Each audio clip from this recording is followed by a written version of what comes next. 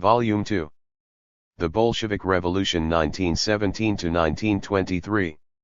A History of Soviet Russia by Edward Hallett Carr. Preface. Of the criticisms made by reviewers of the first volume of this work, the most cogent was the charge that I had inverted the natural order by describing the political and constitutional arrangements of the first years of the Soviet regime in advance of my treatment of the economic conditions which in large part dictated and explained them. The appearance of the second volume a year after the first will now permit of the two interconnected subjects being examined side by side, and I am not wholly convinced that, since the awkward choice was imposed on me, I should have made things easier by embarking on the complex economic developments of the period without first setting the political framework in which they took place. Even now the picture is not complete, since the foreign relations of Soviet Russia in these years are reserved for a third volume which should be ready for publication next year. Within the present volume awkward problems of arrangement also presented themselves. While every part of an economy is dependent on every other, it was obviously necessary here to divide the Soviet economy into its main sectors. What was less clear was the necessity of a further division by periods within the main period covered by the volume. At first sight it might have seemed preferable to discuss the development of, say, agriculture through the whole period in a single chapter. Since, however, the period included three sub-periods with markedly different characteristics, the period of the revolution itself, the period of war communism and the first stage of NEP, I finally decided on a chronological division into chapters with each sector of the economy discussed in turn in each of the three chapters devoted to these periods. The table of contents makes it easy for the reader, if he so prefers, to adopt the alternative course of pursuing the story of, say, agriculture throughout the volume without turning aside to intervening sections on industry, finance, etc. A further problem on which a word of explanation may be required was the point at which to bring the volume to an end. The general design of this first three-volume installment of the history was to carry it approximately up to the time when Lenin was withdrawn from the scene and the struggle for the succession began. In the first volume the creation of the USSR, the adoption of its constitution and the abolition of the People's Commissariat of Nationalities in July 1923 formed a convenient stopping point. In the second volume the corresponding point comes slightly earlier. The culmination of the first phase of NEP was reached in the winter of 1922 to 1923, and the 12th Party Congress met in April 1923, a month after Lenin's final incapacity, under the shadow of an imminent economic crisis which was already compelling rival leaders to take up positions. In this volume, therefore, I have stopped short of the 12th Party Congress except in the last chapter on the beginnings of planning. Here the discussions at the Congress were a recapitulation of earlier controversies rather than the opening of a fresh debate, and have therefore been reported in this chapter. Nearly all those whose assistance I gratefully acknowledged in the preface to the first volume have also aided me in one way or another in the preparation of its successor. In addition to these, Mr. Maurice Dobb kindly lent me from his library some books which would otherwise have been inaccessible to me, and Mrs. Dewar of the Royal Institute of International Affairs generously allowed me to make use of the material which she has collected for a projected study of Soviet labor policies. To Mr. Isaac Deutscher I am specially indebted for putting at my disposal the notes made by him of the unpublished Trotsky archives in the Widener Library of Harvard University. To all these and others who have given me help or advice in the search for material and in the writing of the volume I should like once more to tender my sincere thanks. I should add that a full bibliography and index to the Bolshevik Revolution, I-9 I-7 I-9 23 will appear at the end of its third and last volume. E. H. Carr, June 5, 1951. Contents. Part 4. The Economic Order. PACR. Chapter 15. Theories and Programs 316. The Impact of the Revolution 28 Agriculture, Industry, Labor and the Trade Unions, Trade and Distribution, Finance 17. War Communism 147, Agriculture, Industry, Labor and the Trade Unions, Trade and Distribution, Finance 18. From War Communism to NEP 269 19. NEP, The first steps 280 Agriculture Industry Labor and the Trade Unions Trade and Distribution Finance 20. The beginnings of planning 360 Note C Marx, Engels, and the Peasant 385 D Workers' Control on the Railways 394. List of abbreviations 399. Table of Approximate Equivalents 407. Part 4. The Economic Order. Chapter I-5. Theories and Programs. T. He teaching of Marx arose by reaction from the utopianism of the early socialists, who constructed ideal socialist societies out of the wealth and ingenuity of their own imagination, and did not feel it necessary to concern themselves with the question how these ideal societies of the future were to be evolved out of the existing societies. Marx's method was historical. All changes in the destinies and organization of mankind were part of an ever-flowing historical process. He made the assumption, the only postulate which he did not attempt to demonstrate, that modern society would in the long run always seek to organize itself in such a way as to make the most effective use of its productive resources. He started therefore from an analysis of existing society in order to show that the capitalist order, once instrumental in releasing and fostering an unprecedented expansion of the productive resources of mankind, had now reached a stage in the course of its historical development where it had become a hindrance to the maximum use of these resources and an obstacle to further progress. It was therefore bound, so long as Marx's initial postulate held good, to yield place to a new social order, which would once more permit and promote the maximum use of productive resources. Marx's conception was political and revolutionary in the sense that he believed that the change from capitalism to socialism would involve the replacement of the bourgeoisie by the proletariat as a ruling class, and that it was inconceivable, at any rate in most countries, that this replacement could be effected without revolutionary violence. But it was also scientific and evolutionary.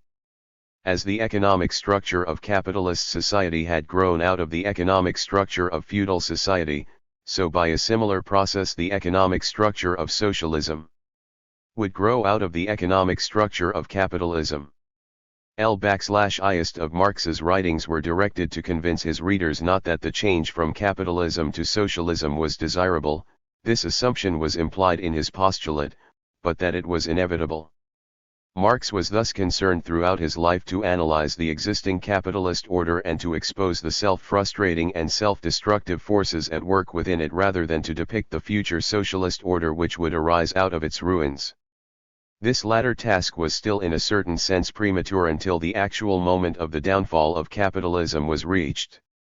A task presents itself, as Phylarchus wrote in the preface to the Critique of Political Economy, only when the material conditions necessary for its solution already exist or, at any rate, are in process of arising. Marx was by temperament and conviction the sworn enemy of utopianism in any form, and his thought was always colored by his early polemics against the utopian socialists who entertained themselves with unreal visions of the future socialist society. Towards the end of his career, in the Civil War in France, he explained with contemptuous emphasis that the workers had no ready-made utopias and no ideals to realize. They knew that they would have to pass through long struggles, through a series of historic processes, transforming circumstances and men. This belief in the transformation of society by slow, imminent historical processes encouraged what seemed in some respects an empirical approach. You crossed your styles when you came to them. Marx drew up no program or manifesto of the future socialist order. Only once, in his critique of the Gotha program, did he permit himself a momentary vision of the highest phase of communist society when productive forces will reach their peak and the sources of wealth flow in full abundance, so that society will be able to inscribe on its banner, from each according to his capacities, to each according to his needs. But, apart from the unusually eloquent terminology, this amounted to little more than a reaffirmation of Marx's basic assumption that socialism was necessary in order to release and develop the productive forces now frustrated by a degenerate capitalism, and even here Marx had cautiously guarded himself in the covering letter to Brock which accompanied the critique. Every step of the real movement, he wrote, is more important than a dozen programs. 1. This aphorism had its dangers. It was Bernstein the revisionist who recorded Marx's saying that the man who draws up a program for the future is a reactionary. 2. And Georges Sorel the syndicalist who provided the best theoretical demonstration of the incompatibility between utopia and Marxism. To offer a theoretical analysis of the future economic order would be to attempt to erect an ideological superstructure in advance of the conditions of production on which it must be built, hence any such attempt would be non-Marxist. 3. Both Bernstein and Sorel in their different ways drew from the argument the conclusion that the movement is all, the goal nothing. Marx would have resisted this conclusion. But his attitude lent it some support. What Marx bequeathed to posterity was, therefore, not an economic prospectus of socialism but an economic analysis of capitalism. His economic tools were those appropriate to the capitalist system. Political economy, with its familiar categories of value, price, and profit, was something that belonged essentially to capitalism and would be superseded with it. 4. Under socialism even the labor theory of value would lose its meaning. The very conception of economic laws operating independently of man's will belong to the essence of capitalist society. Marx wrote repeatedly of the anarchy of production under capitalism, and argued that periodical crises were the inevitable result of relying on the blind laws of the market. In the Communist Manifesto he took it for granted that the proletariat will use its political supremacy to take away all capital step by step from the bourgeoisie, centralize all elements of production in the hands of the state, i.e. of the proletariat organized as the ruling class, and increase the total of productive powers as rapidly as possible.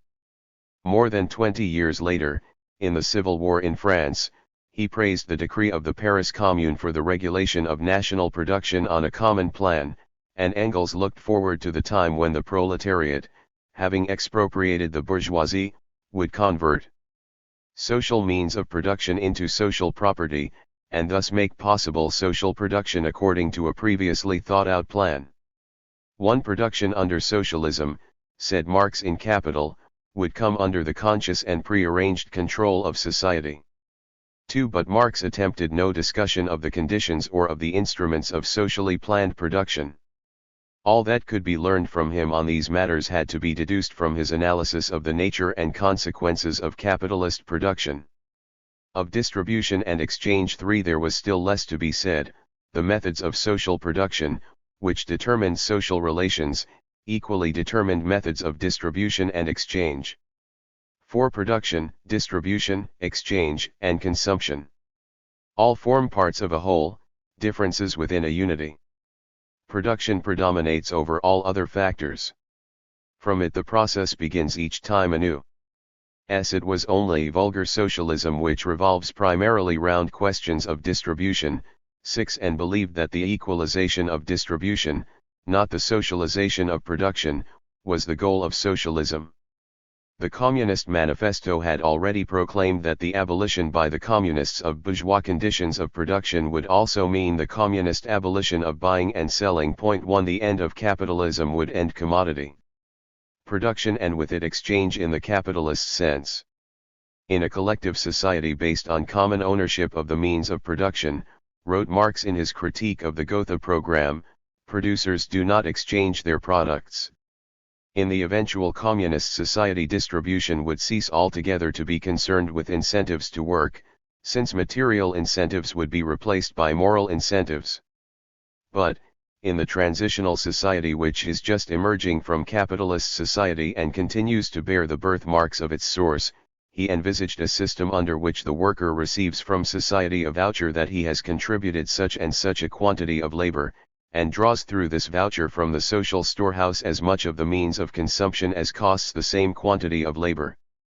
1. But these scattered obiter dicta only serve to show how little Marx had attempted to analyze the problems of distribution and exchange in a socialist society. Discussions about the functions of value, price, and profit in a planned economy lay far ahead in the future. A further reason which consciously or unconsciously inhibited Marx from any positive approach to the economic issues of socialism was his inability to establish precisely by whom planning in a socialist order would be done.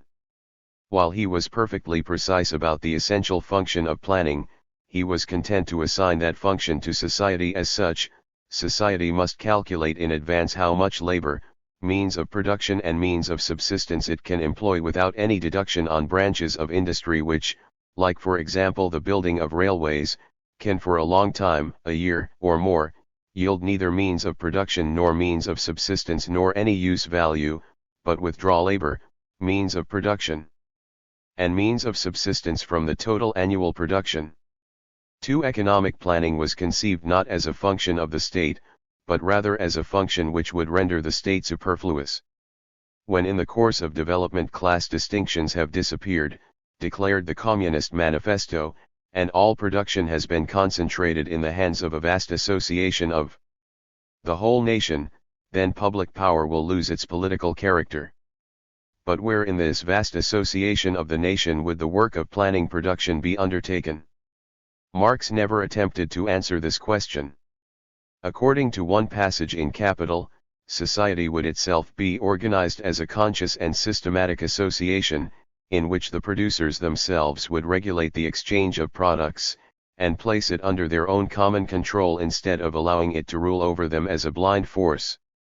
While the planning and direction of economic life was clearly an integral part of socialism, Marx was content to follow the assumption made by all socialists from Saint Simon onwards that these functions would be discharged not by the state or by any political organ, but by the producers themselves, too. Nor did Marx's disciples before 1917 make any significant progress on these lines. Planning was taken for granted rather than discussed. The program of the Russian Social Democratic Workers' Party adopted by the Second Congress in 1903 spoke, in strict Marxist terminology, of replacing private property in the means of production and exchange by social property and introducing planned organization of the social productive process.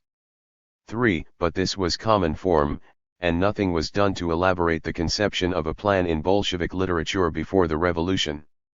On the eve of the revolution, Lenin explained the apparent lacuna by the argument which Marx himself might have used: in Marx there is no trace of attempts to create utopias, to guess in the void at what cannot be known. Marx formulates the question of communism in the same way as a natural scientist might formulate the question of, say, a new biological species, once we know that this has somehow come into existence and is evolving in some definite direction. For Marx had left behind the conception of a socially planned economy, and his economic analysis of the capitalist order was to provide, by process of contradiction, the basis of the techniques of socialist planning, but the economic policies of the transition period through which the revolution must pass in the struggle to create the socialist order had to be worked out empirically by the workers who had made the revolution. In addition to long-term generalized indications for the development of the future socialist order, Marx made from time to time pronouncements on topical issues of economic policy, and these had a more direct practical influence on those parties which professed to base their programs on Marx's teaching. In the Communist Manifesto, Marx recorded certain immediate measures which, at any rate in the most advanced countries, could be advocated by the proletariat as practicable reforms in existing conditions. These reforms could be achieved within the formal limits of bourgeois democracy, though Marx thought that they would inevitably tend to outstrip themselves and necessitate further inroads upon the old social order. The most important of the 10 measures listed in the manifesto were the abolition of private property in land, a progressive income tax, abolition of inheritance, the centralization of credit through a national bank, and of communications in the hands of the state, an extension of state ownership of factories and means of production, equal obligation of all to work, and free education, and the abolition of child labor in factories in its present form. The theoretical objection was sometimes made that the satisfaction of these limited demands might blunt the revolutionary ardor of the proletariat by lessening their hardships, and that such demands should not be put forward by avowed revolutionaries. But in practice no party could appeal to the broad masses of the workers without a program designed to remedy some of their immediate grievances. It became the habit of social democratic parties, following the precedent of the Communist Manifesto, to distinguish between their maximum and minimum programs, the former representing their revolutionary aspirations, the latter the immediately practicable demands which they might hope to realize even under the existing bourgeois order. One of the unforeseen effects of this division was to attract into social democratic parties a large body of members who by conviction or temperament were more interested in the minimum than in the maximum program, and in countries where some of the minimum demands had in fact been realized, and others seemed likely to be realized in the future, through the processes of bourgeois democracy, the parties tended more and more to relegate the demands of the maximum program to the category of remote theoretical aims and concentrate party activities on the realization of the minimum program. In other words, social democracy, while remaining revolutionary in theory, became predominantly reformist in practice. The German Social Democratic Party provided the classic instance of this gradual transformation. The dissemination of Marxist doctrine in Russia presented peculiar features corresponding to the backward economic conditions and equally backward political conditions of Russian society. In the 19th century, the conquest of the Caucasus and the opening of the Altai region in the heart of Siberia with their enormously rich mineral resources provided the material conditions for Russian industrial development and made Russia a potential industrial power. The emancipation of the serfs in 1861, a direct blow at the citadel of the Russian feudal order, marked the first introduction of modern industrial capitalism to a country where the conditions for the development of a strong independent capitalist bourgeoisie were totally lacking. The historical function of the reform, as of the enclosures in English history, was to drive from the land into the towns and factories the labor necessary for the industrialization of the national economy. But its first impact was on the status of the peasant and on the system of land tenure, whose whole future was thrown open to debate. This was the burning issue of the next 30 years. It was natural that the first Russian Marxist groups should have grown out of controversy with the Narodniks about the destiny of the Russian peasant and Russian agriculture.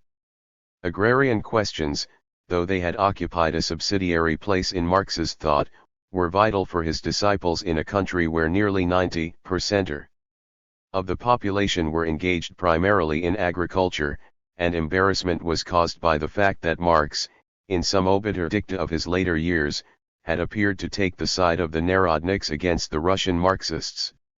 1. The Narodniks believed that the Russian peasant commune, the system of common land tenure with periodical redistribution of individual allotments which had prevailed under serfdom and survived its abolition, provided a basis for the principle of common ownership in a future socialist order, and that Russia thus possessed a unique opportunity of leading the world on the socialist path.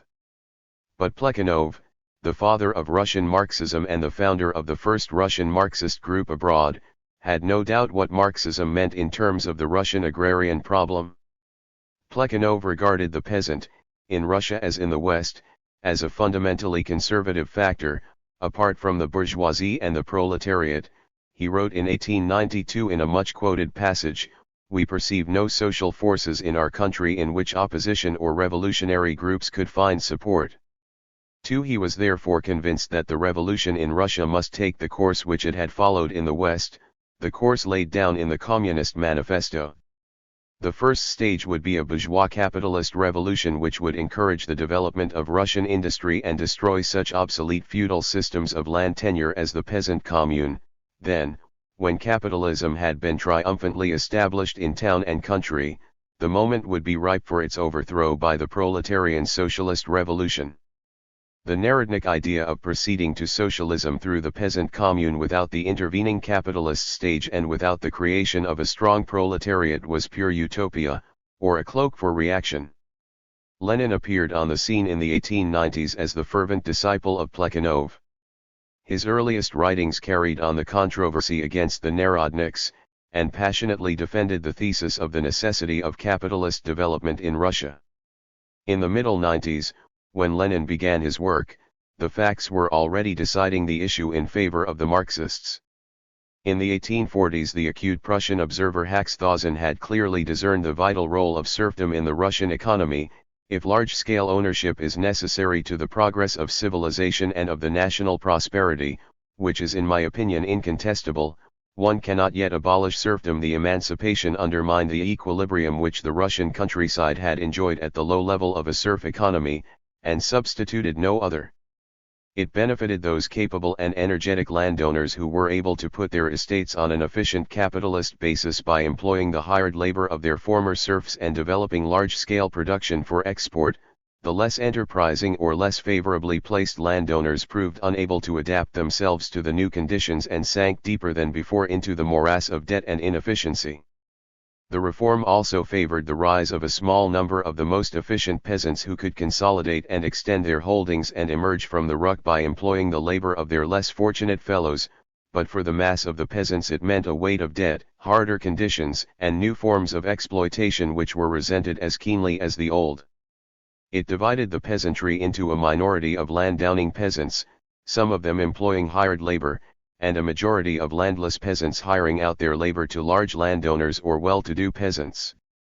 The intrusion of capitalism had introduced incipient class distinctions into the Russian countryside. Meanwhile the creation of a Russian proletariat was proceeding apace. The first beginnings of industrialization in Russia had followed the emancipation of the serfs. Its rapid development after 1890 with the influx of foreign capital, provided the foundations on which the Russian Social Democratic Workers' Party was built. The strikes of 1896 were the real starting point of the proletarian movement. But the belated growth of capitalist industry in Russia was responsible for several peculiar features, which Lenin expressed in the dictum that in Russia the most modern capitalist imperialism is interwoven, so to speak, with a thick web of pre-capitalist relations. 1. In Western Europe, the industrial director or manager of the early 20th century had evolved by a gradual and clearly traceable process from the individual entrepreneur familiar to the classical economist.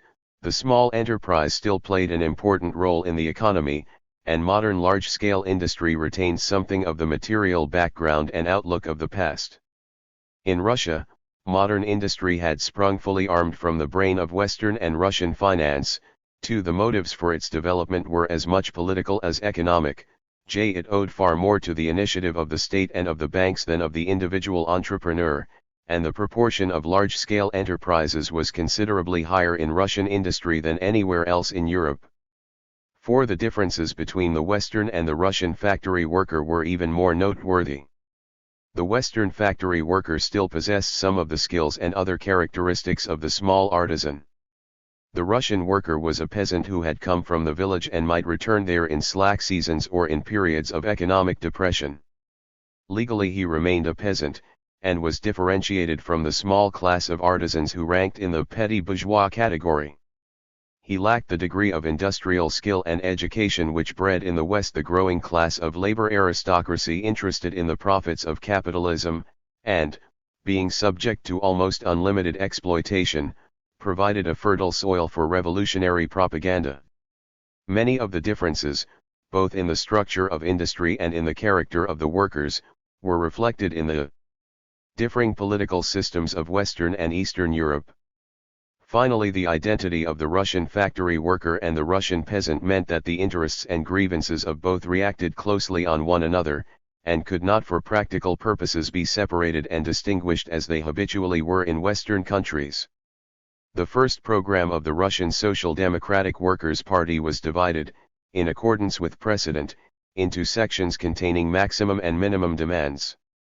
But the Russian party was not exposed to the insidious danger, which had overtaken the German party, of exalting the minimum at the expense of the maximum demands, and for an obvious reason. From 1848 onwards the conception of the minimum program coincided in the main with what might be achieved under the bourgeois revolution without straining to breaking point the framework of the bourgeois capitalist order. The maximum program was that of the proletarian socialist revolution. In Western Europe, where the bourgeois revolution was a fait accompli, the minimum program was therefore no longer revolutionary, and was separated by this difference of principle from the revolutionary maximum program. When the Russian Social Democratic Workers' Party adopted its program in 1903, the bourgeois revolution in Russia still lay in the future, and minimum and maximum programs were therefore both revolutionary. The minimum political demands of the program adopted by the Party Congress of 1903 began with the overthrow of the Tsarist autocracy and its replacement by a democratic republic. 1. The minimum economic demands which followed were, taken as a whole, equally revolutionary in the Russia of that time, though they were drafted with studied moderation and contained little that had not already been achieved, or was not on the point of achievement, in the advanced bourgeois democracies. They included the 8-hour day and the weekly rest day, the prohibition of night work except where technically necessary, of child labor up to 16, and of the employment of women in unhealthy occupations, state insurance against sickness and old age, effective factory inspection, and a number of other measures familiar in the social legislation or in the radical programs of Western countries.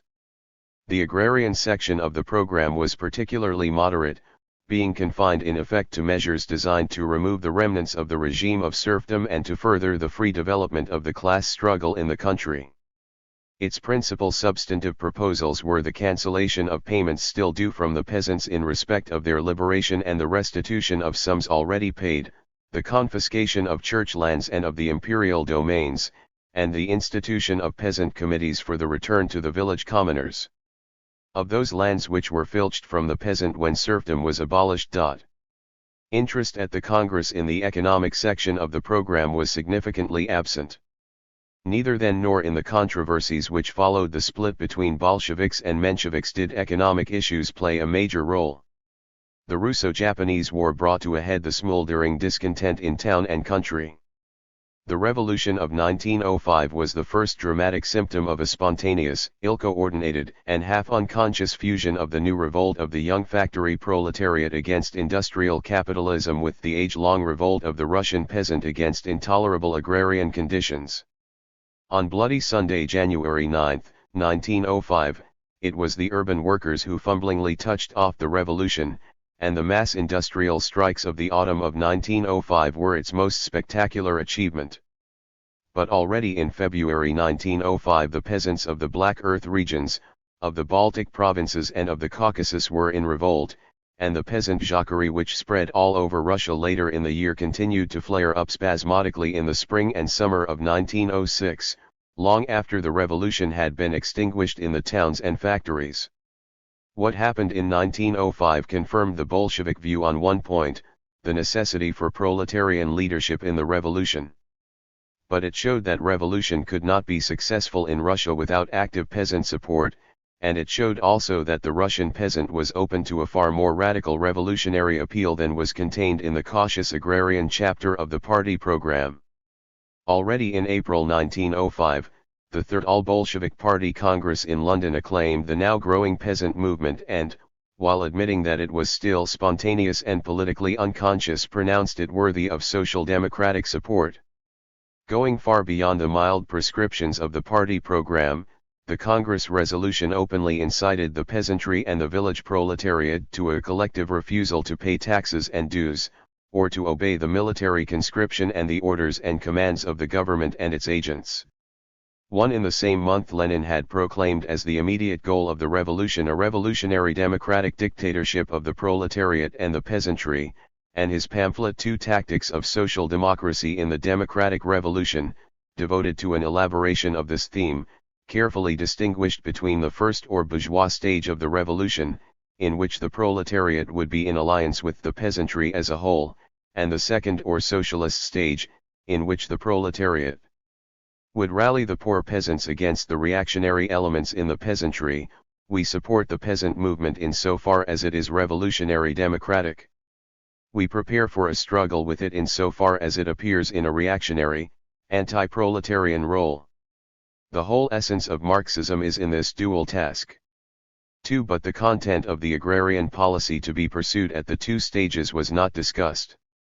A Bolshevik conference in Tammerfors in December 1905 broached the question of a revision of the agrarian section of the party program. It proposed to omit from the program the old points about the cut-offs and about the cancellation of redemption payments, to promise support for all revolutionary measures taken by the peasantry, including confiscation of all privately owned land, to seek to convince the peasant of the irreconcilable opposition of his interests to those of the village bourgeoisie and to point the way to the goal of socialism. JVKPV Rizoli Utsayak, I. 46-47. One of the results of the rapprochement between Bolsheviks and Mensheviks in the winter of 1905 to 1906 was the setting up of a joint commission to collect and sift proposals for a modification of the agrarian program, one to be considered by the so-called Unity Congress which met at Stockholm in April 1906. The Stockholm Congress devoted to the agrarian policy of the party the longest, fullest, and most intricate discussion it ever received in social democratic circles. Apart from the main split between Bolsheviks and Mensheviks, both Bolsheviks and Mensheviks were divided among themselves. With few insignificant exceptions, everyone agreed that the old program was outmoded and that, in order to satisfy the peasant cravings manifested in the current disorders, something must be done about the land as a whole. The first step was relatively simple. The Bolsheviks wanted the confiscation of all church, imperial, state, and landowners' land. The Mensheviks wanted alienation, this term implying, or at any rate not excluding, compensation. But enough of the Mensheviks agreed with the Bolsheviks on this point to give them a majority, and the word confiscation appeared in the resolution of the Congress. Small holdings, not more precisely defined, were exempt from confiscation. The far more delicate and controversial issue was what was to happen after confiscation. Here three broad views could be distinguished. The Mensheviks, mistrusting the authority of a centralized state, wanted to transfer the ownership of the land to the organs of local self-government, which would grant the use of it in perpetuity to the peasants who cultivated it. This was the solution known as municipalization. The second view was represented by the draft emanating from Lenin and supported by a majority of the Preparatory Commission. This proposed to place the confiscated land under the control of peasant committees pending the convocation of a constituent assembly, whereafter, if a fully democratic republic was established, the party would demand the abolition of private property in land and the transfer of all land to the whole people. Lenin argued that the proviso in his draft about the establishment of a fully democratic republic removed the dangers which the Mensheviks professed to see in a transfer of the land to a centralized state authority.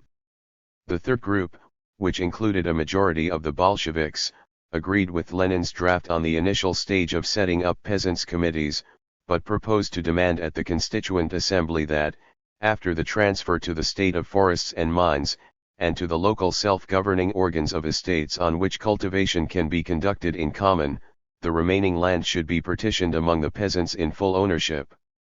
Lenin, who had previously argued that individual peasant ownership, being essentially capitalist, represented an advance on the feudal system of large estates owned by the gentry and tilled by peasant labor, one now declared that, while the policy of partition was mistaken, it was not harmful, whereas the policy of municipalization was both mistaken and harmful. He would therefore withdraw his own resolution which had no chance of success and support partition against municipalization. The whole controversy was conducted on the hypothesis of the bourgeois democratic character of the coming revolution. Neither in his speech at the Congress nor in a pamphlet in which he subsequently elaborated his argument too did Lenin openly state the basic objection to the advocacy of individual peasant ownership, the eventual need to reverse the process of partition when the stage of socialism was reached and to re-establish the large collective unit of production, and nobody else was thinking so far ahead. 3 But the Bolsheviks remained in a minority. The Menshevik resolution recommending municipalization was carried as the view of the Congress. An accompanying resolution on tactics did, however, open up the longer perspective, instructing the party to warn him against being seduced by the system of small ownership which, so long as commodity production exists, is not able to abolish the poverty of the masses, and finally to point to the necessity of a socialist revolution as the only means to abolish all poverty and all exploitation. A further resolution spoke of the importance of coordinating the peasant revolt with the offensive movement of the proletariat against Tsarism. The inadequacies of the Stockholm resolutions became apparent when they were confronted with the agrarian program of the social revolutionaries, the successors of the Narodniks and at this time the peasant party par excellence. According to the program adopted by the SR Party Congress in January 1906, The SRS stood for the socialization of land by way of its removal from commercial exchange and transformation from the private property of individuals into a common national possession. The land was to be distributed to individuals on two principles described as the labor principle and equalization, meaning an equal distribution of the land among those who worked on it, the only difficulty being that of determining the criterion by which equality should be calculated. This policy ranked the SRS with those non-Marxist socialists who believed that the essence of socialism turned not on methods of productio but on equal distribution. At first sight, the SR program did not differ sensibly from the Bolshevik draft resolution which had suffered defeat at the Stockholm Congress. This too had demanded the equal partition of the land among the peasants. But Lenin, in a long pamphlet on agrarian policy written at the end of 1907, explained both the immediate point of contact between the two positions and the ultimate and fundamental divergence. The idea of equality is the most revolutionary idea in the struggle with the old absolutist order in general and with the serf-owning, large landlord system of land tenure in particular. The idea of equality is legitimate and progressive in the petty bourgeois peasant insofar as it expresses the struggle with feudal serf-owning inequality. The idea of equalization of land tenure is legitimate and progressive insofar as it expresses the STNVMG of 10 million peasants sitting on 70 Zayatan allotments and ruined by the landlords for a partition one of serf-owning latifundia with an average area of 2,300 deciatans. And at the present moment of history this idea really expresses such a striving, and gives an impetus to a consistent bourgeois revolution, while falsely wrapping this up in a misty, quasi-socialist phraseology. The real content of this revolution, which the Narodnik regards as socialization, will consist in the most consistent clearing of the way for capitalism, in the most decisive rooting out of serfdom. The Narodnik imagines that this equalization removes the bourgeois factor, whereas in fact it expresses the strivings of the most radical bourgeoisie.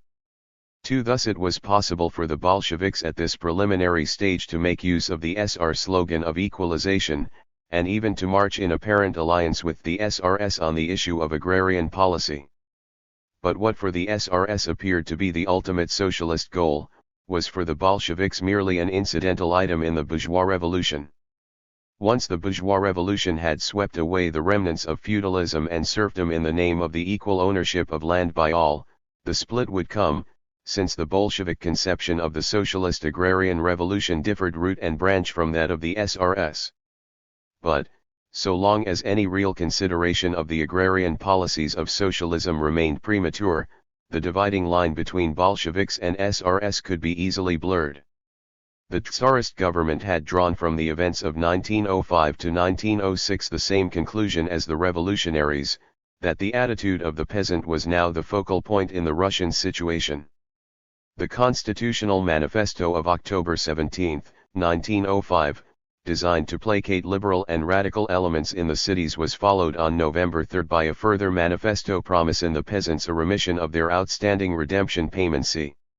Just a year later, the party congress at Stockholm fell. In the interval, came Stolypin's famous decree of November 9, 1906, which inaugurated a new agrarian policy.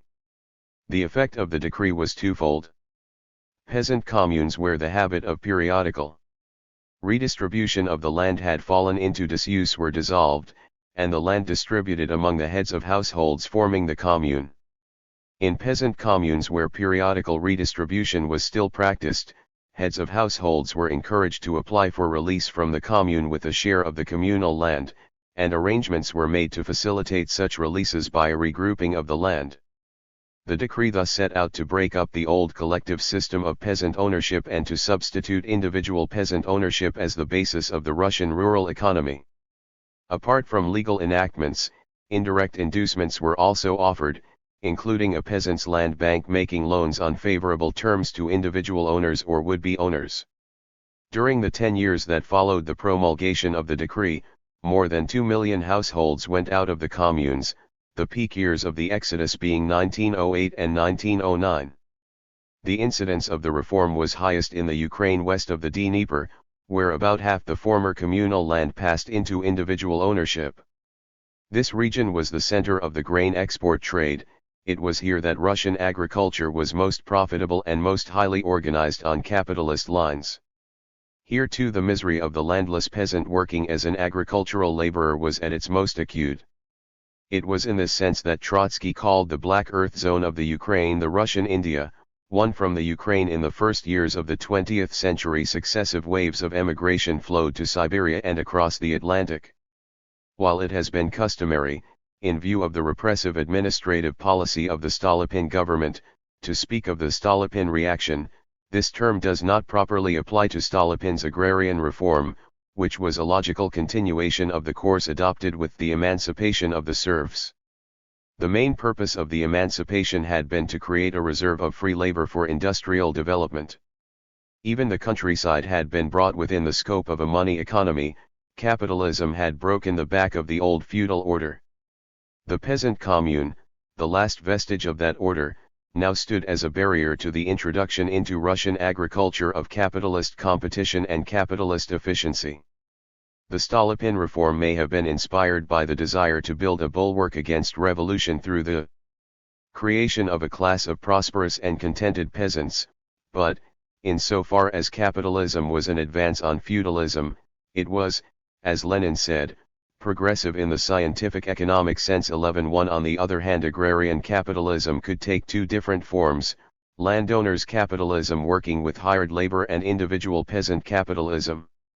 Lenin distinguished the first as the Prussian, and the second as the American, system.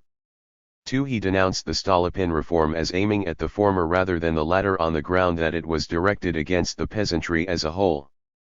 He denounced it roundly as this encouragement of robbery of the communes by the kulaks, this breakup of old agrarian relations for the benefit of a handful of well-to-do proprietors at the price of the speedy ruin of the mass. 11.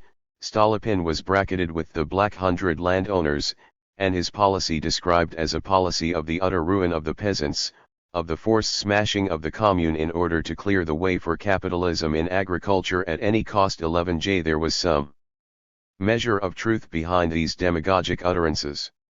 It had become customary in the literature of the subject to distinguish between three categories of peasants: the poor peasants 11.1 comprising some 80% of the whole number, who were landless or had holdings too small for them to live without hiring out to others their own labor and that of their family; the middle peasants, who were self-supporting on their holdings with the labor of their family; and the peasant bourgeoisie 11 or kulaks 11 who were prosperous enough to be able to hire labor. The purpose of the reform was to support and encourage the kulak or potential kulak at the expense of the less energetic, less thrifty, or less fortunate mass of poor peasants, and thus create an upper stratum of well-to-do peasants loyal to the regime. The government 11.1 explained Stolypin himself, has placed its wager, not on the needy and the drunken, but on the sturdy and the strong. For the calculation failed. No solution could be found for the Russian agrarian problem. It was a dilemma which was to torment the Bolsheviks much later, which did not raise the pitiably low productivity of Russian agriculture. This could not be achieved without the introduction of modern machinery and modern techniques, which was in turn not possible on a basis of individual peasant holdings. Had Lenin been right in equating the Stolypin plan with the Prussian system, it would at least have had that essential element of efficiency which it did not in fact possess. Indeed, insofar as it tended to break up large farming units and create smaller ones, it was technically regressive. As it was, Stolypin could only hope to improve the lot of a few sturdy and strong kulaks at the cost, and here Lenin was perfectly right, of a still more ruthless and unsparing exploitation of the shiftless mass of the poor peasantry. In the end, the measure which had been designed to stave off revolution made a vital contribution to the success of the revolution. By further depressing the lot of a majority of the peasants, both absolutely and in comparison with their few more fortunate fellows, it divided the peasants against themselves, and enabled the revolutionaries to make their appeal to the exploited poor against the exploiting rich even within the ranks of the peasantry. Thus Lenin the propagandist drove home throughout these years the point that the Stolypin reform spelt ruin for the mass of the peasants. But Lenin the Marxist and Lenin the Russian economist was fully aware where the ultimate solution lay. The landlords and the capitalists know perfectly well the enemy with whom they have to contend, feel perfectly well that the revolution has identified the victory of the landlord's interests with the victory of private property in land as a whole, and the victory of the peasant's interests with the abolition of private property in land as a whole, both in landlord's land and in peasants' land. In reality, the struggle is to decide whether the new Russia will be built by the landlords or by the peasant masses. This is perhaps as clear a recognition as can be found in Lenin's writings at this time of the fact that the distribution of the land in peasant holdings on a basis of equality, though a necessary intermediate step marking the bourgeois stage of the revolution, could provide no lasting solution, and that, just as the landlord's estates would be swept away by the bourgeois revolution, so individual peasant holdings must one day be merged by the socialist revolution into larger economic units.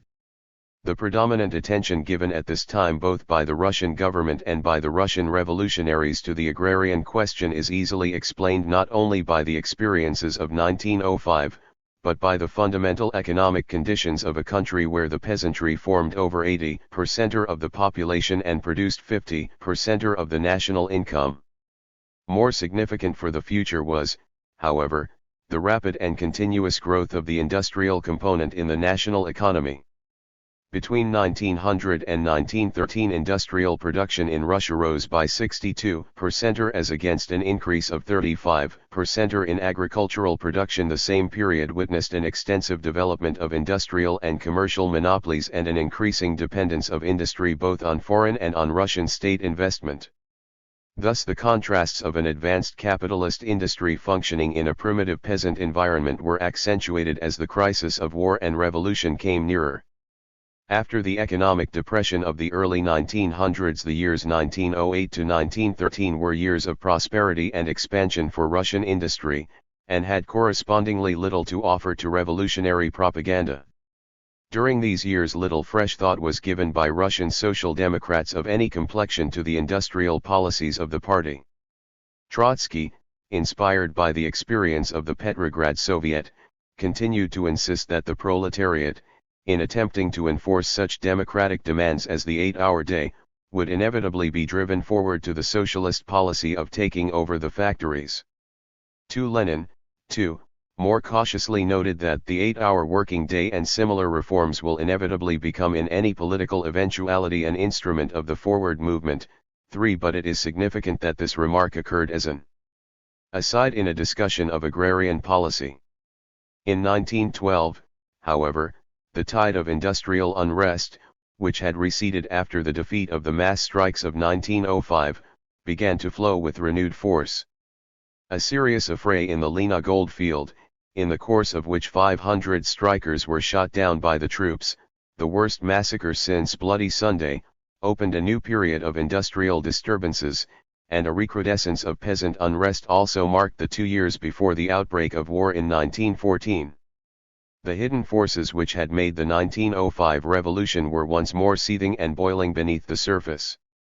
Lenin, after 5 years of acute depression and internecine party strife, began once more to look forward eagerly to the prospect of a troubled future. The war of 1914 quickly revealed the inadequacy and the impotence of the Russian national economy in conditions of modern warfare. Military requirements gave an impetus to heavy industry.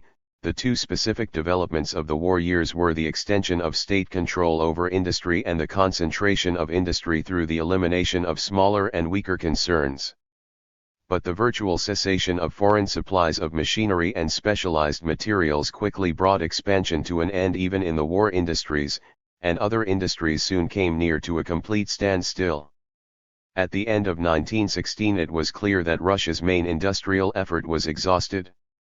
Meanwhile, agriculture had suffered more acutely than industry from the loss of its most efficient manpower to the army, and renewals of agricultural machinery and implements were no longer procurable. Production declined catastrophically, and by the winter of 1916 to 1917 the large cities were hungry. Industrial strikes, prompted by hunger, by increasingly hard conditions in the factories and by the evident hopelessness of the war, were the prelude to the February Revolution. Lenin in Switzerland, watching all over Europe the symptoms of the death throes of capitalism, noted that history had taken another long stride forward, but characteristically refrained from prophecy or from blueprints of a future socialist order. During 1916 he completed his major work of the war period, Imperialism as the Highest Stage of Capitalism. Lenin was a true disciple of Marx. On the eve of the revolution his contribution to the economics of socialism was a searching analysis of the economics of the latest phase of capitalist society. Lenin's return to Petrograd on April 3, 1917, was immediately followed by the April Theses, which laid down the strategy of the October Revolution, proclaiming the transition from the first stage of the revolution which has given power to the bourgeoisie to its second stage, which must give power into the hands of the proletariat and the poorest strata of the peasantry. The economic program was set forth in the 6th, 7th, and 8th Theses. Thesis 6 called for the transfer of the center of gravity in the agrarian program to the Soviets of Poor Peasants' Deputies and for the confiscation of all landowners' estates.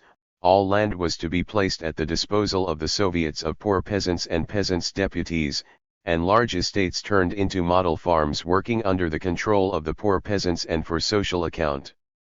1 Thesis 7 called for a single national bank controlled by the Soviets of Workers' Deputies, Thesis 8 for control by the Soviets of Workers' Deputies over the social production and distribution of products. 2 The greater elaboration of the agrarian thesis, as compared with those concerned with banking and with industry and trade, showed plainly where the emphasis fell in Lenin's thought. Lenin was a realist and was now thinking for the first time in the concrete terms of a Russian revolution, of a revolution in an overwhelmingly peasant country.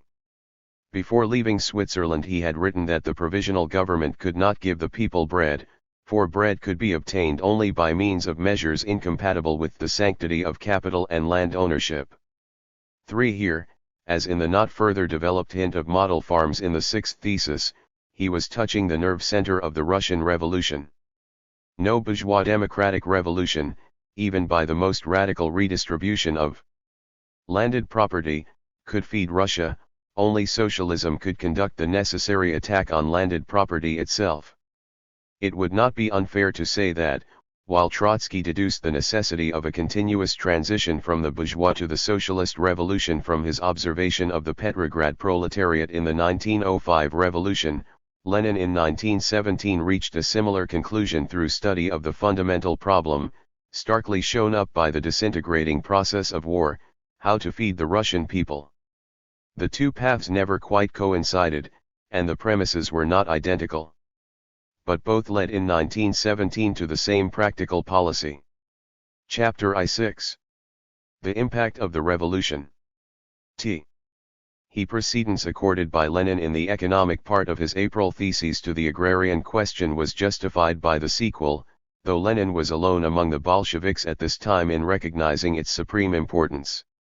The peasantry was still an unknown quantity, and Lenin in April 1917 gave his followers an extremely cautious estimate of the prospects. We want the peasantry to go further than the bourgeoisie and seize the land from the landowners, but at the moment it is impossible to say anything definite about its further attitude. It is not permissible for the proletarian party to rest its hopes now on a community of interest with the peasantry. We are struggling to bring the peasantry over to our side, but to some extent it stands consciously on the side of the capitalists. Politically Lenin was right in believing that the Social Revolutionary Party would not break with the bourgeoisie, and the peasantry still clung to the SRS as its traditional champions. To win it from this allegiance was the condition of successful Bolshevik leadership in the revolution. Hence within the struggle of the Soviets against the provisional government, waged wholeheartedly and consistently by the Bolsheviks and half-heartedly and waveringly by the SRS who had a foot in each camp, a further struggle was being waged by the Bolsheviks against the SRS for the support of the peasant. This issue played its part in all the political calculations and maneuvers of the period between the February and October revolutions. The course of the agrarian revolution in Russia illustrated Lenin's principle that the way to socialism would be shown by the experience of millions when they take the work in hand. The hopes and the excitement bred by the February Revolution caused renewed outbreaks of peasant disorder in many parts of Russia. It is difficult to obtain any precise evidence of the nature and extent of what took place. At the end of April 1917, Lenin noted that peasants are already seizing the land without compensation or paying a quarter of the rent, and that in the province of Penza peasants are taking over landlord's stock, and the prevalence of such occurrences one is attested by constant exhortations to the peasants from the provisional government and its supporters to await the decisions of the Constituent Assembly. The reply of the provisional government to the disturbances was a decree creating a hierarchy of committees to prepare the way for an agrarian reform which could be enacted only when the Constituent Assembly met. There were rural district land committees, popularly elected, county committees, provincial committees, and finally a chief land committee at the center. The structure was thus similar to that of the Soviets, but the peasant Soviets were still in a rudimentary stage and lay quite outside the governmental machine. The decree was the work of the first Minister of Agriculture of the Provisional Government, who was a cadet and in principle a supporter of the nationalization of the land with compensation. Later the land committees were captured by the SRS and became an important instrument of their policy. Meanwhile, the April conference of the Bolshevik Party, meeting at the end of that month, passed a resolution on the agrarian question, which embodied the policy foreshadowed in the April theses. It demanded the confiscation of all landlords, church and state land, the immediate transfer of all land into the hands of the peasantry organized in Soviets of peasants' deputies or other really and fully democratically elected organs of self-government, and the nationalization of all land as the property of the state, which would transfer the right of distributing it to the local democratic organs. Lenin, in his report to the conference, insisted that the clause providing for the transfer of land to the organized peasantry should precede the clause providing for nationalization on the ground that for us it is the revolutionary act which is important, whereas the law should be its consequence. This was the clue to the only novel point in the resolution.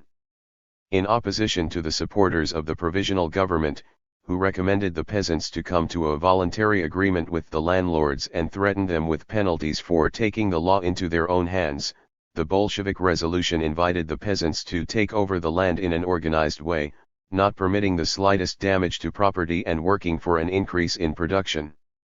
The Bolsheviks were thus the only party which gave its blessing to the forcible expropriation of the landlords by a peasant revolution. It was the first step in a long and patient campaign to woo peasant support. The view that large-scale agriculture was an essential ingredient of socialism had been recognized in the April theses in the form of the proposal to turn the large estates into model farms working for social account, and writing shortly afterwards in Pravda, Lenin had once more presented a reasoned statement of the Bolshevik view: we cannot conceal from the peasants, and still less from the proletarians and semi-proletarians of the countryside, that small-scale cultivation, so long as commodity markets and capitalism remain, is not able to deliver mankind from mass poverty, that it is necessary to think about a transition to large-scale cultivation for social account and to take this in hand at once, teaching the masses and learning from the masses how to make this transition by practically appropriate means. But so long as the peasant revolution still lay in the future, this still seemed a somewhat remote ideal, and in the turbulent atmosphere of revolutionary tactics a proposition of little immediate relevance and no appeal to the peasant easily dropped into the background. The resolution of the April conference presented it in an optional and slightly attenuated form. The concluding paragraph advised the proletarians and semi-proletarians of the countryside to seek the formation out of every landlord's estate of a sufficiently large model farm which would be run for the social account by Soviets of deputies of agricultural workers under the direction of agricultural experts and with the application of the best technical methods. The April crisis of the provisional government coincided with the Bolshevik Party conference. It ended with the resignation of Milyukov and the formation of a coalition government, in which all the socialist parties other than the Bolsheviks participated, and Chernov, the SR leader, became Minister of Agriculture. This change saddled the SRS with full responsibility for the agrarian policy of the government, including the decision that nothing could be done in advance of the Constituent Assembly, and gave the Bolsheviks their chance. The general spread of peasant disorders over the countryside threw into relief what was now the most conspicuous and easily understandable difference between the agrarian policies of the Bolsheviks and of the coalition parties. When an all-Russian Congress of Peasants' Deputies was summoned to meet in Petrograd in May 1917, Lenin wrote an open letter to the delegates in Pravda in which he reduced the whole agrarian controversy to a single issue: whether the peasants on the spot should at once seize all the land without paying the landlords any rent and without waiting for the Constituent Assembly, or whether they should not. And when, 10 days later, Lenin himself addressed the Congress as the principal Bolshevik delegate, the question of the immediate taking over the land by the peasants was well in the forefront of the Bolshevik draft resolution and occupied a good half of Lenin's speech. He defended the party against the charge of spreading anarchy. The name of anarchists is reserved for those who decry the necessity of state power. We say that it is unconditionally necessary, and not only for Russia at this moment, but even for a state making a direct transition to socialism. The firmest power is unconditionally necessary. We only want that this power should be wholly and exclusively in the hands of the majority of workers, soldiers, and peasants' deputies. Lenin went on to constitute himself the champion of the agricultural hired workers and poorest peasants, whose needs would not be met by mere transfer of all the land to the people. In the first place, it was necessary that the poorer peasants should be formed into a separate fraction or a separate group in all peasant organizations. Secondly, every large landlord's estate should be turned into a model farm to be cultivated socially with agricultural workers and skilled agricultural experts. Lenin reiterated once again the socialist doctrine that without common working of the land by agricultural workers using the best machines under the guidance of scientifically trained agricultural experts, there is no way out from the yoke of capitalism. Nor was this a doctrinal question. Dire necessity is knocking at the door of the entire Russian people. This dire necessity consists in the fact that it is impossible to continue farming in the old way. If we continue as of old on our small farms, even as free citizens on free land, we shall still be faced with inevitable ruin. Individual husbandry on individual plots, even though it be free labor on free land, offers no way out of the terrible crisis. It is essential to go over to joint cultivation on large model farms. The Bolsheviks formed a small minority at the Congress, which was entirely dominated by the SRS. But the occasion marked a stage in the process of driving a wedge between the mass of the peasantry and their SR patrons. The SRS stuck to their guns, and at their third-party Congress, which closely followed the Peasants' Congress, reaffirmed their condemnation of attempts to seize the land or anticipate the decisions of the Constituent Assembly. The succession of Congresses in Petrograd in the summer of 1917 compelled the SRS, fettered as they were by their participation in the Provisional Government, to show their hand more and more clearly. The first All-Russian Congress of Soviets, which met in the middle of June, had an SR majority, and its agrarian resolution was in the main an exposition of the party program. The land was to be taken out of commercial circulation, that is to say, neither bought nor sold. The right of disposing of it was to be vested in the whole people and exercised through democratic organs of self-government. The right of users of the land, both individual and collective, was to be guaranteed by special juridical norms on the principle of the equality of all citizens. The pyramid of land committees had now been successfully built concurrently with the peasant Soviets, and they became the mainstay of the structure envisaged by the SRS. The elected district committees, responsible through the intermediate organs to the Chief Land Committee in Petrograd, were to provide for the most speedy and final liquidation of all survivals of the order of serfdom remaining in the countryside and, in general, to supervise the execution of agrarian policy. 3. The proposal for nationalization and equal distribution of the land, recalling the black partition preached by the old Narodniks, was well calculated to conciliate peasant opinion. But the effect was negatived by the persistence of the SRS, as members of the Provisional Government, in denouncing the seizures of land by the peasants in advance of the Constituent Assembly. Lenin was quick to perceive both the general popularity of the SR program and the one fatal flaw in it. The next stage was reached in August 1917. By this time the revolution was maturing fast. Since the July days, Lenin and the other leading Bolsheviks had been either in hiding or under arrest. Unrest was growing rapidly in town and country, for the whole machine of government was creaking under the stress of repeated crisis. In the middle of August, the Journal of the All-Russian Peasants' Congress, which was controlled by the SRS, published what was called a model decree compiled from 242 demands submitted by delegates to the First Congress.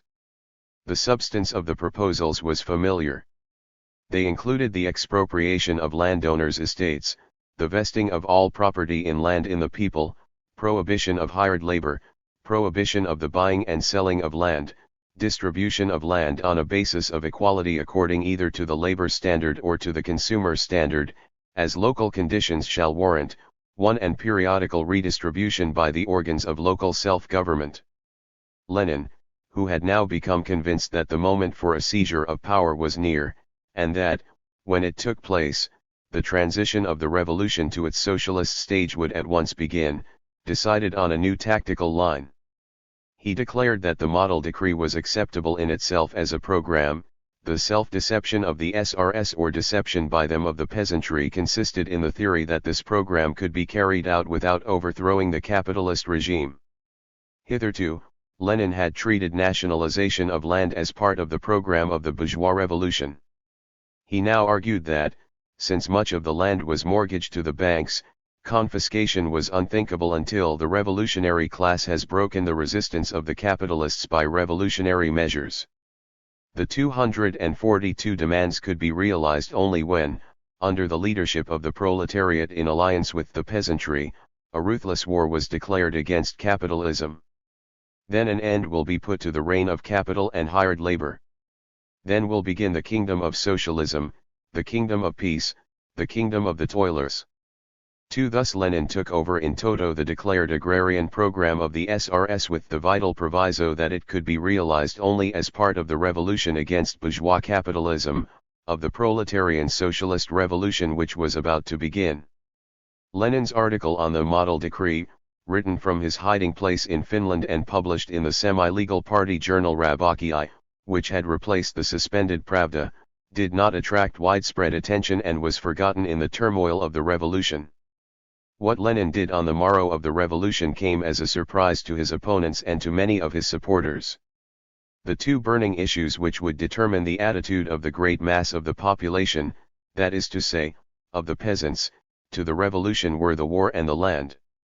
What proved decisive were the two decrees submitted to the Second All-Russian Congress of Soviets on October-November 26, 1917, and unanimously approved by it, the so-called Decree on Peace and the Decree on Land. The Land Decree was brief. It declared all private property in land abolished, all landlords, state, church, and allotment land was placed at the disposal of rural district land committees and of county soviets of peasants' deputies pending the Constituent Assembly. For the detailed execution of these measures, the model decree put forward by the SRS in August was adopted in its entirety. The small holdings of working peasants and working Cossacks were exempted from confiscation. It was one of Lenin's most astute political moves, whether considered as a bid for popularity among the peasants or as the prelude to a concerted attempt to split and weaken the SRS as the major political force in the Russian countryside. Theoretically, Lenin defended the move on two different grounds. At the outset, he defended it as a tactical necessity, a yielding to the will of the majority, even if one did not agree with it, in the belief that experience would teach wisdom. This corresponded with the view that the revolution was still at its democratic stage and not yet ripe for a full socialist program. When the decree was submitted to the Congress and voices were heard protesting that it was the work of the SRS, Lenin replied, "Does it matter whose work it is? We, as a democratic government, cannot evade the decision of the rank and file of the people, even if we do not agree with it. In the fire of life, by applying it in practice, by carrying it out on the spot, the peasants themselves will come to understand what is right. Life is the best teacher and will prove who is right. Let the peasants starting from one end, and us starting from the other, settle this question."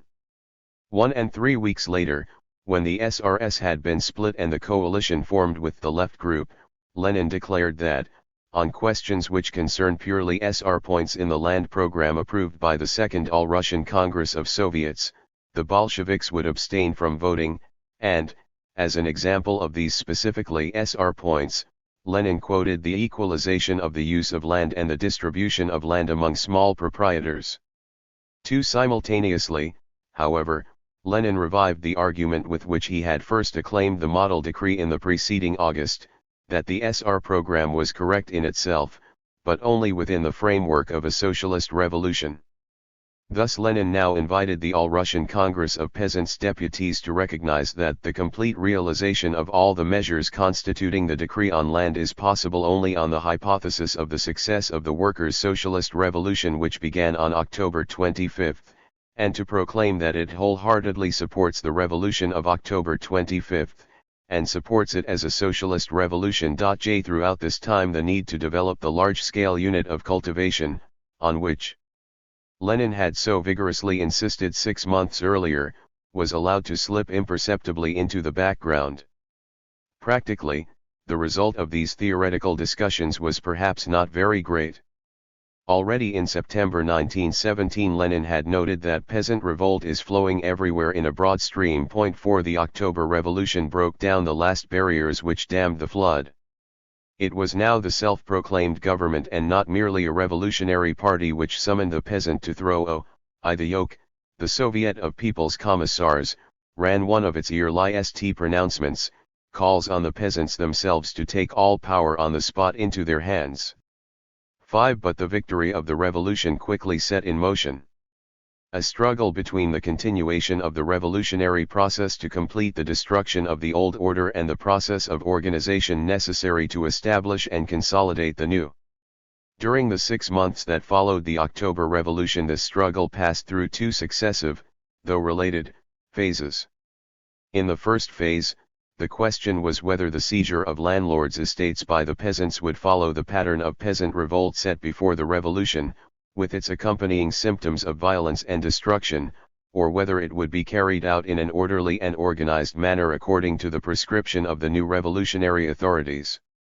In the second phase, there was a revival of the fundamental conflict between the individualist currents of SR policy and the collectivist tendencies of the Bolsheviks. This conflict, which took several different forms, was temporarily suspended by the Bolshevik adoption of the SR program in the Land Decree and by the subsequent coalition with the left SRS, but quickly revived when concrete issues of agrarian policy came up for decision, and reached a turning point when the left SR members of the government resigned after Brest-Litovsk. The issue between the violent or orderly seizure of land by the peasants was determined partly by the accident of local conditions and partly by the speed with which Soviet authority in general was established in the region concerned. Where the course of events varied not merely from province to province but from village to village, evidence is fragmentary and misleading. The highest degree of order and organization in the taking over of the land seems to have prevailed where agriculture was technically most advanced.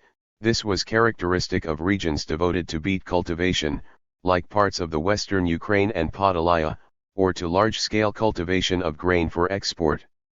Here agriculture was already conducted on capitalist lines with large numbers of landless peasant workers, who quickly found organized leadership. In general, the process of taking over the land was most orderly in those provinces nearest to the center where Soviet power was most quickly established and the influence of the central authority most widely felt. In outlying districts conditions tended to remain anarchic and disorderly throughout the winter of 1917 to 1918, and violence and destruction commonly accompanied the seizure of estates by the peasants. This difference became highly important during the Civil War, when the Soviet forces were operating mainly in areas where the agrarian revolution had been quickly accomplished, and some measure of orderly administration was of fairly long standing, while the areas where conditions were most anarchic, and the agrarian struggle most violent and embittered, lay behind the white lines.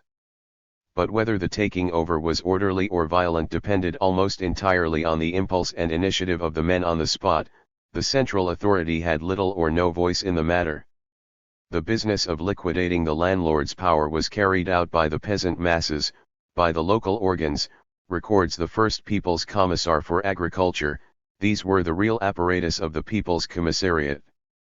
The second phase, which overlapped the first in time, was concerned with the division of the land after the process of nationalization or seizure had taken place, and drove a broad wedge between the Bolsheviks and their SR allies. Bolsheviks and SRS had been in wholehearted agreement about the expropriation without compensation of the former landlords. So long as this was the main point at stake, the interest of all the peasants was the same. Once this was achieved, different categories of the peasantry had different aims and ambitions, and here, broadly speaking, the SRS took the side of the relatively well-to-do and well-established peasants cultivating their own land individually or in communes, and the Bolsheviks championed the poor peasants who were landless or whose miniature holdings were not sufficient to support them without hiring themselves out to others. This distinction had to some extent already been reflected in the clash between SRS and Bolsheviks in the issue of the orderly or spontaneous transfer of the land to the peasants.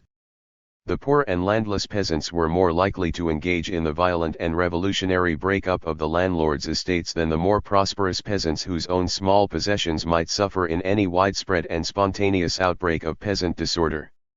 In this sense the SRS, and especially the Right SRS, were a less revolutionary party than the Bolsheviks, and had an analogy with the Mensheviks who represented the skilled groups of workers in the towns.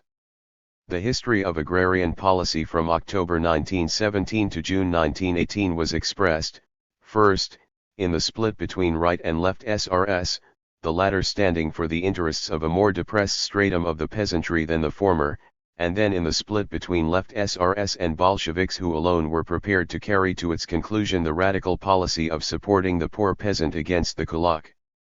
The taking over by the Bolsheviks of the main parts of the SR agrarian program had been facilitated by the fact that the program contained several points which were subject to different interpretations even among the SRS themselves.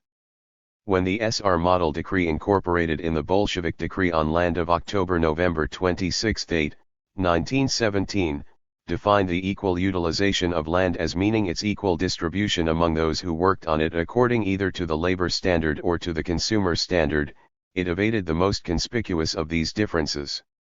That equal distribution meant distribution to those working on the land had been assumed by all. But was equality calculated on the basis of the number of actual workers, or on the basis of the number of mouths to be fed? The first alternative rested on the conception that every man was entitled to as much land as he could effectively work, the second on the conception that he was entitled to as much land as was necessary to feed himself and his family. The two conceptions, both reasonable in themselves and both firmly rooted in revolutionary tradition, did not coincide, nor was there any guarantee that sufficient land would be available everywhere to satisfy either of these ideal demands. This question never became a formal issue between the SRS and Bolsheviks because there was no uniform answer to the question what category of peasants would be favored by what solution.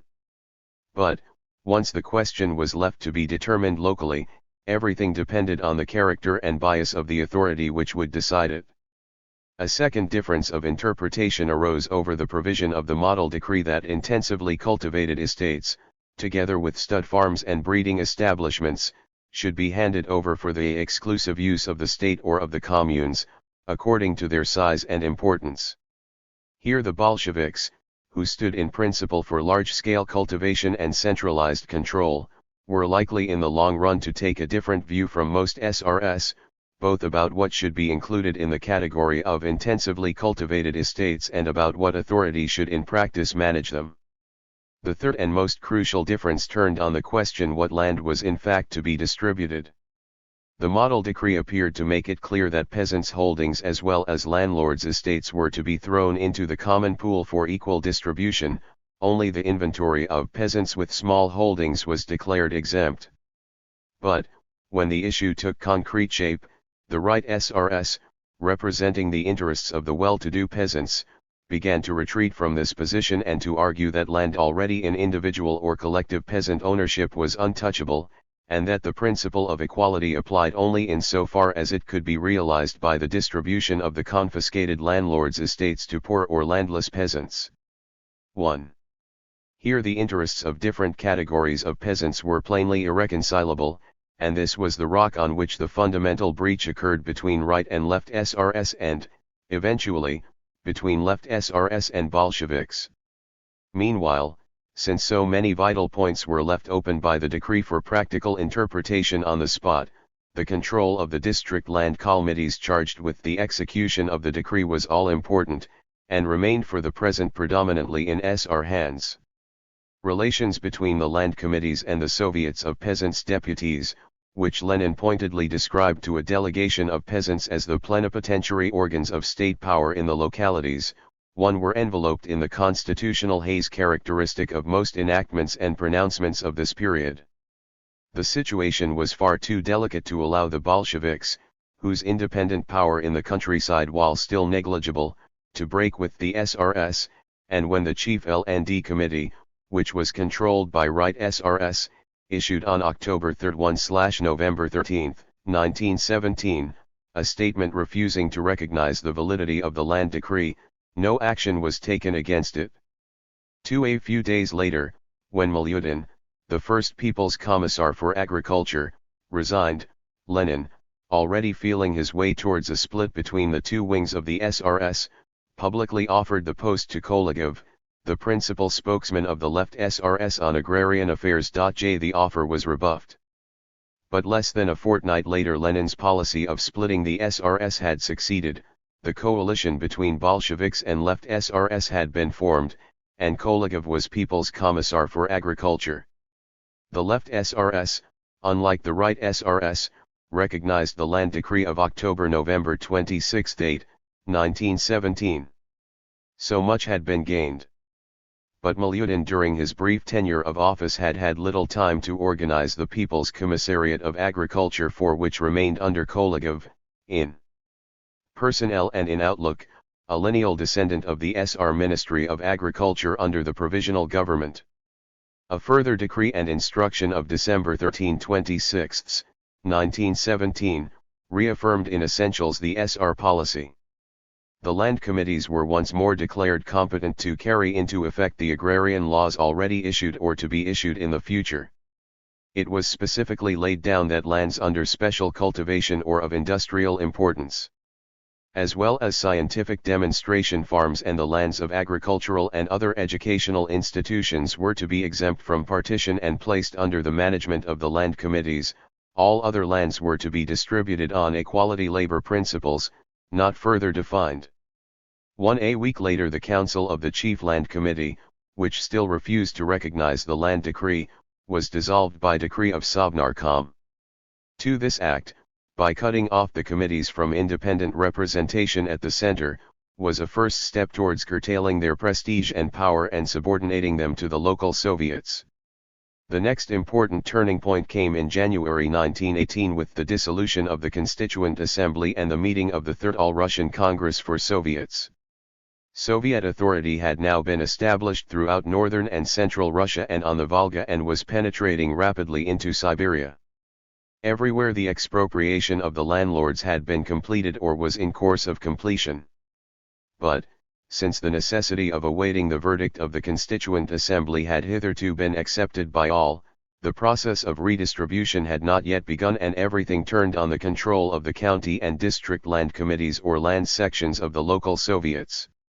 Here the situation was still far from reassuring for the Bolsheviks. Even at the center, the coalition between left SRS and Bolsheviks was by no means wholehearted.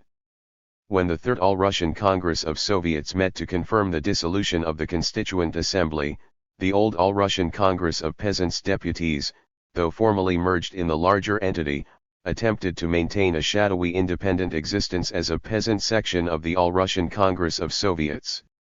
In the country, the coalition was still largely ineffective. The land committees continued to be dominated by SRS, who were more or less openly hostile to the Bolsheviks. A congress of delegates of land committees assembled in Petrograd simultaneously with the Third All-Russian Congress of Soviets. Though 3/4 of the delegates purported to be left SRS, they adopted a hostile attitude towards the All-Russian Congress of Soviets, agreeing at first to deal only with its peasant section. Kolegov worked feverishly as an intermediary, and Lenin addressed the delegates. The approval of the Congress was at last secured for a draft law on the socialization of the land, which was designed to tackle the vexed question of land distribution, and was hastily submitted to the last session of the Third All-Russian Congress of Soviets on January 31, 1918. The late stage at which the draft was submitted prevented its discussion by the Congress. It was approved in principle and handed over to VTSLK for detailed elaboration. The same Congress had already laid down in the Declaration of Rights of the Toiling and Exploited People the two main planks of Bolshevik agrarian policy: private property in land is abolished and model estates and agricultural undertakings are declared a national possession.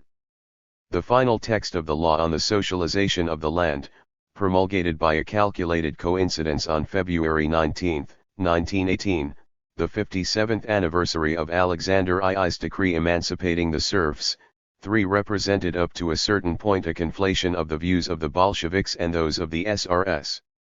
Article 9 entrusted the distribution of agricultural land to the land sections of the village, district, county, provincial, regional and federal Soviets, thus either superseding the old land committees or transforming them into departments of the Soviets. Since the right SRS had continued to dominate the structure of the land committees, this measure was as acceptable to the left SRS as to the Bolsheviks. Though the latter, being in control of the Soviet machinery as a whole, ultimately reaped the benefit of it. This was perhaps the provision in the new law which proved in the long run most advantageous to the Bolsheviks. But Lenin could also point with pride to Article 11, which defined the purposes of a socialist agrarian program in the following terms: to create conditions favorable to the development of the productive forces of the country by increasing the productivity of the soil, by improving agricultural technique, and finally by raising the general level of agricultural knowledge among the toiling masses of the agricultural population, to create a reserve fund of agricultural land, to develop agricultural enterprises such as horticulture, apiculture, market gardening, stock raising, dairying, etc. To hasten in different regions the transition from less productive to more productive systems of land cultivation by effecting a better distribution of the agricultural population, to develop the collective system of agriculture, as being more economic in respect both of labor and of products, at the expense of individual holdings, in order to bring about the transition to a socialist economy. Thus, side by side with SR principles of black partition, the Bolshevik principle of collective agriculture, momentarily shelved in the Land Decree of October 26 I November 8, 1917, was also clearly established and recognized in the new law. These Bolshevik pronouncements were, however, rather in the nature of accretions to a law whose soul, as Lenin afterwards said in inverted commas, was the slogan of the equal use of the land. What the law did was, by attempting to apply the slogan, to demonstrate its chimerical character. The fundamental SR principles were fully accepted. The right to use the land belongs to him who cultivates it with his own labor, declared Article 3, and Article 52 expressly described the employment of hired labor as not permitted by the law.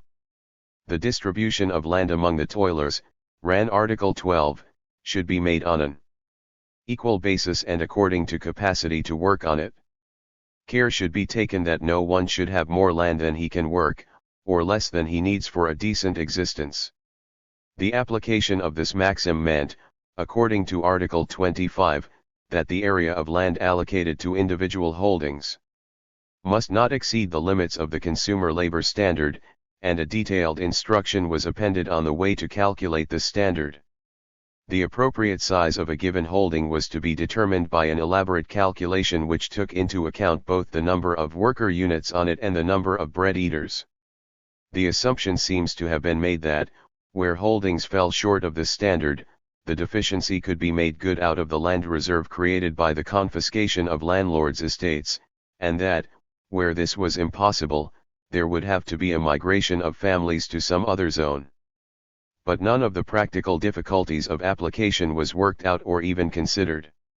The question of leveling down peasant holdings in excess of the standard was passed over in silence, though another section of the law contained the provision that surplus revenue derived from the natural fertility of the soil or from the proximity of a market is to be handed over to organs of the Soviet government, which will use it for the social good. The law contains several provisos for adapting its stipulations to particular local conditions. The law on the socialization of land was afterwards criticized by Lenin on the theoretical ground that, while the slogan of equal distribution had a progressive and revolutionary significance in the bourgeois democratic revolution, it had no relevance to the socialist revolution and was accepted by the Bolsheviks only as a necessary step in revolutionary development and as something which most of the peasants wanted at the time. We Bolsheviks shall help the peasantry to outlive petty bourgeois slogans, to make the transition as rapidly and easily as possible to socialist slogans. A more immediate practical criticism of the law might have been that the extreme vagueness of its terms left almost every doubtful point open to local interpretation and ruled out any prospect of ibid XXIII, 398. Uniformity in the application of the principles laid down by it. Yet the wide diversity of conditions, both economic and social, in different parts of the former Tsarist Empire made any kind of uniform agrarian legislation a hazardous undertaking. It was clear that at this time, and on so burning an issue as the disposal of the land, no central authority without strong powers of enforcement could have imposed its decision even on such parts of the Russian countryside as accepted Soviet rule. How the land was distributed depended on the collective will of the peasants concerned or on the decision of such local authorities as they recognized. What was handed down from Moscow was accepted in so far as it seemed reasonable and corresponded to the peasants' own conception of what the revolution should bring them, and this conception, as Lenin knew, stood far nearer to the equal distribution of the SRS than to the collectivism which the Bolsheviks recognized not merely as the ultimate goal, but as the ultimate necessity, for Russian agriculture. During the spring and early summer of 1918 a redistribution of the land took place in the central, northwestern, and northeastern provinces of European Russia and throughout the Volga Basin, 28 provinces in all, where the Soviet power was securely established. But the actual process bore little relation to the law just promulgated, and was as confused, as varied, and as difficult to follow as the taking over of the land from the landlords during the preceding winter. Socialization was not carried out on a national scale. In practice the land was simply seized by the local peasants and no attempt was made by them to migrate from places where land was scarce to places where it was more abundant. Equal distribution of the land within the villages took place everywhere, but equalization between rural districts was less frequent. Still less frequent were cases of equal distribution between counties and provinces. 2. Distribution by number of consumers was more common in the land-hungry Central and Volga provinces, distribution according to labor capacity in the less densely populated provinces of northern Russia and in the Siberian steppes. The system of communal holdings with periodical redistribution was not affected by the reform. Indeed, if the prohibition on the hiring of labor and on the leasing of land was to be enforced, periodical redistribution to take account of changing family situations was a clear necessity. The evil of dispersed holdings was aggravated rather than relieved. Extreme cases are quoted in which peasants received allotments 70 or 80 versts from their homes. Some accounts speak of the smoothness with which the process of distribution was carried out by the peasants, thanks to their experience of periodical redistribution in the peasant communes, and others of open clashes between kulaks and poor peasants. These differing pictures were all true. The difficulty arises in attempting to establish any kind of proportion or general perspective. Of the confiscated land 86% is said to have been distributed to peasants, 11% going to the state, mainly in the form of Soviet farms, and 3% to agricultural collectives. The average increase in the peasant holding varied from district to district between 1/4 and 3/4 of a dc8 but the application of equality was not merely confined within narrow limits, it was also not uniform. Sometimes all land in the village or district was brought into the pool for redistribution, sometimes only the confiscated landlord's land. Sometimes distribution was made on the basis of the number of consumers or bread eaters, sometimes of the number of workers or of their supposed capacity to work. Broadly speaking, the Bolsheviks supported distribution of all land, and reckoning by number of consumers, both of which were calculated to favor the poor and landless. The SRS sought to restrict distribution to landlords' land, and to distribute according to capacity to work, these methods favoring the well-to-do peasants. One, it would seem probable, both on general grounds and owing to the preponderance of SRS in most of the organs concerned with the redistribution, that the poor peasants fared on the whole less well than their more prosperous neighbors. The ratification of the Brest-Litovsk Treaty led to the resignation of the Left SR members of Sovnarkom in March 1918, and Kolegov was succeeded as People's Commissar for Agriculture by Soreta, a Bolshevik. This step did not immediately weaken the predominance of the Left SRS in the local land committees, so that the process of redistribution was probably not affected. The Left SRS also retained their membership of VTSIK, 2 and, though a determined attempt to retire their control of Narkomzem even after Kolegov's resignation was defeated. 3. The change in the composition and outlook of the commissariat, hitherto manned almost exclusively by SR officials, was only gradual. As late as May 1918, Sverdlov still had reason to complain that the leading role in the rural district Soviets is played by the coup/AK bourgeois element. 4. Moreover, the writ of the central government still scarcely ran in the country areas. It was the period when local Soviets still interpreted the slogan, "All power to the Soviets," in the sense of their own absolute sovereignty, or, at any rate, of their own discretion to apply or ignore the instructions of a central authority. No attempt to establish such authority was likely so long as policy at the center was controlled by SRS, whether of the right or of the left. This was the price that had to be paid for the coalition with the Left SRS. What now made active intervention from the center imperative, and heralded the final downfall of the coalition, was an acute emergency of which the Bolsheviks could not fail to be increasingly conscious: the food shortage in the capital. Lengthening bread queues in Petrograd in the first weeks of 1917 had been an important contributory factor to the February Revolution. The harvest of 1917 had reflected the absence of men at the front and was below standard.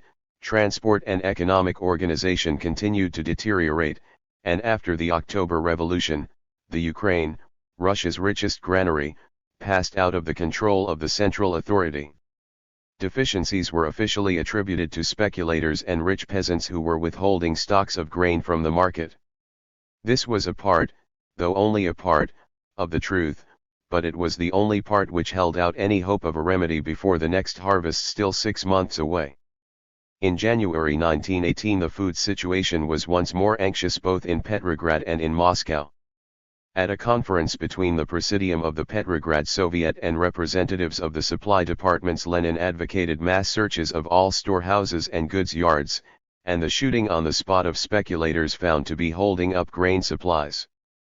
1. The People's Commissar for Supply proposed both to send armed detachments into the villages to extract the grain by force and to stimulate the exchange of products between town and country. 2. Both expedients were tried in the next few months, and both failed. At the height of the Brest-Litovsk crisis it was not easy to organize armed detachments to send into the villages, and some of those that went encountered bitter resistance. Measures to promote trade and exchange were equally ineffective, partly because there was also a shortage of such goods as the peasants might want to buy, and partly because, as Lenin explained, the well-to-do petty bourgeois peasant had his little stock of money and was under no pressure to sell. 3. The country was in passive revolt against the town. The cardinal problem of a proletarian revolution in a predominantly peasant economy was already rearing its head. It would be difficult to surpass the picture of administrative helplessness presented to the Fifth All-Russian Congress of Soviets, in the summer of 1918, by the People's Commissar for Supply. We received no information about consignments and loads dispatched, about the fulfillment of our orders. In a word, complete, terrible chaos reigned in the whole business. /Vhen consignments passed through stations, completely unknown persons appeared who thought they had the right to uncouple wagons, to reload consignments, etc. And at the same time we encountered the fiercest resistance of the population, which was unwilling in any event to give up the grain. Among the many facts which we learned, we came to the conclusion that the measure on which we had staked so many hopes, namely, exchange of goods, was not likely to prove particularly useful. Many cases occurred in our experience where the peasants, seeing that we had no goods, declared, "We will not give grain without goods." But when we brought the goods, we did not get the grain and they distributed the goods among themselves. But even before this the situation had become desperate. The attempt to overawe or persuade the peasants as a single group had brought no substantial results, and almost, it seemed, as a last throw, the government was driven back to an expedient which had, after all, been an essential element of the Bolshevik program ever since Lenin wrote in 1905, in Two Tactics of Socialism/Democracy in the Democratic Revolution, of the two stages in the revolution in the countryside.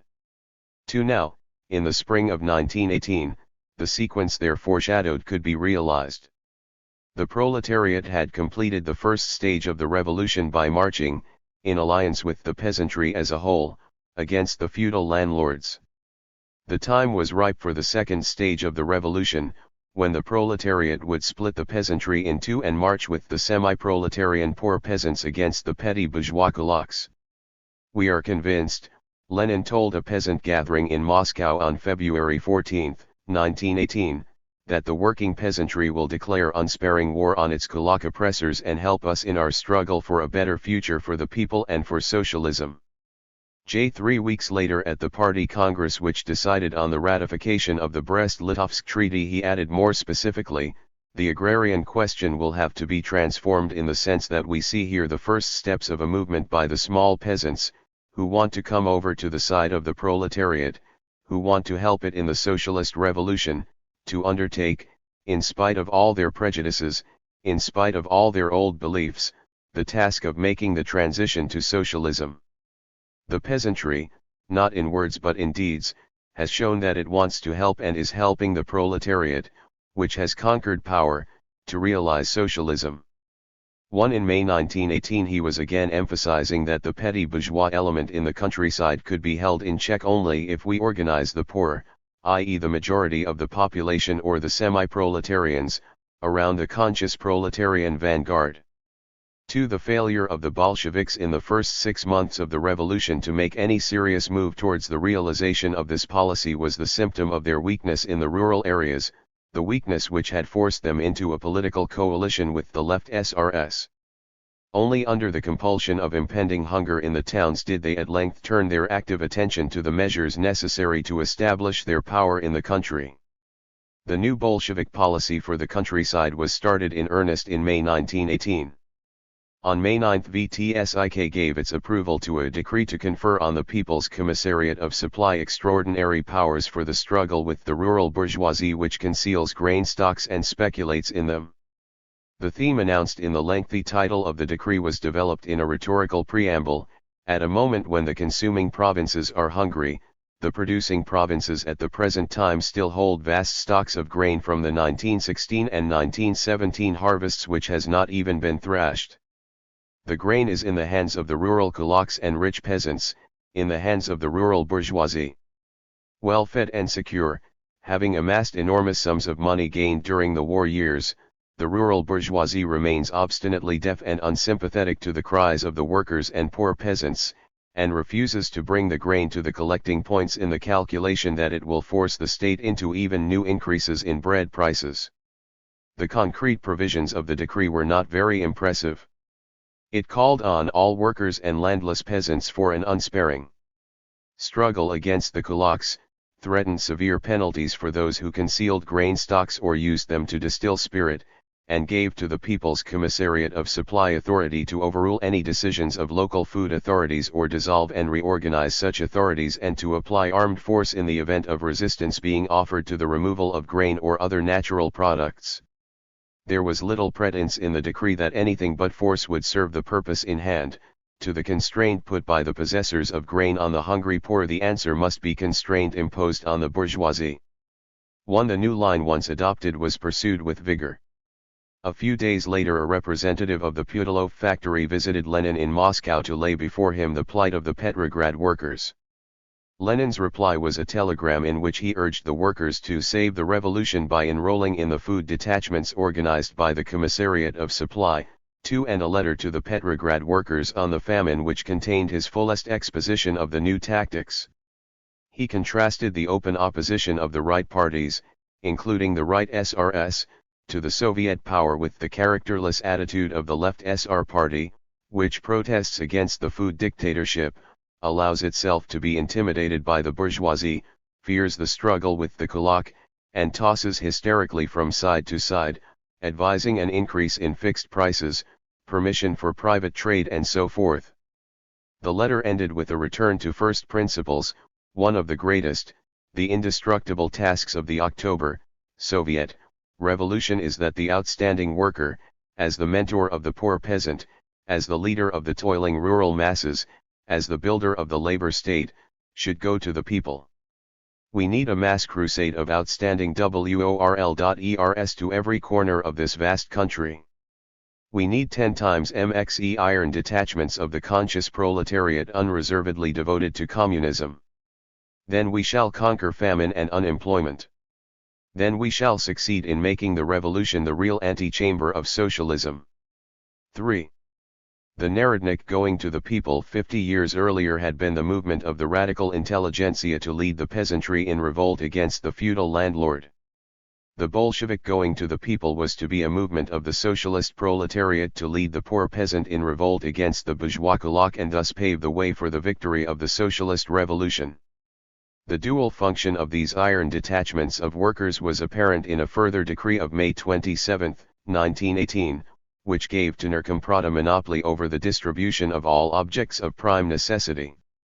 The detachments, recruited primarily in the consuming regions, were to be attached to the local organs of Nerkomprod in order to assist in the collection of supplies.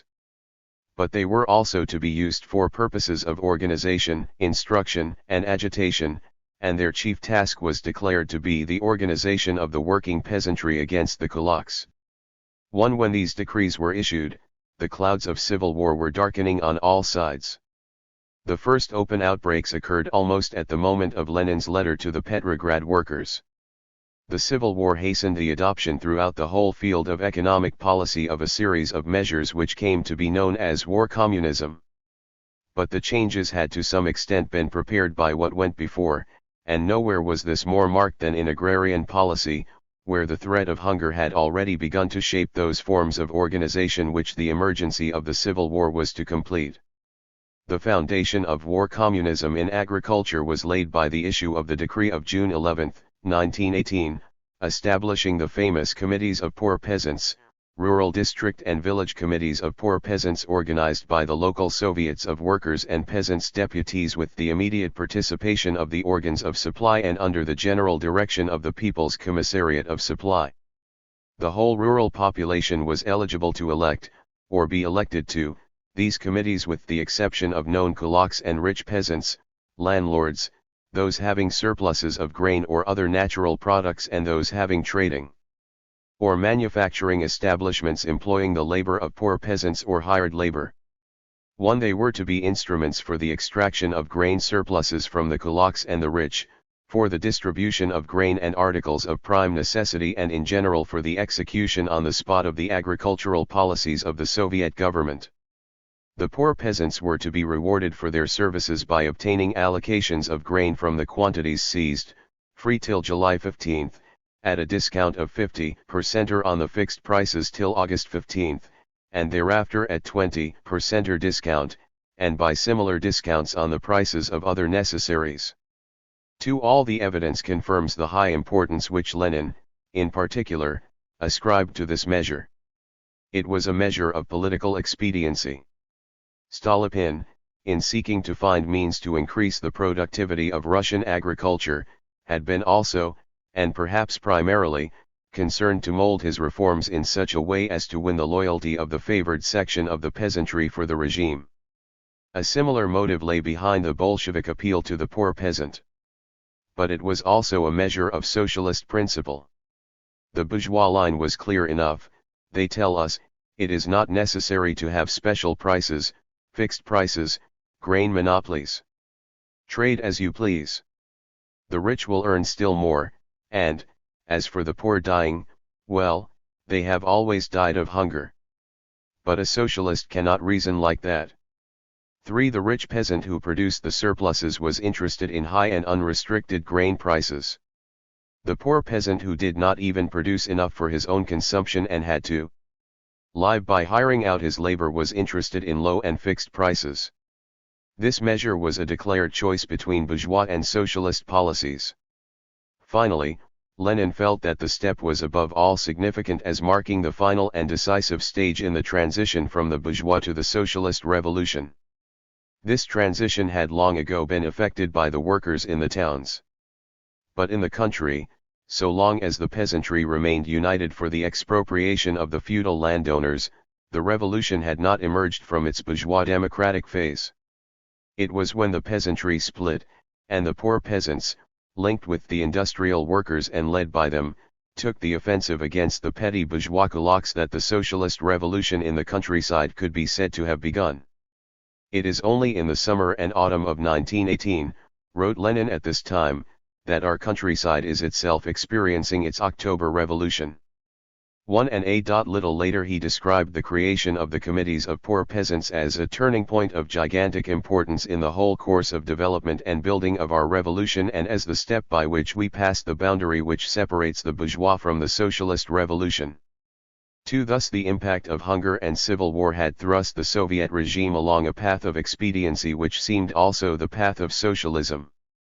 This dual character of measures which were taken to meet an inescapable emergency and were at the same time the expression of communist principles was the essence of what came to be known later as war communism. The coincidence was not accidental, and was accepted by the Bolsheviks as an expression of the Marxist thesis that the principles enunciated by communists were scientifically deducible consequences of an objective situation. Industrial policy had not seemed to Bolshevik thinkers to offer the same difficulties as agrarian policy. The socialist revolution, led by the proletariat, might find it an embarrassing task to elaborate and impose an agrarian policy which did not contradict its own principles and, at the same time, did not antagonize the peasantry. But industrial policy was straightforward enough. The control of industry would naturally be taken over by the workers acting on their own behalf and in their own name. The Party Conference of April 1917, adding little on this point to the bare outline of the April Theses, advocated among its immediate measures the establishment of state control over the most powerful syndicates of capitalists. 1 and Lenin, defending this resolution, declared that, when these had been taken over and brought under the control of the Soviets, Russia will have set one foot in socialism. 2. In practice the issue proved less simple. The Bolsheviks had somewhat the same experience in the factories as on the land. The development of the revolution brought with it a spontaneous taking over not only of the land by the peasants, but of factories by the workers. In industry as in agriculture, the Revolutionary Party and, later, the revolutionary government, were carried along by a movement which was in many respects embarrassing to them, but which, as a main driving force of the revolution, they could not fail to endorse. In Russia as in the other belligerent countries, the war, after an initial period of confusion, provided a temporary stimulus to industrial production. But in Russia, with its scanty industrial equipment, isolation from major sources of supply, low productivity of labor, and weak industrial and political organization, the response was feebler than elsewhere, and the peak more quickly reached. By 1916, under the influence of war weariness, shortage of essential supplies and wear and tear of plant and machinery, production had begun to fall off. The February Revolution intensified every adverse factor. Shortages of all kinds became chronic, and cases occurred of the closing of factories for lack of raw materials. These conditions gave a fresh impetus to the usual wartime movement for nationalization and state control. An early act of the provisional government was to establish a standing conference on the development of the productive forces of Russia.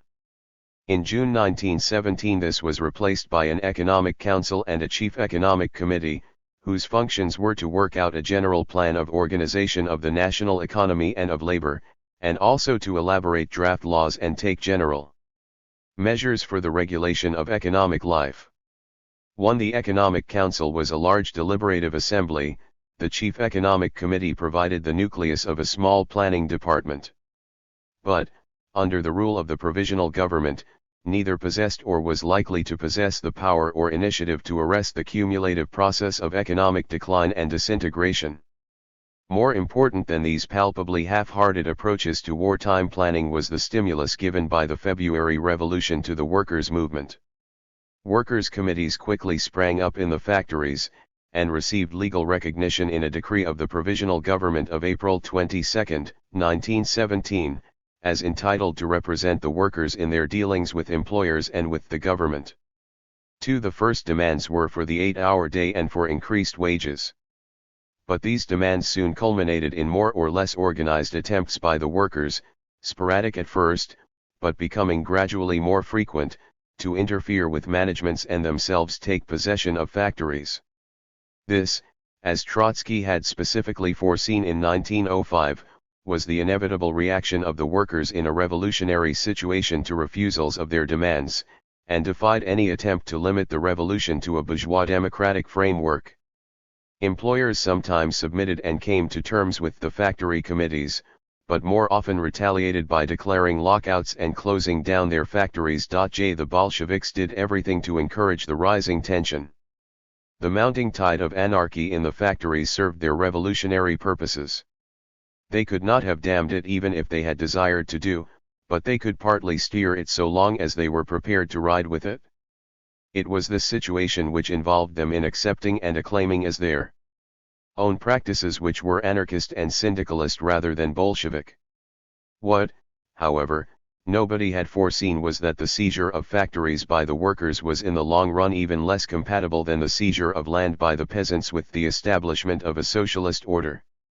The difficulty was masked for some time by the ambiguous and equivocal phrase workers' control. When Lenin argued in April 1917 that the sugar syndicate should pass into the hands of the state, under the control of the workers and peasants, he was giving a concrete instance of the principle of Soviet or state control laid down in the April Theses and in the resolution of the April Conference. The second part of the phrase was merely a gloss on the first. The workers and peasants were those through whom, and in whose name, the state would act. When, a few weeks later, a decision of the provisional government to set up a committee to establish social control over industrial enterprises provoked Lenin into the assertion that consciousness is growing in workers' circles of the necessity of proletarian control over factories and syndicates, and that only proletarian control could be effective.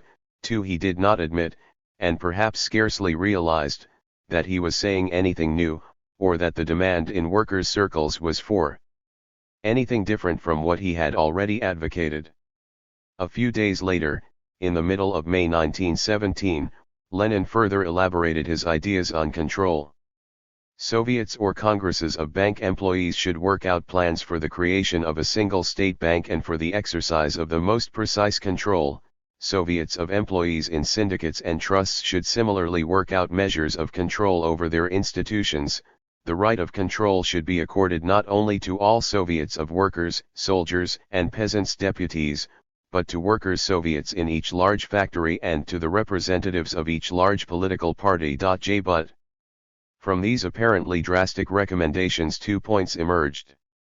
In the first place, the insistence in this context on publicity of accounts shows that Lenin was thinking of control through bookkeeping over financial and commercial decisions, not of control over the technical processes either of manufacture or of factory organization. These issues simply did not arise for him at the present stage. Secondly, it would appear that Lenin was thinking in terms of political action by the Soviets in their capacity as repositories and agents, central and local, of state power, not of direct action by Soviets as representing the professional interests of the workers in a particular factory, industry, or branch of administration. This distinction between political and direct action was important both in theory and in practice. In theory it divided the communists, who believed in the organization of economic power through a centralized political authority exercised by the workers as a whole, from the anarchists and syndicalists, who believed that the direct and spontaneous economic initiative of the workers was the ultimate form of all effective revolutionary action, and the alternative to a centralized political authority which was bound to degenerate into despotism. In practice, the distinction was between the Bolshevik leaders, who were planning the major strategy of revolution on the hypothesis of a disciplined and orderly organization of workers, and the workers in the factories, who, weighed down by the oppressive hardships of their daily life and fired by revolutionary enthusiasm to throw off the yoke of their own capitalist employers, took piecemeal action as opportunity offered without regard to the policies or arguments of the leaders at party headquarters. Since all Soviets were Soviets of workers or workers' deputies, the line between political action and direct action taken by them or in their name was easily blurred. The Soviets, as has already been noted, had in them a marked syndicalist strain. To Lenin, in his enthusiasm for the Soviets and for the principle of administrative control exercised by the workers themselves, had still further blurred the line by his utterances of April and May 1917. But the potential antithesis in industrial policy between state control and workers' control, which matched the antithesis in agrarian policy between state farms and peasant proprietorship, was real enough. If workers' control meant direction by the Central Congress of Soviets and by its Executive Committee, it was no more than a synonym for nationalization and state control under a workers' and peasants' government. If on the other hand workers' control meant control by works committees or factory Soviets, it was something quite different, and this something might easily conflict not only with state control, but with any policy of planning to end the capitalist anarchy of production. There was justice in the comment made later by one of the leaders of Bolshevik economic policy: if one asks oneself how our party before October 25 conceived the system of workers' control as a whole and on the basis of what economic order we meant to construct it, we shall nowhere find a clear answer. The first test came at a conference of more than 400 representatives of factories and works committees of the Petrograd region which met in Petrograd on May 30, 1917. Lenin prepared for the conference a draft resolution which was approved by the Central Committee of the party and by the predominantly Bolshevik organizing bureau of the conference. The resolution, which constituted the most important Bolshevik pronouncement before the revolution on the organization of industry, was built up on the thesis of workers' control, apparently the first use of this now popular slogan in a party document. Having referred to the complete dislocation of the whole of economic life in Russia and the approach of a catastrophe of unheard of dimensions, it continued, the way to avert a catastrophe is to establish a real workers' control over the production and distribution of goods. To establish such control it is necessary, first, to make certain that in all the basic institutions there is a majority of workers, not less than 3/4 of all the votes, and that all owners who have not deserted their business, as well as the scientifically and technically trained personnel, are compelled to participate. Secondly, that all the shop and factory committees, the central and local Soviets of workers, soldiers, and peasants' deputies, as well as trade unions, be granted the right to participate in such control, that all commercial and bank accounts be open to their inspection, and that the management be compelled to supply them with all the data, and, thirdly, that the representatives of all the more important democratic and socialist parties be granted the same right. Workers' control, already recognized by the capitalists in a number of cases where conflicts arise, should be immediately developed, by way of a series of carefully considered and gradual, but immediately realizable, measures, into complete regulation of the production and distribution of goods by the workers. The resolution went on to speak of the need of an all-state organization for the purpose of the organization on a broad regional and finally all-state scale of the exchange of agricultural implements, clothing, boots, and similar goods, for general labor service and for a workers' militia. It was presented to the conference by Zinoviev. It received 290 votes at a first reading and, after minor amendments by a drafting committee, was declared carried by a majority of 297 to 21, with 44 abstentions. The conference was the first major representative body which had yielded an impressive Bolshevik majority and was significant on that account. 1. The structure and tactics of the resolution were an excellent example of Lenin's political genius. He welcomed with open arms the spontaneous revolutionary movement for workers' control. He even appeared to encourage it by extending it to the largest possible number of workers' organizations, factory committees, local and central Soviets, trade unions, and democratic and socialist parties were all named in the resolution, and, in so doing, he implicitly brought to light the anarchic implications of workers' control, as commonly conceived and practiced, and pointed the way to the carefully considered and gradual measures which would be necessary to bring about the complete regulation of the production and distribution of goods by the workers. For Lenin, the resolution was not only a tactical maneuver, but an educational process. At the conference he was content to deliver one of the subsidiary speeches in which he observed that in order to realize genuine control over industry, it must be workers' control, but qualified this to mean that a majority of workers should enter all responsible institutions and that the administration should render an account of its actions to all the most authoritative workers' organizations. 1. Lest the moral should be lost, he stressed it in an article in Pravda more explicitly and more distinctly than he had ventured to do at the conference. It was necessary that the organization of control and management, being an organization on an all-state scale, should be directed by the Soviets of workers, soldiers, and peasants' deputies. 2. Not all of those who voted for the resolution would, however, have accepted this interpretation. A month later a new factor was introduced in the form of an all-Russian conference of trade unions. The Russian trade unions had first emerged as an active force in the Revolution of 1905, and after 10 years of virtual extinction, had once more been brought to life by the February Revolution. 3. The conference of June 1917 had a large SR and Menshevik majority, illustrating once again the tendency of the organized labor elite to be less radical and revolutionary than the rank and file, and it showed no disposition to palter with the economic anarchy of the factory committees. While paying lip service to the principle of such committees, the conference wished to make them the organs of a centrally determined trade union policy, and thought that the committees should be elected under trade union supervision from lists drawn up by the trade unions. The most important achievement of the conference was to lay the foundation of a central trade union organization. It elected for the first time an all-Russian Central Council of Trade Unions, composed proportionally of members of all parties represented at the conference. The Bolshevik members were Shlyapnikov and Ryazanov. More important still, it appointed a secretary in the person of Lazovsky, one of the Mezrayancy who were to join the Bolshevik party a few weeks later. 4. Lazovsky was an able and ambitious intellectual who, in the next few years, played an influential role in the destinies of the trade union movement. But for the moment the trade unions counted least of any of the groups or organizations claiming in one capacity or another to represent the workers. Most of them were dominated by the Mensheviks and by a Menshevik outlook.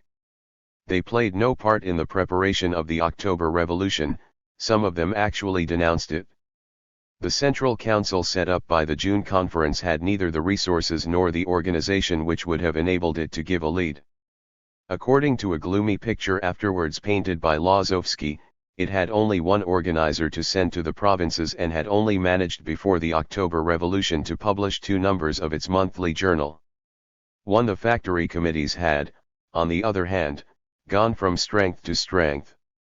The conference of the Petrograd factory committees in May 1917 was only the first of 4 such conferences held between May and October, and the last of these was followed by a larger and more representative assembly which, sitting for a week on the eve of the October Revolution, declared itself the first all-Russian conference of factory committees and set to work to create a central organization for the committees. 2. This ambition threatened an immediate clash with the Central Council of the Trade Unions, and the issue between the 2 rival organizations was hotly debated. The Bolsheviks, who had a clear majority at the conference, were themselves divided, standing midway between the SRS and anarchists, who upheld the independence of the factory committees, and the Mensheviks, who stood for orderly trade union organization. This uncertainty left its mark on the resolutions adopted by the conference. The blessing given to workers' control on an all-state scale was equivocal, and similar doubts attached to the distinction between control over the conditions of labor which was to be carried out under the leadership of the trade unions, and control over production, which was by implication left to the committees. A central organ, whose function was boldly described as the regulation of the national economy, was to be elected by the All-Russian organization of the factory committees, but was to work as a section of the All-Russian Central Council of Trade Unions. In the turmoil of the last months before the revolution, these differences and rivalries mattered little. Attacks by workers on factories and factory managements heightened the revolutionary tension, and hastened the process of economic dislocation. Lenin welcomed these acts as signs of the times, and continued to commend workers' control. In a pamphlet entitled The Impending Catastrophe and How to Combat It, written early in September 1917 but not published till some weeks later, he propounded his first vague outline of an industrial policy. What was required to combat the threat of famine, he wrote, was control, inspection, accounting, regulation on the part of the state, the establishment of a correct distribution of the labor forces engaged in the production and distribution of goods, a husbanding of national resources, a cessation of all wasteful expenditure of resources, an economy in the use of them, and he added that the existing coalition government of cadets, SRS, and Mensheviks would never take such measures for fear of trenching on the omnipotence of the landowners and capitalists, on their extravagant, unheard of, scandalous profits. Lenin demanded 5 concrete measures: the nationalization of banks, which could be achieved by a stroke of the pen, the nationalization of the great trading and industrial syndicates, and the establishment of state monopolies, which could also be easily achieved, since monopolies had already, in effect, been created by capitalism, the abolition of commercial secrecy. The forced unification of small enterprises, since this would facilitate both efficient production and control, and the regulation of consumption by fair and effective rationing. In this scheme of things workers' control had its place. Lenin thought it would be a good idea to call the workers and employers together into conferences and congresses, and to hand over to them such and such a percentage of the profits on condition that they would carry out a general control and increase of production. This would mean control over landowners and capitalists by workers and peasants. But Lenin was here talking mainly for propaganda purposes, of measures theoretically open to the provisional government even within the framework of a bourgeois revolution. He had not yet faced the issue of workers' control in a future socialist order. A few weeks later Lenin wrote a far more important pamphlet, Will the Bolsheviks Retain State Power?, in which he dealt for the first time in detail with economic policy after the revolution. He repeated his points about the nationalization of the banks and the big syndicates and the compulsory trustification of small enterprises.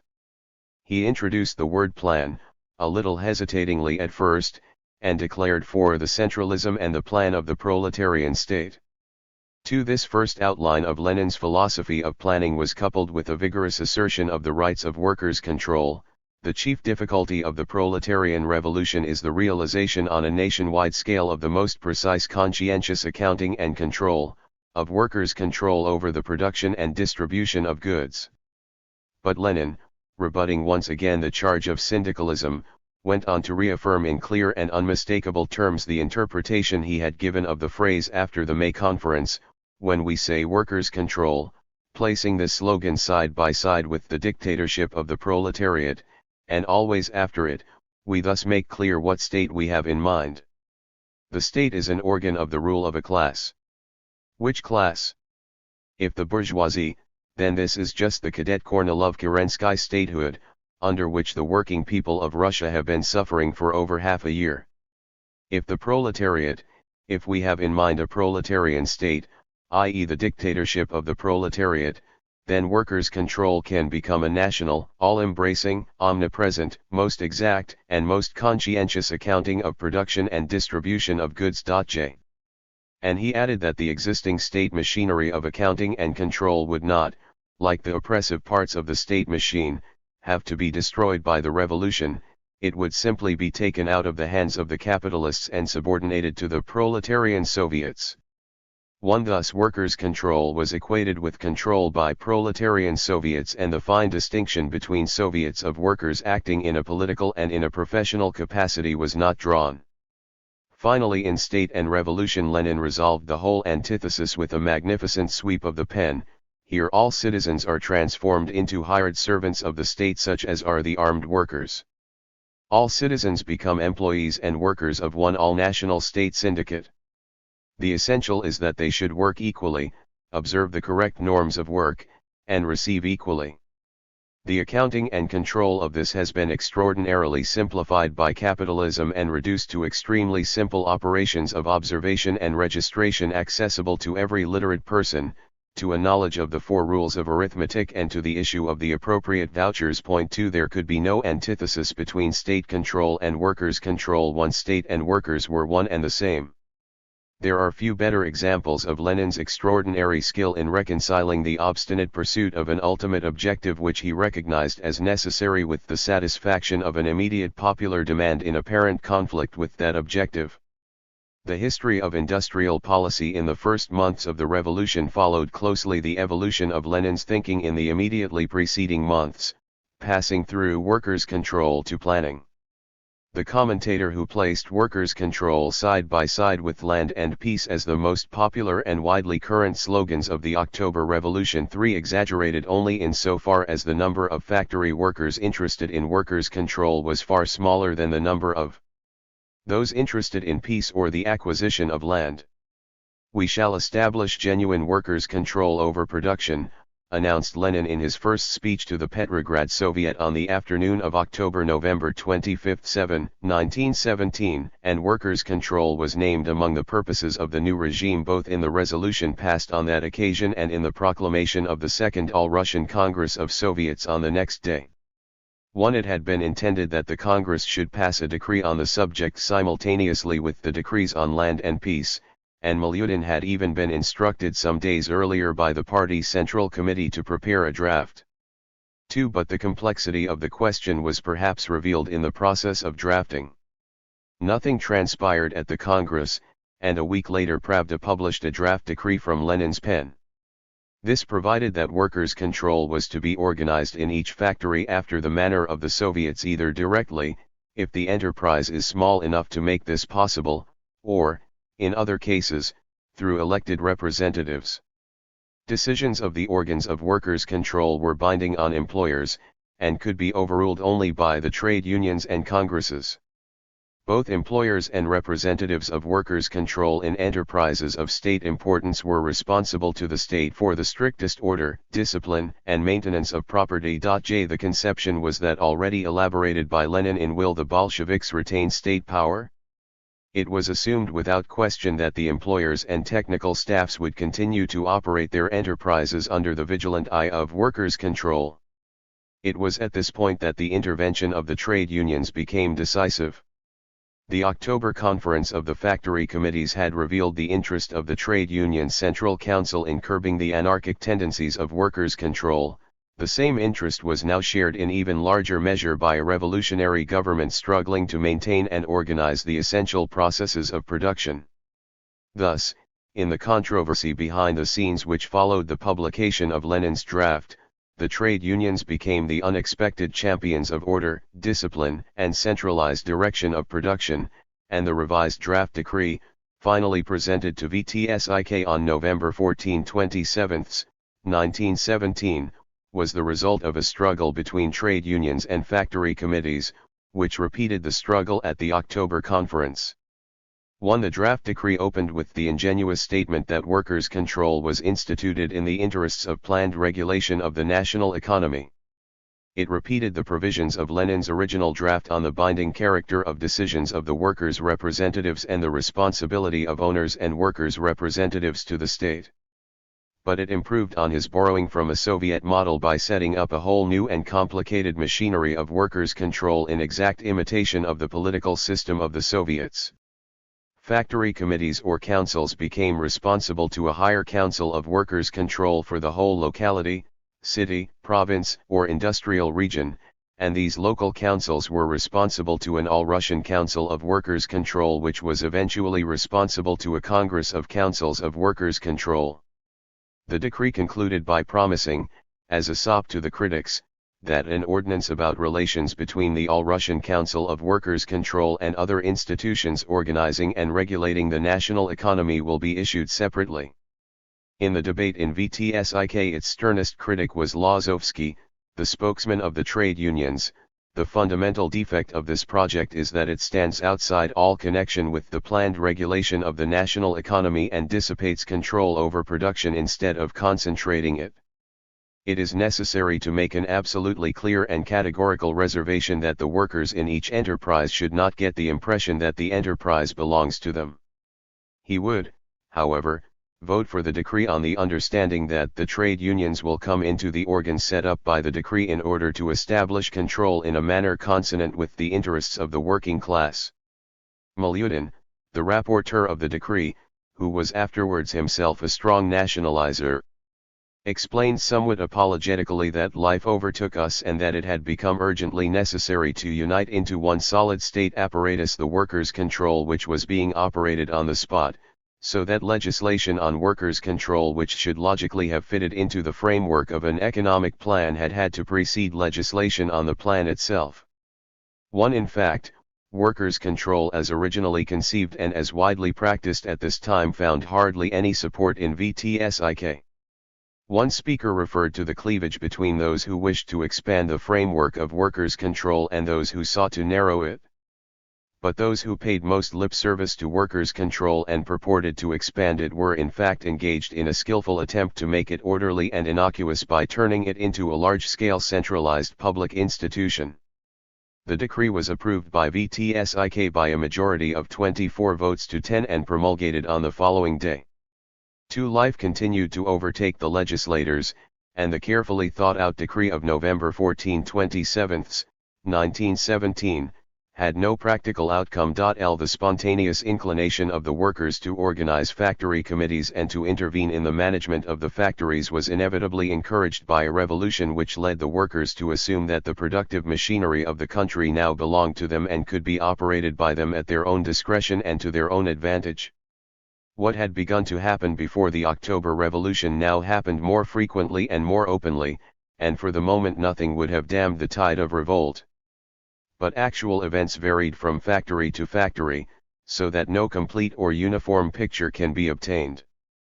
Most frequently the employers prepared to close the factory and lock out recalcitrant workers.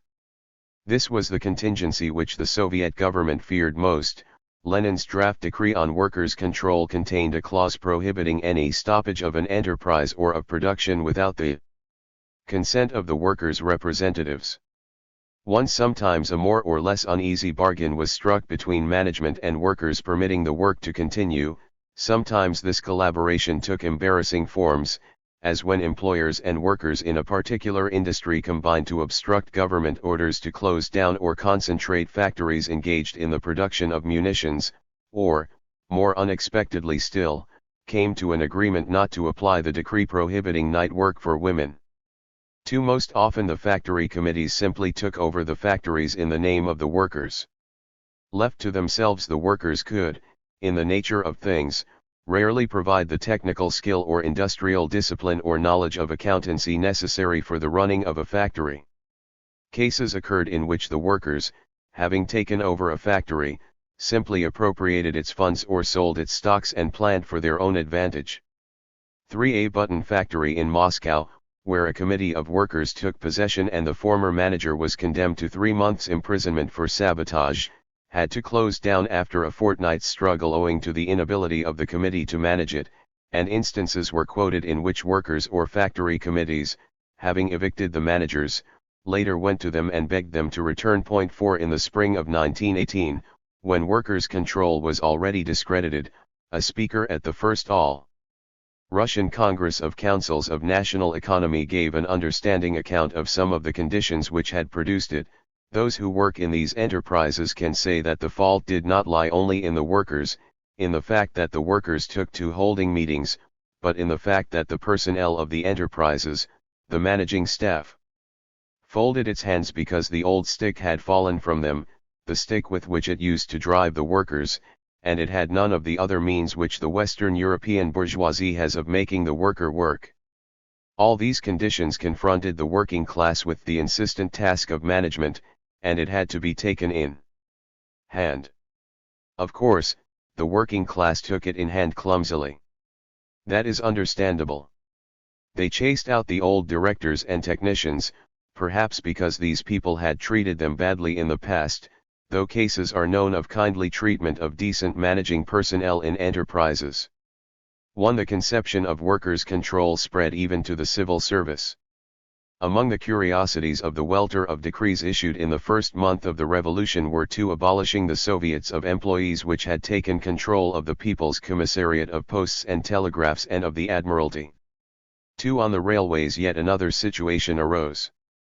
Workers and technical staffs combined to take over and operate the railways, and for a long period obstinately set all external authority at defiance. 3. How far such conditions were general through Russian industry is difficult to ascertain.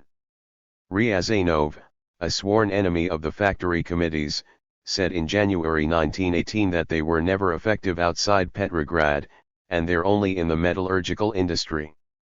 4. But this was certainly an understatement even at that date, and the metal workers in Petrograd were the revolutionary elite of the proletariat, so that what was done there in the first weeks of the revolution was likely to be imitated elsewhere later. Even before the October Revolution, conditions in Petrograd, the creaking center of Russia's war industry, were particularly acute. Now dislocation spread from the center outwards. This process cannot be attributed exclusively, or mainly, to workers' control. It had been set in motion, long before the revolution, by such factors as shortage of raw materials, neglect of machinery and plant, and the general weariness and demoralization begotten of the war. The revolution reinforced all these adverse factors and speeded up the process. But the onset of industrial chaos, radiating from the sea epitels throughout Soviet territory, defies any precise record. In some areas and in some factories the revolution was slow to penetrate, and work for a time went on much as before. The Coats cotton thread factory in Petrograd worked without trouble at full pressure till the end of February 1918, when it was brought to a standstill by the abnormal accumulation of stocks, due to a breakdown in the distributive machinery through the failure of communications and transport.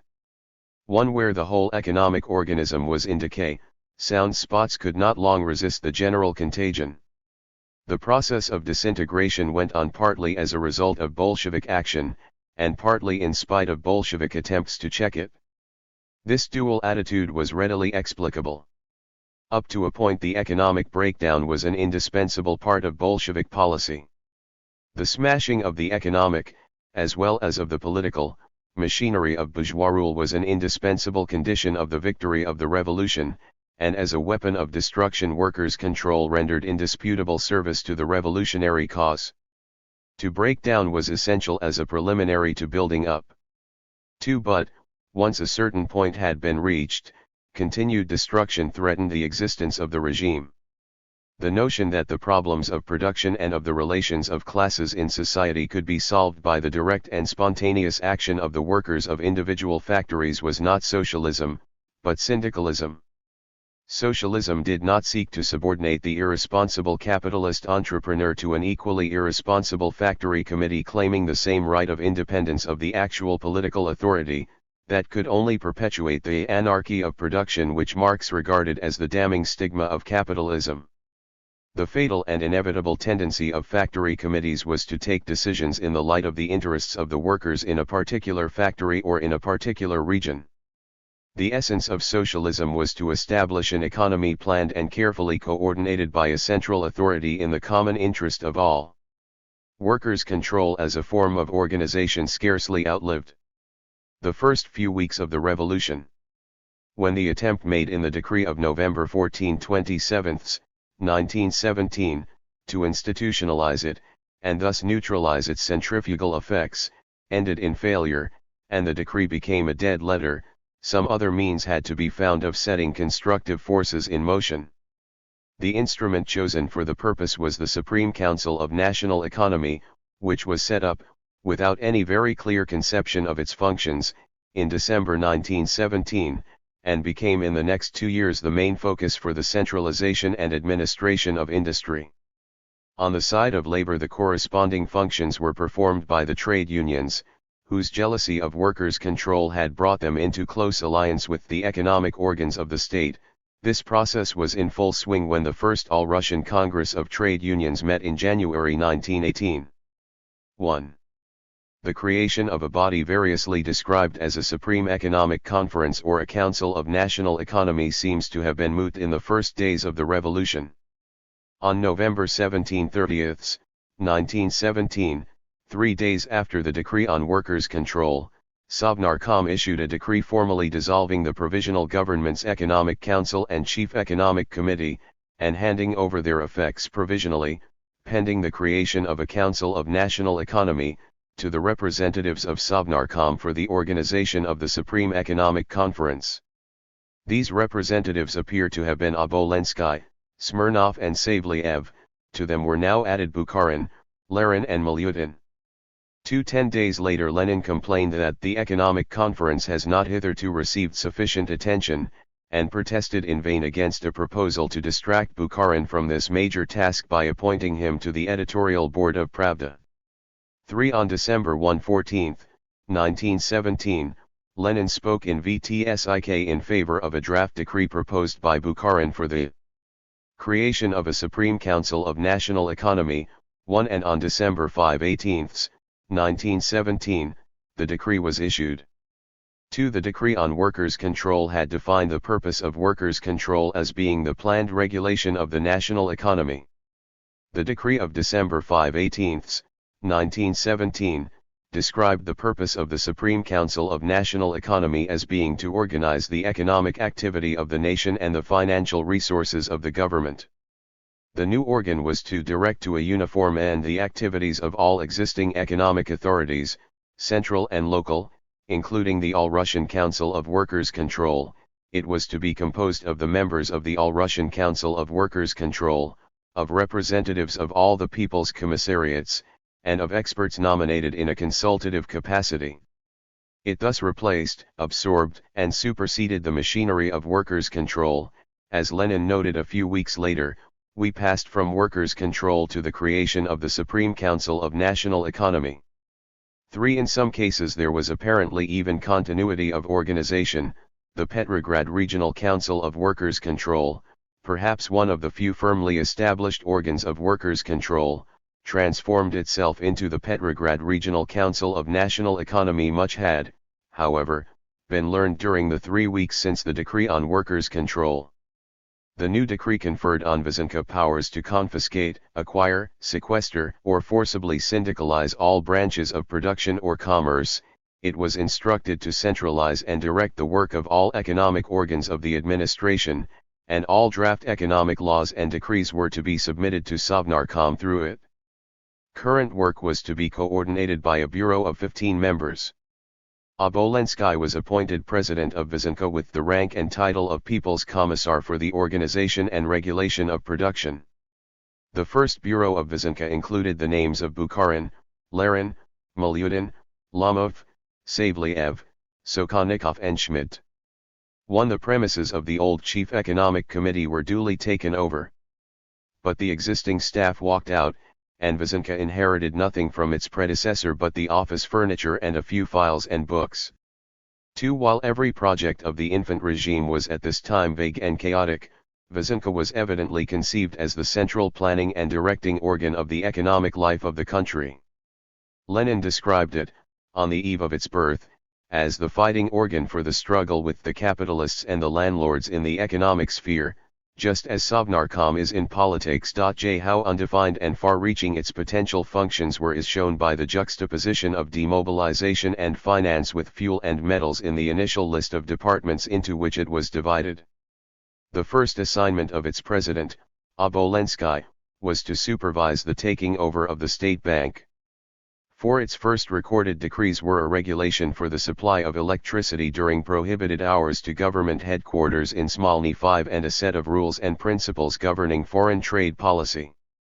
6. It was, therefore, no part of the original design which soon made Vysenka the main instrument of Soviet industrial policy to the virtual exclusion of other functions.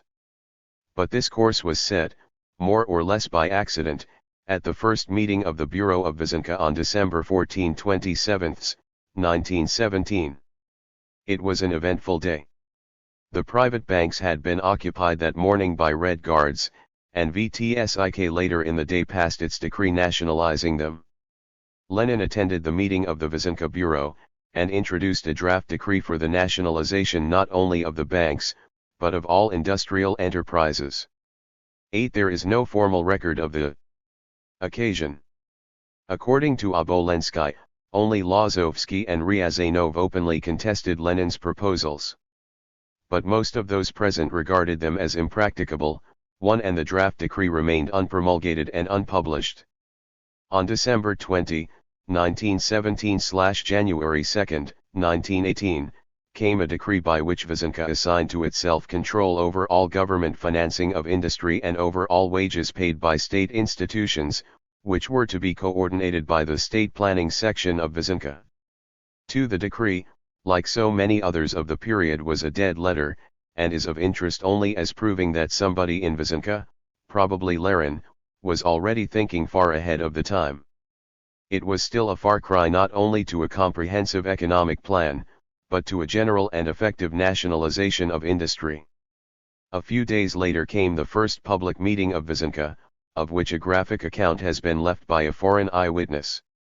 3. Some 20 persons gathered round a table in an unheated room half empty of furniture. They included representatives of the trade unions, workers from factory committees, several people's commissars, and a few engineers from the railways and the metal works as specialists, a very mixed company. Obolensky made a speech in which he spoke of the inadequacy of the decree on workers' control, and the need to coordinate the efforts of factory committees and trade unions with the central political authority of the Soviets. Various practical difficulties were mooted and discussed. The meeting approved a plan to create special commissions, the future Glavki and centers, for different branches of industry, and a decree, which was issued on December 23, 1917/January 5, 1918, setting up a network of subordinate local organs. The decree provided for the establishment in each region of a Council of National Economy under the supervision of Vysenka. Each regional Sovnarkhoz was a replica in miniature of Vysenka at the center.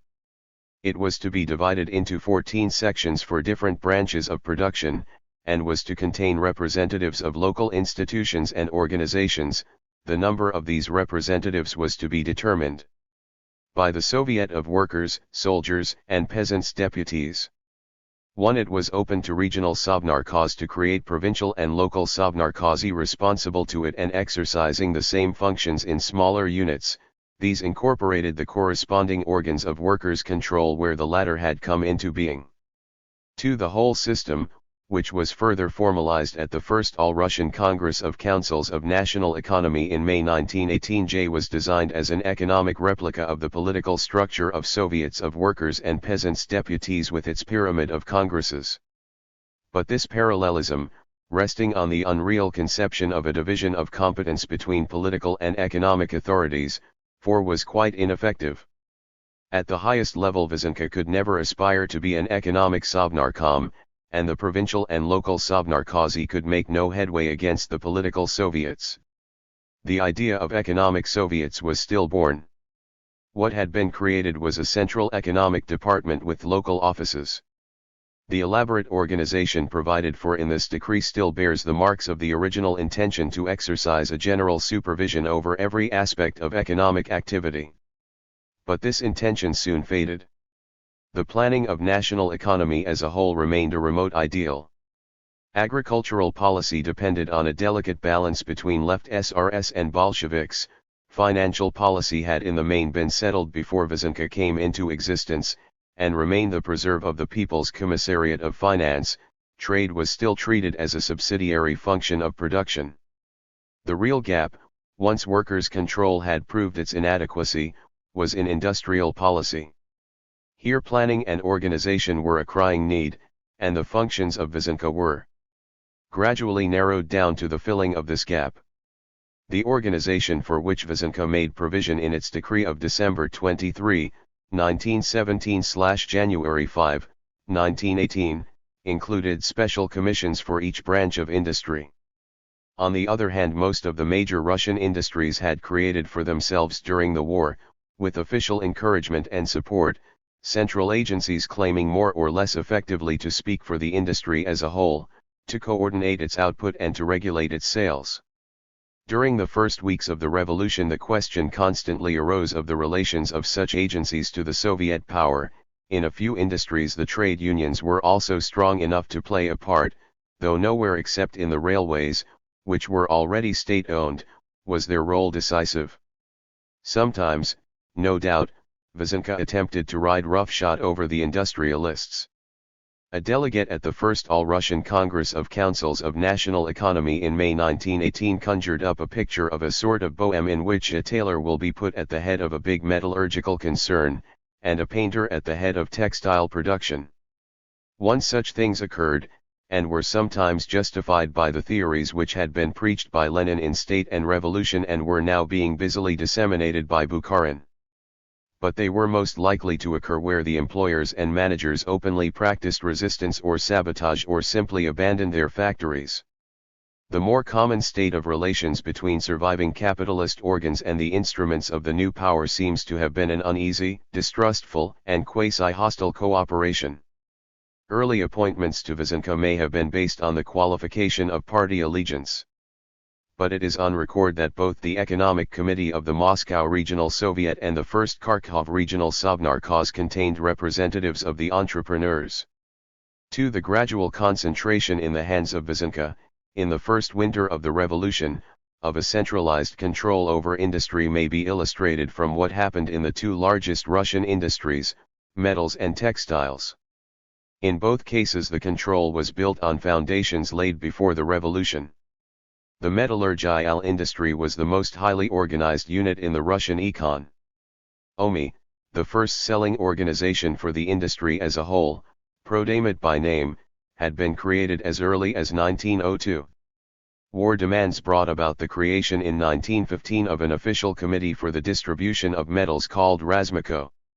One of the first acts of Vysenka was to transform Razmiko into an executive organ of its metals section and to assign to it the task of fixing prices for metals. By March 1918 the mining and metallurgical section of Vysenka, built on these pre-revolutionary foundations, was an active organization with a headquarters staff of 750. The textile industry was the oldest large-scale industry in Russia. It was unique in having virtually all its factories in the central region, so that the whole industry was concentrated in the area under Soviet control. It was, however, soon to be cut off from its main native supplies of raw material in Turkestan. The fact that few textile factories were among those nationalized in the first period 3 suggests that the employers were less intransigent than in some other industries. The provisional government, in agreement with the textile industry, had set up an organization under the name of Tsentrotkin with its headquarters in Moscow and with the ostensible purpose of facilitating the better distribution of supplies. On December 16, 1917, a decree instructed the economic section of the Moscow Soviet to reorganize Tsentrotkin in such a way as to keep account of all textile manufactures, to sequester them for state ownership and to distribute them through the general state organization of the People's Commissariat of Supply. In all probability nothing was achieved by this decree except to lay the tentative foundations of an organization in which the Soviet power could find some common ground with the industrialists. At the end of January 1918 the Trade Union of Textile Workers held a congress, certainly not without official encouragement, and passed a resolution in favor of creating a central organization, which it called Centrotextile, to control the industry. Finally in March 1918 Vysenka created a central organ for the textile industry which, while taking the name proposed by the workers, was evidently a combination of Centrotextile and Tsentrotkin. The new Centrotextile was described in its statute as a state organ unifying and directing the whole activity of the industry. It was to be composed of 30 workers in the industry, 15 engineers and managers and 30 representatives of various official or semi-official bodies. The executive organ was to be a bureau of 11.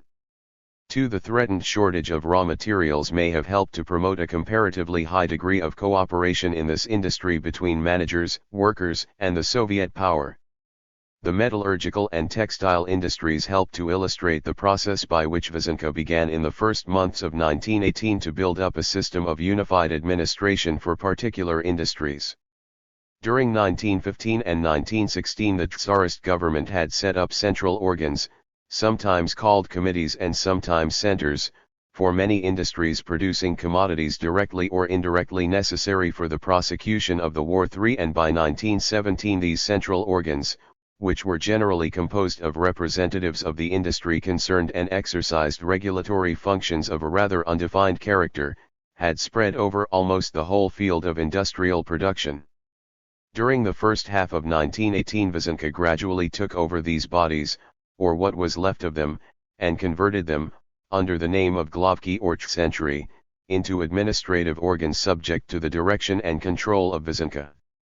The chief committee for the leather industry was set up in January 1918. This was quickly followed by chief paper and sugar committees, and soap and tea centers.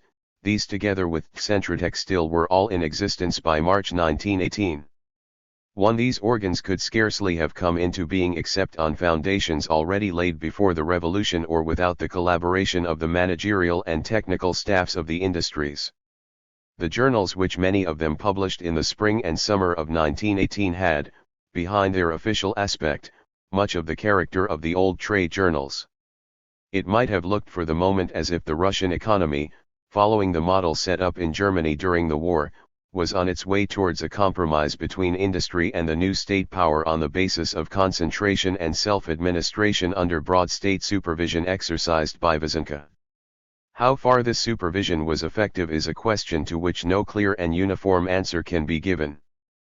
But insofar as it was effective, it was the product of cooperation rather than of constraint.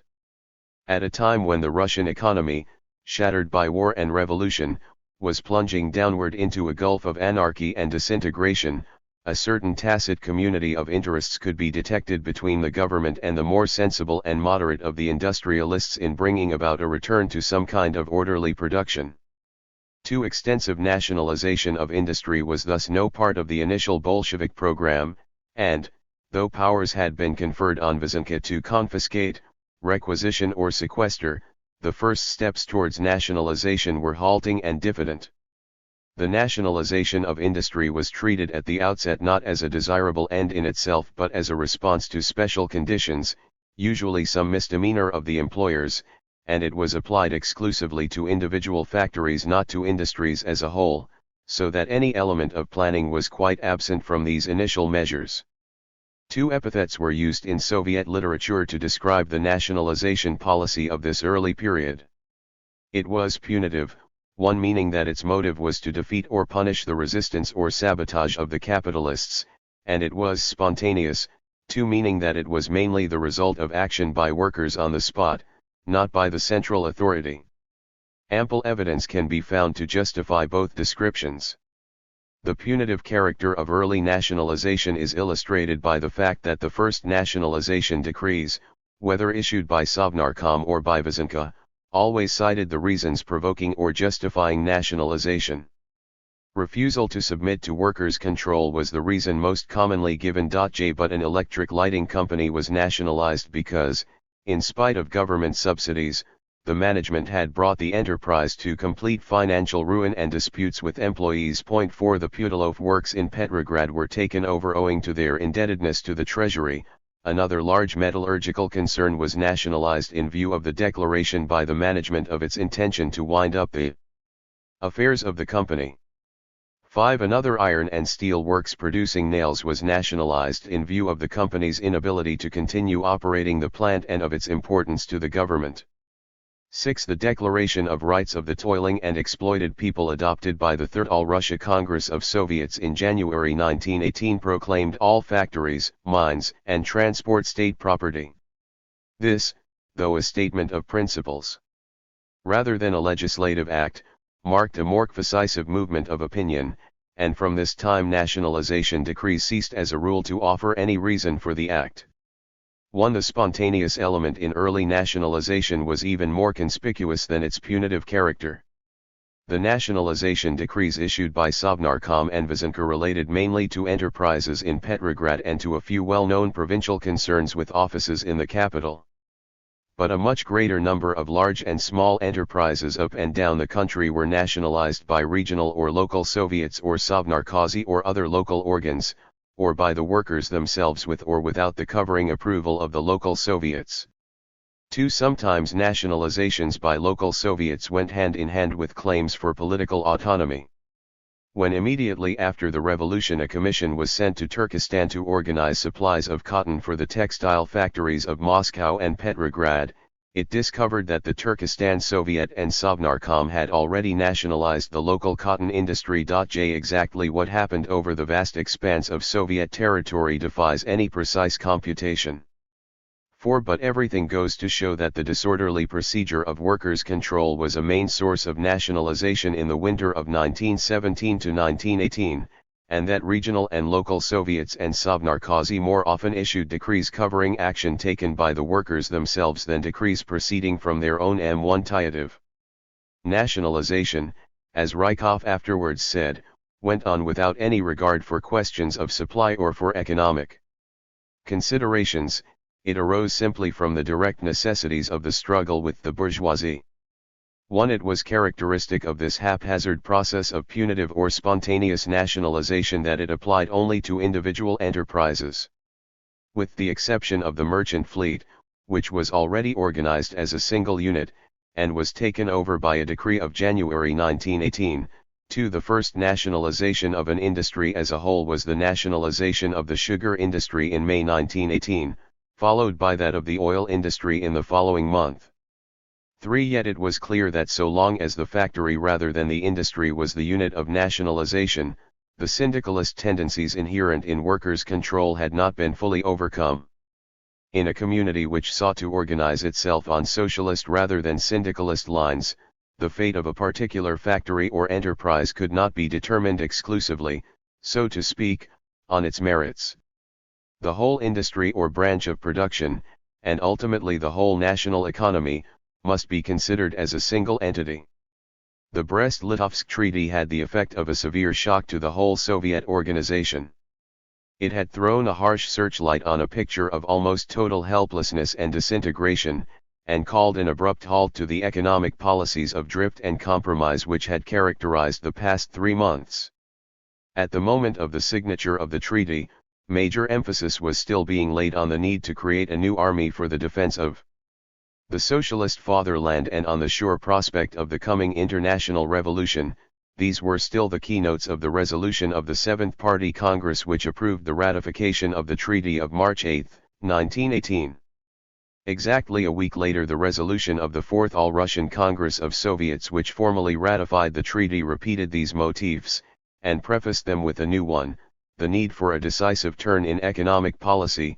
The Congress most insistently draws the attention of all workers, soldiers, and peasants, of all the toilers and the oppressed masses to the main current and indispensable task of the present moment, the raising of the activity and self-discipline of the workers, the creation everywhere and in all directions of strong, solid organizations covering as far as possible all production and all distribution of goods, a relentless struggle with the chaos, disorganization, and disintegration which are historically inevitable as the consequence of a devastating war, but are at the same time the primary obstacle to the final victory of socialism and the reinforcement of the foundations of socialist society.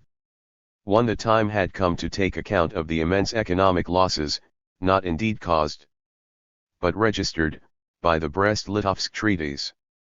They amounted to 40% of the industry and of the industrial population of the former Russian Empire, 70% of the iron and steel production, and 90% of the sugar. 2 Drastic expedients were necessary to snatch the country back from the jaws of ruin. The mere fact that the German ordeal had somehow been survived bred, on the other hand, a certain qualified optimism. The disorders of the past few months could legitimately be ascribed in part to the horrors of war, and these were for the moment at an end. For the first time the Soviet Republic was free from the immediate preoccupation of foreign invasion. Industrial reconstruction was the first and foremost task of the breathing space. The new turn of policy was accompanied by important changes at Vyazhinka. Its first president Obolensky seems to have been dropped almost at once. He, Bukharin and Lomov all participated in the debates of the party's Central Committee as active opponents of the Brest-Litovsk Treaty, and on their defeat they withdrew from the Bureau of Vyazhinka and from all responsibility for its policy. 2. This opened the way for Lerin and Milyutin, who became the most influential figures at Vyazhinka headquarters.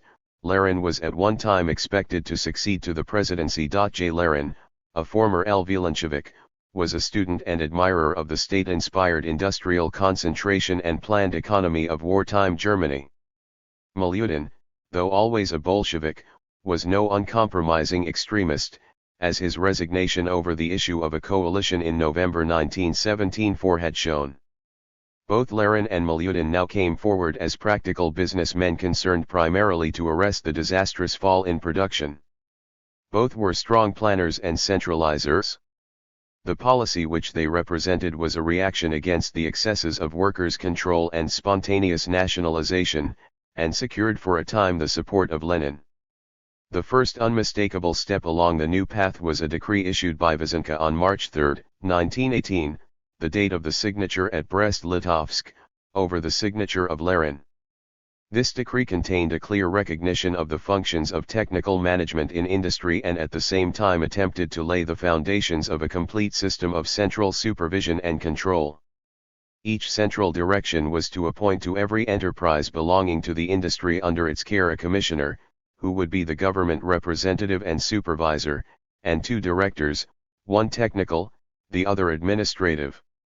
The administrative director was subject to the decisions of an Economic Administrative Council composed of representatives of the workers, employers, and technical personnel of the enterprise, as well as of the trade unions and local Soviet organs.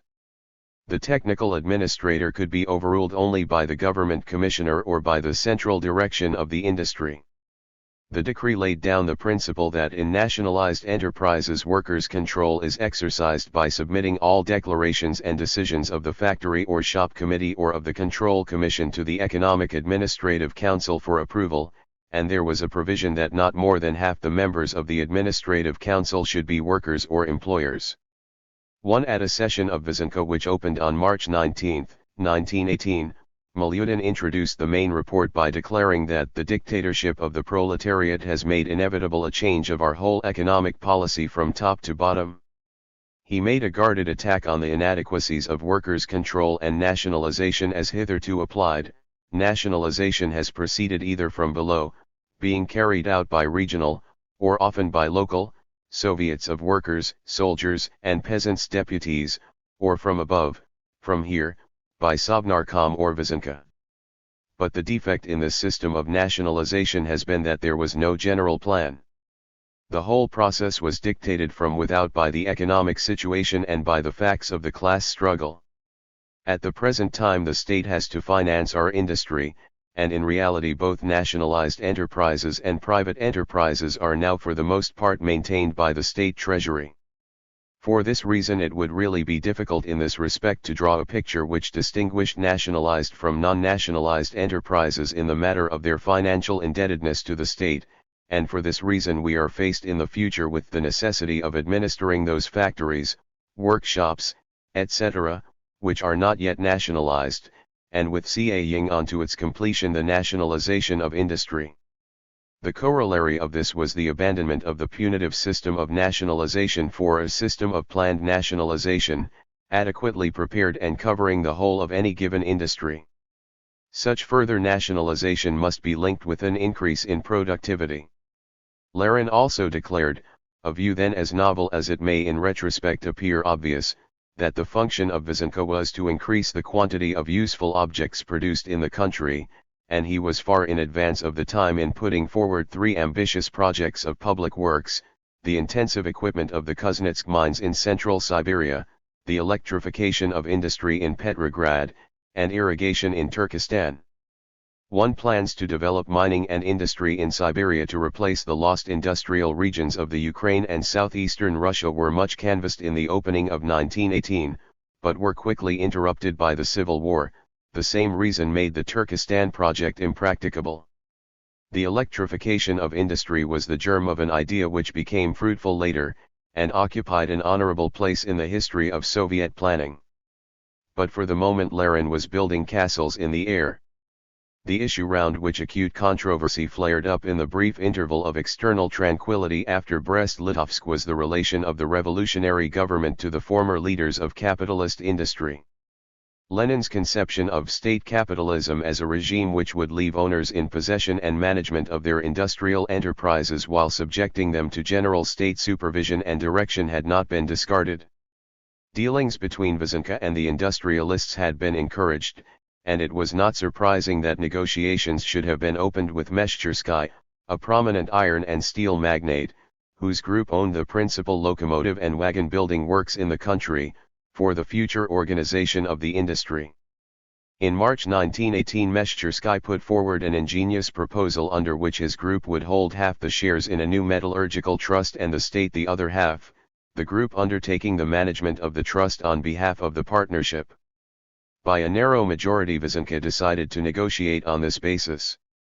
About the same time Stakiev, another industrialist, made a proposal to form a trust for the iron and steel industry of the Urals, 200 million rubles of the share capital to be subscribed by his group, 200 millions by the state, and 100 millions by unnamed American capitalists. An alternative proposal was for the state to subscribe the whole capital, and for the Stakiev group to manage the trust on behalf of the state. These schemes, of which the Meshchersky project was the more serious, soon encountered stiff political opposition. The left group, which had been defeated on the ratification of the Brest-Litovsk Treaty, now took the field under the leadership of Bukharin and Radek on a broad economic front. On April 4, 1918, a series of theses were presented by this group to a party meeting. These were published a fortnight later in the first number of the short-lived journal Communist. 1 Lenin, who was present at the meeting, read a set of counter-theses.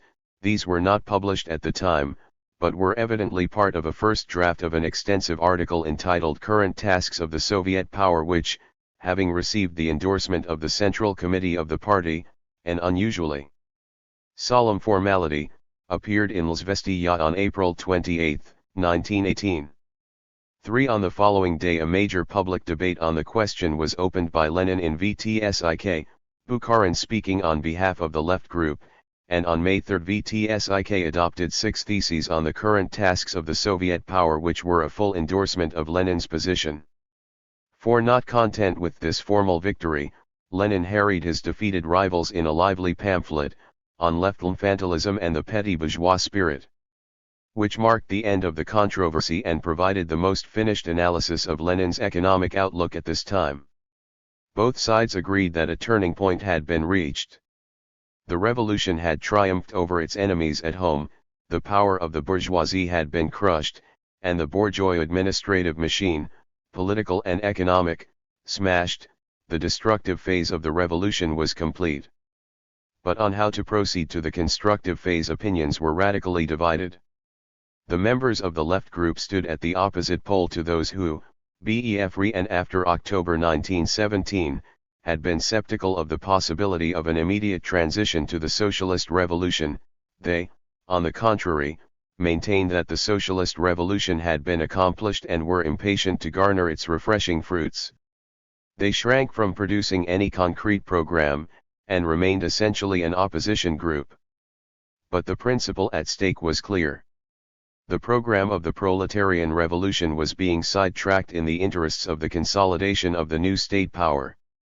Just as the cause of international revolution had been sacrificed at Brest-Litovsk to the protection and reinforcement of what is left of the Soviet state, so in the economic sphere all forces will now be directed to the reinforcement and development of productive capacity, to organic construction, involving a refusal to continue the breakup of capitalist productive relations and even a partial restoration of them.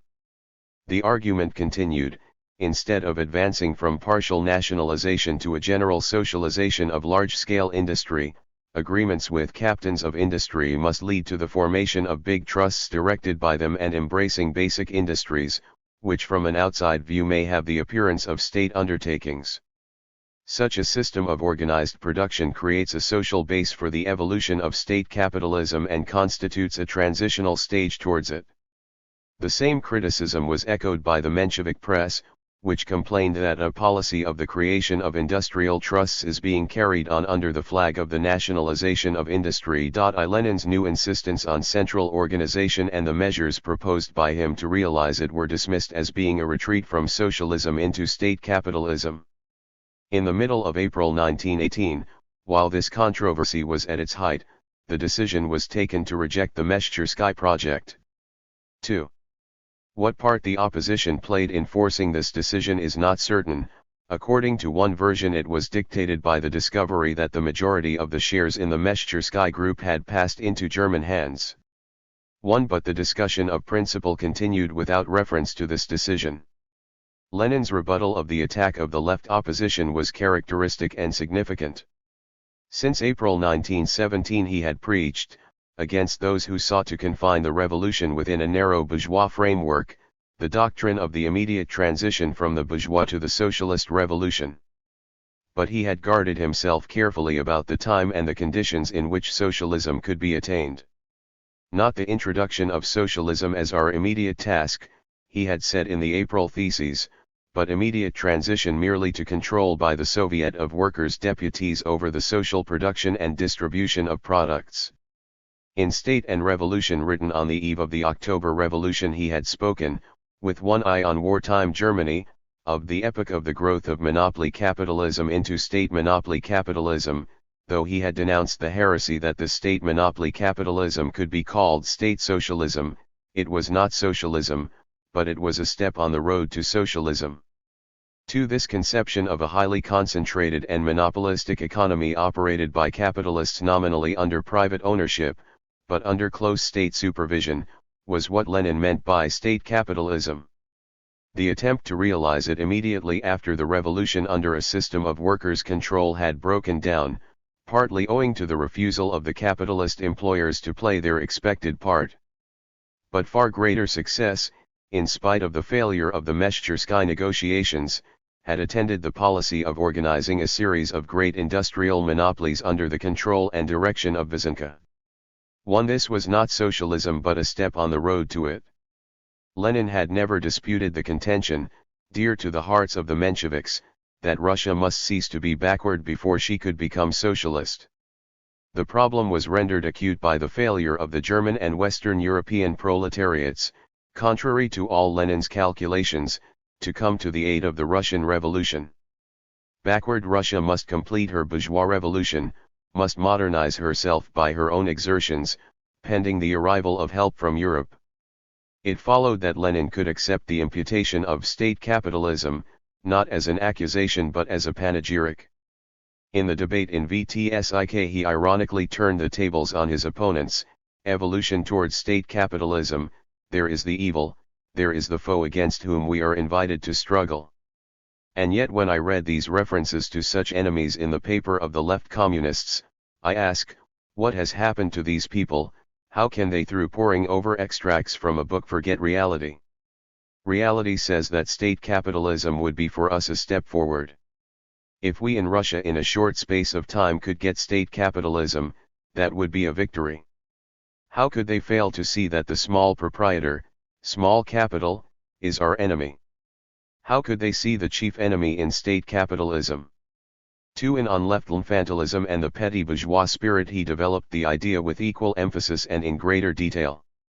Russia was a cockpit in which various forms of production were struggling with one another. But it was essential to recognize which were enemies and which were allies.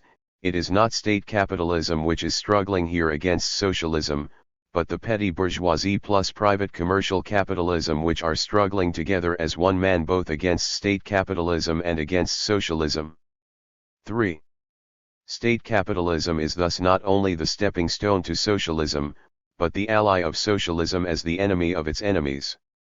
The foreign country on which the vision, not only of Lenin the revolutionary, but of Lenin the statesman, continued to be focused was Germany. Lenin's interest in the German war economy began to bear fruit. The Brest-Litovsk Treaty was still unratified when he turned eagerly to this theme: yes, learn from the German. History proceeds by zigzags and crooked paths.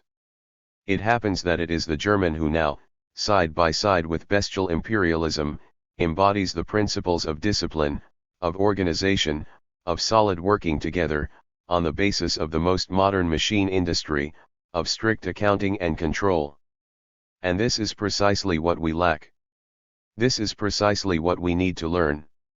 1. He devoted a whole chapter of on left-INF anti-slashism and the petty bourgeois spirit to Germany as the most concrete example of state capitalism and the last word in contemporary large capital technique and planned organization. The only fault of German state capitalism was that its state was the state of Junker bourgeois imperialism. Put in its place the Soviet, i.e. proletarian, state, and you will get the complete sum of the conditions which socialism offers. History had played a strange trick. It had given birth at the beginning of 1918 to two separate halves of socialism, side by side, like two chickens to be in one shell, the one in Germany, the other in Russia. The political revolution had occurred in Russia, the economic organization was in Germany. Both were necessary for the attainment of socialism.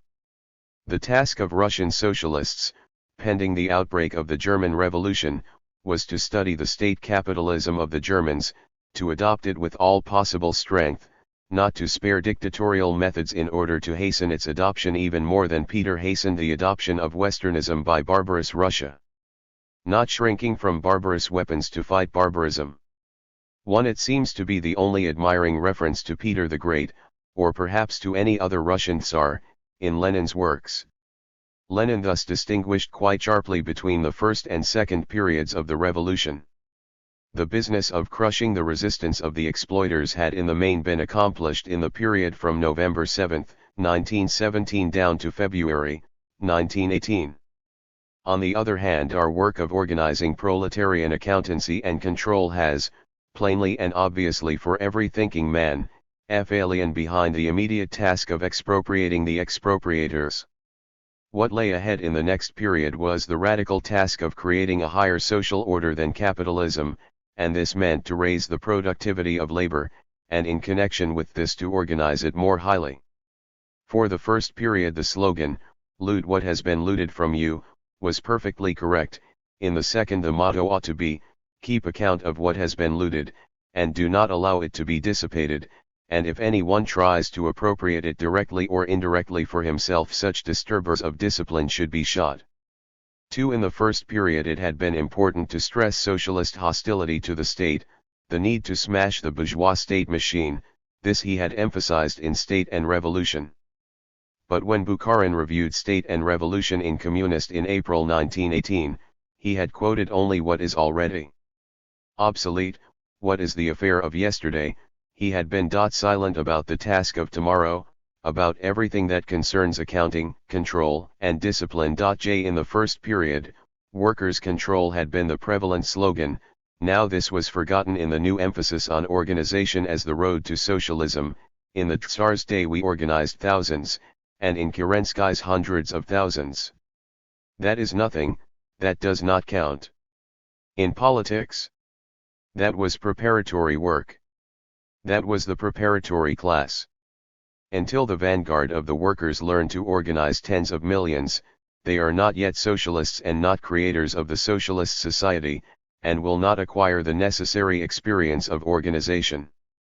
The road of organization is a long road, and the tasks of socialist construction demand persistent prolonged work and corresponding experience, of which we have not enough. Even the next immediately following generation, better developed than ours, will scarcely effect the full transition to socialism. Lenin at this time drove home the importance of organization in terms that were perhaps intentionally hyperbolic. If a merchant told him that there had been an improvement on some railway, such praise seems to me 1,000 times more valuable than 20 communist resolutions. The railways were the key, were one of the manifestations of the most palpable link between town and country, between industry and agriculture, on which socialism is entirely based. Here can be seen a foretaste of the way in which 2 years later Lenin's imagination was to be captured by the panacea of electrification. In May 1918 a halt was called to the controversy about the organization of industry, which ended without a decisive victory for either side. On the one hand, the proposal for a deal with the capitalists was rejected, and not renewed. The possibility of a compromise with the industrialists under the banner of state capitalism had disappeared. On the other hand, the plea of the left opposition for local autonomy and workers' control received short shrift. Organization and centralization were the mottos of the day. The rejection of the Meshchersky plan was followed by a conference of the metallurgical industry called by Vysenka in Moscow in the middle of May to discuss nationalization. The conference was composed mainly of representatives of the workers and technical staffs of the enterprises concerned, and was presided over by Lenin. A letter was read to the conference from Lenin, who in the name of Sovnarkom declared in favor of nationalization on the understanding that this implied the unification of the different enterprises under a single administration including engineers and specialists, and that regulations should be adopted providing for strict labor discipline. The technicians abstained from voting, but did not otherwise obstruct the proceedings. The logic of the situation was imperative. Once the Meshchersky project of half-and-half nationalization was rejected, full nationalization was the only conceivable alternative. The result of the conference was a resolution endorsing the immediate nationalization of the factories and the establishment of unification, and a temporary committee was appointed, under the aegis of Vysenka, to organize the United States metallurgical factories, the first and largest of the trusts set up by Vysenka in pursuance of Lenin's principle of enforced trustification. A fortnight earlier a decree of Sovnarkom had nationalized the sugar industry too, the first industry other than transport to be dealt with as a single entity. The first All-Russian Congress of Councils of National Economy assembled in Moscow on May 26, 1918. It was planned as a kind of economic parliament. Rather more than 100 voting delegates were drawn from Vysenka and its Glavki and centers, from regional and local Sovnarkozy or other economic organs, and from the trade unions. In addition there were nearly 150 non-voting delegates. Rykov, who had recently been appointed president of Vysenka, presided at the Congress. The voices of the left opposition were once again raised. Bukharin, whose function was the formal one of bringing greetings to the Congress from the Central Committee of the party, observed a little tartly that there were some who, instead of raising the banner forward to communism, raised the banner back to capitalism. Obolensky feared that under the new dispensation the keys of production remain in the hands of the capitalists. Lomov, who reminded the Congress that the phrase about learning socialism from the capitalists had been coined in the 1890s by the quasi-Marxist Struve, fought a rearguard action in defense of workers' control, and struck the note which was to become characteristic of all opposition groups for several years to come: we are by every means, by nationalization, by centralization, strangling the forces of our country. The masses are being cut off from living creative power in all branches of our national economy. 1. But the hard fact of the practical need to increase and organize production at whatever theoretical sacrifice dominated the Congress. Milyutin, making the principal report, was criticized not so much for his proposals as for his optimistic estimates of the future, and Rykov, as president of Vysenka, came out for a thoroughgoing policy of nationalization. The haphazard methods hitherto pursued had been neither an effective antidote to economic anarchy nor an effective contribution to the building of socialism. The nationalization of separate enterprises was not socialism; if anything, it was syndicalism. Even the nationalization of industries was not enough. I have always thought that it was possible to organize a socialist society provided that there was an international socialist revolution, but to organize a socialist branch of industry, to socialize a particular factory or works, excuse me, but hitherto no socialist has ever made such proposals, or can make them.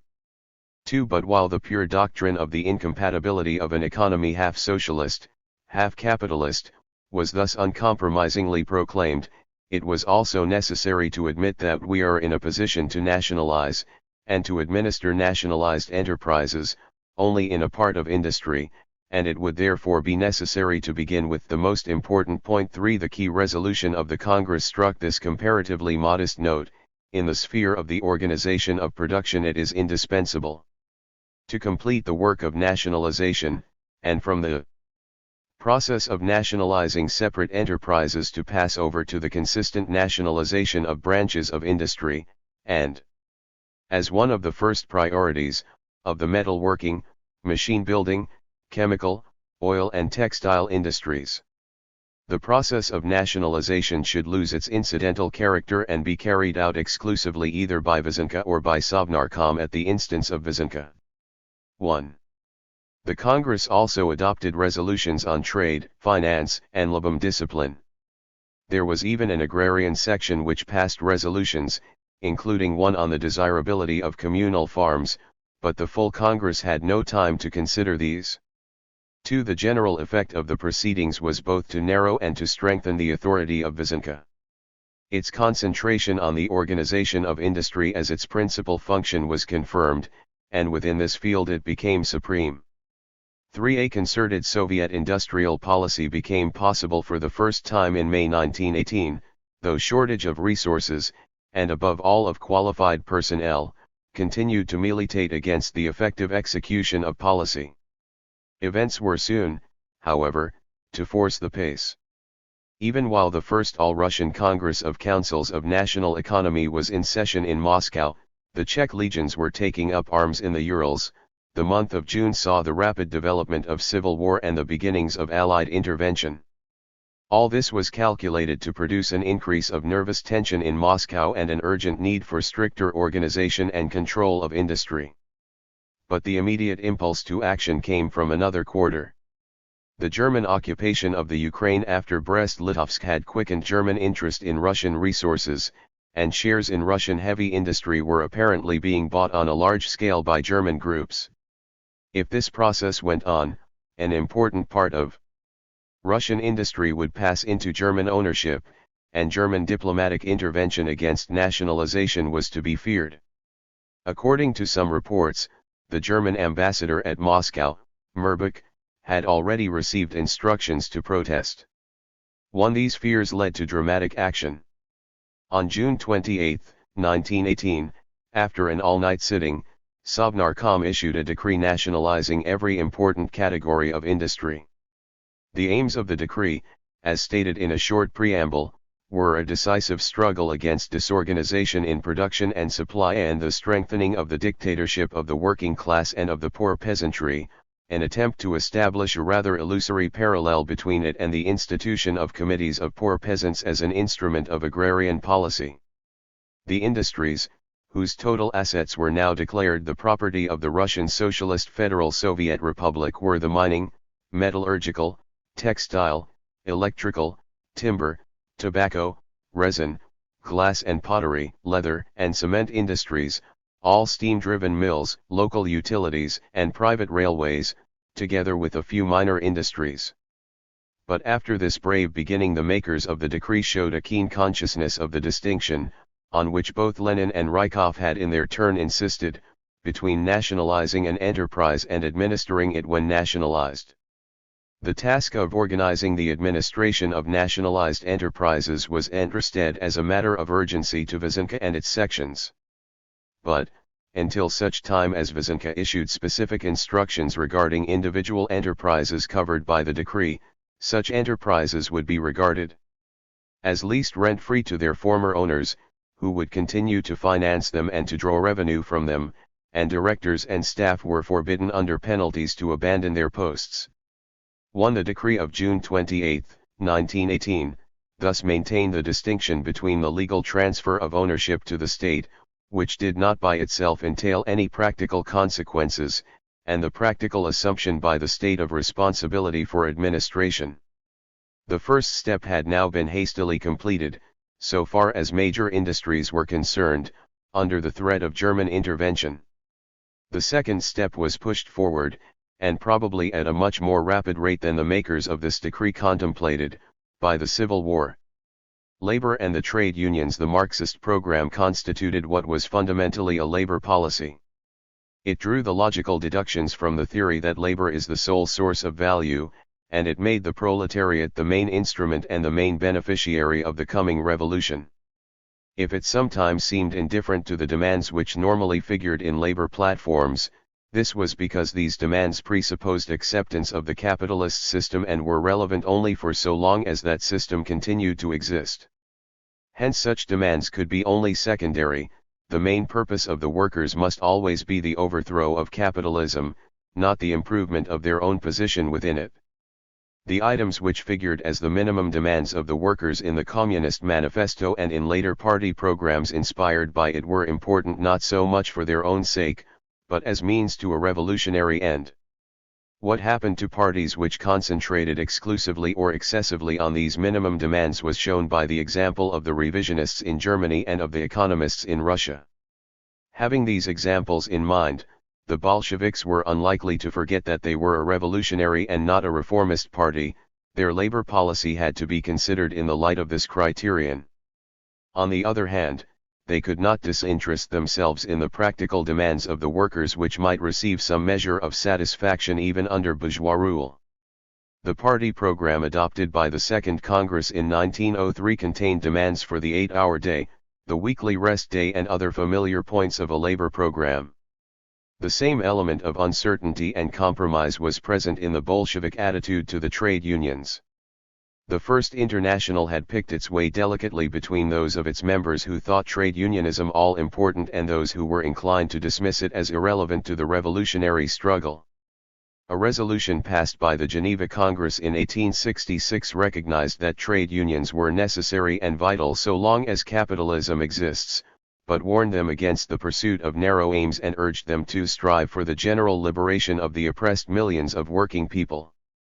This resolution was quoted by Lenin in 1899 in the protest against the so-called credo of the economists, who would have confined the activity of the working class to the economic struggle of trade unionism. Tradition was preserved in the habit of Lenin and other Bolshevik writers of using the phrase trade unionism in a pejorative sense. In What is to be Done? Lenin wrote that the economists constantly lapse from social democracy into trade unionism, argued that the political struggle of social democracy is far broader and more complex than the economic struggle of the workers with the employers and with the government, and thought that social democrats, while they should work in the unions, should make no attempt to build up social democratic trade unions. The principle of non-party unions was upheld by Bolsheviks and Mensheviks alike at the Fourth Party Congress in Stockholm in 1906, and embodied in the resolution of the Congress. The London Congress of 1907, while reaffirming this resolution, drew attention to the need for ideological leadership of the Social Democratic Party in the trade unions. And later in the year Lenin announced his conversion to the view that the neutrality of the trade unions was in principle indefensible. 3 In the next year the Central Committee rallied to this thesis, which henceforth took its place as accepted party teaching. The tendency to treat the trade union movement as ancillary to the party and an instrument of party policy was inherent in Bolshevik doctrine, and was strengthened by every move to promote more active participation by the party in the unions. The Bolshevik attitude to labor policy and the trade unions reflected Russian conditions. Before 1905 no program for the improvement of labor conditions offered any prospect of success, and only an embryonic trade union movement existed. Serious strikes occurred, but these were sporadic and spontaneous outbursts of revolt against intolerable hardships.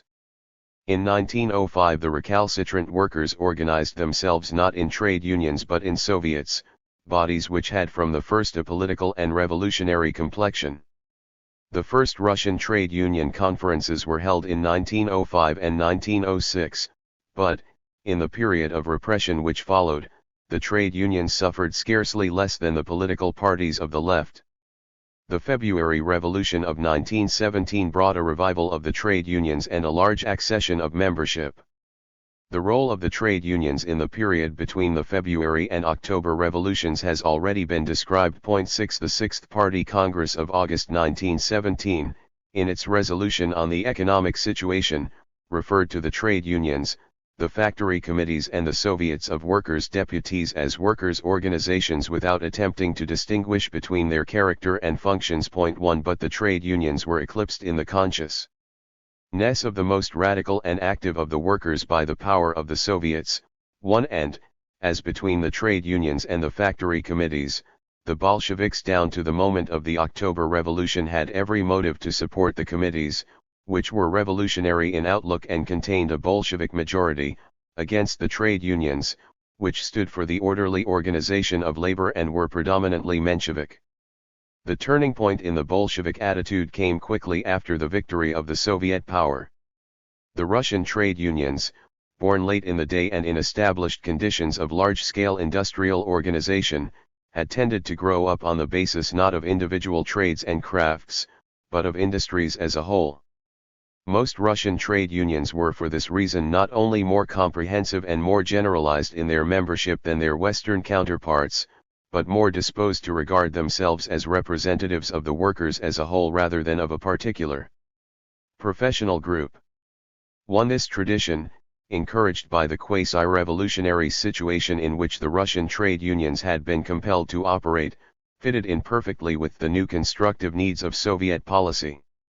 In the first place, the revolutionary government hastened to enact such measures of labor legislation as had long been familiar in Western democratic countries, though without much regard to their practicability in existing Russian conditions. 4 days after the revolution a decree was issued establishing the principle of the 8-hour day and the 48-hour week, placing limitations on the work of women and juveniles and forbidding the employment of children under 14. 2. Provision for social insurance against unemployment and sickness was made in decrees of December 11/24, 1917, and December 22, 1917/January 4, 1918. To carry out this policy of protective labor legislation was impossible without the cooperation of a central organ representative of the workers. The trade unions stepped into the breach, and their position was correspondingly strengthened. In default of other machinery, they were charged with the administration of social insurance under the decrees of December 1917. 4. Secondly, the Soviet government now urgently needed a counterweight to the growing anarchy of the factory committees and workers' control, and found it in an organization which claimed to represent the general, as against the sectional, interests of the working class. Here, too, the trade unions came triumphantly into their own. The subordination of the factory committees to orderly trade union organization became the goal of Soviet, as well as of trade union, policy. The new alliance between government and trade unions was publicly sealed at the First All-Russian Congress of Trade Unions which met in Petrograd in January 1918 at the moment of the dismissal of the Constituent Assembly. The success of the October Revolution had affected the political complexion of the unions. Out of a total of 416 voting delegates 273 were Bolsheviks and 66 Mensheviks. 1. The future relation between government and trade unions at once became the cardinal issue of the Congress and the subject of its most stubborn debates. It was complicated by the attitude of Lozovsky, who, while championing the alliance between government and unions for the purpose of overcoming the anarchy of workers' control, had spoken and written with his customary vigor on the need to keep the trade unions wholly independent of the organs of political authority, and had resigned, or been expelled, from the Bolshevik Party. Ryazanov, the other leading Bolshevik in the Central Council of the Trade Unions, retained his party membership, but was known to hold opinions not far removed from those of Lozovsky. At the Congress Zinoviev, who appeared as principal delegate of the Bolshevik Party, attacked the independence of the trade unions. This slogan, which had formerly meant independence from the bourgeoisie, could mean nothing under a workers' government except the right to support saboteurs. The trade unions had already become a part of the Soviet power by sending their delegates to VTSIK. On the other hand, Zinoviev disclaimed any intention to ban strikes. The government would even make a contribution to strike funds. The chief Menshevik spokesman, Maysky and Martov, argued that, since the revolution was a bourgeois democratic revolution and could not be anything more, the trade unions had still to perform their customary functions in complete independence of the state. Lazovsky, having defended his attitude since the October Revolution, cleverly took a middle position. He dissociated himself strongly from the views of Zinoviev, deprecating the idea that the unions should forthwith become organs of state whose decisions would be carried out by compulsion. But he accepted the conclusion also implicit in the argument of the Mensheviks that, once socialism was achieved, the objection to the absorption of the unions into the state machine would disappear. The main Congress resolution, while hailing the revolution as the socialist revolution, reflected a degree of compromise with Lazovsky's more cautious views in regard to the timetable. In their developed form, the trade unions should, in the process of the present socialist revolution, become organs of socialist power. In consequence of the process thus foreshadowed, the trade unions will inevitably be transformed into organs of the socialist state, and for those employed in industry, participation in the trade unions will be part of their duty to the state. The first All-Russian Congress of Trade Unions thus virtually settled the principle of the subordination of the trade unions to the state, which now remained uncontested, except by the Mensheviks, for nearly 3 years. But the fundamental question of labor policy in a socialist economy had been barely schemed. The resolution declared that the unions must undertake the chief burden of organizing production and of rehabilitating the country's shattered productive resources, and it was in this spirit that it listed the most urgent tasks of the unions as being energetic participation in all central bodies regulating output, the organization of workers' control, the registration and redistribution of the labor force, the organization of exchange between town and country, active participation in the demobilization of industry, the struggle against sabotage, the enforcement of the general obligation to work, etc. 2. The factory committees were once again a bone of contention. One anarchist delegate described them as cells of the coming socialist social order, the order without political power. Another referred to the trade unions by way of contrast as living corpses. But the Congress had little difficulty in passing a resolution which proclaimed that factory and workshop committees should become local organs of the corresponding trade unions. 1. The incorporation of the factory committees in the centralized trade union system meant that the particular interest of small groups of workers must yield place to the general interest of the proletariat as a whole, and it could not be denied that the general interest in the winter of 1917-1918 and for many years after consisted primarily in organizing production and rehabilitating the country's shattered resources. Much was omitted from that argument. But within its limits it was valid. One corollary of the acceptance of this role by the trade unions was the striking of a close alliance between the Central Council of Trade Unions and Vysenka. Both had suffered from the factory committees, both had the same belief in centralization, and both upheld the cause of industrial production against the claims of other sections of the economy. If in capitalist countries employers and trade unions sometimes discovered a common interest against the consumer or against the agriculturalist, this common interest was reflected in Soviet Russia in the relation between these two important organs. By March 1918 the fusion between Soviet and trade union organs and functions had progressed far.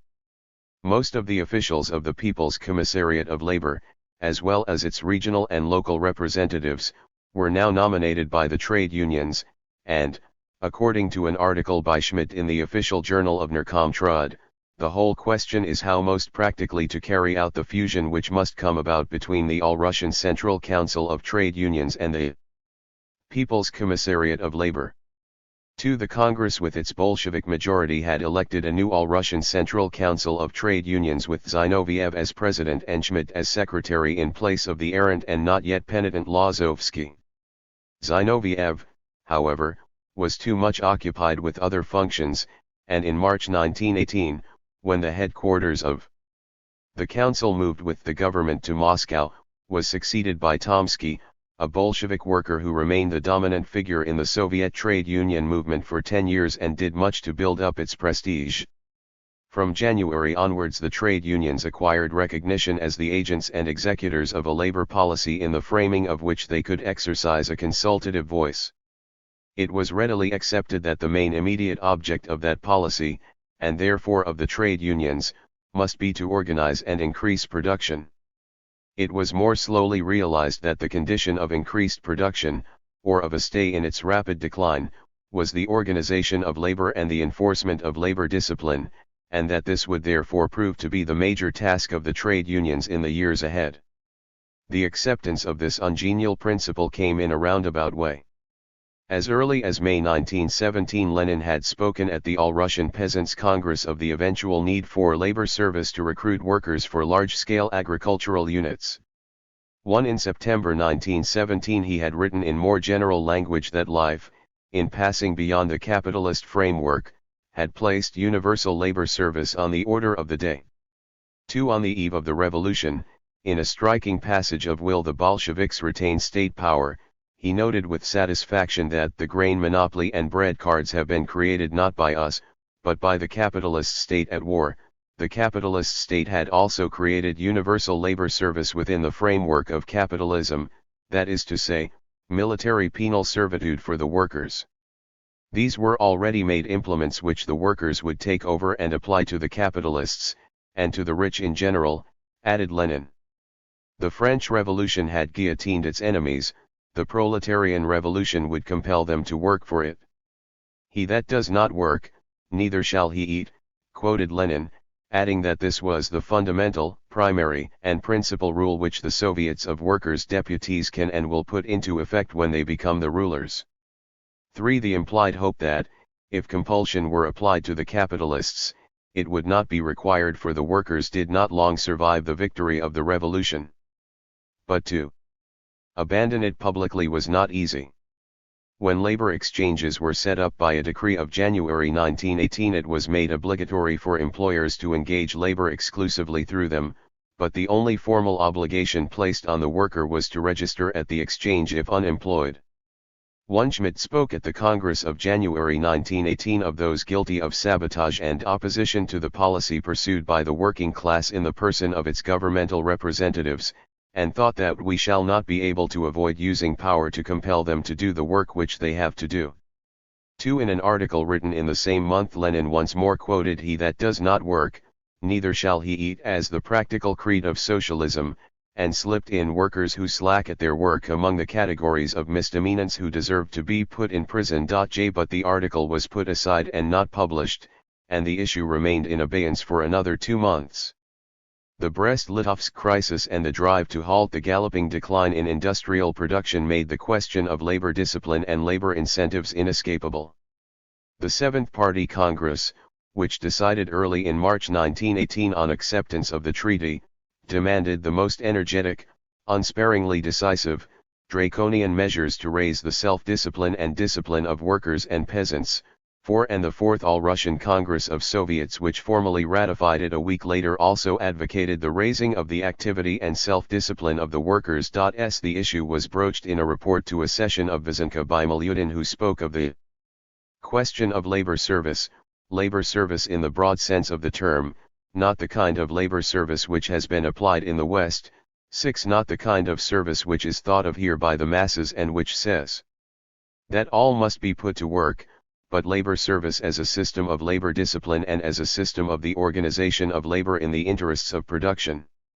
Such a scheme, he added, could be based only on the independence and iron self-discipline of the masses of the working class. But it was the Central Council of Trade Unions which ultimately took over the responsibility, and on April 3, 1918, issued a regulation on the whole question, the first detailed pronouncement of the regime on discipline and incentives for labor, and on the functions of the trade unions in regard to them. In conditions of economic disintegration which threatened to bring about the extinction of the proletariat, the trade unions saw themselves obliged to apply all their efforts to raise the productivity of labor and consistently to create in factories and workshops the indispensable foundations of labor discipline. Every trade union must establish a commission to fix norms of productivity for every trade and every category of workers. The use of piece rates to raise the productivity of labor was somewhat grudgingly conceded, and bonuses for increased productivity above the established norm of work may within certain limits be a useful measure for raising productivity without exhausting the worker. Finally, if individual groups of workers refuse to submit to union discipline, they may in the last resort be expelled from the union with all the consequences that flow therefrom. These regulations soon provoked criticism. The left opposition, in its theses read at the party gathering of April 4, 1918, and published a fortnight later in Communist 3, referred indignantly to a labor policy designed to implant discipline among the workers under the flag of self-discipline, the introduction of labor service for workers, of piece rates, of the lengthening of the working day, etc., and argued that the introduction of labor discipline coupled with the restoration of the leadership of the capitalists in production threatens the enslavement of the working class and excites the discontent not only of backward strata, but of the vanguard of the proletariat. The Menshevik journal declared that the Bolsheviks under the flag of a restoration of the productive forces of the country are attempting to abolish the 8-hour day and introduce piece rates and Taylorism too, Taylorism being a once famous American system for increasing the efficiency of labor which Lenin had long ago described as the enslavement of man by the machine. JNVTSIK Lenin took up the challenge. It was only the déclassé petty bourgeois intelligentsia which does not understand that the chief difficulty for socialism consists in guaranteeing the discipline of labor, and our dictatorship of the proletariat is the guarantee of the order, discipline, and productivity of labor. For in the first draft of his pamphlet on current tasks of the Soviet power, conceived as a considered reply to the left opposition, he wrote of the task of guaranteeing the strictest application of discipline and self-discipline of the workers and added, "We should be ridiculous utopians if we imagined that such a task could be carried out on the day after the fall of the power of the bourgeoisie, i.e. in the first stage of the transition from capitalism to socialism, or, without compulsion." 5. In the published text discretion made him somewhat less explicit. A condition of economic revival is an improvement in the discipline of the workers, in knowing how to work, in speed and intensity of work, in its better organization. The most conscious vanguard of the Russian proletariat has already assumed the task of improving labor discipline. This work must be supported and pressed forward with all our might. Piece rates must be put on the agenda, applied in practice and tried out. We must apply much that is scientific and progressive in the Taylor system. Wages must be brought into line with general totals of output or of results in terms of exploitation of railway and water transport, etc. 6. It is noteworthy that the strongest feelings were aroused at this time not by projects for compulsory labor service, but by the introduction of piece rates and other forms of discriminatory rewards as incentives to higher production. What was at stake here was not so much the question of labor discipline, but the issue of equality. It was the division of labor under capitalism which, in the words of the communist J.V. Anagesto, had made the worker an appendage of the machine. It was the accepted goal of socialists to do away with the differences between industrial and agricultural labor, between intellectual and manual work as the prelude to the establishment of an egalitarian society. It must therefore be socialist policy to pay equal wages to all. Engels had praised the Paris Commune for having paid to all officials from the highest to the lowest only the same wages paid to other workers, and he argued that, since under socialism the education and training of the worker would be paid for by society, the more highly skilled worker could have no claim against the state for higher rewards than the less skilled. These arguments, however, seemed to blur the dividing line between immediate possibilities and ultimate goal. When Marx in his critique of the Gotha program differentiated between the lower and higher phases of communist society, he made it plain that at the lower stage distribution would still be carried out not according to needs, but according to work done. until production flowed abundantly enough to permit the full realization of communism with its principle to each according to his needs, equal rewards for equal work, though essentially a principle of inequality, was the only form of equality conceivable. 3. Nonetheless, Lenin in State and Revolution, written on the eve of the October Revolution, treated it as an immediate object so to organize the national economy that technicians, managers, and bookkeepers, as well as all officials, shall receive salaries no higher than a worker's wages, and in his less theoretical and more practical pamphlet of the same period, Will the Bolsheviks retain state power? He apparently contemplated a temporary exception from a policy of equal wages only for the benefit of specialists. 1. The result of this teaching was to create an extremely powerful sentiment among the Bolshevik leaders and, still more, the Bolshevik rank and file against discrimination between different forms of labor or different workers, and, though it provided no formal warrant for any equalization of wages at the present early stage of the revolution, it undoubtedly held up equality as an ideal. An early decree limited the salary of a people's commissar to 500 rubles a month with an additional 100 rubles for each non-working dependent, a figure comparable with the wages of a skilled factory worker. 2. And a party rule was in force for many years requiring party members in receipt of salaries above a minimum fixed from time to hand over the surplus to the party chest. J. From the party point of view, the Mensheviks, whose following was among the most highly skilled workers, were the natural advocates of wage differentiation, the Bolsheviks of equalization. Shlyapnikov, the first People's Commissar for Labor, declared that the general principle accepted by Narkomtrud and by the Central Council of the Trade Unions was that among paid workers there can be no privileged groups, and that the policy in fixing wages and conditions of employment was to eliminate any difference between workers in collars and workers in blouses. 4. But no specific commitment was undertaken to equalize wages, nor was any serious attempt made to enforce equality in practice. A decree of January-February 19, 1918, which laid down a scale of wages for the Petrograd metallurgical industries, prescribed in a surprisingly pragmatic way the criteria to be applied in wage fixing. These included the necessary subsistence minimum, the degree of professional skill required by the job, specially hard or dangerous conditions of work, and the relative importance of the industry in the national economy. Wage rates fixed on this basis varied from highest to lowest in the ratio of 3:2, and provisions were made for piece rates in exceptional cases, for deductions from wages in case of non-fulfillment of the norm of production, and for transfer to a lower grade in case of proved incompetence. A few days later, a decree on wages in the postal and telegraphic services laid down scales for skilled workers varying from 215 to 600 rubles a month with a salary of 800 rubles for a director. 2. There was nothing unusual about these rates except the accident that they were fixed by official decree. Whatever arguments a few party theorists might propound, the new regime had never seriously challenged the practice of differential wages. What now evoked criticism was the proposal to use and intensify such differentiations consciously and deliberately as an incentive to increased production. In this as in other aspects of economic policy, the First All-Russian Congress of Councils of National Economy in May 1918 provided a conspectus of the urgent problems and controversies of the first period of the revolution.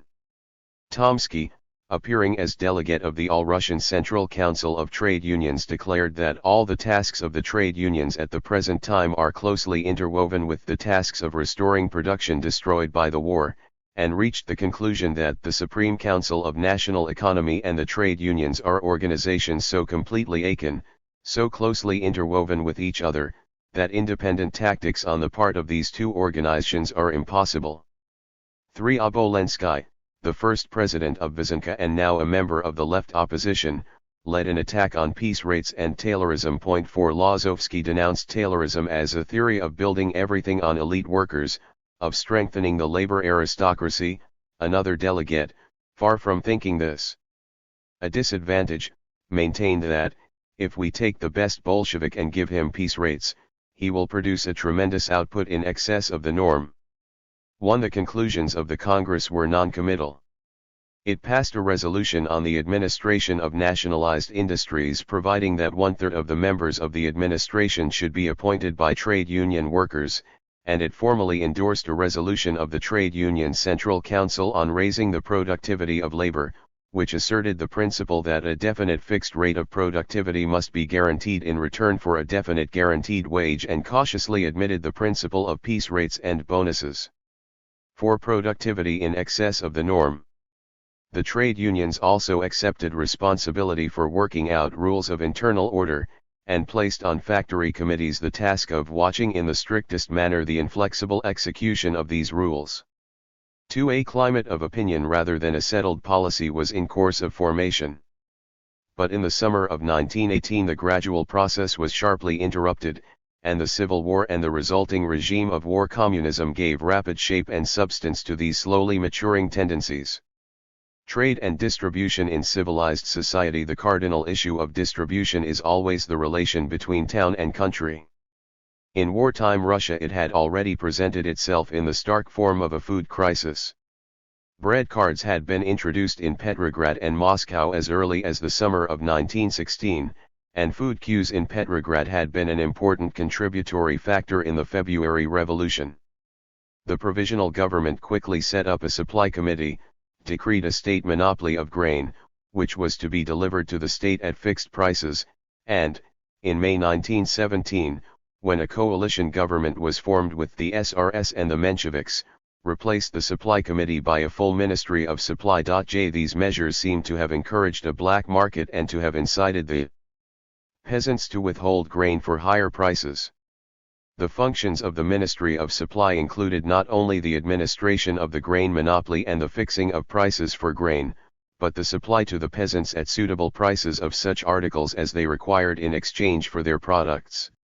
Thus an order was issued in September 1917 to take over 60% of surplus textile production after the needs of the army had been met in order to set up a process of exchange with the peasants.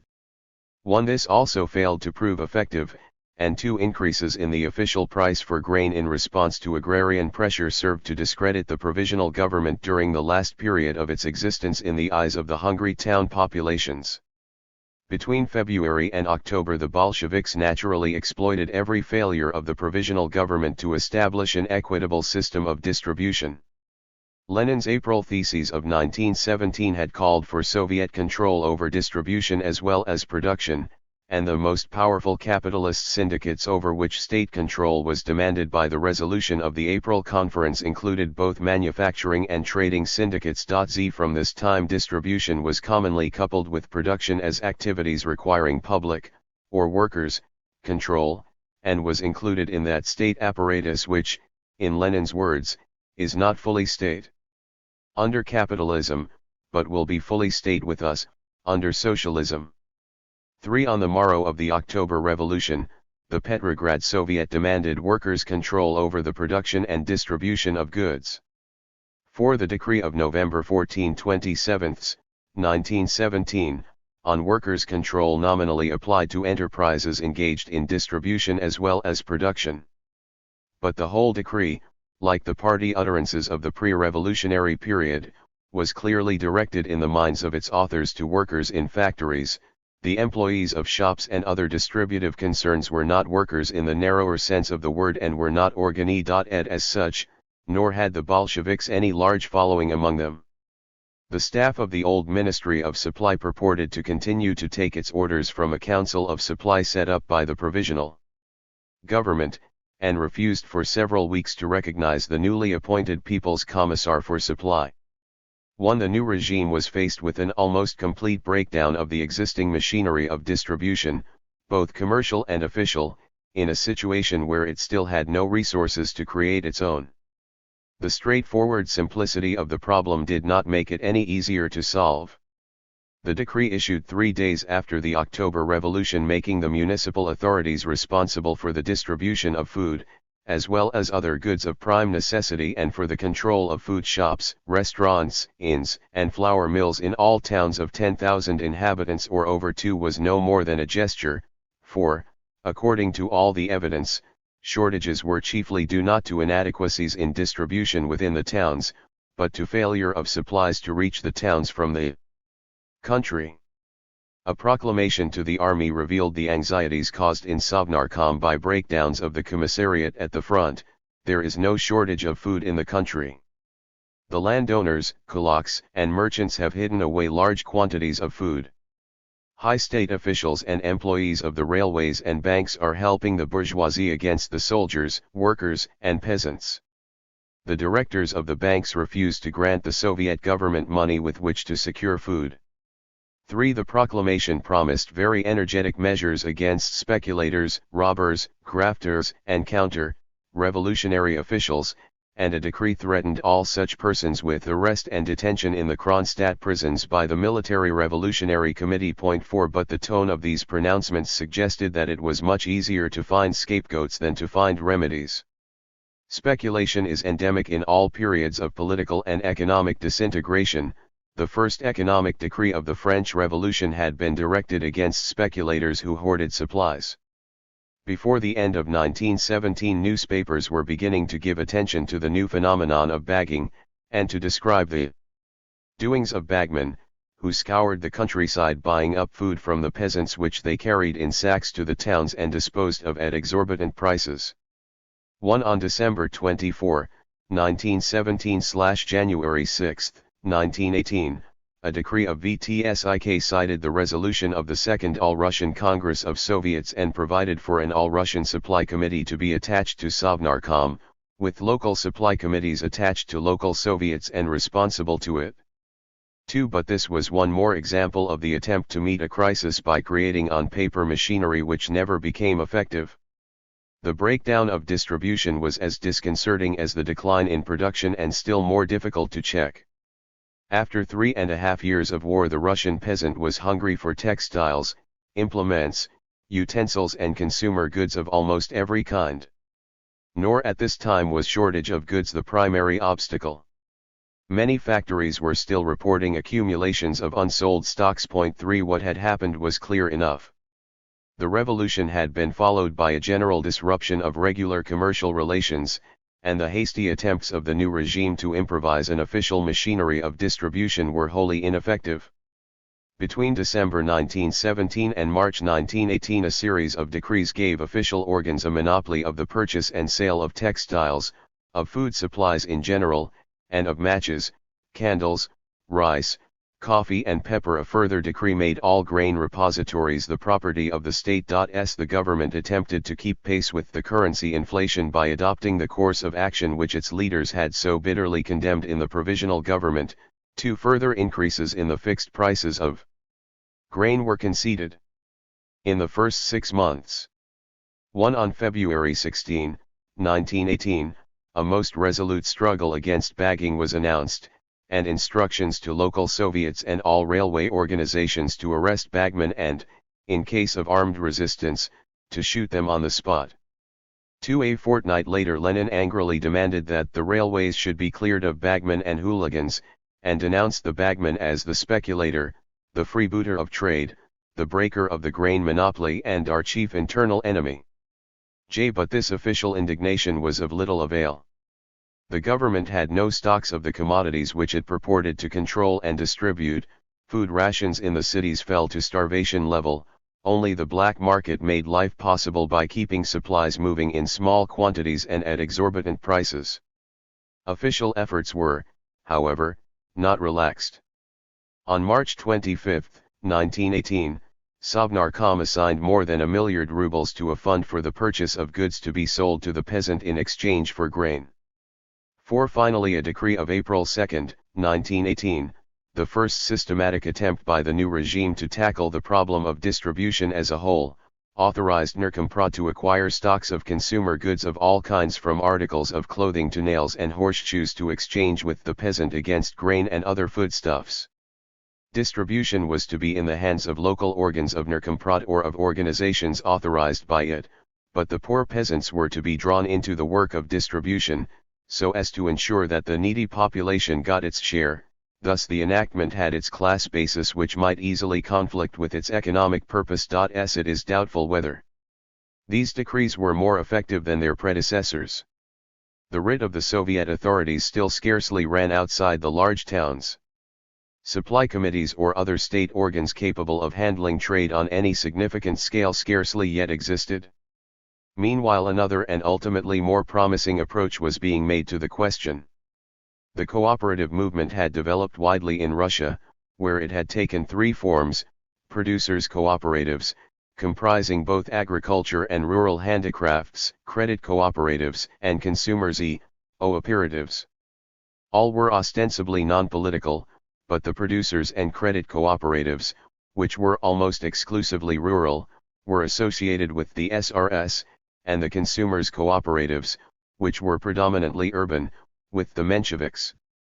In an early work, Lenin had expressed his contempt for peasant banks and cheap credit, which were planks in the Narodnik platform, as calculated only to strengthen and develop the bourgeoisie.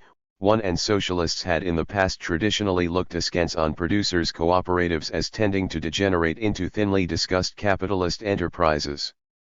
In 1910, Lenin had drafted a resolution for the Copenhagen Congress of the Second International, which pronounced on producers' cooperatives as significant for the struggle of the working class only if they form component parts of the consumers' cooperatives, but gave a guarded approval to consumers' cooperatives. It was to the Russian consumers' cooperatives that the Bolsheviks now turned. They were divided into two types: workers' cooperatives centered round the factories, and general cooperatives patronized mainly by the petty bourgeoisie. The growth of the workers' cooperatives had been stimulated by the revolution.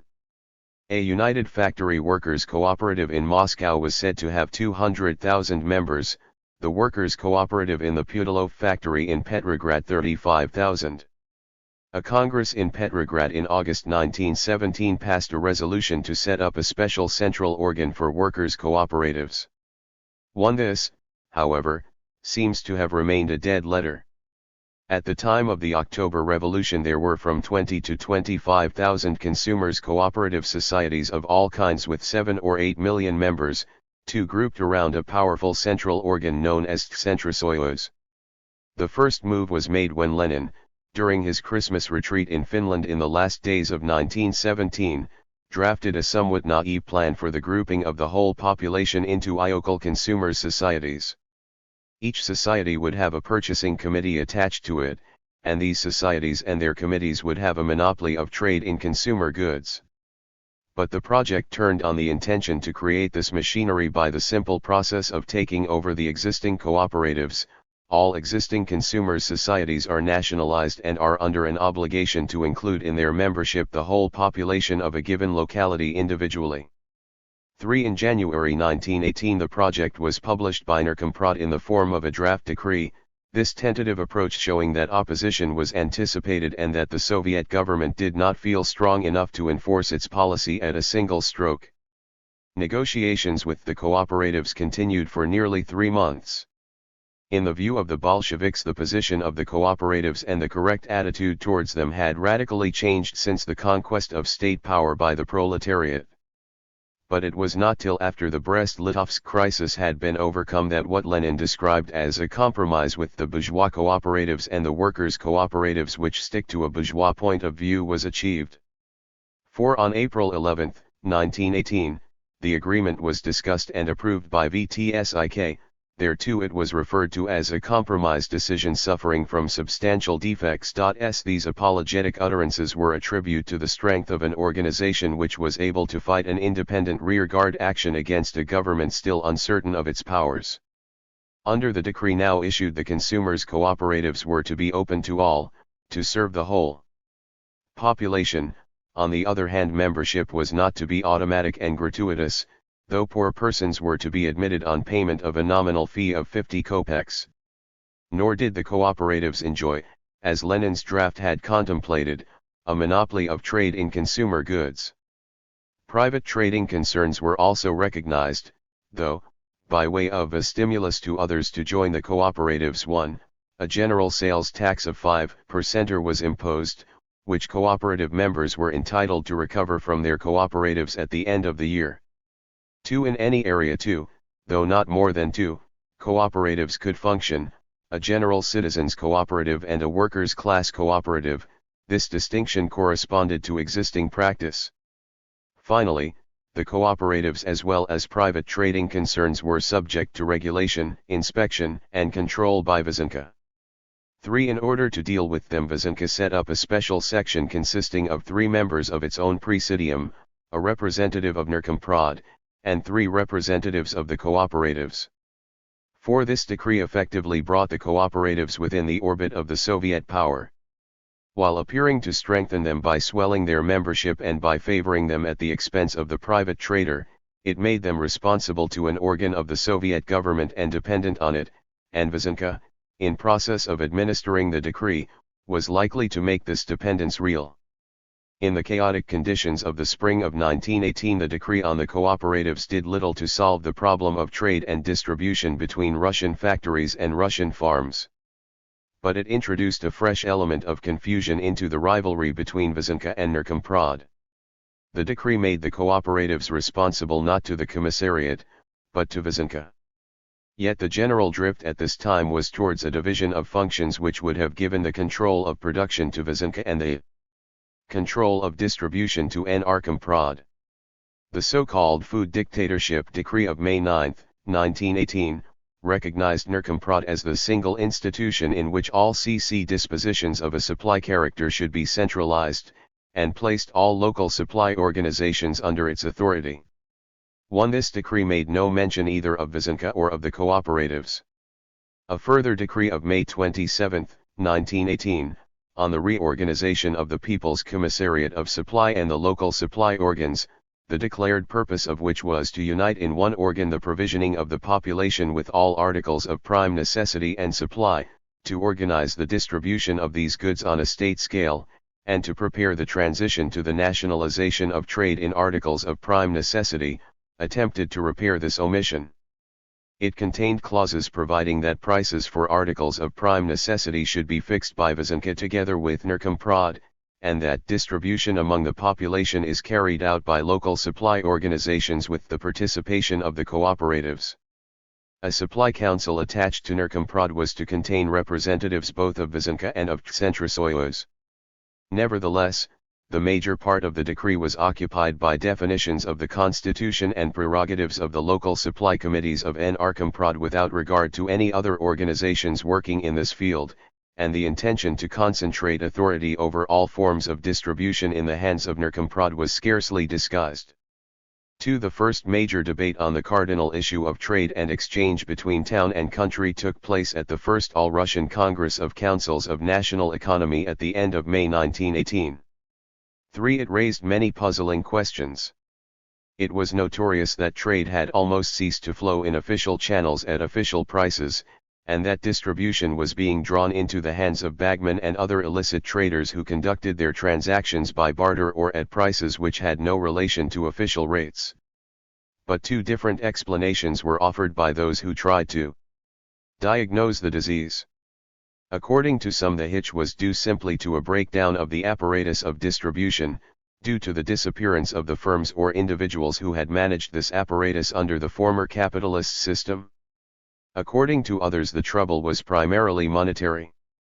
The official prices fixed by the government both for grain and for other articles of prime necessity had been put out of focus by the currency inflation due to progressive increases in the note issue. Those, however, who agreed on this second explanation differed about the remedy. Some argued that prices should be raised to take account of the depreciated value of the currency. Others wanted a deflationary policy of holding down prices and reducing the note issue in order to restore its value. 1. The second explanation, which attributed the breakdown to monetary causes, carried a good deal of conviction.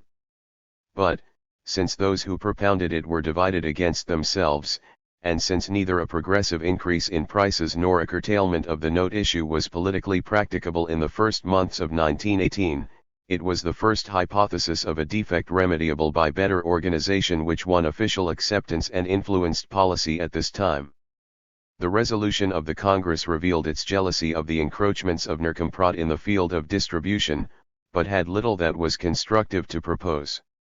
Its most novel suggestion was that, since private trading organizations are destroyed or paralysed or engaged in highly developed speculation, and in view of the almost complete stoppages of the process of exchange which threaten the country with ruin, an attempt should be made to utilize private trading concerns under the direction and control of state organs and preferably on a commission basis.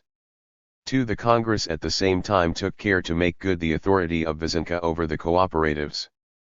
It passed a resolution affirming that the activity of the cooperatives must be coordinated and brought into close connection with the activity of Soviet organizations, that this process should extend to agricultural and credit cooperatives as well as to consumers' cooperatives, that the transformation of the cooperatives into general organizations embracing the whole population was essential to assure the social distribution of products and articles of mass consumption, and that regional and local Sovnarkozy under the authority of Vysenka should exercise general supervision over the cooperative movement.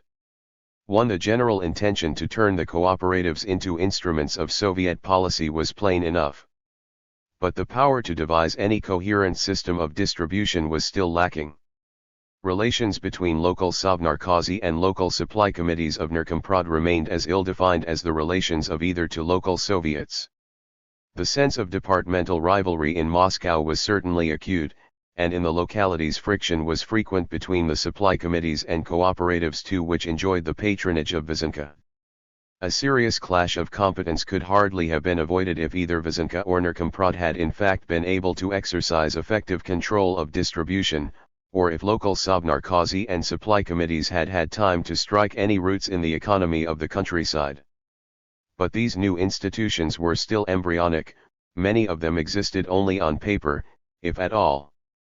When civil war engulfed the country, the machinery of exchange and distribution established by recent decrees was quickly pushed aside, and for some time the most effective instruments in extracting grain from the peasant were the iron detachments of workers from towns and factories reinforced by the local committees of poor peasants.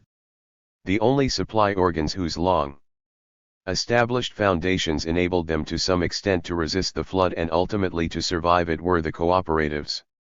In the next period it was the cooperatives which, firmly and forcibly wedded to the Soviet power, became the principal instruments of Soviet distribution policy. While Soviet control of internal trade advanced thus haltingly, and through many compromises and setbacks, foreign trade was the one field of economic activity in which the ultimate form of regulation, a full state monopoly, was reached within 6 months of the October Revolution with virtually no intermediate stages. This rapid development was due not to doctrinal preconceptions. It would be difficult to find any Bolshevik pronouncements before the revolution on the subject of foreign trade, but to certain specific conditions. Russian foreign trade before 1914 showed a substantial excess of exports over imports, since Russia was engaged in paying for the services rendered by Western capitalists. During the war, trade with Germany, Russia's largest trading partner, ceased entirely. Trade with the rest of the world was limited both by those general shortages which limited trade everywhere and by the peculiar difficulties of access to Russia, and Russia's much reduced production, whether of food, raw materials, or manufactured goods, was absorbed in its entirety by the war effort, leaving nothing available for export.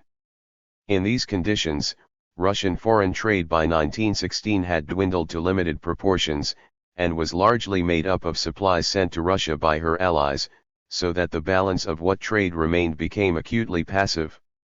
When the Allies stopped the flow of supplies to Russia after the October Revolution, a regular blockade was established after the Brest-Litovsk Treaty. Trade with the outside world almost ceased. The cutting off of foreign trade was for the Bolsheviks a symptom and a symbol of their isolation in a hostile world. Other special factors made it easier in this than in other fields for the Soviet government to pursue a radical policy. Before 1914 a large proportion of Russia's foreign trade had been conducted by foreign firms having branches in Petrograd and Moscow. Very many of these were German, or employed German agents, who disappeared on the outbreak of war. During the war more and more of Russia's dwindling foreign trade came directly or indirectly under government control. When the October Revolution occurred, private interests in this field had already been displaced or weakened by the war and were particularly vulnerable. Soviet foreign trade policy, like Soviet industrial policy, developed under many of the same impulses which affected the policies of all belligerent countries during the war. Before 1914, governments, anxious to promote the profits of their manufacturers and traders, were primarily concerned to encourage exports and to limit imports which might compete with national products. The war revealed everywhere a broader national interest conflicting with the individual interests which had hitherto been the regulators of international trade. The policy of governments was now to import maximum quantities of commodities indispensable in one way or another for the prosecution of the war and to reduce exports to the minimum amount necessary to finance these indispensable imports. Imports and exports were both subject to a process of selection dictated not by the prospective profits of individuals, but by general considerations of national interest. These aims were achieved by a system of government control which was the corollary and concomitant of the prevailing system of CC state capitalism in industry. If Soviet Russia carried the new policy of controlled foreign trade to its logical conclusion, while the capitalist powers half-heartedly abandoned it when the immediate crisis was past, this was due partly to the confirmation which it received from socialist theory, but mainly to the greater weakness of the Soviet economy which made these supports indispensable. Soviet foreign trade policy was first conceived as a defensive action. A few days after the October Revolution, the American military attaché in Petrograd informed the Russian General Staff that, "See if the Bolsheviks will remain in power and will put through their program of making peace with Germany, the present embargo on exports to Russia will remain in force." One and Izvestia angrily retorted that the North American plutocrats are ready to trade locomotives for the heads of Russian soldiers. 2. In the regime of acute stringency which the embargo imposed on Russia, it was urgently necessary to seek protection against those enemies of the regime at home who might have an interest, on the one hand, in depleting Russia's meager reserves for the benefit of their foreign customers, or, on the other hand, in importing such articles as could still be obtained at profitable prices from abroad rather than those of which the community stood in urgent need. The first decree of Vysenka, issued on December 5, 1917, was an attempt to lay down the principles of export and import controls. Foodstuffs, including even consignments of tea and other products already at Archangel, were not to be exported. Furs, Persian carpets and other articles of luxury might be exported to Sweden and other countries which were prepared to grant permits for the export to Russia of machines, spare parts and other objects required for Russian factories. Raw materials were to be exported only if it had been ascertained that adequate supplies already existed for Russian industry. Only objects absolutely necessary for the Russian economy were to be imported. A division of Vysenka was made responsible for the issue of import and export licenses. 1. At the end of December, Sovnarkom issued a decree formally prohibiting all imports and exports except under license. 2. Difficulties of shipment in the winter of 1917 to 1918 were probably a more effective obstacle to foreign trade than governmental restrictions. On January 26/February 8, 1918, another form of control was established through the nationalization of the mercantile marine. The signature of the Brest-Litovsk Treaty on March 3, 1918, ended any chance of a reopening of trade with Western Europe, but at once raised the question of Soviet-German trade. Nor would this be trade on equal terms.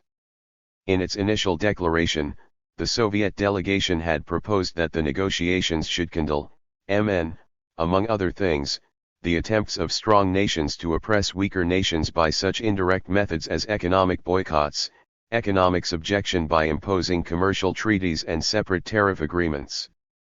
4. But these aspirations were brushed rudely aside. Apart from urgent German designs on the granaries of the Ukraine, Germany had every incentive to obtain from a prostrate Russia all supplies which might help her to elude the stranglehold of the Allied blockade. The supplementary economic agreement attached to the Brest-Litovsk Treaty obliged Soviet Russia not to raise its tariffs against the Central Powers above the limits of the Russian tariff of 1903, and not to impose prohibitions or duties on the export of timber or ores. It is difficult to measure the relative strength of the different forces driving the new regime to strengthen its controls over the trade of the country, both internal and foreign. but the directors of Soviet policy must quickly have discovered that, if the Soviet government appeared, not merely as a regulating authority, but as a principal, in commercial transactions with Germany, it could, by the ordinary processes of commercial bargaining, place any limits or conditions it chose on the export of essential raw materials without formally infringing the Brest-Litovsk stipulations. A state monopoly of foreign trade enabled the government not only to override private interests which might conflict with public policy, but to nullify the conventional restrictions imposed in current international commercial agreements, down to and including the Treaty of Brest-Litovsk. All these considerations help to explain the promptness with which foreign trade was nationalized, well in advance of the main structure of industry and internal trade. By a decree of April 22, 1918, all foreign trade was declared nationalized, and all commercial transactions with foreign states or trading concerns abroad were to be conducted exclusively in the name of the Russian Republic by organs specially authorized for the purpose. The execution of the decree was entrusted to the People's Commissariat of Trade and Industry, which was to set up a Council of Foreign Trade for the purpose, the council to contain representatives of Vyazovka and of its Glavki and centers, of the cooperatives and the trade unions, and even of private trading organizations. One foreign trade was thoroughly and unconditionally nationalized, but, so long as so much of production and distribution remained outside public control, the foreign trade monopoly had still to rely on cooperative and private enterprises, working on a commission basis, too, as well as on the Glavki and centers, as its suppliers at home. This anomaly was inherent in the situation. What was much more serious was the lack of goods and the lack of personnel. Milyutin afterwards admitted that in practice almost everything remained to be done. The chief difficulty in carrying the decree into effect consists, of course, in the creation of a broad decentralized apparatus for effecting purchases and concentrating goods in the hands of the state. This apparatus will have to be created, for hitherto it has not existed. Only with the lapse of time and after much preliminary work will there be a possibility of putting the business of nationalized foreign trade on a firm footing. It is fair to add that these shortcomings were no more conspicuous in the organization of foreign trade than in any other branch of the Soviet economy, that the obstacles were, on the whole, less serious, and that in Kherson, who was appointed president of the Council of Foreign Trade in the autumn of 1918, the Bolsheviks had one of their few experienced business administrators. It was thus due partly to the comparatively minor role of foreign trade in the Russian economy, partly to the urgent necessities of defense against economic exploitation by the capitalist world, and partly to a series of accidents, that the monopoly of foreign trade was so early, and so firmly, established as a vital part of the Soviet system. It was easier in the spring of 1918 to create a foreign trade organization, at any rate, on paper, than to frame a policy. But this task also was attempted. Radek read to the First All-Russian Congress of Councils of National Economy a statement of policy drawn up for the guidance of the Soviet negotiators in the Soviet-German economic negotiations.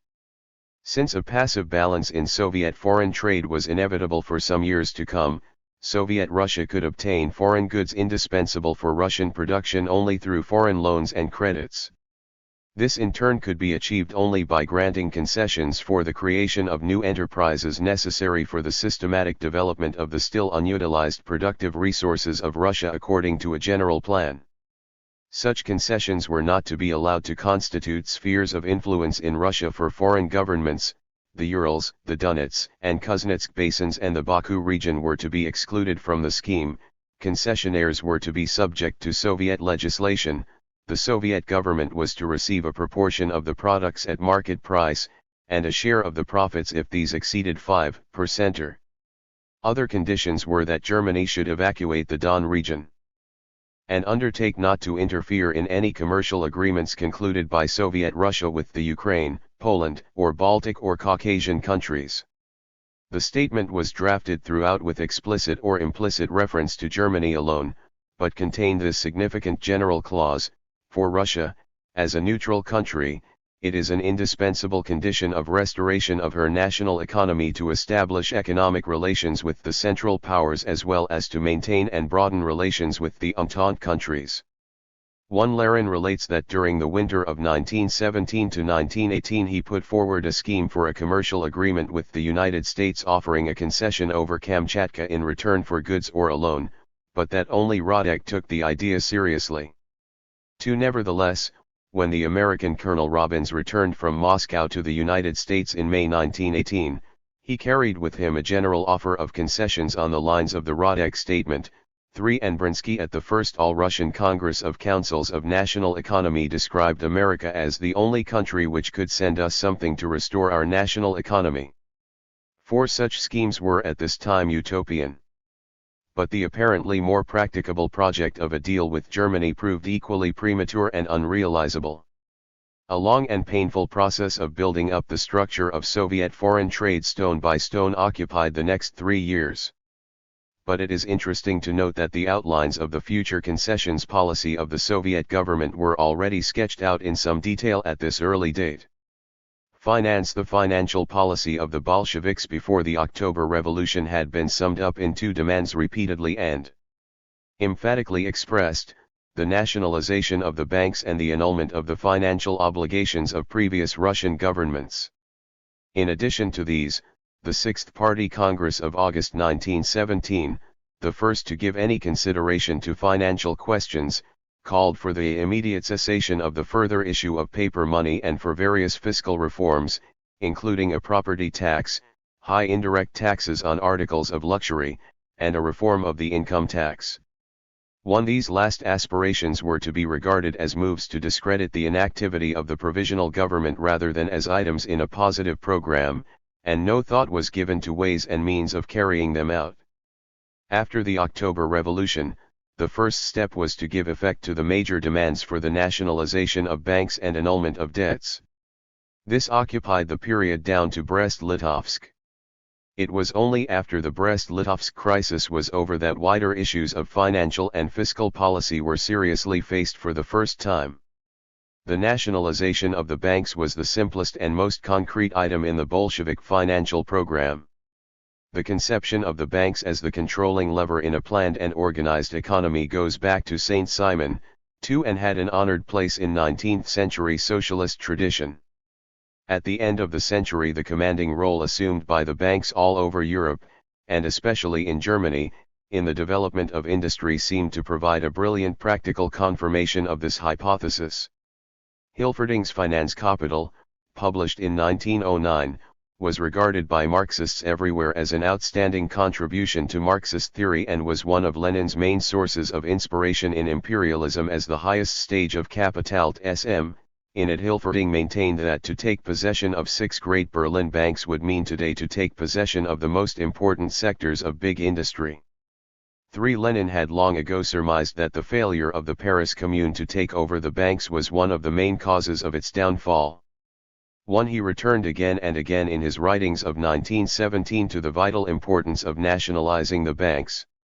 To a group of bankers, he wrote shortly after his return to Russia, is feathering its nest out of the war, and holds the whole world in its hands.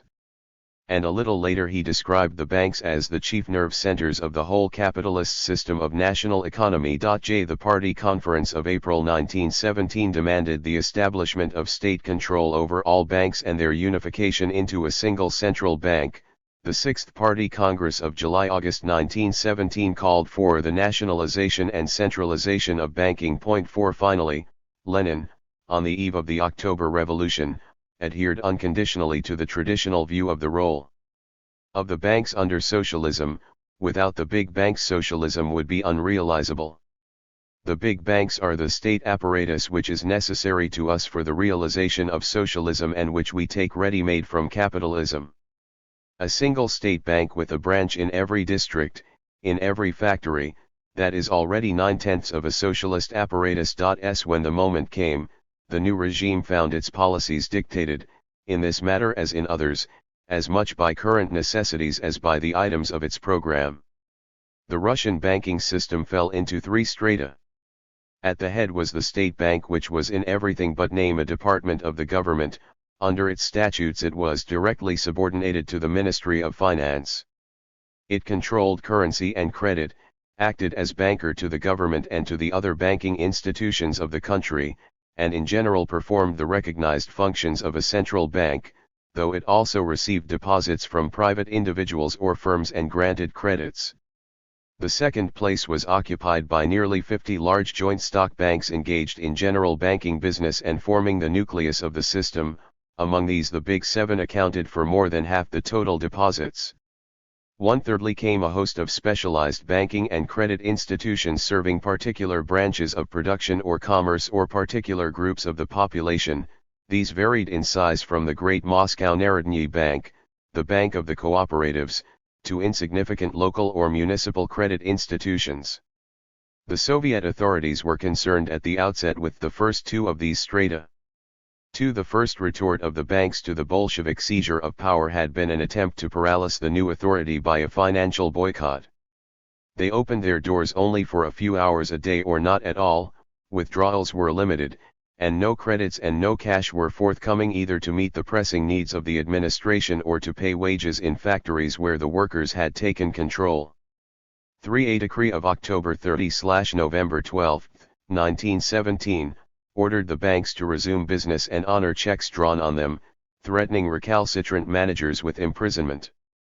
But it was explained that the decree was issued solely in the interest of the depositors, and rumors of an intention to confiscate bank capital were denied. For it is not perhaps surprising that an order couched in these apologetic terms was treated as a symptom of weakness, and ignored. Before the revolution was a fortnight old, however, shortage of cash compelled the government to act, though even then hesitatingly and half-heartedly. The State Bank, now nominally and legally an agency of the Soviet government, was tackled first. On November 7, 20th, I9-I7, the Deputy People's Commissar for Finance, Menzinsky, made a formal demand to the director of the bank in the name of the Military Revolutionary Committee for an advance of I million rubles to cover current needs of Sovnarkom. The demand having been refused, Menzinsky returned the same afternoon with a detachment of troops, and read to the assembled staff of the bank a formal order from the workers' and peasants' government to hand over I million rubles. The troops remained in occupation. But neither their presence nor an appeal from VTSIK on the following day to loyal members of the staff broke the boycott, and 6 days later the bank ignored a further decree instructing it to make a short-term advance of 25 million rubles to Sovnarkom. On the same day the government nominated Obolensky as State Commissar for the bank, and on November I7/30, I9-I7, it issued a further decree instructing Obolensky to advance the requisite 2 million rubles to Sovnarkom, and as a provisional measure, for the space of 3 days, to honor demands for currency advances from official and social institutions and from commercial or industrial enterprises for the payment of wages to workers. This last measure was clearly an attempt to turn the resistance of the joint stock banks, which, throughout these crucial weeks, continued to be treated with considerable forbearance and regard for legality. When the deadlock at the State Bank paralyzed their activity by depriving them of supplies of currency, Obolensky invited their directors to a conference which lasted for 3 days. The result was an agreement by which the Commissar for the State Bank guaranteed supplies of currency, and the private banks were to operate under the supervision of the State Bank and submit their accounts to it. The compromise proved unworkable and was short-lived. On the morning of December I4/27, 19I7, troops occupied the principal private banks in the capital. Later in the day, at a meeting of VTSIK, Lenin maintained that only the persistent obstruction of the banks had compelled the government to apply compulsion. In order to apply control we invited them, the men who run the banks, and together with them we worked out measures, to which they agreed, so that they could receive advances under conditions of full control and accountability. We wished to proceed along the path of agreement with the bankers, we gave them advances to finance industries, but they started sabotage on an unprecedented scale, and experience compelled us to establish control by other methods. Sokolnikov, one of the party's financial experts and a future People's Commissar for Finance, explained to VTSLK that the banks were financing opposition and sabotage and eluded control by presenting faked accounts. At the end of the meeting, VTSIK approved 2 decrees which were issued forthwith.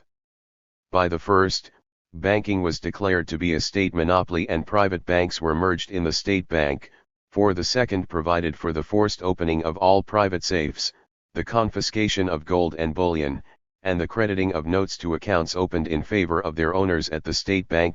Shortly afterwards the name of the state bank was changed to National, or People's, Bank. The word state at this phase of the revolution still had an ugly, alien sound in Bolshevik ears. Even now, however, the difficulty was not to pass decrees of nationalization, but to make them effective.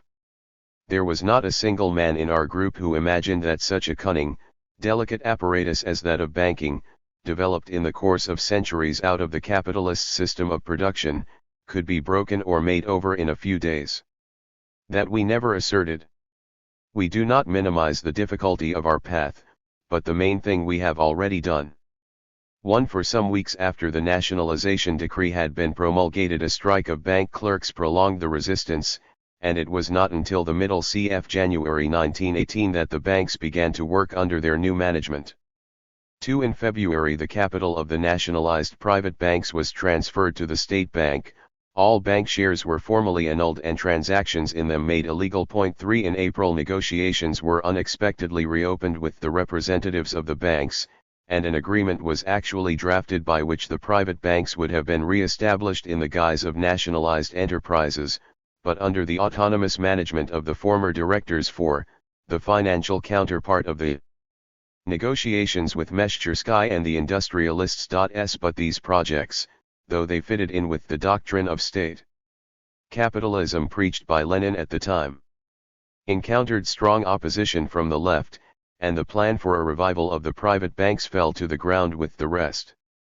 The remaining category of specialized or localized banks and credit institutions retained an independent existence for some months longer. Most of them were wound up during the year 1918. Among the last to survive was the Moscow Narodny Bank, the central bank of the cooperatives. A decree of December 2, 1918, terminated its independent status and turned its branches into cooperative branches of the National Bank. 2. On the same day an outstanding anomaly was removed by a decree formally pronouncing the sentence of liquidation on all foreign banks operating in the territory of the RSFSR. The second and other main item in the Bolshevik financial program was the annulment of state loans and obligations. This, as Lenin remarked at the Third All-Russian Congress of Soviets, was easier than the nationalization of the banks. 4. The principle of non-recognition by the revolutionary regime of the debts of the Tsarist government had first been proclaimed in the famous Vyborg Manifesto issued by the Petrograd Soviet in December 1905 to discredit the government's attempts to raise a fresh loan abroad. The manifesto applied specifically to foreign obligations, the less important Russian government loans raised on the home market were not included. The first move of the Soviet government was a decree of December 29, 1917/January 11, 1918 stopping all payment of interest or dividends on bonds and shares and prohibiting transactions in them. 1. Then, on February 28, 1918, a detailed decree was issued covering both foreign and domestic loans of governments of the Russian landowners and bourgeoisie. Foreign loans were unconditionally annulled. Small holders of internal loans up to a value of 10,000 rubles would have their holdings transferred into a new loan of the RSFSR, short-term notes and treasury bonds would cease to draw interest, but would continue to circulate as currency. 2. The decree excited no particular interest in Russia, where the inability as well as the unwillingness of the Soviet government to discharge the financial obligations of its predecessors was taken for granted. 3. But it provoked violent official and unofficial protests in Allied countries, a note signed by the principal foreign representatives in Petrograd declaring it without value so far as their nationals are concerned. 4. And it continued for many years to serve as a theme for acrimonious debate. Beyond these two demands for the nationalization of the banks and the annulment of debts, the financial conceptions of the Bolshevik leaders were fluid and unformed, and current problems were approached at the outset from the standpoint of strict financial orthodoxy. Nobody in the first weeks of the revolution disputed such established principles of bourgeois public finance as that the budget must be balanced, that the unlimited issue of notes to meet public expenditure was an evil to be ended as soon as possible, and that the direct taxation of incomes and the indirect taxation of luxuries were the proper means of raising revenue. In Soviet Russia in the winter of 1917 to 1918, not one of these principles could in fact be honored. But this failure was still thought of as purely temporary and compared with the similar failure of all the great European belligerents and many of the neutrals. When the Soviet government came into power in Russia, almost every European country was obtaining some of its public revenue by the inflationary use of the printing press. Russia was exceptional only in the high proportion in which her financial needs were being met from this source, and this had nothing to do with Bolshevism. The deficit in the Russian state budget had already amounted in 1914 to 39% of the total expenditure. In the three succeeding years it had risen to 74, 76, and 81% respectively. These deficits were reflected in a progressive currency inflation. After Witt's monetary reform of 1897, the Russian ruble had maintained a stable value down to 1914, at which date a note issue of 16 milliards of rubles was almost fully covered by the gold reserves of the state bank. Between the outbreak of war and February 1917, while the gold reserve had substantially declined, the note circulation had risen to nearly 10 milliards of rubles. Between the February and October revolutions a further 9 milliards was added to the note issue. On 5 occasions the provisional government raised the legal limit of the note circulation, in each case retrospectively. The last occasion was on October 6, 1917, when the legal limit was raised to 16.5 milliards, a figure which at that moment had already been exceeded. 2. But the currency question was not at first regarded by the Bolshevik leaders as a matter of major importance, and the government continued to print notes without restraint to meet its requirements. The modern world had had no experience of the depreciation of money on the catastrophic scale now impending both in Russia and in Germany, and scarcely took it into account as a serious possibility. An attempt by the provisional government to raise a so-called liberty loan on the domestic market had ended in failure. The Soviet decree annulling the obligations of preceding Russian governments closed the door for some time to come on domestic as well as on foreign borrowing, and with a depreciating currency and an administration in chaos, taxation was a diminishing resource. Thus the printing press was the only major source of revenue available to the Soviet government. During the first few months the process continued automatically and almost without comment, though Lenin voiced the general opinion when he declared in May 1918 that housekeeping with the aid of the printing press such as has been practiced up to the present can be justified only as a temporary measure. No formal action was taken to raise the long exceeded legal limit set by the provisional government in October 1917. But throughout this period the note circulation rose at about the same rate as under the provisional government.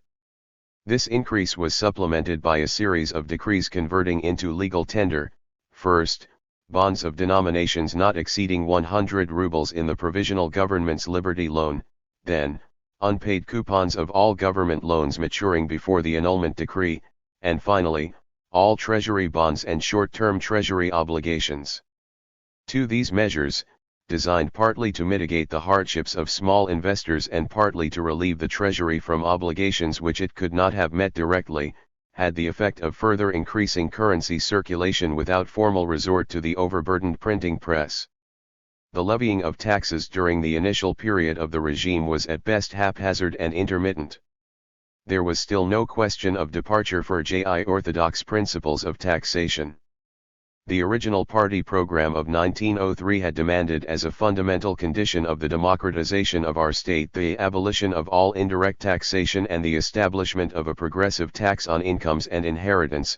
3. And Lenin repeated, in the speech of May 1918 already quoted, that all socialists are against indirect taxes, since the only tax which is correct from the socialist standpoint is a progressive income tax and property tax. But it soon became clear that all this was, in prevailing conditions, a vain aspiration, a substitute for any serious fiscal policy. So long as the whole economy was in a state of disintegration, and economic policy was directed to eliminate large private incomes, neither an increased yield from income tax nor a reorganization of the fiscal system could be seriously thought of. The new regime could for the moment indulge no ambition except to live from hand to mouth on such resources as had been left to it by its predecessors. Its first fiscal enactment was a decree of November-December 24, 1917, advancing the final date for the payment of income tax at the rates laid down by the provisional government and increasing the penalties for non-payment, and another decree of the same date made minor amendments in the levying of the tobacco duty. These were probably the two first Soviet decrees concerned with the application and enforcement of legislative acts of a previous Russian government. In January 1918 a further decree noted that the amusements tax inherited from the provisional government was being generally ignored and demanded that it should be strictly levied in future. The first revolutionary initiative in taxation was taken by local Soviets which, deprived of any other sources of revenue, began to levy contributions from well-to-do citizens on arbitrary assessments. But, as the central authority gradually began to assert itself, this procedure, notwithstanding its revolutionary credentials, encountered strong opposition from the People's Commissariat of Finance, partly, perhaps, as an offense to financial purists, partly as an encroachment on the taxing prerogatives of the central government. At the end of March 1918 the Commissariat issued a circular to local authorities prohibiting this practice. 4 The local Soviets, supported by the People's Commissariat of Internal Affairs, protested against this interference with their autonomous rights. VTSIK, by ruling in their favor, gave its implicit support to the system of contributions, and the right of local Soviets to cover their requirements by raising taxes was recognized in the Constitution of the RSFSR. This was the starting point for a controversy between central and local authorities. At a conference of representatives of the financial sections of local Soviets held in Moscow in May 1918 under the auspices of the People's Commissariat of Internal Affairs, the rapporteur advocated the complete separation of local finances from central control. This drew a rebuke from Lenin, who argued that democratic centralism was a condition of the financial reforms demanded by the new regime. 3 But relations between central and local finance remained chaotic throughout 1918. This was, however, only a minor element in the vast problem of public finance which confronted the Soviet government. In the general reorientation of policy which followed the Brest-Litovsk Treaty, these issues came up for serious discussion for the first time. The chapter on the budget in the Constitution of the RSFSR, which was being drafted at this moment, opened with the announcement that the financial policy of the Republic sought to promote the fundamental aim of the expropriation of the bourgeoisie and the preparation of conditions for the universal equality of citizens of the Republic in the sphere of the production and distribution of wealth, and that it would not shrink from incursions on the right of private property. But the ensuing provisions, which presumably emanated from Narkomfin, were unoriginal and wholly orthodox. On April 15, 1918, Gukhovsky, the People's Commissar for Finance, presented to VTSIK what should have been a budget statement, but was in fact an admission of his inability to draw up a budget. In the middle of May the conference already mentioned was held in Moscow of representatives of the financial sections of local Soviets. At the end of May the first full critical discussion of the principles of Soviet financial policy took place at the first All-Russian Congress of Councils of National Economy. From these debates a fairly clear picture can be extracted of the conflicting trends which were beginning to emerge in the light of hard experience. The official view represented by Gukhovsky was broadly speaking that of the right, and adhered closely to orthodox principles. Gukhovsky claimed that, so long as we have money in circulation, a gold backing for the note issue was essential. He believed that the function of Narkomfin was to cut down as low as possible the estimates submitted to it by the spending departments and then square expenditure with revenue. Gukhovsky had the traditional preference of ministers of finance for indirect taxation. This he justified by the argument that, while direct taxation had been quite properly advocated by socialists under a capitalist regime, its yield and its ability fell off progressively as the capitalists were destroyed. He vigorously attacked the levying of contributions by local Soviets both as unsound in itself and as constituting an encroachment on the taxing authority of the central power. Lenin, whose most detailed utterance on the subject at this time was his speech to the Moscow Conference in May, differed from Gukhovsky only in upholding the old party preference for direct taxation. He suggested that income tax should be made universal and levied in monthly installments, a proposal that was certainly quite impracticable. He was less hostile in principle to contributions than Gukhovsky, but admitted that they belonged to the period of transitional power, and that the time would come to centralize tax collection. 2 The weakness of the official case was the impossibility of drawing up any coherent budget on these, or indeed for the present on any other, lines. At VTSIK in April 1918 Gukhovsky estimated the expenditure for the first half year of the regime at 40 to 50 milliards of rubles and gave no estimate at all of revenue. At the first All-Russian Congress of Councils of National Economy 6 weeks later he estimated the expenditure for the first half year at 20 to 25 milliards and the revenue at 5 milliards. But it was difficult to regard any of these figures as anything but guesses. The left opposition, whose spokesman at the Congress was Smirnov, saw nothing surprising in the failure to draw up a budget and nothing alarming in a budget deficit, provided the expenditure promoted desirable ends. Similarly, the depreciation of the ruble through the lavish use of the printing press gave no cause for regret, since, when the full triumph of socialism occurs, the ruble will be worth nothing and we shall have moneyless exchange. Neither direct nor indirect taxation could be expected to yield much in present conditions, but the system of contributions was to be encouraged. No attempt was made at the Congress to answer Smirnov. This radical doctrine was either not understood or treated as too fantastic to deserve serious consideration. Sokhonikov, who made the main report on financial policy, occupied what was in some respects an intermediate position.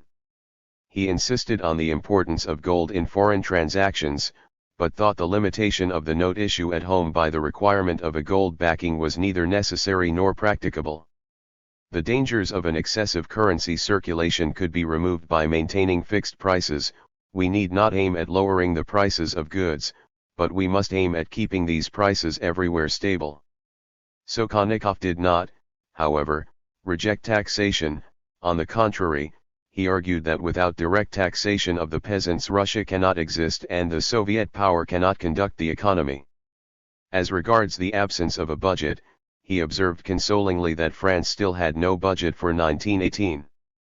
The Congress itself refrained from any pronouncement on these apparently insoluble problems. Its sole contribution, which occurred incidentally in the course of its resolution on trade and exchange, showed how little financial realism had yet penetrated the councils of the directors of Soviet economic policy. It demanded increased taxation, direct and indirect, increased use of checks, and a most decisive curtailment of the policy of currency emissions. The Civil War broke with the financial and fiscal policies of the Soviet government still in the main indeterminate and unformulated. Chapter 17. War Communism. Agriculture. The inauguration of war communism in agriculture coincided with the final political break with the left SRS, who had remained in VTSIK and in the Soviets after the resignation of the left SR members of the government in March 1918. The last occasion on which Bolsheviks and left SRS sat side by side on terms of formal partnership was the second sitting of the Fifth All-Russian Congress of Soviets on July 5, 1918, and the sitting was appropriately occupied by an acrimonious debate on agricultural policy, in the course of which Spiridonova declared herself the bitter opponent of the Bolshevik party. The policy of the Soviet government was open to attack from the left SRS on 3 counts. The Bolshevik workers' detachments, as a left SR speaker declared, were conducting little short of war declared by the town on the country, 2. And SRS had always been the traditional defenders of the country against the town. The committees of poor peasants were an attempt by the Bolsheviks to supplant the authority of the land committees, in most of which SRS still had a predominant voice, the distinction reflecting the fact that most well-to-do peasants had retained their allegiance to the SRS, whether right or left, whereas the poor and less politically conscious peasants, if not already won over by the Bolsheviks, were at least amenable to Bolshevik wooing. Finally, the encouragement given by the government, however ineffective at this time, to the creation of large-scale farms on confiscated estates ran directly counter both to the SR policy of distribution to the peasants and to the SR ban on the employment of wage labor on the land. Complaints were heard at the Congress that estates were being kept undivided in regions where the peasants were hungry for land, and that workers were being hired to cultivate them in defiance of true socialist principles. 1. A recent decree nationalizing the forests and placing them under the management of a central forest administration, the first attempt at direct state administration of natural resources, came in for a similar attack. 2. The outlawing of the left SRS as the result of Mirbaka's murder removed all opposition at the center to a purely Bolshevik policy for agriculture. The rapidly spreading emergency of the Civil War made the collection of grain from the peasants for the towns and for the army a matter of life and death. On the other hand, it made the provision of clothing and other consumer goods to the peasants still more difficult, since the army now claimed all available supplies. Thus there was no alternative but to intensify the method of requisition through the machinery of workers' detachments and committees of the poor. No less than 3 decrees of the first week in August 1918 dealt with the work of these detachments. The first authorized trade unions, factory committees, and town and county soviets to organize food detachments of workers and poorest peasants to visit grain-producing provinces to obtain grain at fixed prices or requisition it from kulaks. Half the grain obtained was assigned to the organization or organizations which sent out the detachment, the other half was to be handed over to Narkomprod for general distribution.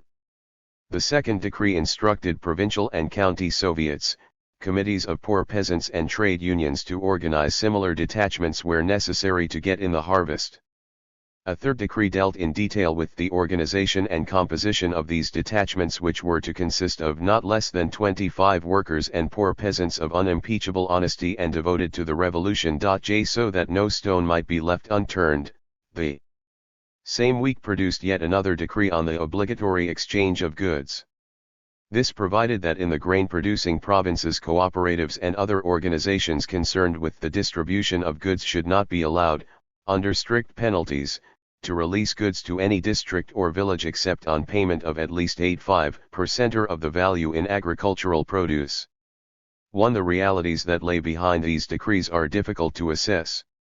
See Europa, the People's Commissar for Agriculture, speaking at the 5th All-Russian Congress of Soviets, declared that all ordinary means of obtaining the grain were tried and that, only when nothing is got, only then are the detachments sent in. As regards rumors that, as soon as the detachments reach the country, they begin to break out and get drunk, such things occurred, but every precaution, including the most careful recruitment, was taken to prevent them. We do not regard these detachments merely as a military force. We see in these detachments people who go into the country armed, it is true, but at the same time as agitators who will conduct propaganda in the country, who will carry our ideas into the country. 2. The peasants, when they dared, resisted the seizure of their grain. Sometimes resistance was serious, and it came to real fighting, and such cases, though exceptional, were probably not very rare. Nor is it easy to estimate the number of detachments or the extent of their activities.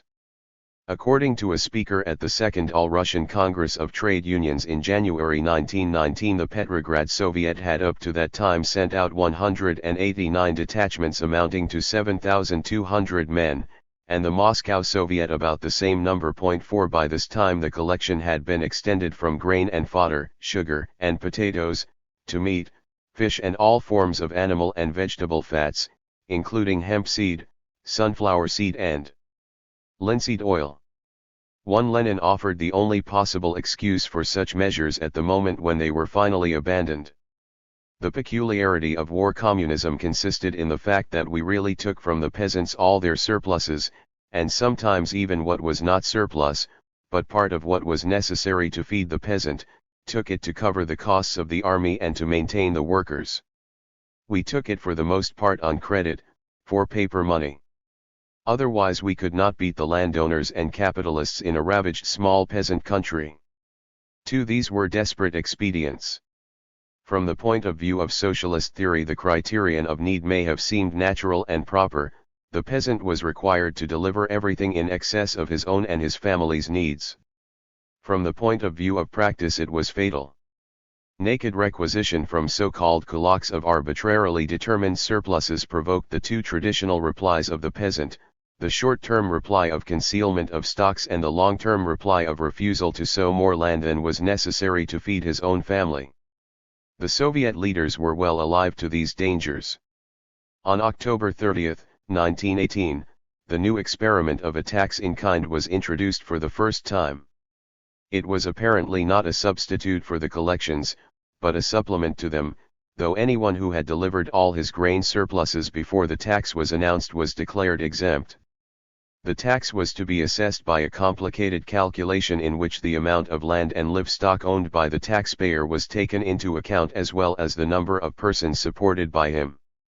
3. What was proposed was no longer a simple taking of surpluses, but the taking of fixed amounts, assessed on supposed capacity to pay. But this was one of the many decrees of the period which were never carried into effect. 4. In January 1919 another new principle was brought into action. A decree of Sovnarkom, supplemented by a detailed instruction of Narkomprod, fixed the total grain and fodder requirements of the central government and apportioned them for requisition between the producing provinces. The provinces were to apportion between counties, the counties between rural districts, and the districts divided their quota among villages or individual peasants. 1. The advantage of this system was to relieve the central authorities of the onerous task of tax gathering, and it restored the principle of collective responsibility which had applied to the agrarian taxation of the Tsarist government. But these constantly changing expedients merely illustrate the insuperable nature of the difficulty which confronted the Soviet government. The needs of the Red Army and the urban population could not be met in a devastated, mutilated, and disorganized country by anything short of the total surplus of agricultural production. Yet industry was incapable of producing the equivalent in manufactured goods to set the ordinary processes of exchange in motion, and, if the attempt were persisted in to seize the surpluses by force, stocks would be concealed and sowings shrink to the dimensions of the peasant's own requirements. The crisis was somehow surmounted, the army was supplied and the towns saved from starvation, though not from hunger. As the machinery of collection gradually improved and the areas where civil war had raged were brought back under the control of Moscow, collections of grain increased. 2. But during the period of war communism, it may fairly be said that the peasants' grain either found its surreptitious way onto the free market or was forcibly seized by the agents of the government. Even those peasants who had fought on the side of the Soviet government against the worse evil of a white restoration continued to wage the battle of the grain. The turn towards the poor peasants in the summer of 1918 had been linked in Soviet policy with that other fundamental aim, the development of large-scale agriculture. It had involved a final break with the left SRS, irreconcilable opponents of this aim, and the poor peasants were the only peasant group who could be regarded as indifferent to peasant ownership and potentially favorable to collective cultivation. 1. These collective establishments were of several types. The original Soviet farms, the model farms of Lenin's April theses and several later pronouncements, were for the most part formed from estates growing special crops for which technical skill or special organization were required, such as sugar beet or flax. 2. There were agricultural communes in which peasants united to cultivate and distribute land, sharing the labor and the proceeds in common. These seem to have represented the strain of primitive communism in the Russian peasantry. 3. Finally, there were agricultural artels, in which the communal element was confined to marketing and did not extend to production. Lenin probably took all these forms of collective agriculture into account when he admitted in the autumn of 1918 that there were still only some hundreds of state-supported agricultural communes and Soviet farms. By this time the rough and ready distribution of agricultural land in the areas under Soviet control was virtually complete. The best land, other than the limited areas devoted to beet, flax, and other special forms of cultivation, had found its way into peasant ownership. What was left over for collectivist experiments was likely to be the worst and most difficult to work. As a Bolshevik commentator afterwards wrote, the vast majority of landowners' land had been subjected to partition, and there was reason to fear the disappearance of large-scale production in agriculture. Apart from this, the danger existed of a great strengthening of the ideals of petty ownership. Heroic measures were required. On July 4, 1918, Sovnarkom voted 10 million rubles for the encouragement of agricultural communes.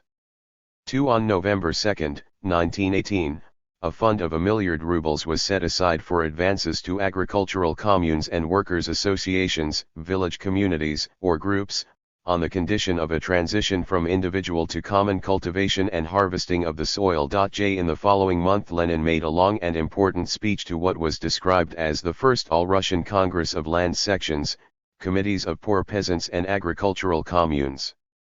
His theme was the coming of socialism to the countryside, and it was his first major pronouncement on the socialization of agriculture. He drew on one of his broad historical perspectives. By the united effort of the peasantry as a whole, the power of the landowners has been really swept away and finally annihilated. But if the revolution in the Russian countryside stopped there, it would stop where the revolutions of 1789 and 1848 had stopped in the West. It has not yet touched the stronger, the more modern enemy of all toilers, capital. It therefore threatens to end as abruptly as the majority of revolutions in Western Europe, where a temporary alliance of town workers and the whole peasantry was successful in sweeping away the monarchy, in sweeping away the remnants of medievalism, in sweeping the land more or less clean of landowners' property and landowners' power, but never succeeded in uprooting the very foundations of the power of capital. The committees of poor peasants had performed the function of splitting the peasantry. The country has ceased to be united. This achievement had transferred our revolution onto those socialist rails on which the working class of the towns wanted to place it firmly and decisively in October. What was now needed, Lenin reiterated it over and over again, was the transition from small individual peasant farms to the socialized working of the land. He made no attempt to disguise the magnitude of the task. We know well that such great revolutions in the life of tens of millions of people, affecting the deepest foundations of living and being, as a transition from small individual peasant cultivation to the common working of the land, can be brought about only by prolonged work, can be realized only when necessity compels people to reshape their life. The war had created this necessity by the devastation it had left behind it. At the same time it had brought into existence, and into the consciousness of the people, those wonders of technique which could transform agricultural production.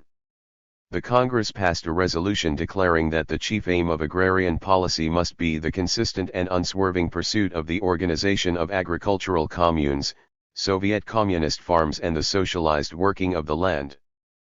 For some weeks the campaign was in full swing. It was ventilated at the Second All-Russian Congress of Trade Unions in January 1919, where an official spokesman voiced the view that the question of feeding the towns can be solved only by the creation of large units of production in the country. It culminated in a long decree issued by VTSLK on February 14, 1919, the first major piece of legislation on agrarian policy since the socialization decree issued in conjunction with the left SRS just over a year earlier. The new decree boldly proclaimed the transition from individual to collective forms of the utilization of land, declared that all forms of individual utilization of land could be regarded as transitory and obsolete, and described as its fundamental purpose the creation of a single productive economy to furnish the Soviet Republic with the largest quantity of economic goods with the lowest expenditure of the people's labor. Its 138 clauses included elaborate provisions for the constitution, prerogatives, and obligations of Soviet farms and agricultural communes.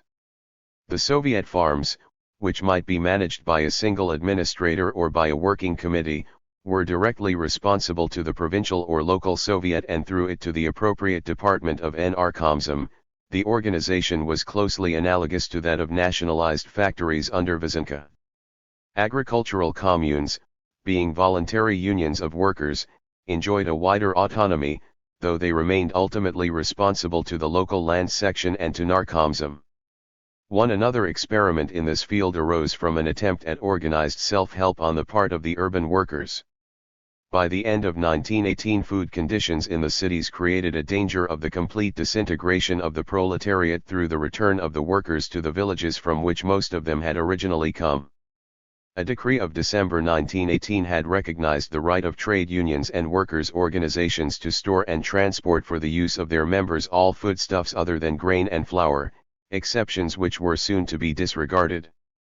2. From the collective acquisition of foodstuffs it was only a short step to collective cultivation, and in the winter of 1918 to 1919 this step was taken, apparently through the ingenuity and enterprise of Vysenka. On February 15, 1919, immediately after the decree on Soviet farms, a decree was issued authorizing industrial enterprises, or groups of industrial enterprises, city Soviets, trade unions, and cooperatives to acquire land and organize Soviet farms for the supply of their needs. 3. More than 30 glavki and centers were reported to have acquired in all some 80,000 desiatins of land on behalf of factories controlled by them. 4. It was evidently contemplated that local labor on these industrial sovkhozy should be supplemented from time to time by teams of workers from the factories themselves. The return of the factory worker to his village for the harvest had been a common phenomenon in Russian industry. The scheme was an evasion of the principles of rationing and orderly distribution. But it met a pressing need, and provided a minor illustration of the cardinal fact that the adequate feeding of the towns was ultimately incompatible with a system of small-scale peasant agriculture. The place occupied by collective farms in the official propaganda of the time seems to have been quite out of proportion to the results achieved. The most detailed available statistics for European Russia, not including the Ukraine, show 3,100 Soviet farms in 1918, 3,500 in 1919, and 4,400 in 1920. But this modest increase was more than accounted for by a rapid rise in the number of farms assigned to factories, which in 1920 accounted for nearly half the total of Soviet farms, so that the number of farms directly cultivated by public authority may actually have declined. Most of the Soviet farms of this period were quite small and present no analogy to the giant sovkhozy of a later decade. In 1920 it was estimated that more than 80% of them had an area of less than 200 desiatins. The general quality of the land was not high and less than half of it was under the plough. It was reported that in February 1919 only 35 sovkhozy with a total area of 12,000 desiatins were under the direct administration of Narkomzem, the rest were under local Soviets and dragged out a miserable existence. In the middle of 1919 there was 2,100 agricultural communes. Thereafter the number gradually declined with a waning of the enthusiasm which had favored this form of communal enterprise. Agricultural artels, on the other hand, rose from 1,900 in 1919 to 3,800 in 1920, and thereafter increased still more rapidly, but this form of agricultural cooperation did not provide for collective cultivation. These figures plainly reveal the lack of any spontaneous support among the peasants for the large unit of production in agriculture, and represent a total defeat for Bolshevik policy. The drive for large-scale agriculture came exclusively from the towns and from official quarters. The arguments in its favor, whether from the standpoint of theoretical socialism or of practical efficiency, were irrefutable. The decrees carefully provided that the land available for the creation of these units should be confined to undistributed large estates and other waste or occupied land. But such intrusions could scarcely fail to excite the jealousies of a traditionally land-hungry peasantry. Nor is it difficult to imagine the feelings of some of those called on to sacrifice their dreams of becoming small peasant proprietors and to work as rural proletarians on Soviet or other collective farms, particularly at a time when material conditions could bring little or no mitigation of past hardships. The peasant thinks, if this is a big estate, then I am once more a hired laborer. When Lenin in March 1919 addressed a Congress, which had been summoned to found a trade union of agricultural workers of the Petrograd province, on the advantages of collective cultivation, he was heckled on an article in the decree of February 14, which forbade workers on Soviet farms to keep their own animals, birds, or vegetable plots. Lenin a little reluctantly admitted that it was sometimes necessary to make exceptions, and that it might be possible, after discussion, to grant the Petrograd province an exemption from this provision for some short period. The peasant was, as always, inarticulate. But the Civil War dwarfed every other issue, and peasant opposition and obstruction effectively blocked any extension of Soviet and other collective farms. The Soviet government could not entertain any policy which, however desirable on a long view, threatened a further immediate reduction in the forthcoming harvest. But by this time another radical change had occurred in Soviet agrarian policy. The creation of the Committees of Poor Peasants in June 1918 had been mainly a political gesture designed to split the peasantry. They had fulfilled one practical function, that of providing informers. Before they were brought into existence, officials or workers strange to the district had no means of locating hidden supplies of grain or of estimating what store a particular kulak might be expected to possess, so that many mistakes of assessment were made. The poor peasants of the locality could be relied on to denounce kulak irregularities or evasions, and the resulting resentments and animosities would fan the flame of class warfare in the countryside. Nonetheless, the institution failed to work. Now that the land had been distributed, the poor peasants, in the sense of peasants who had nothing to lose, proved less numerous than the Bolsheviks had supposed. The committees, where they were effective, seemed to have been led by ardent Bolsheviks who were not always experienced in rural work and quickly clashed with the local Soviets, still at this time often of predominantly non-party composition. A struggle for power ensued in which it became clear that there was no room, in the local administration of rural affairs, both for the committees and for the Soviets. A Congress of Committees of Poor Peasants of the Petrograd region held in Petrograd at the beginning of November 1918 was prepared to draw the logical conclusion.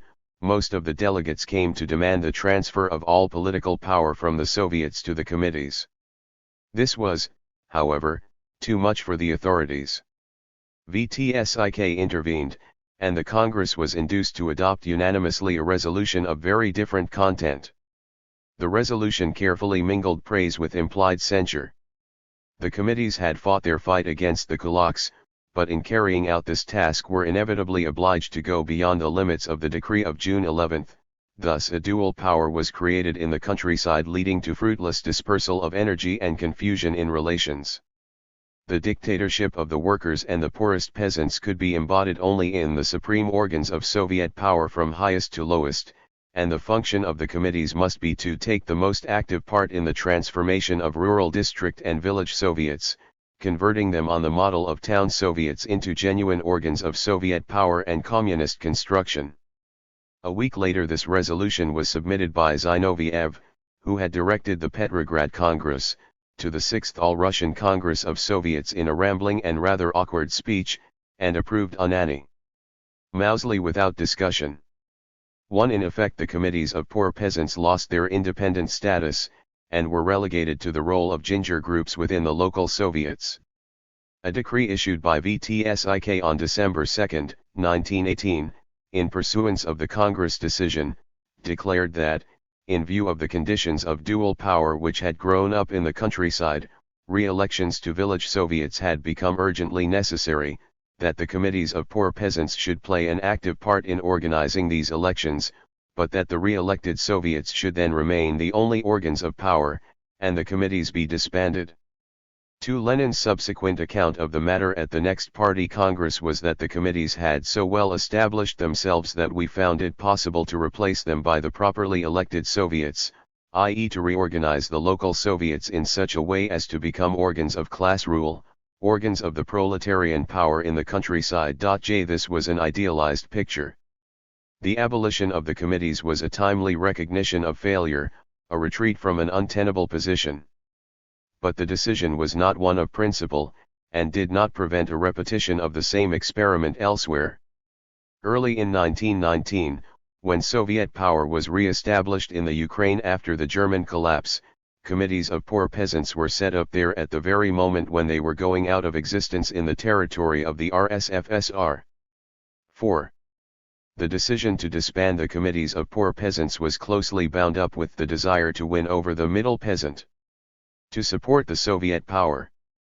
It had become customary in Russia some time before the revolution to distinguish between not two, but three, grades of peasants: the well-to-do peasants, who grew for the market as well as for their own use, employing hired labor and selling their surplus production; the poor peasants, landless or possessing too little land to maintain themselves and their families, compelled to hire out their labor to others in order to live; and an intermediate category of peasants who could maintain themselves and their families, but did not habitually employ hired labor or have surpluses to sell.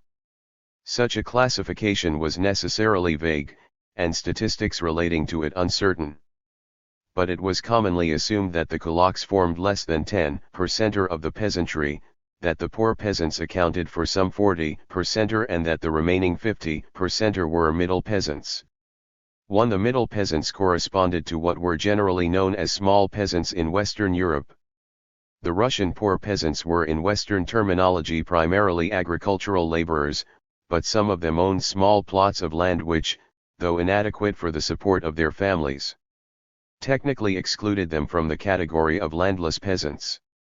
Lenin had recognized this tripartite classification of the Russian peasantry at the time of the October Revolution, when he declared that the policy of the Soviet regime must be to help the toiling peasant, not to injure the middle peasant, and to constrain the rich peasant. 1. But this policy remained for the moment in abeyance. The revolution in the countryside was still at its bourgeois stage, the alliance between Bolsheviks and left SRS was in force, and the main purpose of the winter of 1917 to 1918 was to carry out the expropriation of the great landowners for the benefit of the peasantry as a whole. Then, in the summer of 1918, came the split with the left SRS and the creation of the committees of poor peasants to initiate the socialist revolution against the kulaks. In the enthusiasm of the new move, not much account was taken of the middle peasants. At the time the measure was introduced, Lenin spoke specifically of the need of agreement and alliance with the middle peasants and of concessions to them, too, and in August 1918 a circular over the signature of Lenin and C. Europa was sent out to all local authorities, instructing them that the Soviet government was in no way opposed to peasants of the middle rank, not exploiting workers, and that the benefits of the decree of June 11, 1918, should be extended to middle as well as to poor peasants. 3. But, so long as the committees of poor peasants were active and powerful, the tendency to concentrate on the interests of the poorest peasants and to assimilate middle peasants to kulaks was irresistible. It would be misleading to diagnose the change in Soviet agrarian policies which followed the disbanding of the committees of the poor peasants in the winter of 1918 to 1919 either as a move towards the right or as an anticipation of the new economic policy of 1921. But it meant a certain watering down of the extremer applications of war communism, and a return to a policy of compromise with what had hitherto been regarded as petty bourgeois elements in the countryside. It was the crucial moment of the Civil War when the Soviet leaders felt the need to rally all possible allies to their side in the desperate struggle. The concession to the middle peasant coincided in time with the abortive attempt to clip the wings of the Cheka and with the movement of qualified toleration of Mensheviks and SRS which began in November 1918 and went on through the winter, as well as with a more general appeal to bourgeois intellectuals and specialists of all kinds to enter the service of the new regime. Lenin specifically wrote of agreement with the middle peasant, with yesterday's Menshevism among the workers and with yesterday's sabotage among officials or among the intelligentsia as parts of a single policy.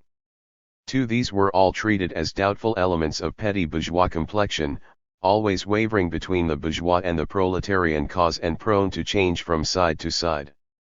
3. The Civil War could not have been won if there had not been at this time some consolidation of these elements behind the Soviet power. But the change also constituted a recognition by the Bolshevik leaders that they had underestimated the increase in the numbers and influence of the middle peasantry resulting from the agrarian reform. Bolshevik theorists had always argued that the distribution of land in small peasant holdings must strengthen the forces of petty bourgeois capitalism in the countryside. Theory had now been verified by practice. The poor peasants, as Lenin afterwards wrote, turned into middle peasants. 4. The attempt to implant socialism by shock tactics through the committees of poor peasants had failed, and compromise was the order of the day. To this extent the change of front was a foretaste of the far wider operation undertaken in March 1921. The appeasement of the middle peasant was an essential and important feature of Soviet policy throughout 1919. It was in full swing at the time of the Eighth Party Congress in March 1919. Lenin returned to it at the Congress no less than 3 times, in his opening speech, in his general report on the work of the Central Committee and in a separate report on work in the country. It was no longer sufficient to neutralize the middle peasants. At the stage of socialist construction which had been reached, it was necessary to put relations on the basis of a firm alliance. Lenin twice quoted the conciliatory recommendations made by Engels in his last pamphlet on the peasant question in France and Germany against the application of compulsion to the small peasant. 1. There could, of course, be no question of conciliating kulaks. We stood, stand, and shall stand, in a posture of direct civil war with the kulaks. But it was a serious mistake when, through the inexperience of Soviet workers, blows intended for the kulaks fell on the middle peasants. 2. The agrarian section of the new party program approved by the Congress, after registering the principle of support for Soviet and other collective farms and for agricultural cooperatives, passed on to the individual peasant. Since small peasant economy will continue to exist for a long time, the party must concern itself with measures directed to raise the productivity of peasant economy. Thus all practical assistance must be given to the peasant to improve his crops and his land. More and more industrial workers must be drawn into the work of socialist construction in the countryside. The opposition of the kulaks, the rural bourgeoisie, must be resolutely crushed, and a final paragraph defined the attitude to the middle peasantry. The party makes it its task to separate the middle peasantry from the kulaks, to win it over to the side of the working class by attentive consideration for its needs, struggling against its backwardness by measures of ideological persuasion, and not at all by measures of repression, striving in all cases where its vital interests are affected for practical agreements with it, and making concessions to it in the choice of means of carrying out socialist transformations. By way of reinforcing this conclusion, the Congress adopted a special resolution on the middle peasantry. In virtue of its comparatively strong economic roots and the backwardness of technical development in the Russian countryside, the middle peasantry was likely to hold its ground for a fairly long time after the beginning of the proletarian revolution. Soviet workers must recognize that it does not belong to the exploiters, since it does not draw profits from the labor of others. While therefore middle peasants were to be encouraged to enter agricultural communes and associations of all kinds, not the smallest compulsion was to be applied for this purpose. All arbitrary requisitions were to be rigorously condemned. The weight of taxation should be made to fall wholly on the kulaks. The middle peasantry should be taxed with extreme moderation only to a degree fully within its powers and not oppressive to it.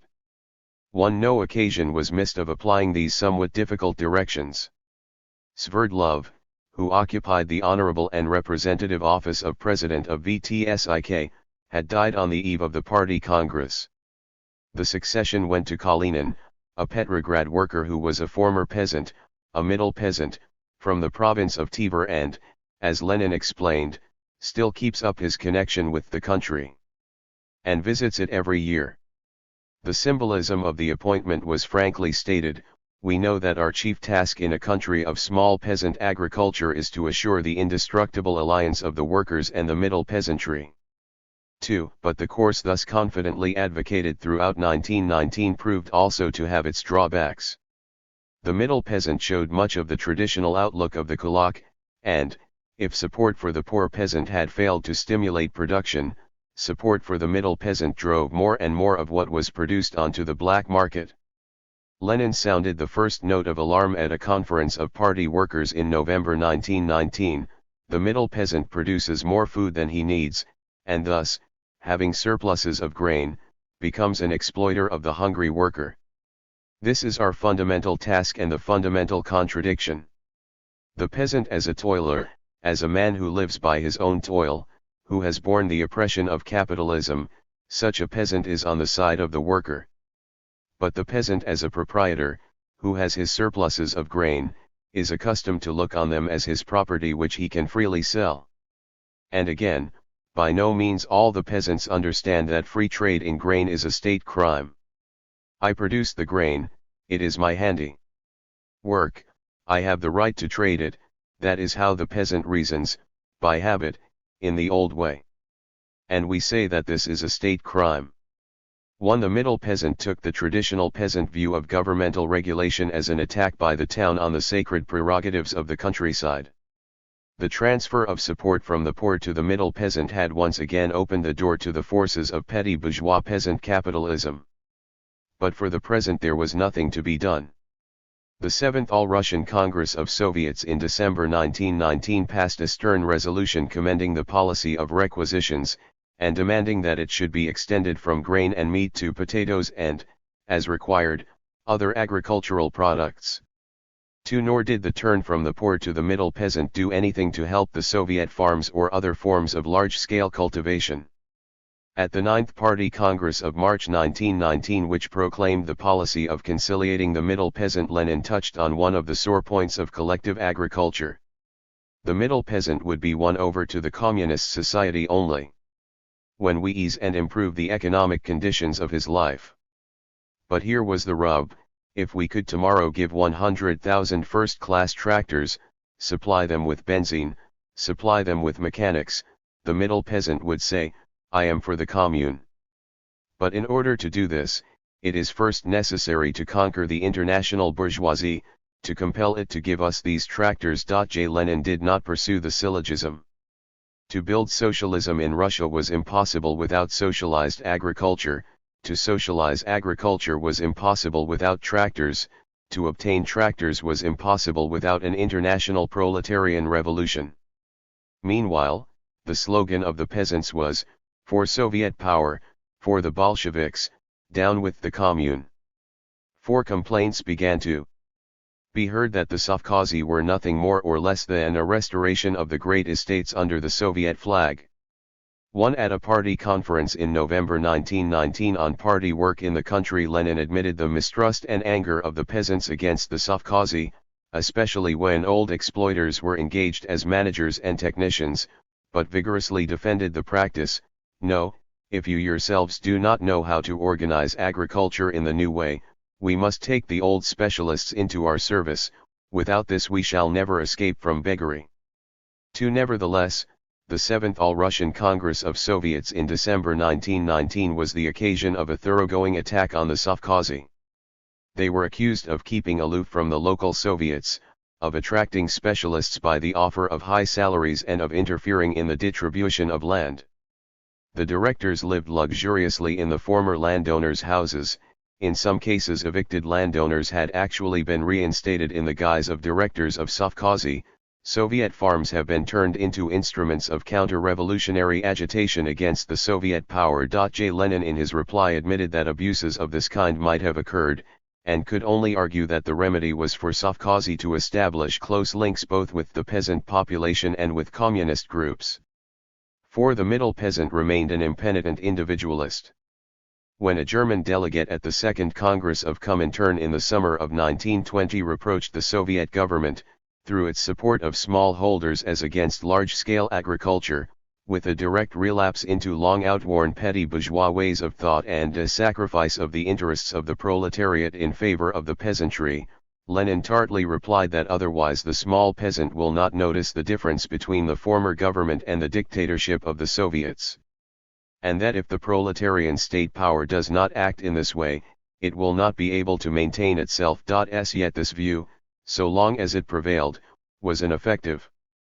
Bar to what Lenin and all Marxists regarded, and, in Russian conditions, rightly as the only way to a more efficient agriculture.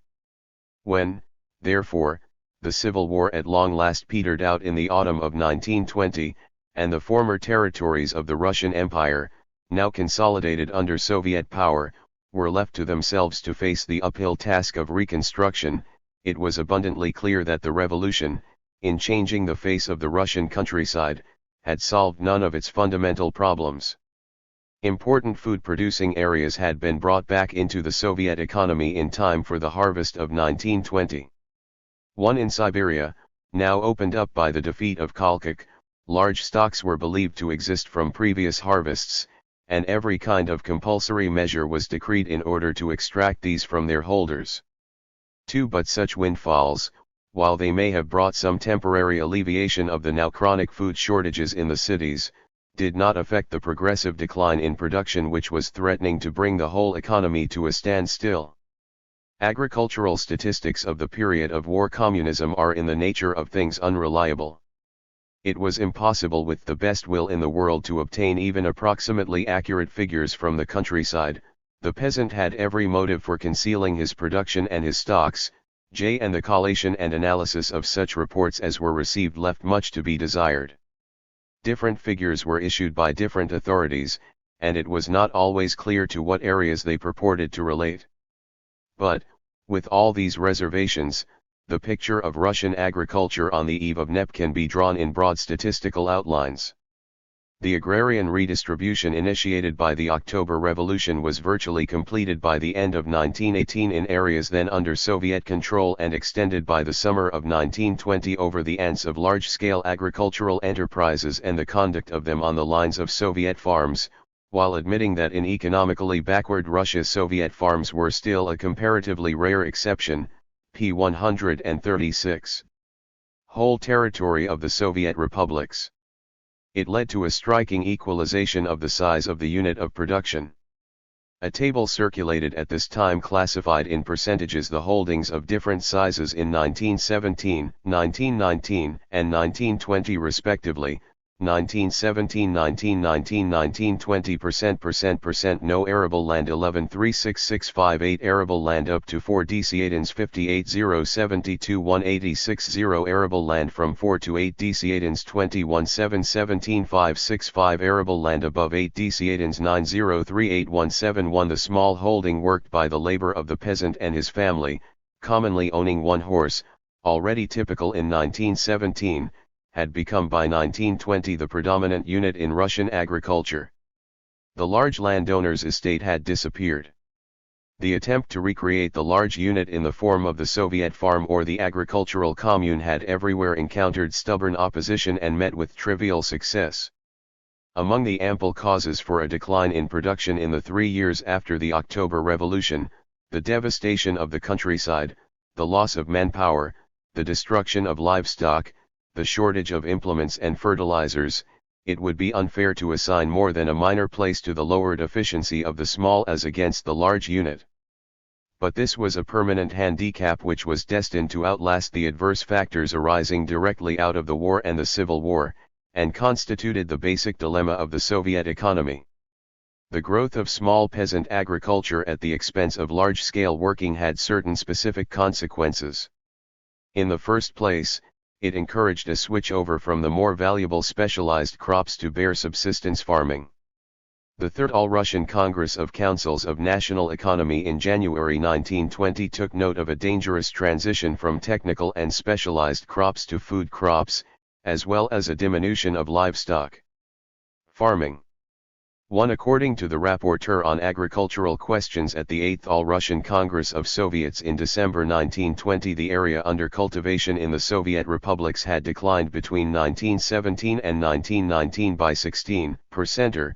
The decline had, however, been least in the area under rye and highest in the area under specialized crops.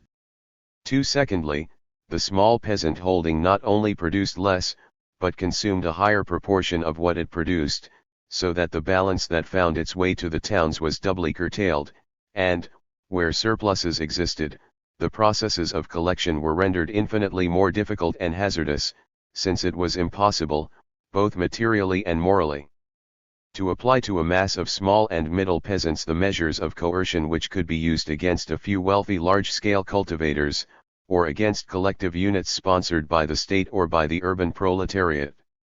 As Lenin had always foreseen, the distribution of land to the peasants, by reducing the average size of the unit of production, proved a fatal obstacle to that increased flow of food and raw materials to the towns which was required to seal the victory of the proletarian revolution.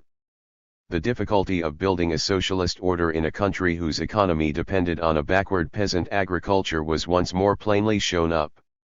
But, quite apart from all handicaps arising out of the agrarian system, the main difficulty in securing supplies of food for the towns was the fact that no adequate return could be offered to the peasants and that requisition in one form or another was virtually the sole legal method of obtaining grain. The Soviet leaders, having no practicable alternative to propose, were obstinately slow to recognize the hard fact.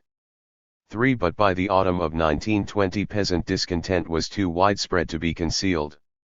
From September onwards the demobilization of the armies had led to banditry, the traditional form of peasant upheaval, throughout the central and southeastern regions.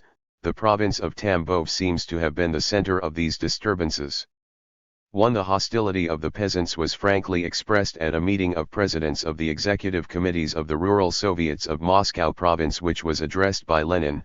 Lenin admitted in his concluding remarks that the majority of the peasants feel only too bitterly the cold and hunger and intolerable imposts, and that the majority of those who have spoken openly or indirectly abused the central power.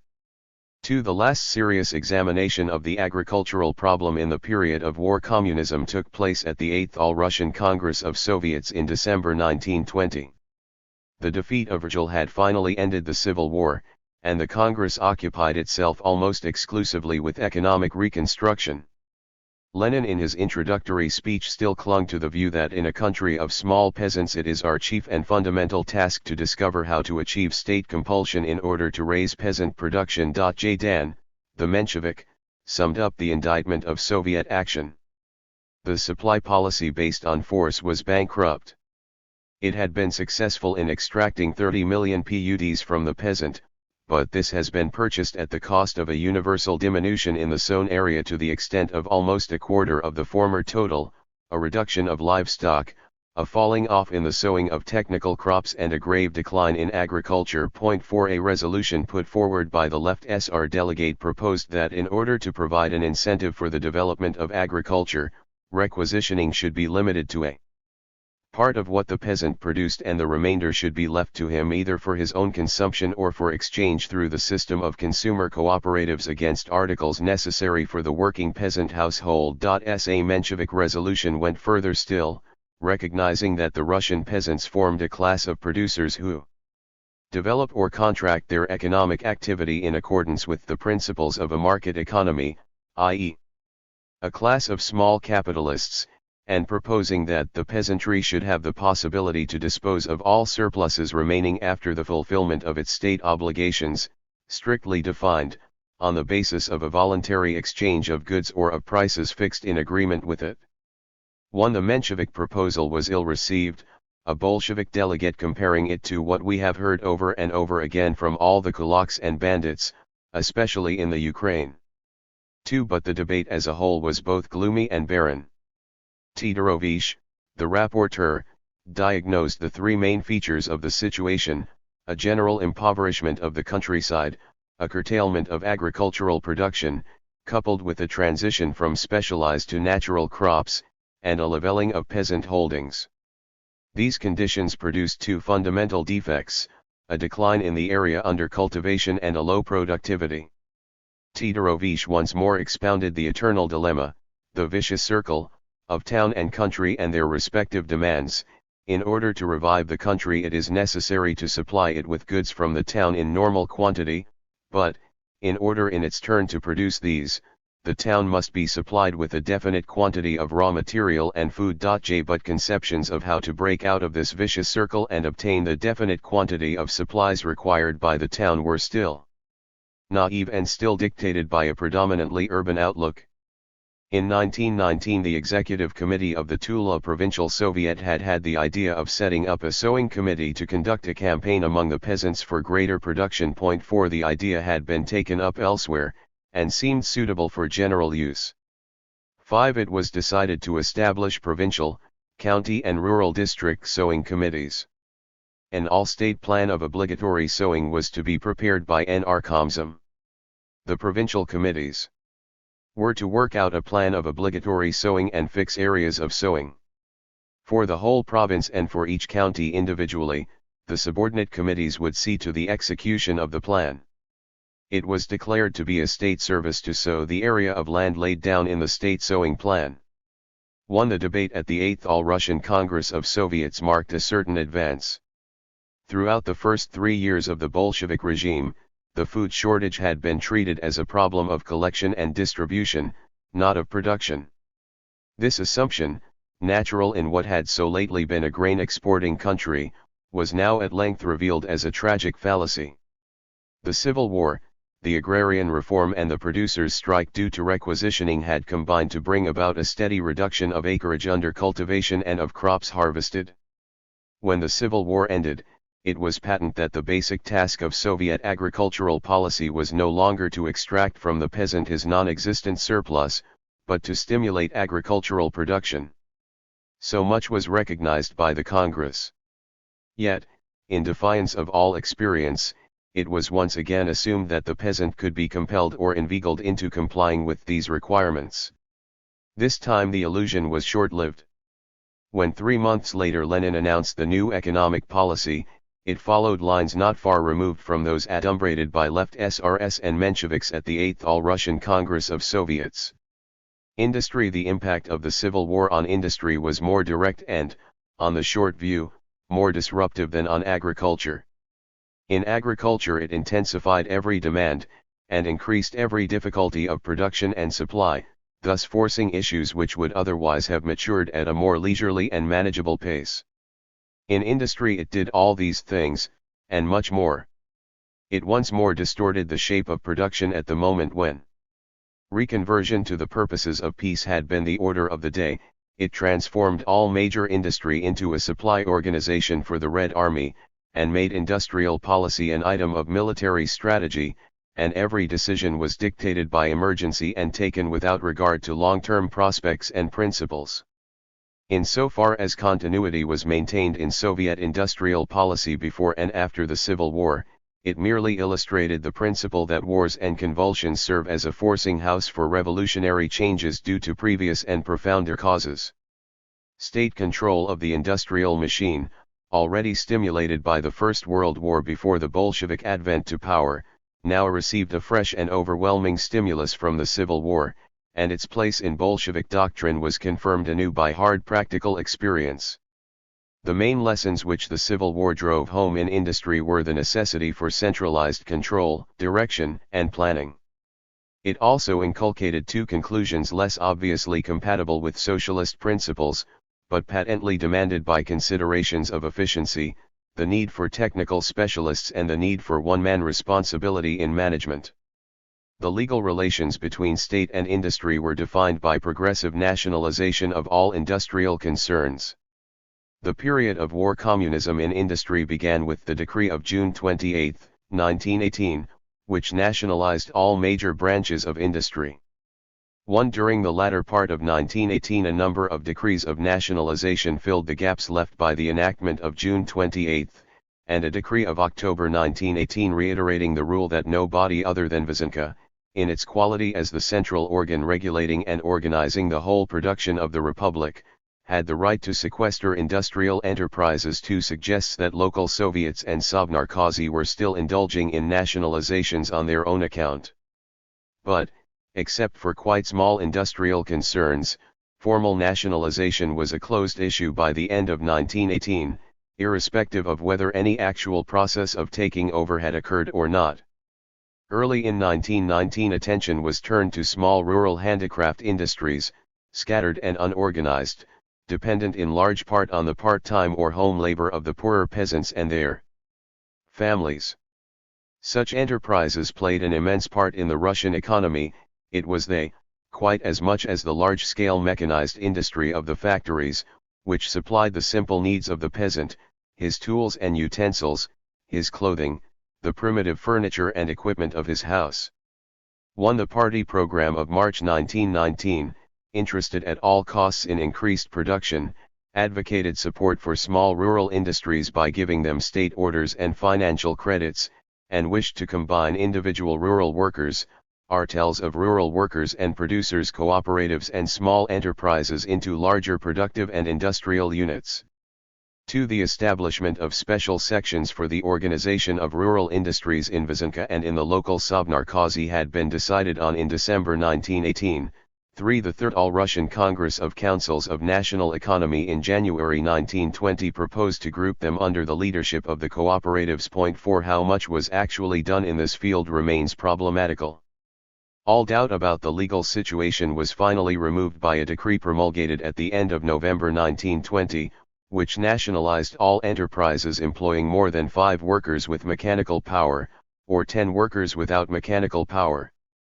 But, like the decree of June 28, 1918, this decree affected only the legal title. Owners remained in effective possession till such time as Vyazovka or the local Sovnarkazi took action. The final balance sheet of the nationalization of industry under war communism was never drawn. A census of industry taken in 1920 throughout the territories then under Soviet rule revealed a total of 404,000 industrial establishments, of which 350,000 were being operated. Of these 350,000, nearly three-quarters were one-man or family concerns. Only 26% employed any hired labor. The total of hired workers in industry was 2,200,000, or 89% of all workers engaged in industry, and of this number 1,410,000 worked in so-called large concerns employing over 30 workers each. The total number of industrial establishments nationalized under the decree of November 1920 was 37,000, employing 1,615,000 workers. In addition, 230,000 workers were employed in industrial cooperative enterprises. 1. But the figures compiled by Vyazovka before this wholesale act of nationalization are more significant of the real situation. According to these, a total of 6,908 industrial enterprises accounted to Vyazovka, and of these Vyazovka regarded 4,547 as effectively nationalized in the sense of having been brought under state control. At the same time, the Central Statistical Administration put the number of nationalized enterprises as low as 3,833. 2. All authorities agree that nationalization was most nearly complete in the transport, engineering, electrical, chemical, textile and paper industries. The real issue in the period of war communism was not the nationalization of industry. This was not in itself, as Lenin had often pointed out, a socialist measure, and was at this moment occurring in some degree even in countries where the structure of bourgeois capitalism was still intact. 3. But the attempt of the state to administer industry on socialist lines. The most numerous and important industrial decrees of the period from July 1918 to the end of 1919 provided for the transfer to the management of the Republic of Industrial Undertakings. Sometimes the decree named the section of Vyazovka which would assume responsibility for administering, sometimes this was left vaguely to Vyazovka or its presidium. The decrees related to specified enterprises. Not all the firms or factories in a single industry were taken over at once. More than a dozen decrees were required to take over the extensive and varied textile industry. But the policy was to complete the enforced trustification of industry which Lenin had proclaimed since the autumn of 1917 as the final step in capitalist organization and therefore a necessary condition of the organization of socialism. 1. Every industry was to be grouped in a single trust under its Glavk or center, responsible to Vyazovka as the supreme arbiter of policy. By the end of 1919 some 90 of these state trusts had been organized. 2. It is not always easy to discover any precise or consistent policy at work in the multifarious enactments of the period in the sphere of industrial policy. Wyszynka, as its president, Rykov, said at this time, had been diverted from the regular organization of the economy, and compelled to resort to extreme measures to guard against attack from the rear.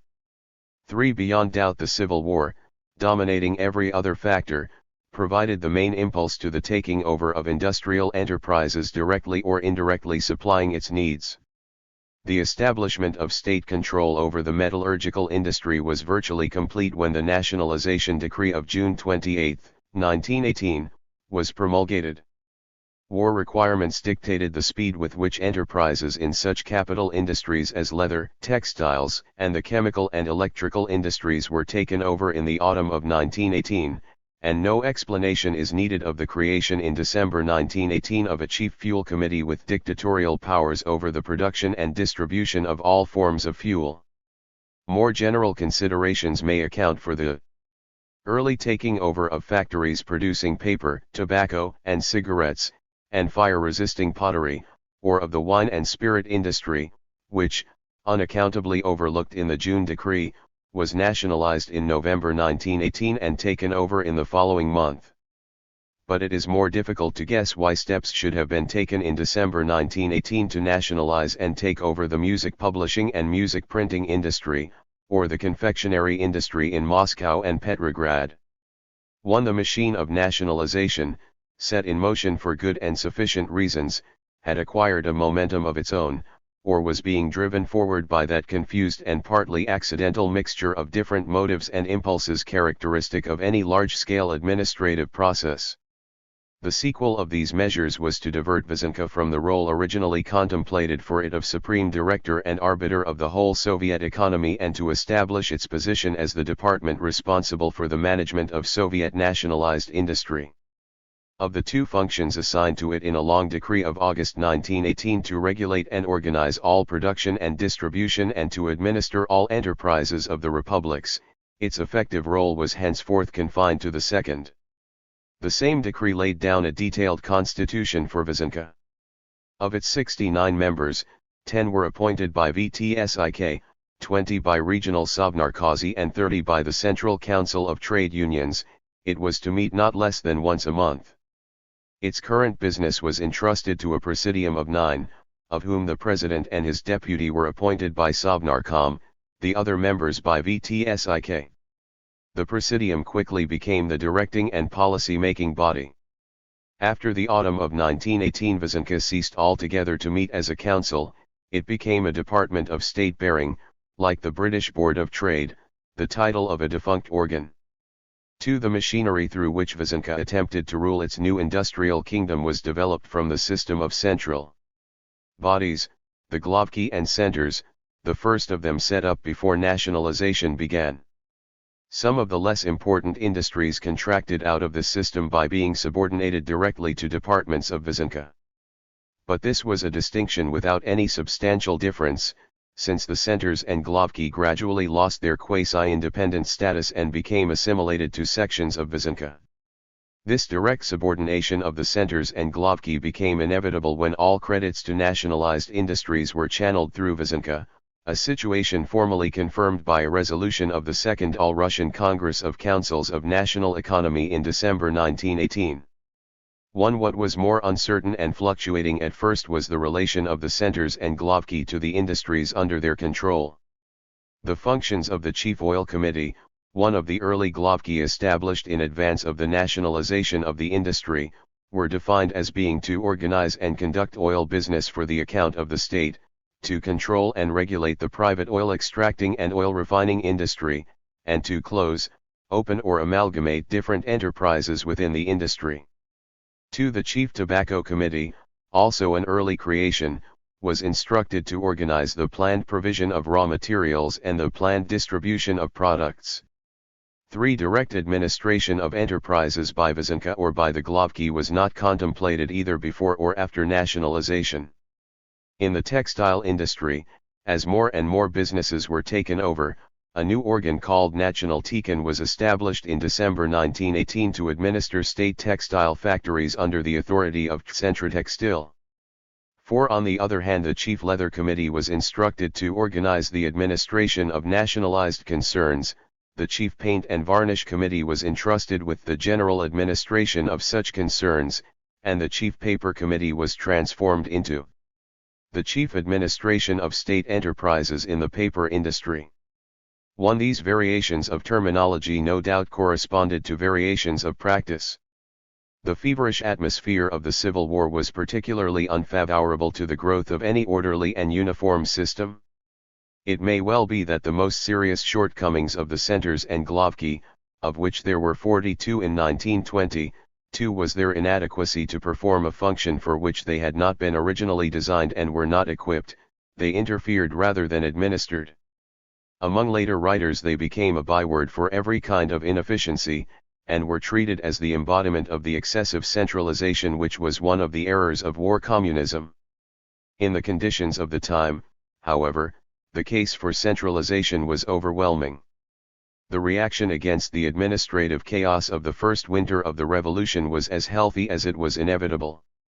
Chaos can be abolished only by centralization together with renunciation of purely local interests, which have evidently provoked the opposition to that centralism which is, however, the only way out of our position. Our position is bad because we have no strict centralization. Centralization was stimulated by the impact of the Civil War, which, like every other war, demanded a concentration of important decisions, and sometimes a concentration of production, at a single point. As early as October 1918 the shortage of raw materials made it imperative to close the less efficient factories in many branches of industry and concentrate production in the most efficient, for such decisions could only be taken by a strong central authority. When the territory of the RSFSR shrank in the summer of 1919 to the dimensions of ancient Muscovy, the centralized control of industry was a far more practicable proposition than it could have appeared earlier or later. Every circumstance conspired to promote a degree of centralization which could not ultimately be maintained and exacted a high price in bureaucratic inefficiency. The policy of centralization soon encountered jealous resistance from the provincial Sovnarkozy. By the time the Second All-Russian Congress of Councils of National Economy met in December 1918, the cumbrous fiction of a system of economic Soviets parallel to the political Soviets had been abandoned. A new decree abolished the regional Sovnarkozy, recognized the provincial Sovnarkozy as executive organs of Vyzhinka, and turned local Sovnarkozy, it is doubtful how many of these had ever been formed, into economic sections of the executive committees of the corresponding local Soviets. But, while the decree purported to accord fairly wide autonomous powers to provincial Sovnarkozy, it further clipped their wings by allowing the Glavki and centers to have their own subordinate organs at provincial headquarters, and, though these organs were in some vague way attached to the provincial Sovnarkozy, this measure clearly represented a further step towards the centralized control of every branch of industry all over the country by its Glavk or center in Moscow under the supreme authority of Vyzhinka. The provincial Sovnarkozy were left with little to administer but a rapidly diminishing category of industries of local significance. This development at the administrative level went hand in hand with the increasing predominance of the centralized trade union organization over local factory committees and other trade union organs, and was even attributed to the strength of trade union influence in the Glavki. A special conference between representatives of the Glavki and the Sovnarkozy in April 1919 failed to reach any compromise or to check the aggrandizement of the central organs. Yet there was no field in which extreme centralization was more obviously impracticable, or some form of devolution more urgently needed, than in the day-to-day conduct of industry. What therefore began as a straight fight between centralization and local autonomy in economic administration soon turned into a struggle between functional and geographical devolution. The Glavki represented a vertical system of organization under which every industry would function as a single entity ultimately responsible to a single authority for that industry. The provincial Sovnarkozy contested the system in the name of a horizontal arrangement under which the industrial enterprises of a given province would be coordinated and controlled by a high provincial authority. The issue was merged in the general debate of the 7th All-Russian Congress of Soviets in December 1919 on the responsibility of local organs of the People's Commissariats to the local Soviets and their executive committees. Sapronov, who at the 8th Party Congress had attacked the Sovnarkozy for encroaching on the local Soviet power, now transferred his attack to the unpopular Glavki, arguing that they represented an attempt to substitute organization by departments for organization by Soviets, the bureaucratic for the democratic system. Another speaker declared that, if people were asked what should be destroyed on the day after the destruction of Denikin and Kalkak, 90% would reply, the Glavki and the centers. Kalinin came to the rescue by retorting that the most centralized of all the Glavki and the most oppressive to the population was the Red Army. The debate led to no result and was resumed at the Third All-Russian Congress of Councils of National Economy in January 1920, where the Presidium of Vyzhinka, ranged in alliance with the trade unions in support of the Glavki, was once more challenged by representatives of the provincial Sovnarkozy. A two-thirds majority was obtained for a resolution on the administration of industry which divided enterprises into three categories. Trustified enterprises or enterprises of state importance, administered directly by the central organs of Vyzhinka, enterprises administered by the provincial Sovnarkozy under the immediate direction of the central organs of Vyzhinka, and enterprises of local significance administered and controlled solely by the provincial Sovnarkozy.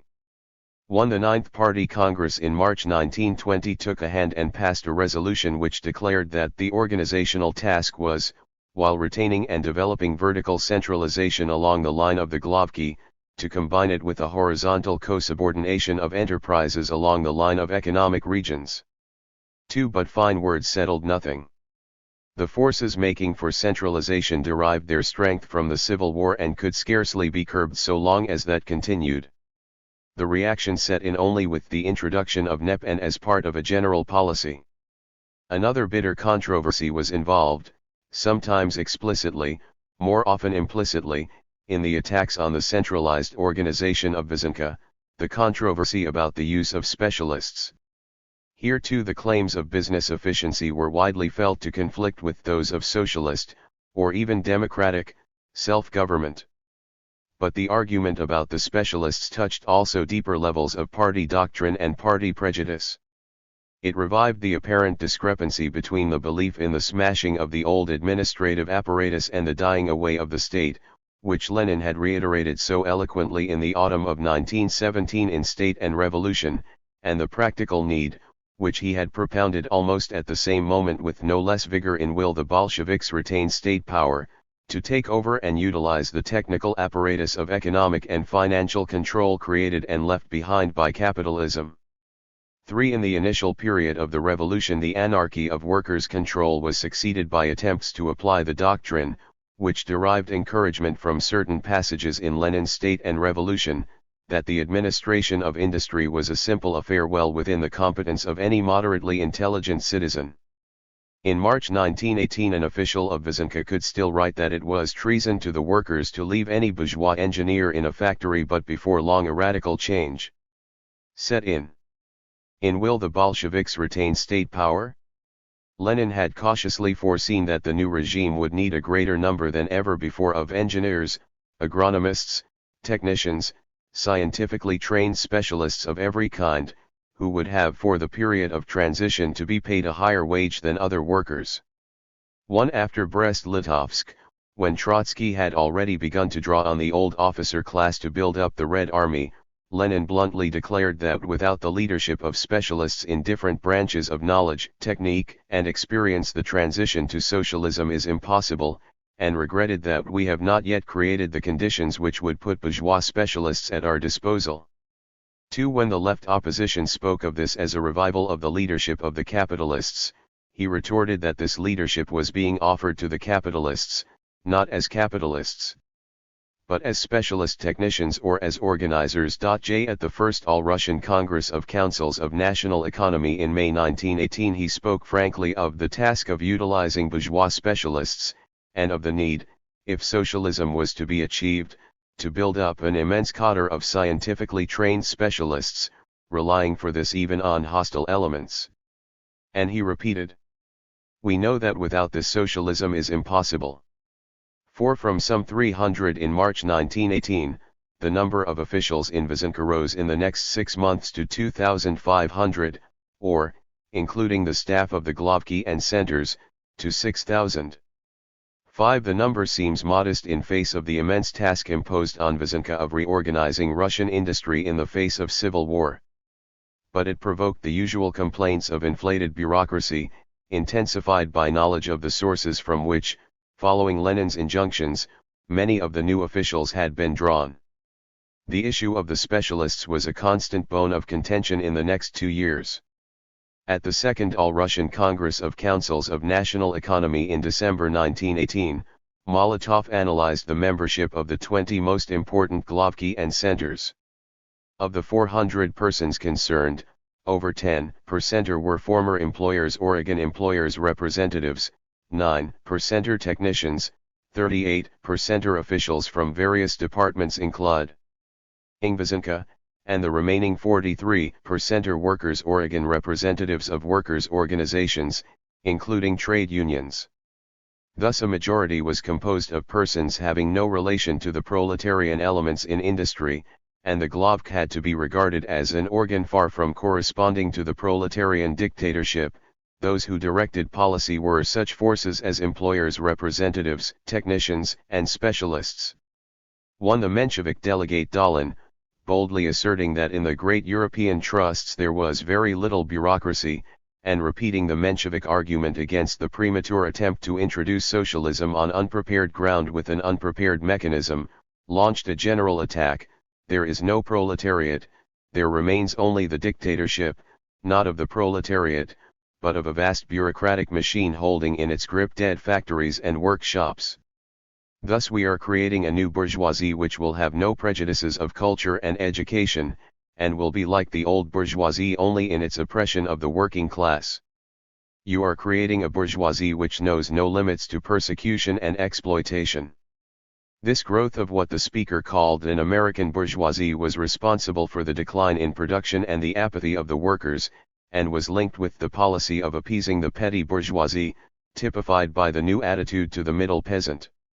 2. Such attacks did little to arrest the progressive incorporation of bourgeois specialists into the Soviet machine. The Civil War, which made their help all the more indispensable, at the same time made reconciliation easier on the basis of the defense of the fatherland against the foreign aggressor. What, are we to throw them out?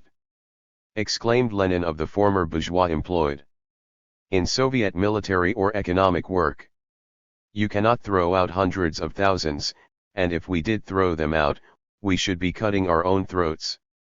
1. The new party program adopted in March 1919 had a friendly word for the bourgeois specialists working hand in hand with the mass of rank-and-file workers under the leadership of conscious communists.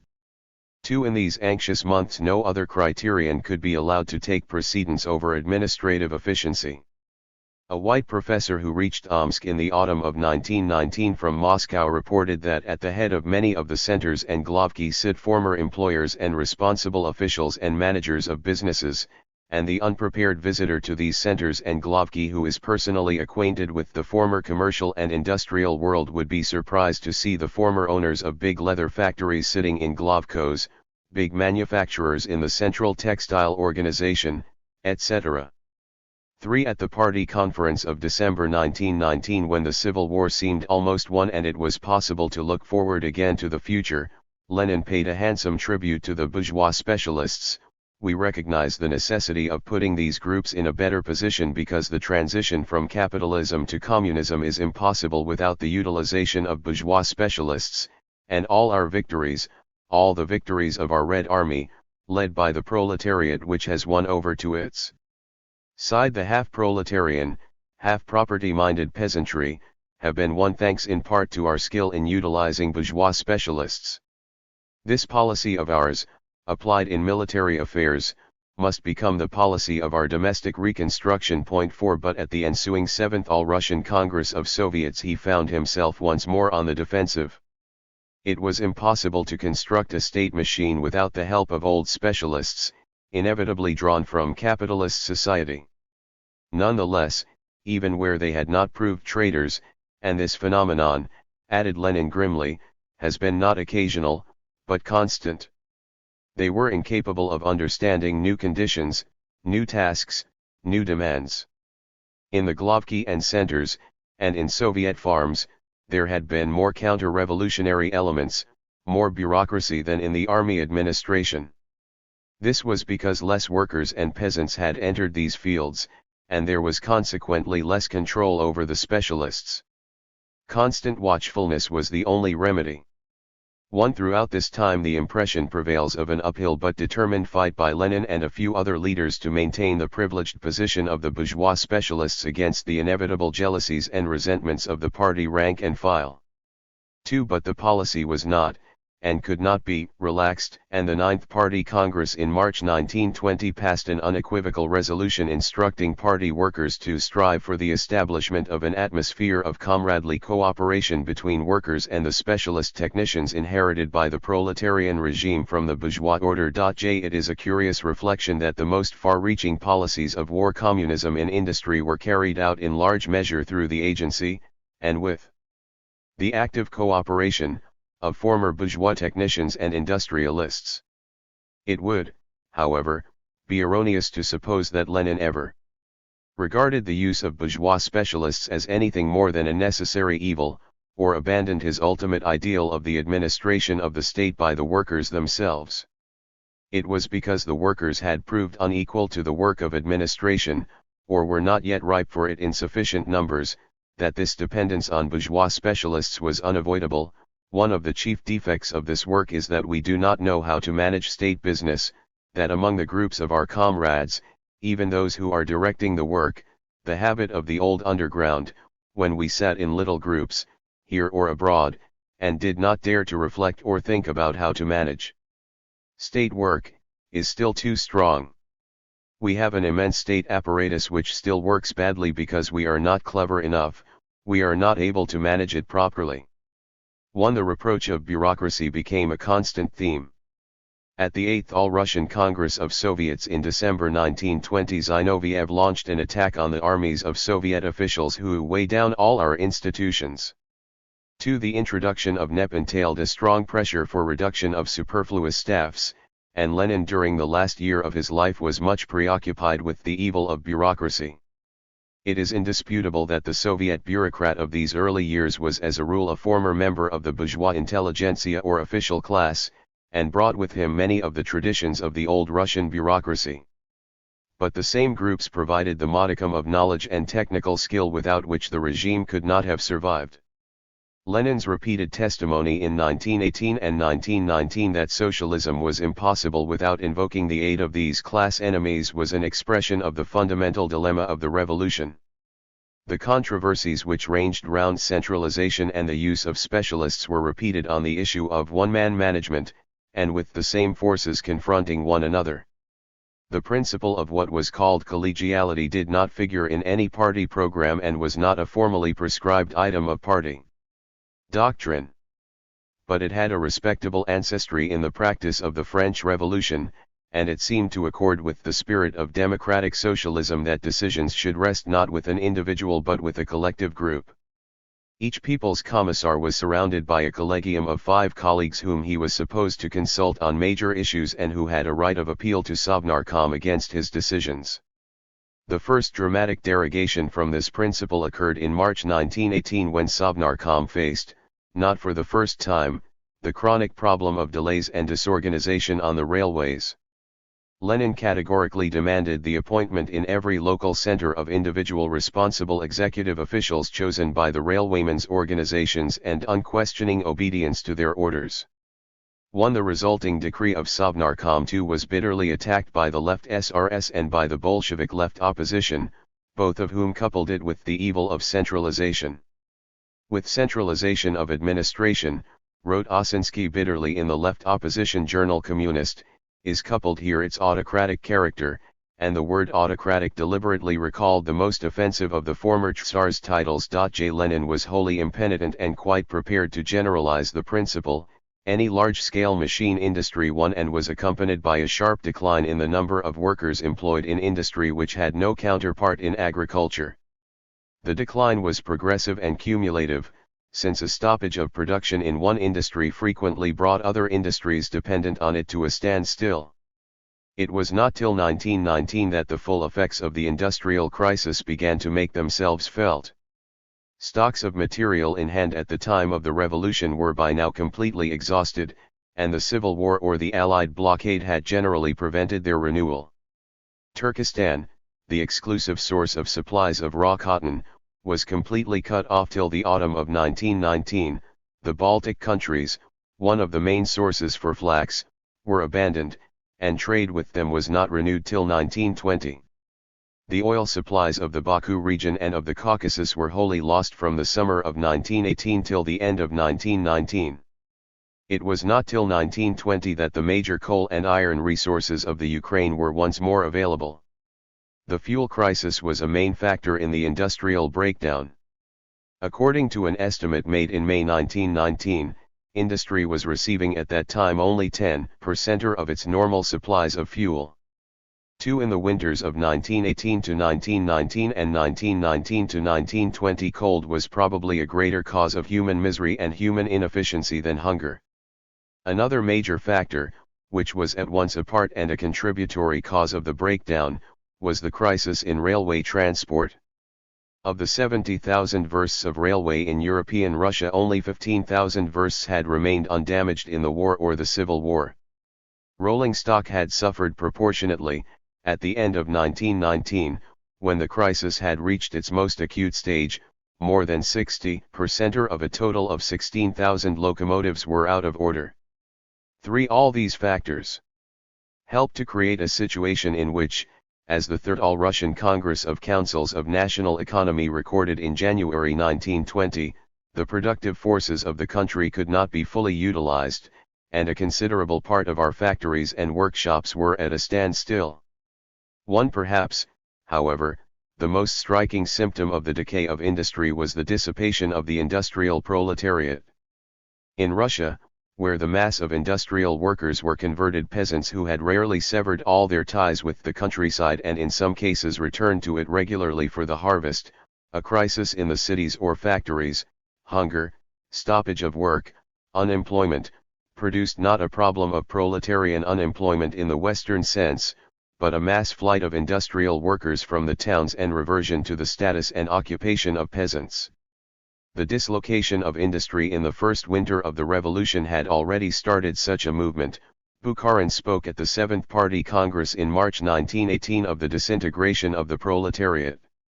The process was vastly accelerated when civil war once more swept hundreds of thousands of a depleted and exhausted population into the armed forces of both camps. Industry suffered most of all, both from the mobilization and from the breakdown in the complicated mechanisms of supply and production. Kherson spoke at the end of 1918 of the great blow caused by the hasty evacuation of Petrograd under the influence of panic fear at the time of Brest-Litovsk, which had resulted in the almost complete destruction of the industry of Petrograd. Such approximate figures as were compiled confirm that the fall in the number of industrial workers came first and most rapidly in the Petrograd region, where by the end of 1918 the number of workers was not much more than half the number employed 2 years earlier. The note of alarm was sounded by Rudzutak at the Second All-Russian Congress of Trade Unions in January 1919. We observe in a large number of industrial centers that the workers, thanks to the contraction of production in the factories, are being absorbed in the peasant mass, and instead of a population of workers we are getting a half-peasant or sometimes a purely peasant population. Calculations based on trade union statistics for the whole area under Soviet control in 1919 indicated that the number of workers in industrial enterprises had fallen to 76% of the 1917 total, in building to 66% and on the railways to 63%. A comprehensive table published some years later showed that the numbers of hired workers in industry rose from 2,600,000 in 1913 to 3 million in 1917 and then declined progressively to 2,500,000 in 1918, to 1,480,000 in 1920/1921. And to 1,240,000 in 1921/1922, by which time it was less than half the 1913 total. 3. In the important Bryansk iron and steel works. According to a report of May 1920, 78% of workers on the books were present in January 1919, 63% in July 1919, 59% in January 1920 and 58% in April 1920, the wastage was heaviest among the skilled workers. In the spring of 1920 Vysenka called for the creation of shock groups in the 60 most important metalworking concerns, and absenteeism in the Kolomensky factories was said to have fallen from 41% in January 1920 to 27% in May 1920.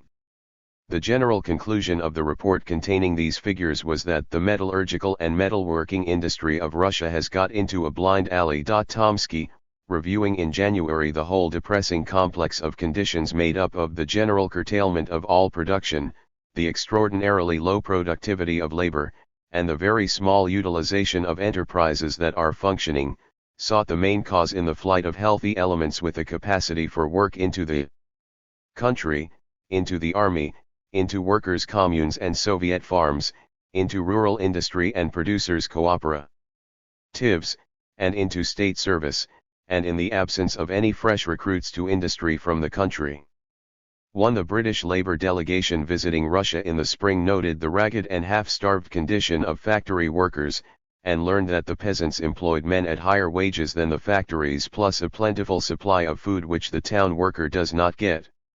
2. However difficult conditions under war communism might be in the countryside, they were at any rate better than in the towns and the factories.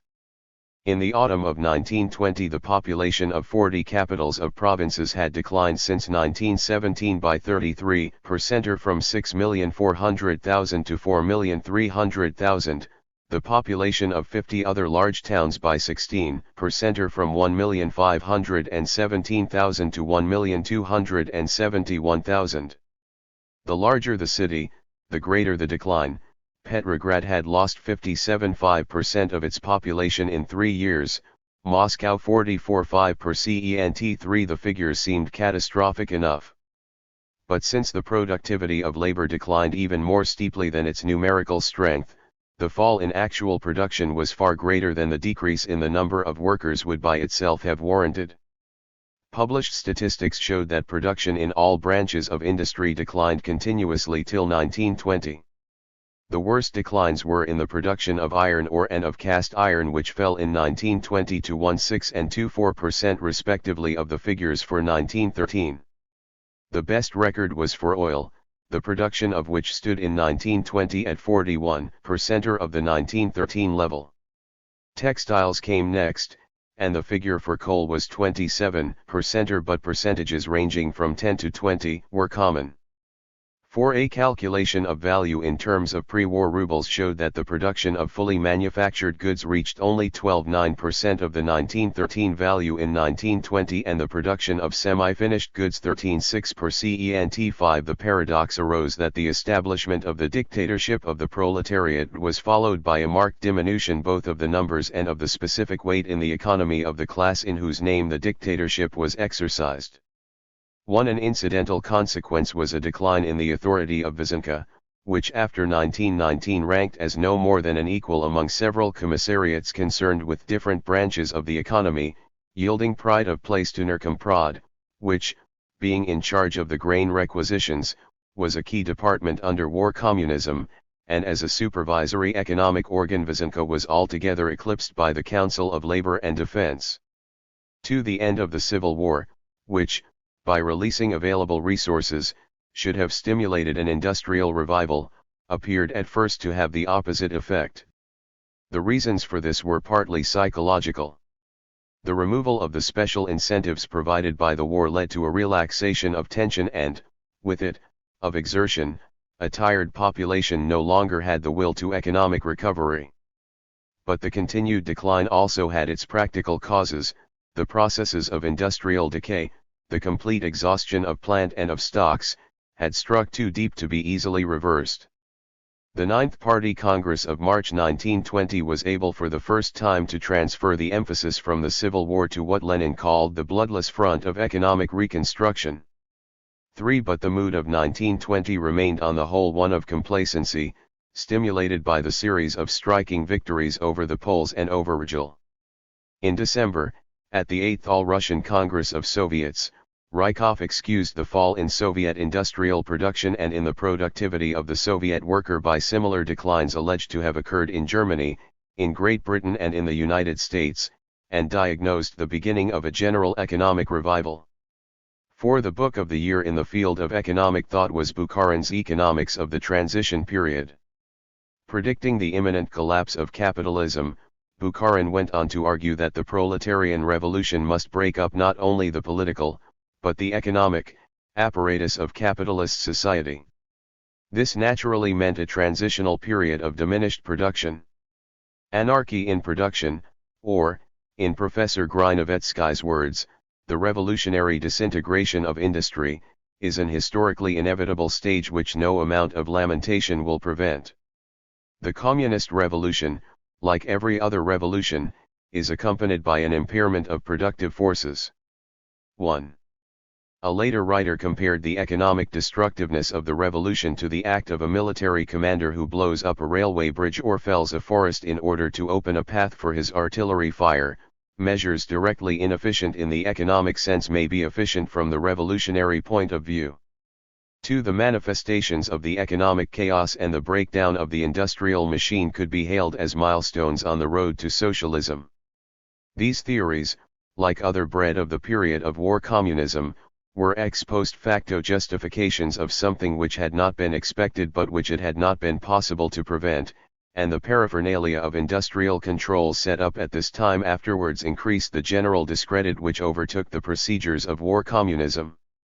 Nevertheless, it is fair to record, first, that the causes of the industrial collapse were rooted in conditions far deeper than any defect of organization, so that the later tendency to attribute it to the bureaucratic shortcomings of the Glavki or of Vysenka could not be seriously justified, and, secondly, that the final bankruptcy of war communism was due not so much to the breakdown of industry, as to the failure to evolve any agricultural policy capable of obtaining from the peasants food surpluses adequate to feed the cities and factories. The turnover from war communism to NEP affected industry, as it affected every part of the Soviet economy, but its directly compelling motives lay outside the sphere of industrial policy. Labor and the trade unions. The impact of the Civil War removed the hesitations and ambiguities which had complicated labor policy in the first months of the new regime. The existence of an overwhelming national purpose made it easy and imperative to press forward with policies for the direction and disciplining of labor. The question of the relation between the trade unions and the state was fallaciously simplified now that both the state and the unions depended for their survival on mobilizing every man and every machine in the interests of military victory over the White Armies. Under war communism, labor policy became a matter of recruiting workers for the war effort and of sending them where they were most urgently required. The trade unions were the instrument through which this policy could be most efficiently carried out. So long as the Civil War lasted, every issue of principle seemed clear-cut, straightforward, uncontroversial. The first inconspicuous step towards the erection of a new machinery of control was taken in a decree of July 2, 1918, which regulated the conditions for the conclusion of collective agreements between the trade unions acting on behalf of the workers and employers or factory managements. The most significant article of the decree authorized Narkomtrud, in the event of the employer refusing the contract offered by the trade union, to impose its acceptance by an official order.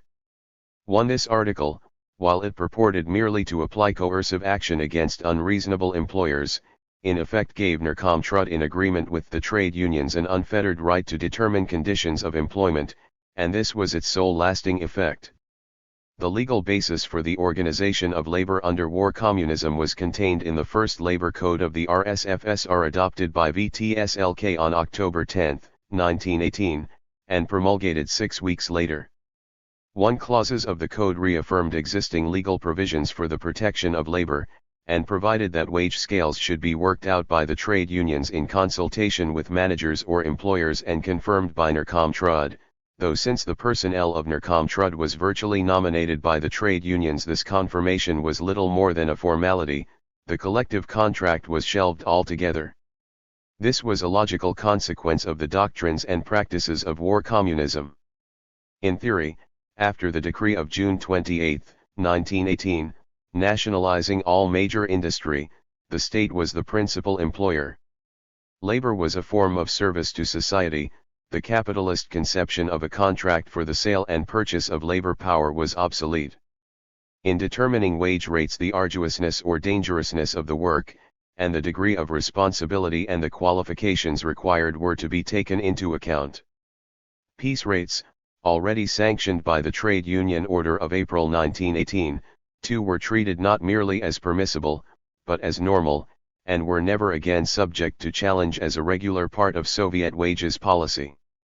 The Labor Code of 1918 laid down the general obligation to work, balanced by the right of the worker to employment in work suited to his qualifications at the appropriate rate of pay, though this right was modified in a later article by an obligation to accept temporary work of other kinds if no suitable work was available. But the code evaded the general issue of enforcement and compulsion. Even earlier, in September 1918, a decree had forbidden an unemployed person to refuse work offered to him on pain of loss of unemployment benefit. 3. But no other penalty was imposed, and, where the natural reaction of the unemployed worker was to migrate to the country, this sanction had little effect. Under a decree of October 29, 1918, the labor exchanges were transformed into local organs of NRCOM-TRUD and became the sole and obligatory channel for the engagement of labor, both for worker and for employer, but without any fresh sanction for a refusal of work by the worker. 4. In the same month came a decree formally authorizing the conscription of members of the bourgeoisie of both sexes and all ages from 16 to 50 for socially necessary work. All members of the bourgeoisie between the ages of 14 and 55 were issued with labor books. These had to be produced in order to obtain ration cards or traveling permits and were valid for this purpose only if they contained evidence that the bearer was performing socially useful work. 1. The shape of labor organization emerged clearly at the Second All-Russian Congress of Trade Unions in January 1919. The Civil War was in full swing. A month earlier, the Second All-Russian Congress of Councils of National Economy had made a strong move towards centralized industrial control, and Lenin had just spoken of centralization and renunciation of purely local interests as the only cure for chaos. 2. It was in these conditions that the Trade Union Congress, which had 450 Bolshevik delegates out of a total of rather more than 600, once more faced the issue of the relation of the trade unions to the state. It was again hotly contested. A tiny anarchist group wanted all power vested in independent trade unions. 30 Mensheviks voted for a resolution which asserted the principle of trade union independence and denied the claim of the Soviet power to represent the workers. 37 International Social Democrats led by Lozovsky more cautiously demanded a delimitation of the functions of the trade unions from those of state organs, and maintained that the absorption of the trade union organs into those of the state at the present stage of the revolution would be senseless. The vast majority of the Congress carried the Bolshevik resolution, which Lenin supported in a long speech, accepting the principle of statization. 1. Though this was to come about, not by an act of fusion between trade union and state organs, but as a completely inevitable result of their concurrent, intimate and coordinated work and of the preparation of the broad working masses by the trade unions for the task of administering the state apparatus and all economic organs of control. 2. The resolution allowed a certain ambiguity to persist as to whether the state was gradually to absorb the unions or the unions to absorb the state.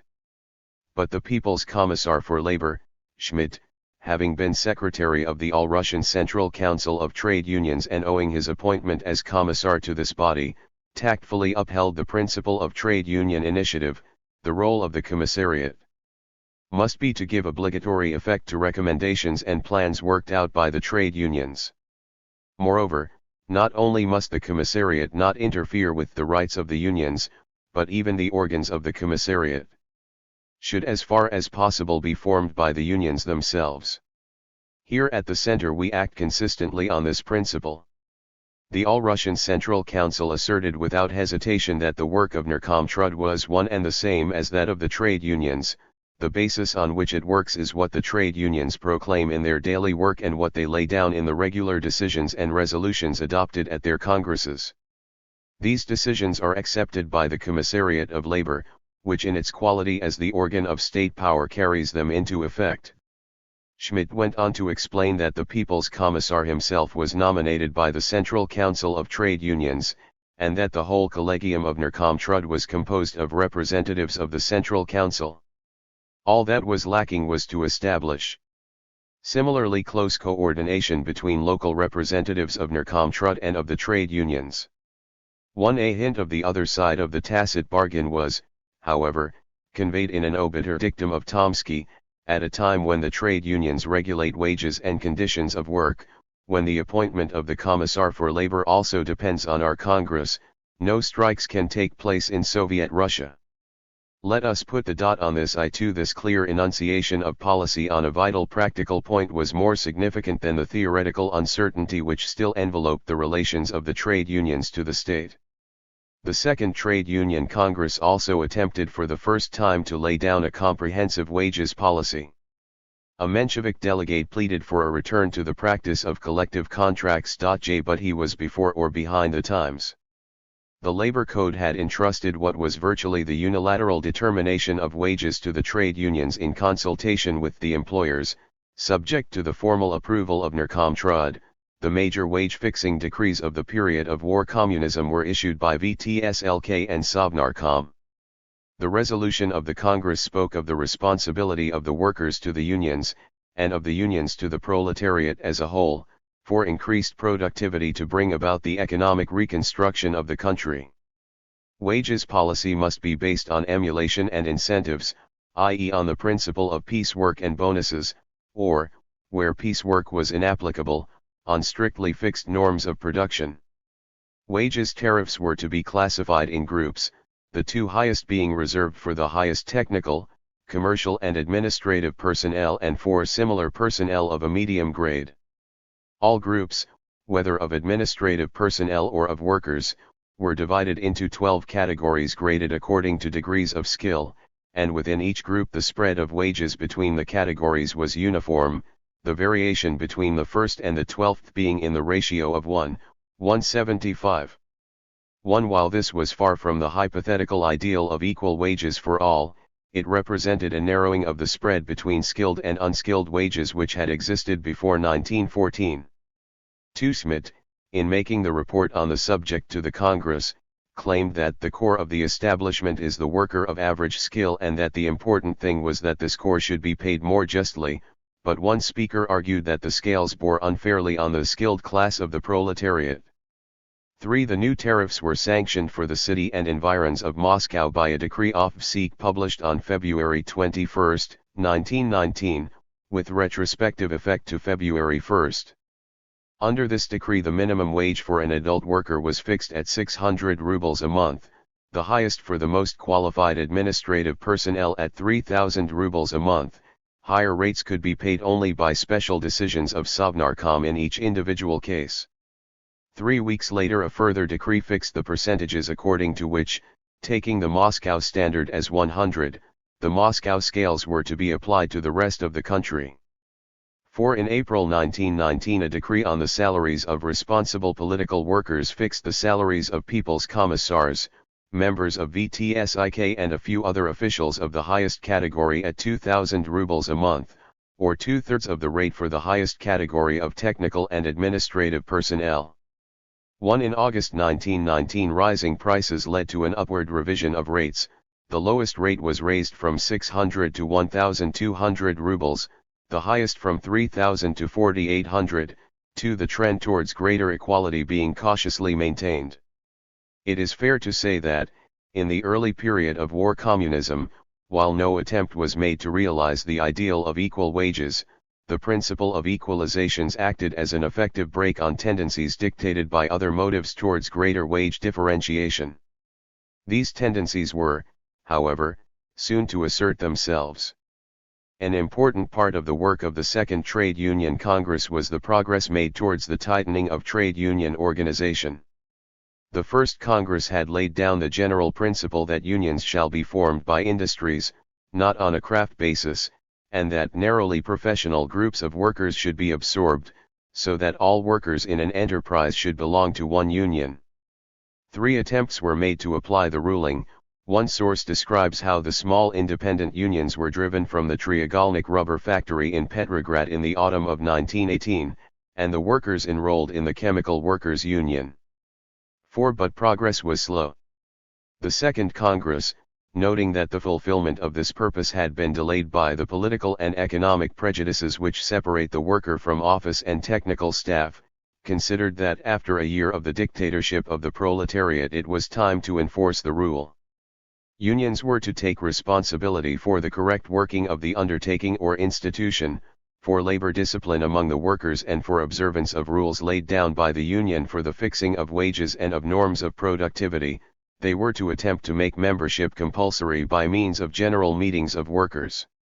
Decisions of the All-Russian Congress of Trade Unions were binding on all unions and on their individual MEMs, and the All-Russian Central Council of Trade Unions was authorized to act on behalf of the Congress and to take binding decisions in its name when it was not in session.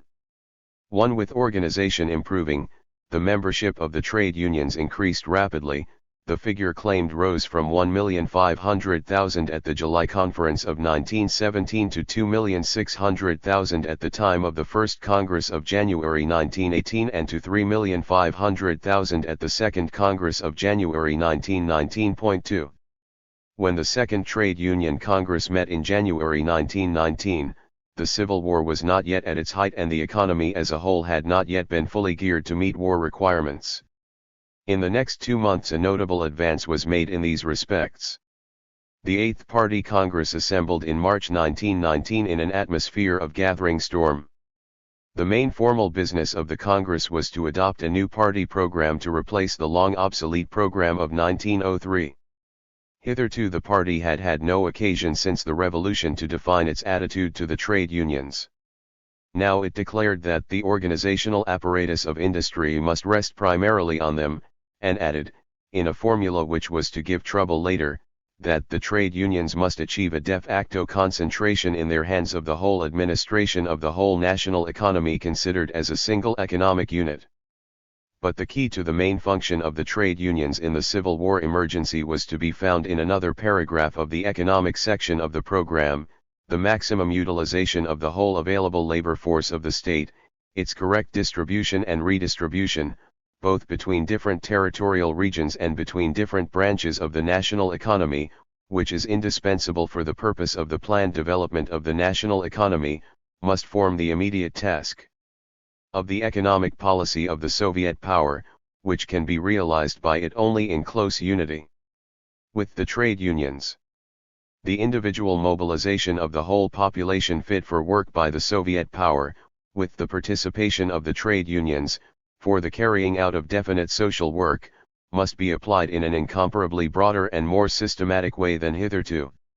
And the program, adding that the socialist method of production can be made secure only on the basis of the comradely discipline of the workers, assigned to the trade unions the chief role in the work of creating this new socialist discipline. 1. The Party Congress of March 1919 was followed by a decree of Sovnarkom in April 1 ordering a general mobilization.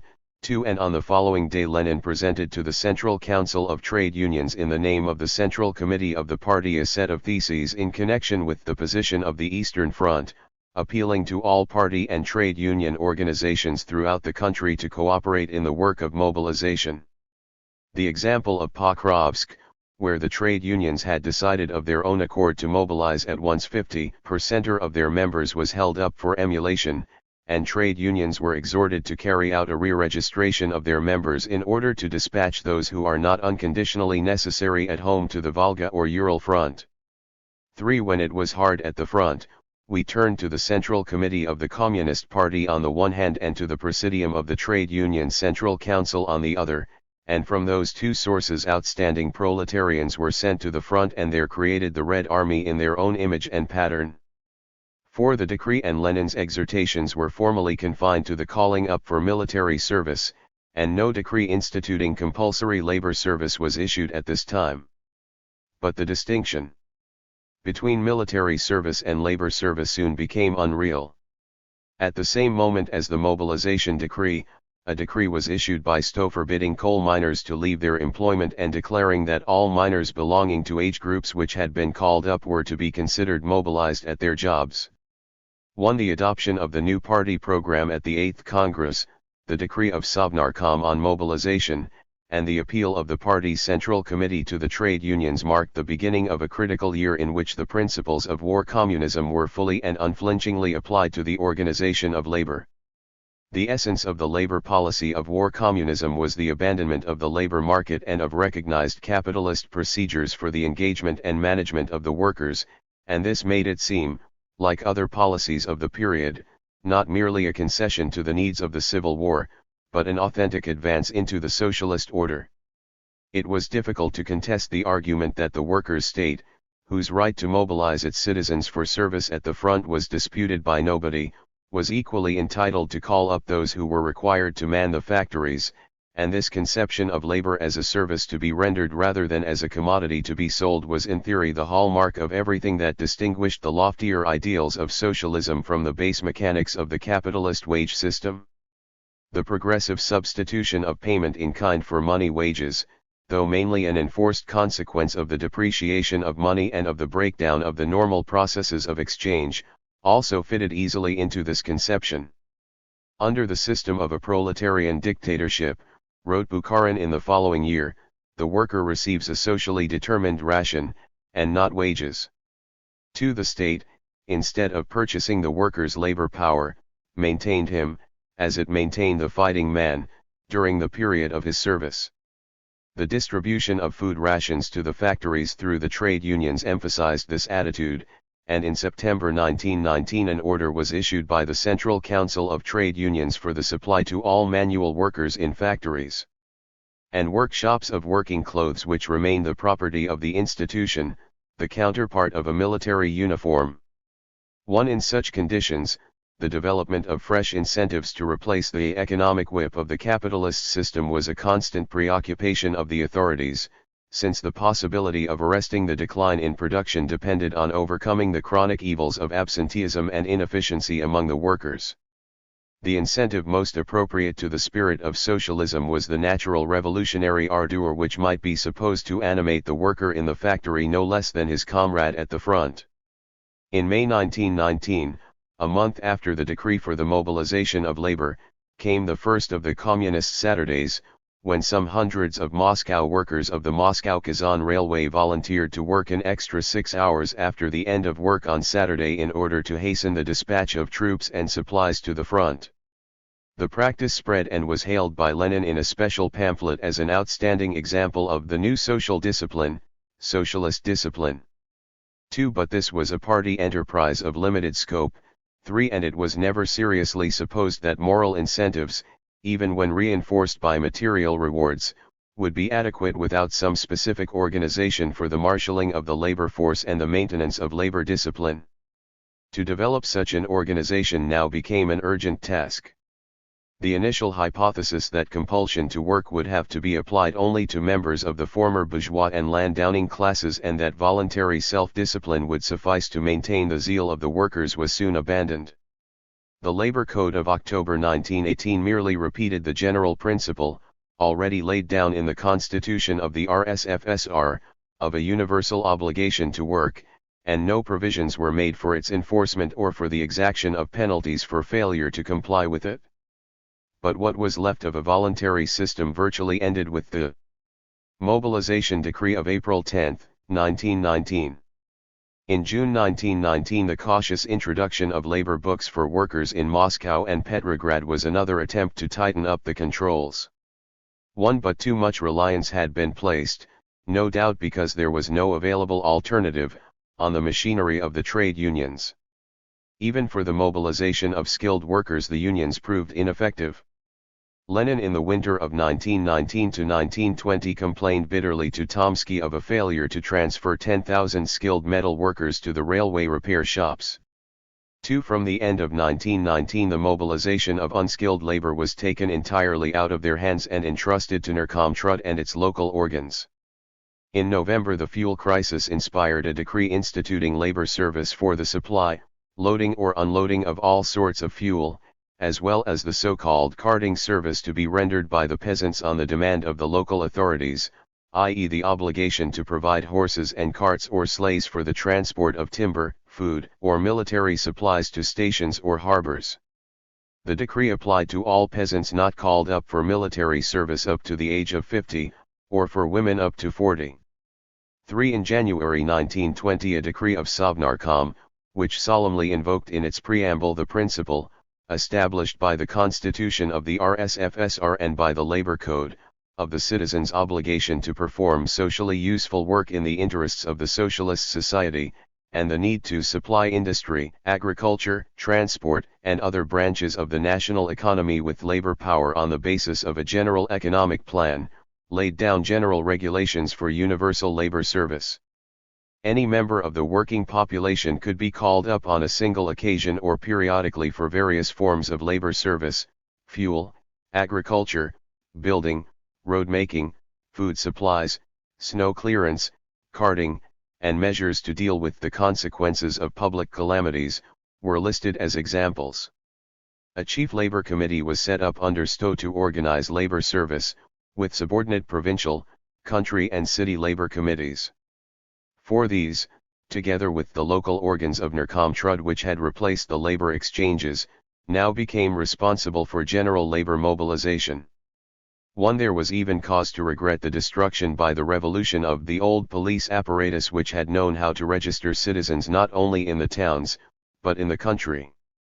Nevertheless, the machinery was improvised, and large labor forces recruited for work in forestry, transport, building, and other forms of employment, calling for masses of unskilled labor.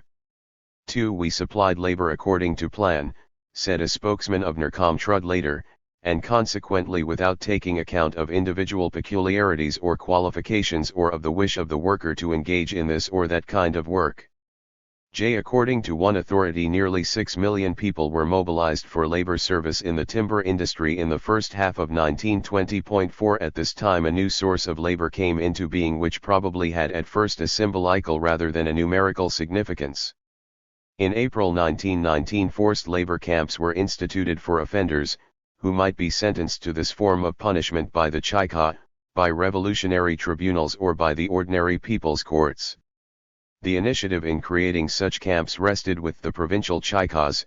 The administration of the camps was in the hands of a section of the People's Commissariat for Internal Affairs, and prisoners in these camps were put to work at the request of Soviet institutions. Separate camps were set up for children and minors. An 8-hour working day was prescribed, overtime and night work being, however, permitted on the conditions laid down in the General Labor Code. Wages were to be paid to the prisoners at the trade union rates, but not more than 3/4 of the wages could be deducted to cover the maintenance of the prisoner and the upkeep of the camp. The system had not, in this initial stage, the sinister significance which it later acquired as a major economic asset. At the same time, a harsher form of punishment was instituted in the form of the concentration camp, which purported to be reserved for those guilty of counter-revolutionary activities in the Civil War. These camps soon seem, however, to have been used for enemies of the regime in general. In a report prepared for the visiting British Labour delegation in the spring of 1920, it was stated that the People's Commissariat provides labour detachments composed of persons confined in concentration camps for performing various kinds of difficult and unpleasant work. The mobilization of labour reached its highest intensity in the first months of 1920, at the moment when, thanks to the defeat of Denikin and Kalkak, the acute emergency which had made it necessary was already passing away. At the Third All-Russian Congress of Councils of National Economy in January 1920, Trotsky devoted the greater part of his speech to a defense of labor conscription and labor discipline, for and on the proposal of Tomsky, whose gloomy review of the depleted industrial labor force has already been quoted. 5. A far-reaching resolution was passed demanding inter alia the payment of bonuses, individual or collective, in kind, disciplinary courts for labor. 6. A labor book for all workers to prevent evasion of labor service, and the use of army recruiting machinery for the mobilization and transfer of labor. 1. Meanwhile, the cessation of actual fighting at the front had suggested the diversion of units under military discipline to other urgent tasks. On January 15, 1920, a decree was issued transforming the Third Army in the Urals into a First Revolutionary Army of Labor, enjoying military authority over the local civil authorities. 2. The precedent had been created. The stage was set for what came to be known as the militarization of labor. This was the new issue which the Ninth Party Congress had to face when it met towards the end of March 1920. Labor armies were appearing everywhere in the form of detachments of the Red Army employed, now that fighting was at an end, on heavy work of all kinds, including forestry and mining. Nor was there any doubt what this implied. Trotsky, who believed that the problems of industry could be solved only by the methods and by the enthusiasm which had won the Civil War, spoke of the need to militarize the great masses of peasants who had been recruited for work on the principles of labor service, and went on, militarization is unthinkable without the militarization of the trade unions as such, without the establishment of a regime in which every worker feels himself a soldier of labor, who cannot dispose of himself freely.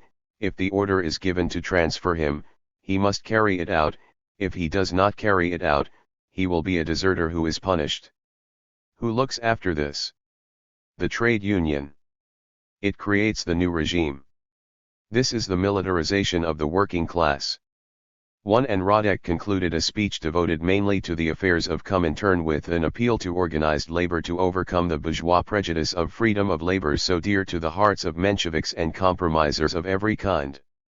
2. Though nobody else spoke this language, Trotsky had behind him the authority of the Central Committee and the Politburo, and the Congress was still sufficiently under the impression of military perils narrowly escaped, and of almost insuperable economic hazards ahead, to endorse the policy without overt dissent. In a long resolution, which bore the marks of Trotsky's masterful style, it cautiously approved the employment of Red Army units on labor service for so long as it is necessary to keep the army in being for military tasks. About the principle of the militarization of labor it had no qualms. Help was to be given to trade unions and labor sections to keep account of all skilled workers, in order to direct them to productive work with the same accuracy and strictness as was done, and is done, with officer personnel. 1. For the needs of the army.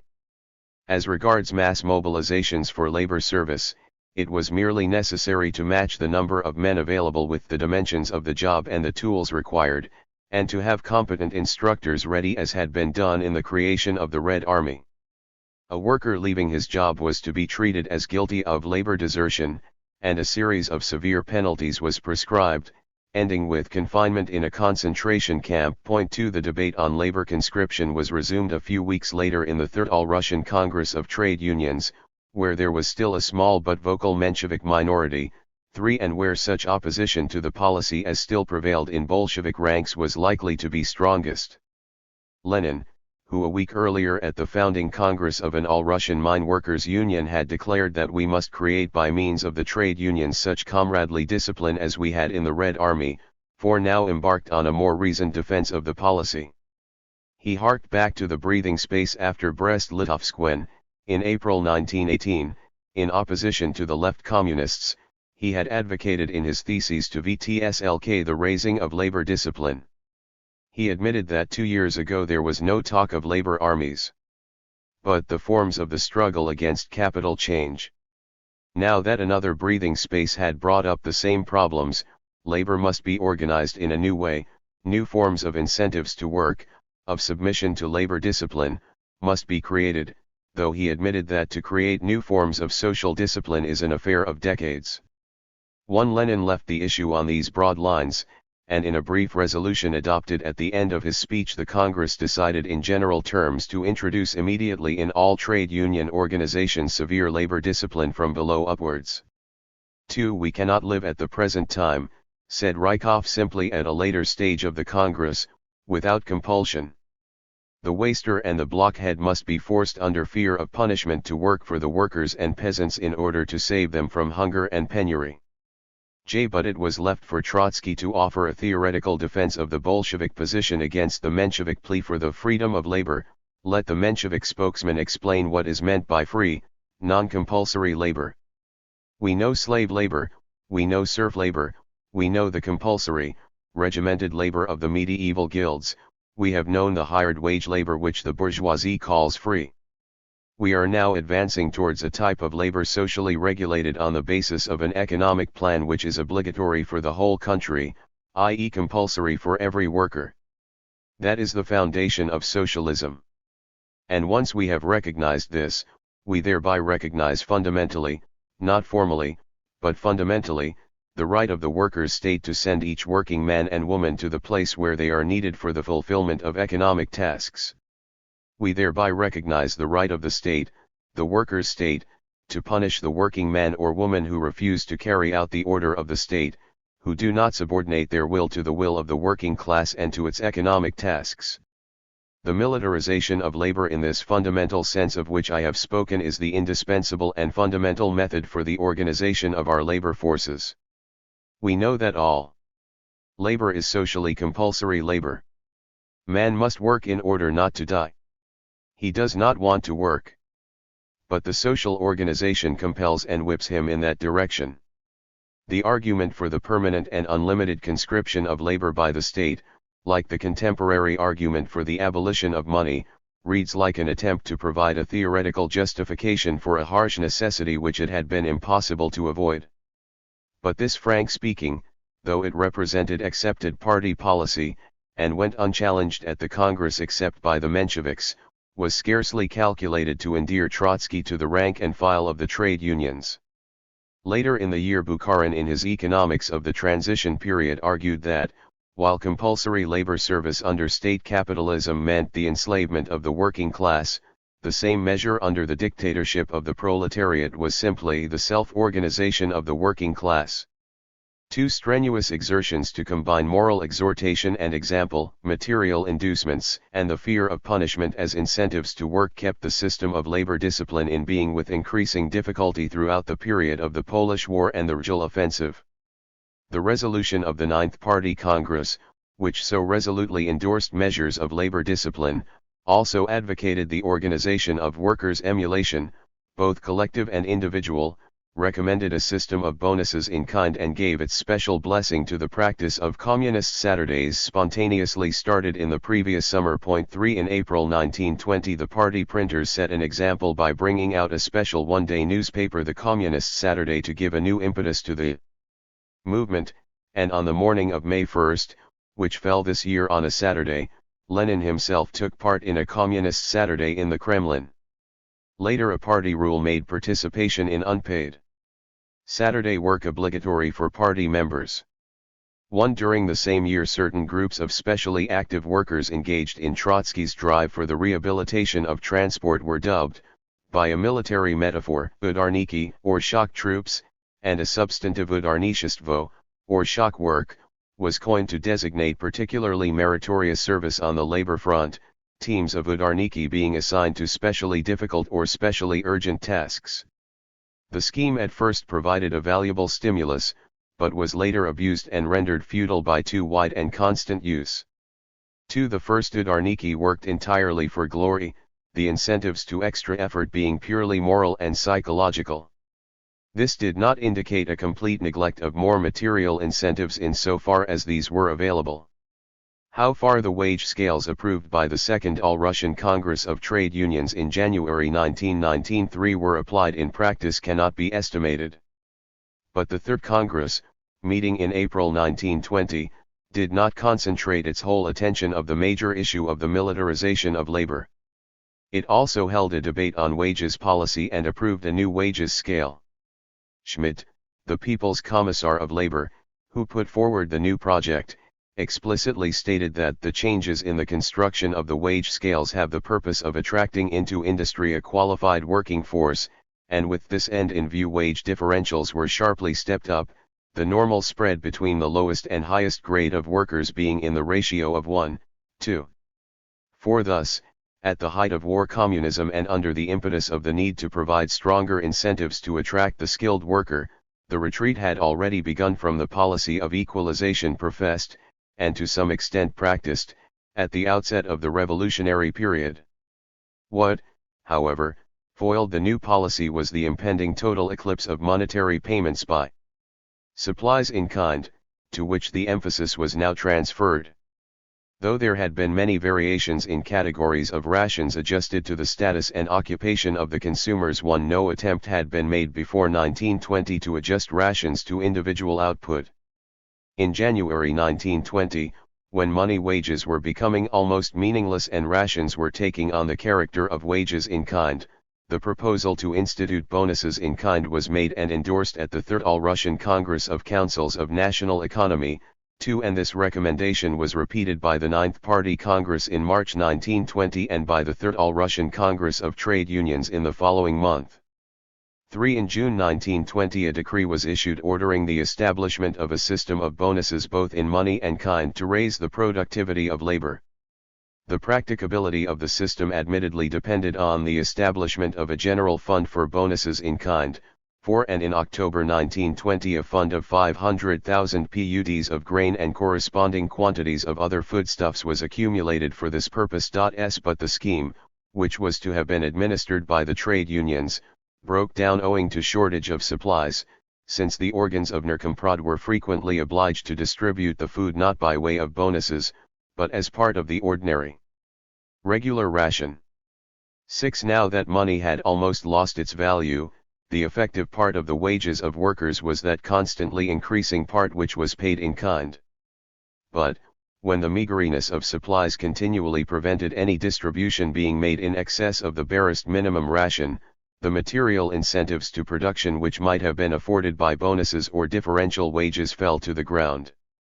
The ultimate result of war communism in the field of labor policy was to leave no other incentives in operation except revolutionary enthusiasm and naked compulsion. It was towards the end of 1920, when Rgel had suffered defeat and the Civil War was finally ended, that the labor front, like other aspects of the national economy, began to show signs of intolerable stresses. The militarization of labor had lost the justification which it seemed to possess so long as a fight for existence was in progress. The trade unions became once again the seat and the subject of acute frictions, friction within the Central Council, friction between the Central Council and the trade unions, and friction between the unions and Soviet organs. The questions at issue, which often appeared as questions of degree rather than of principle, were whether the main function of the unions was to stimulate production or to defend the immediate and sectional interests of their members, whether they should mobilize and organize labor by compulsory or solely by voluntary methods, and whether they should take orders from the state on matters of policy or maintain some degree of independence. No essential link existed between the issue of the militarization of labor and the issue of the relation of the trade unions to the state.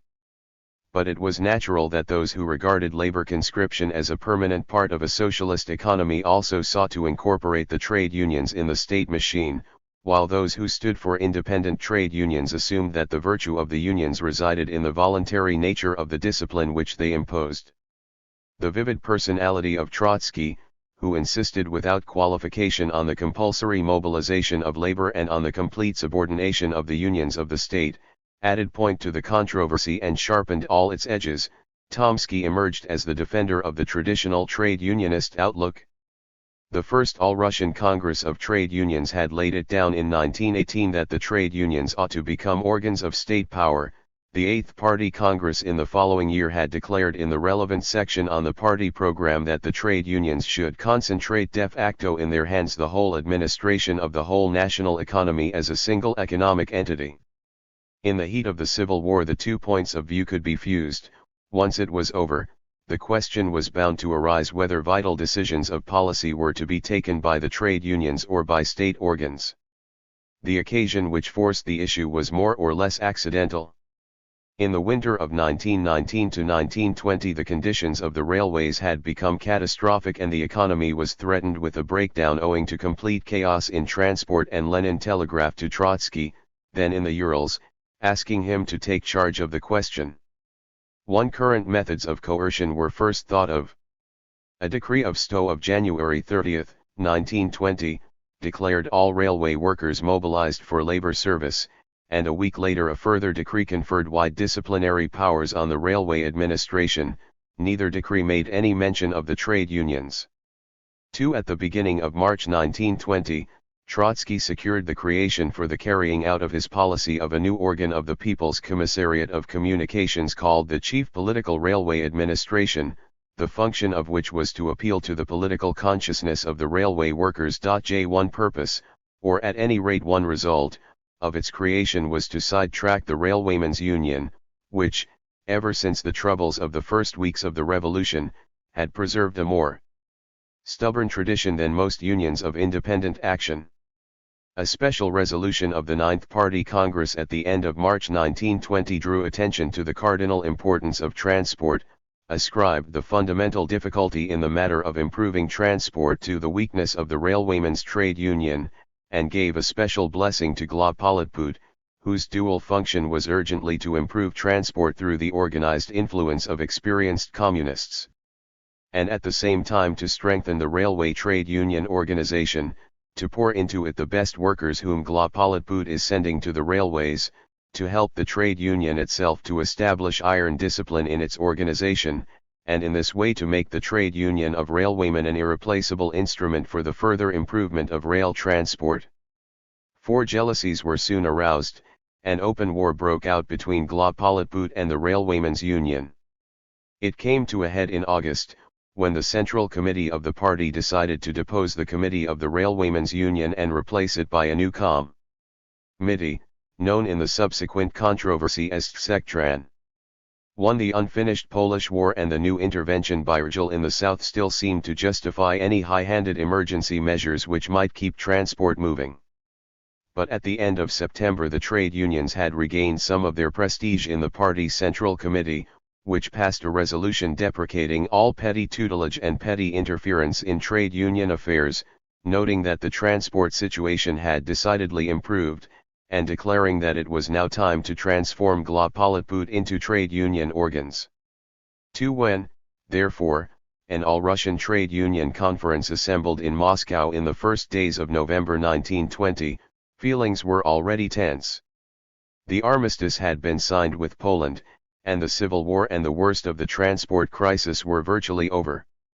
The Bolshevik delegates met as usual in advance to decide on their line at the conference. Trotsky, taking advantage of a discussion on production, launched a general attack on the trade unions which he described as in need of a shake-up. Tomsky retorted with asperity. 3. The quarrel was kept away from the floor of the conference, which was content with some non-committal theses of Rudzutak on the role of the trade unions in stimulating production. 4. But the situation in the party was now so embittered that the Central Committee had to take a hand. At a meeting on November 8, 1920, Lenin and Trotsky presented alternative drafts, and on the following day after some difficult discussions the committee by a majority of 10-4 adopted a resolution modeled on Lenin's draft. The resolution tactfully distinguished between centralism and militarized forms of labor, which were liable to degenerate into bureaucracy and petty tutelage over the trade unions, and healthy forms of the militarization of labor. On the substantive point it prescribed that THIRD-WORLDISM should participate in the Central Council of Trade Unions on the same footing as the central committees of other major unions, and decided to appoint a committee to draw up fresh general instructions for the trade unions. 1. This was followed by a split within THIRD-WORLDISM. 2. And on December 7, 1920, the Central Committee returned to the dispute in an atmosphere of increasing bitterness. On this occasion Lenin left Zinoviev to make the running against Trotsky.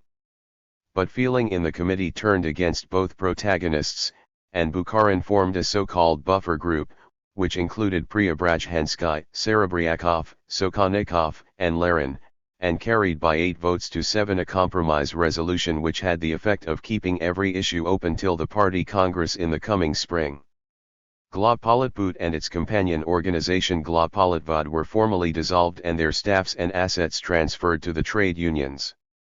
Tsektran was left in being, but on the understanding that new elections to it would take place at the forthcoming Congress of Transport Workers in February 1921. From this time onwards it was impossible to maintain the original decision taken in November not to countenance public discussion of these differences within the party. In the 3 months which separated the December session of the Central Committee from the opening of the 10th Party Congress on March 8, 1921, an acrimonious debate on the role of the trade unions raged in party meetings and in the party press. According to Trotsky and Tsektran, the Railwaymen's Union wanted to behave like a capitalist trade union, relegating the organization of production to a secondary place. Tomsky was being cast for the role of the Gompers of the workers' state.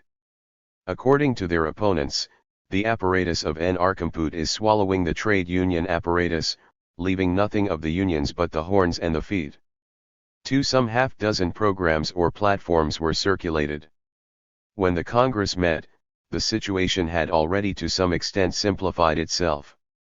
Bukharin's buffer group, having failed to promote concord, had come to terms with Trotsky, and a common draft was submitted to the Congress in the name of 8 members of the Central Committee: Trotsky, Bukharin, Andreev, Dzerzhinsky, Krestinsky, Preobrazhensky, Rakovsky and Serebryakov. 3 On the opposite wing, a left group took shape during the winter of 1920 to 1921 under the name of the Workers' Opposition.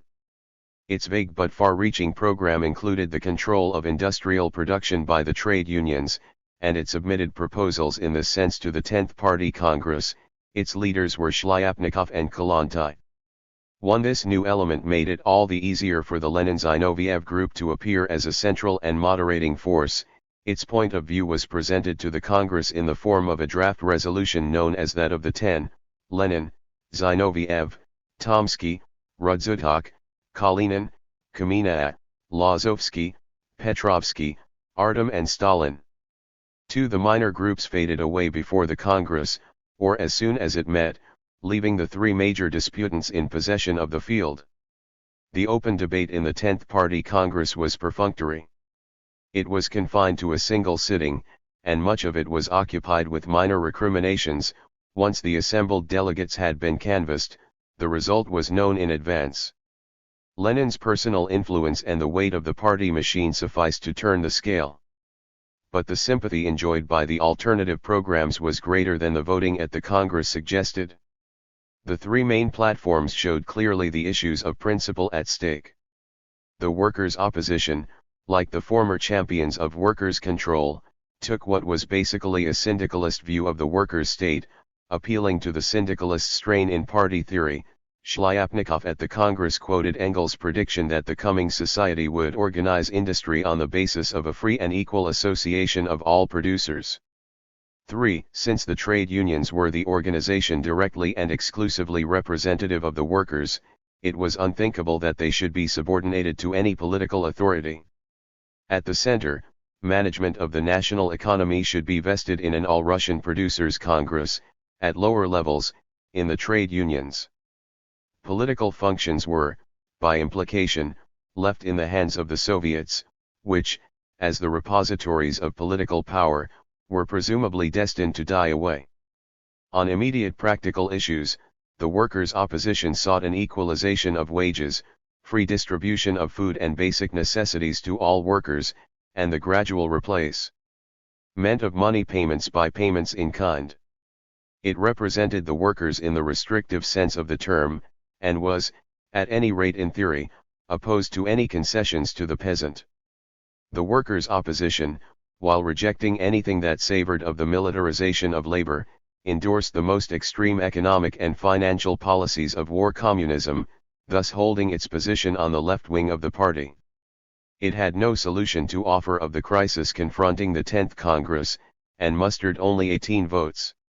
The Trotsky, Bukharin program, which represented Trotsky's original view with some of its asperities slightly toned down, described itself as a production as opposed to a trade union platform. It called for the transformation of the trade unions into production unions, not only in name, but in substance and method of work. The party program of 1919 had provided for a concentration in the hands of the trade unions of the whole administration of the whole national economy considered as a single economic entity. But this presupposed the planned transformation of the unions into apparatuses of the workers' state. As a corollary of this process, a closer integration was to be achieved between Vysenka and the Central Council of Trade Unions, and the People's Commissariat of Labor was to be abolished altogether. In practice, statization of the unions had already gone extremely far, there seemed no reason not to carry it to its conclusion. The Trotsky-Bukharin program possessed a high degree of logical consistency. But the underlying assumption that the industrial worker could have no interests distinguishable from those of the Soviet state as a whole, and therefore requiring the protection of independent trade unions, while it seemed to be justified by the current use of the term dictatorship of the proletariat, had little foundation in fact, if only because the existing state rested on a running compromise between the industrial worker and the peasant, and the Trotsky-Bukharin program was open to the same charge as the workers' opposition, though from a different angle, of ignoring the peasant component in the Soviet power. A more practical obstacle to its popularity was its known association with the policy of the compulsory mobilization of labor, which was indeed a logical deduction from its premises. In spite of its brilliant and influential sponsorship, the Trotsky-Bukharin draft received only 50 votes at the Congress. The field was thus clear for the resolution of the 10, which was adopted by 336 votes against the 50 and the 18 votes for its two rivals. The main criticism to which it was exposed was that it remained inconclusive and left things much as they were. It rejected emphatically the workers' opposition proposal for a Supreme All-Russian Congress of Producers, where, as Zinoviev frankly objected, the majority at this grave moment will be non-party people, a good many of them SRS and Mensheviks. But it also declared, in opposition to Trotsky, that, while the unions already performed some state functions, the rapid statization of the trade unions would be a serious mistake. The important thing was to win over these mass non-party organizations more and more for the Soviet state. The distinguishing character of the trade unions was the use of methods of persuasion. To incorporate them in the state would be to deprive them of this asset. The platform of the 10 rested on considerations of practical expediency rather than of theoretical consistency. But that was its source of strength. On particular issues, the 10, while admitting that the equalization of wages was an ultimate objective, opposed its promulgation by the workers' opposition as an immediate goal of policy. The trade unions must use the payment of wages in money or in kind as a means of disciplining labor and increasing its productivity. The trade unions must also enforce discipline and combat absenteeism through the operation of comradely courts of discipline. The proposals of the 10 adopted by the 10th Party Congress as a solution of the trade union controversy were sensible rather than novel or sensational. But they did little to answer the underlying question how to give the trade unions a real function without turning them into agencies of the state. Trotsky predicted at the Congress that the victorious resolution would not survive till the 11th Congress. The prediction was literally fulfilled. A further crisis came only 2 months later, and the party line in regard to the trade unions was once more substantially modified by a resolution of the Central Committee in January 1922.1. If the further changes were accomplished without any revival of the bitterness which had marked the winter of 1920 to 1921, this was due to 2 factors. In the first place, the tightening up of party discipline at the 10th Congress made impossible a renewal of controversy of the open and acrimonious kind which had preceded the Congress. Secondly, the whole trade union controversy of the winter of 1920 to 1921 had been conducted under the system of war communism and on the economic presuppositions of that system. The abandonment of war communism and the introduction of NEP had repercussions in labor policy which rendered both the Trotskyist and the workers' opposition platforms obsolete, but fitted in well with the more flexible program accepted by the Congress, and could be plausibly represented as a continuation of it.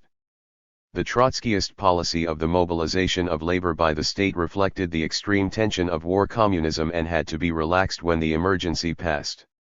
It proved, however, to have a more lasting validity than some other features of war communism.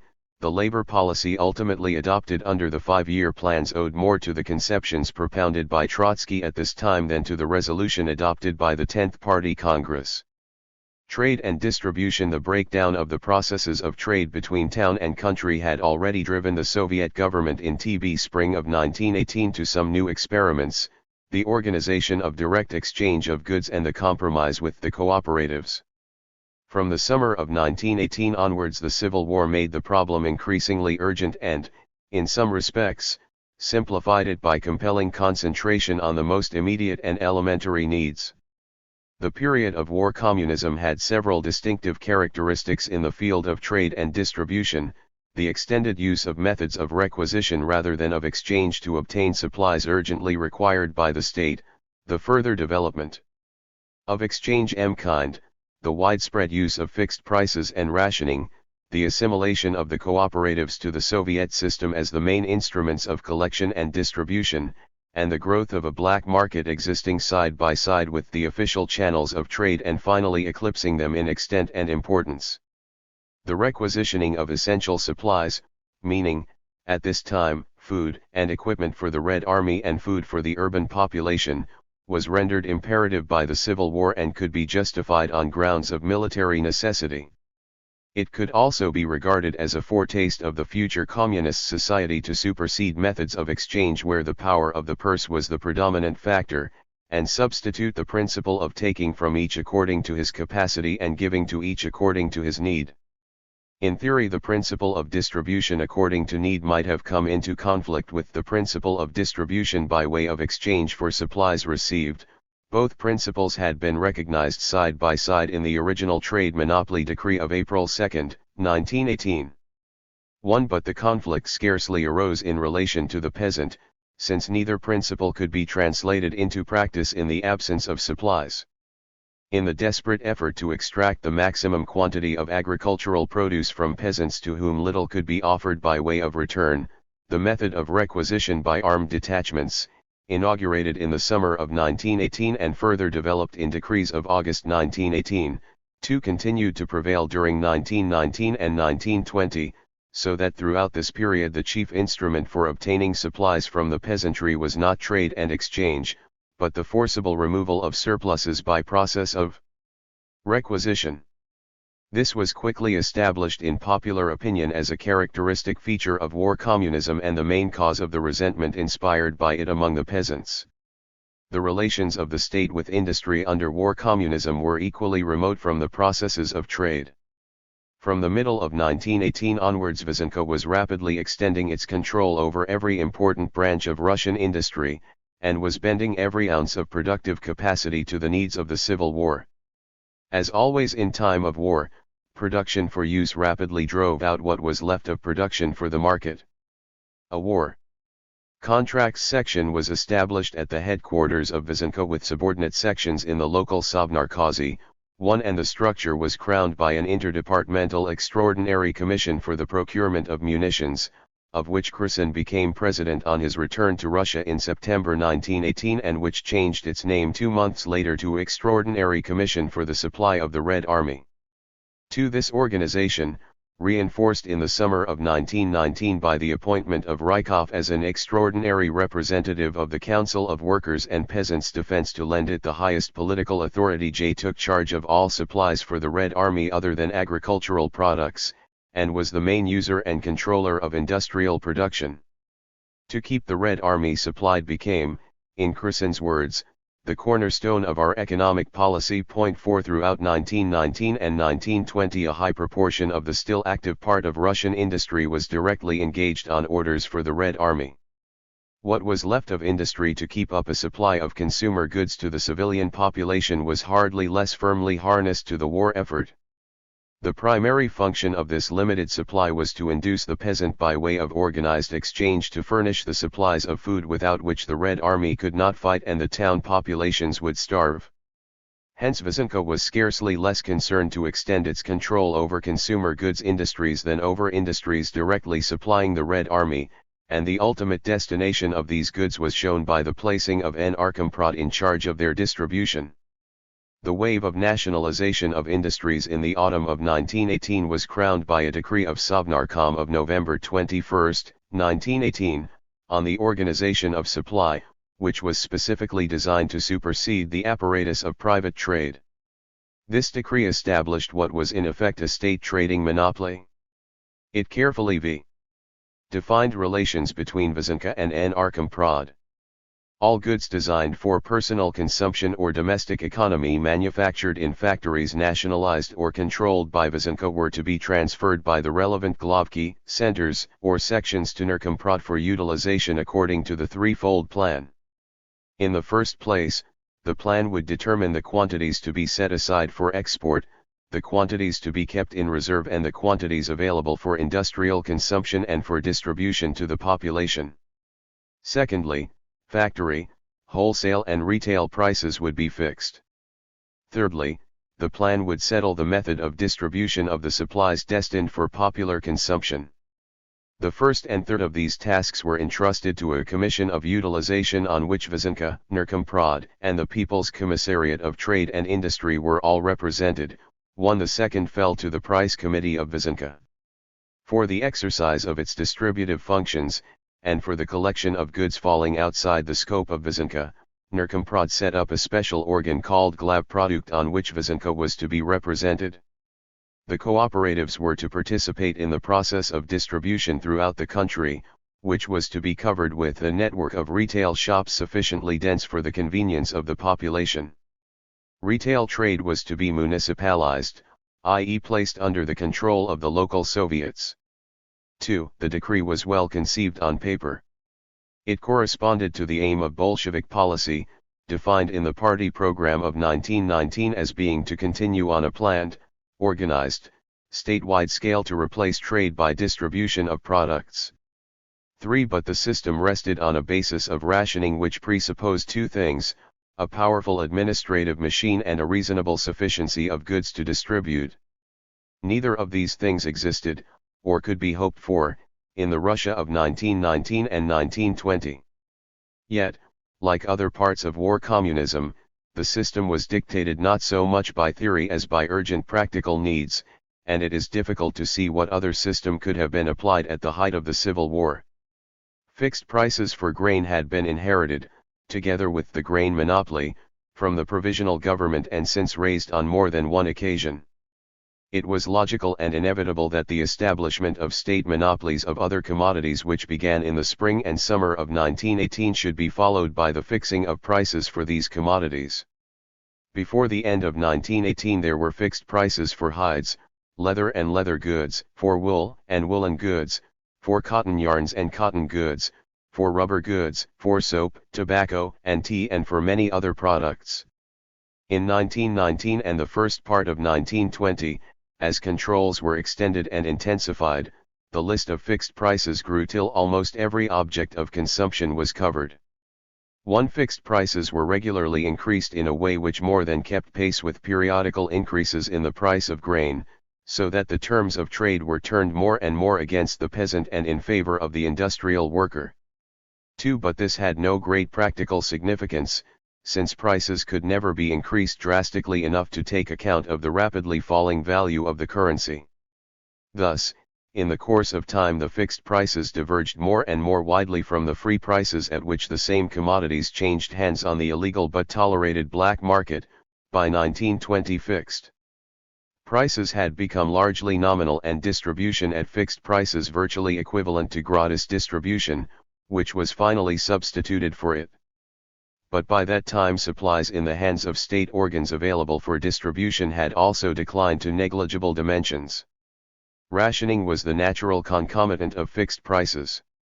Rationing for the principal foodstuffs was in force in Petrograd and Moscow under the provisional government. Sugar and bread had been rationed before the February Revolution. For the first 9 months of the Soviet regime, during which the rations were more and more frequently unprocurable, and the gap between the fixed prices of the same articles on the free market progressively widened, no change was made in the system. But the acute scarcity of the summer of 1918, affecting first and foremost the workers in the large cities, and the adoption of the policy of requisitioning grain from the peasants, placed direct responsibility for distribution on the government. In August 1918 differential rations were first introduced for Moscow and Petrograd, the population being divided for the purpose into 3 categories, of which heavy manual workers formed the first, other workers and families of all workers the second, and members of the former bourgeoisie the third. The first category received rations 4 times, the second 3 times, as high as the third. 1. The differential system spread rapidly, and with innumerable variations. Manual workers always occupied the highest category, and were sometimes declared to be in receipt of an ironclad ration enjoying absolute priority over all categories.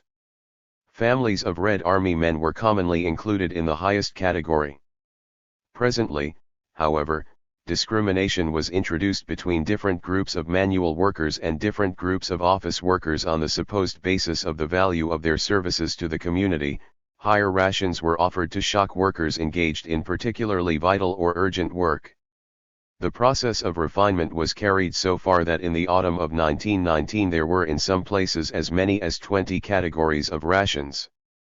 This situation led not only to intolerable administrative complications, but to widespread anomalies, jealousies, and discontents, which were publicly ventilated at a conference of representatives of Soviet organs of distribution in November 1919.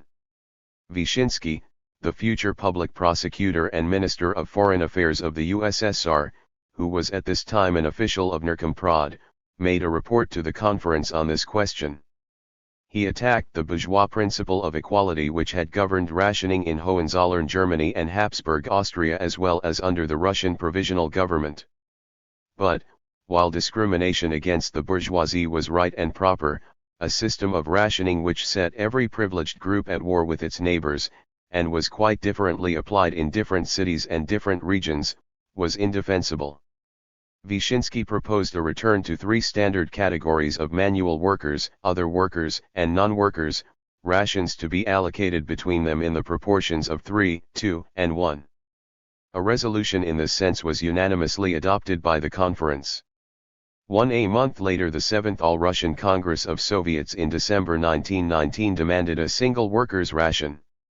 2. In April 1920 there was a return to something like the 3 original categories, with the proviso that special rations might be accorded to heavy manual workers, as well as for specially qualified forms of intellectual work. 3. But these changes lost their meaning as, during 1920, the system of rationing was gradually replaced by the payment of wages in kind. This had the dual advantage of eliminating the need for any attempt to calculate wages and prices in terms of a depreciating currency, and of allowing the rewards of labor to be adjusted to services rendered with far more precision than could be dreamed of under a crude system of ration categories. A system of wages for the industrial worker theoretically based on distribution according to capacity was more appropriate to the current crisis than a system of rationing theoretically based on distribution according to need. For in principle the rural population should have been rationed in consumer goods on the basis of the decree of November 21, 1918, which did not suggest any other criterion of distribution than that of need. But in practice the main motive of distributing supplies to the peasant was to procure agricultural products. Distribution proceeded on the basis of the decree of August 6, 1918 on obligatory exchange, i.e. on the principle that 85% of the cost of goods supplied must be paid in kind, and since the policy was to keep prices for manufactured goods proportionately higher than for agricultural products, this already represented a certain tax on the peasant. 2. When the 1919 harvest became available, this procedure was tightened up by a further decree of August 5, 1919. Under this decree Narkomprod was to determine for each province or district separately the quantity of products of agriculture and rural handicrafts subject to obligatory delivery and the quantity of goods to be released for the supply of the rural population. The latter would not be released until the former were delivered.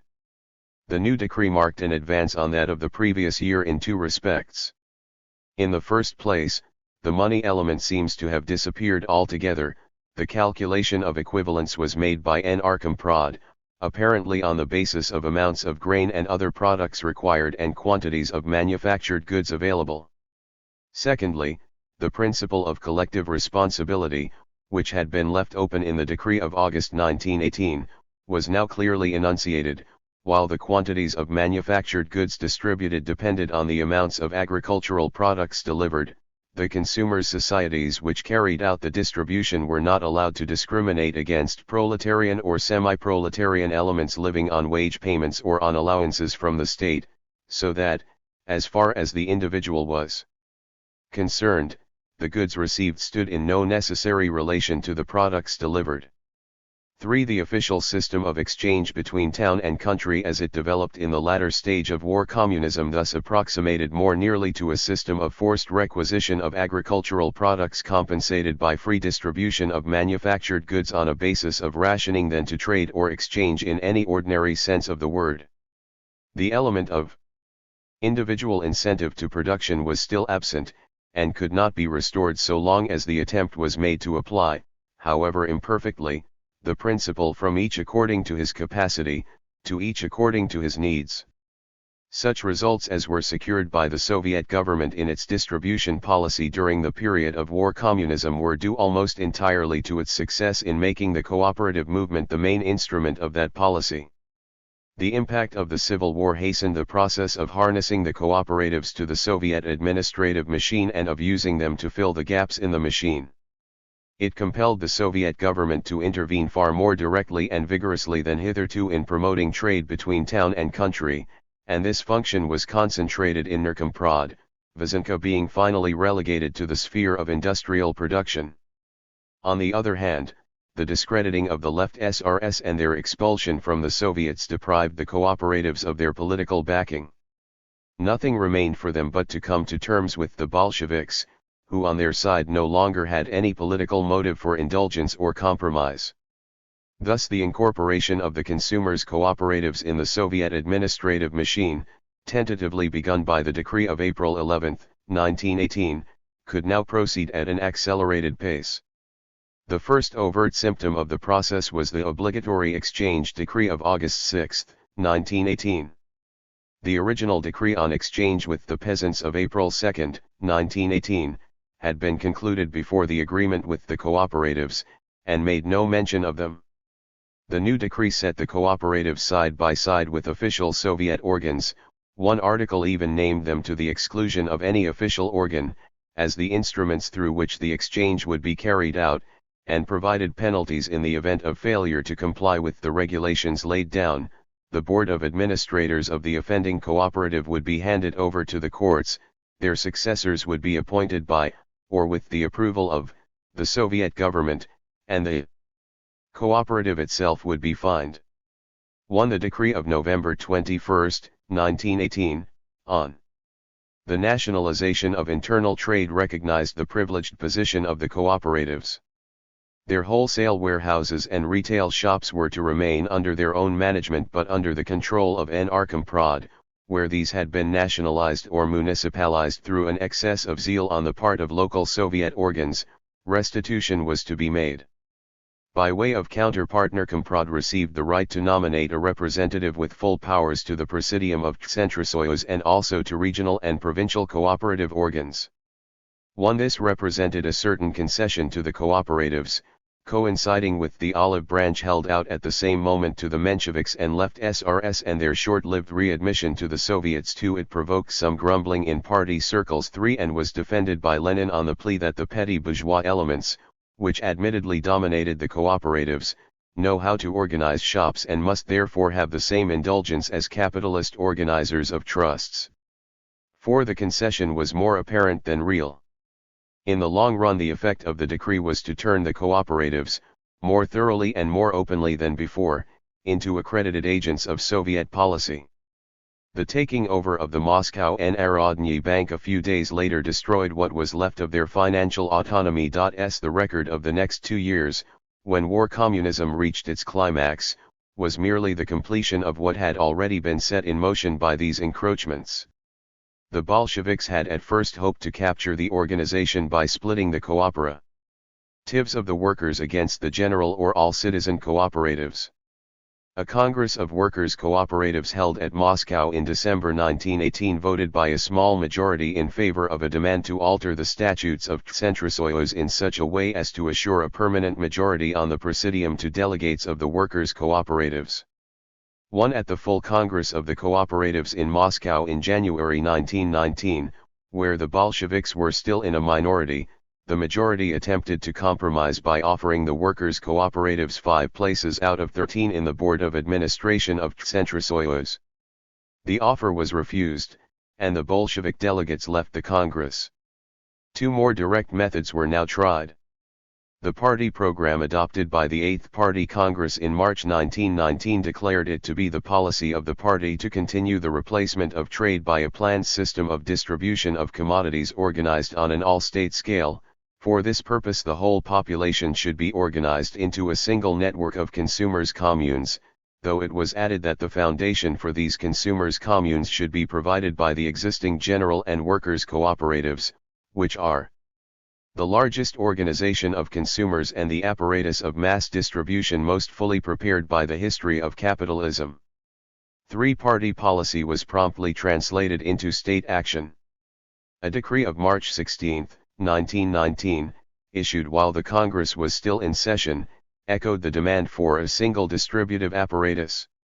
It announced the transformation of all workers and general consumers cooperatives as well as state organs concerned in distribution into a uniform model of consumers' communes, in which the whole population would be included, the traditional distinction between the 2 types of cooperatives being swept away. Consumers' communes were to elect representatives to provincial unions, and each provincial union was to elect a delegate to Centrosoyuz, which remained the directing organ of the system. The pyramidal pattern of the Soviets was thus imitated in a slightly simplified form.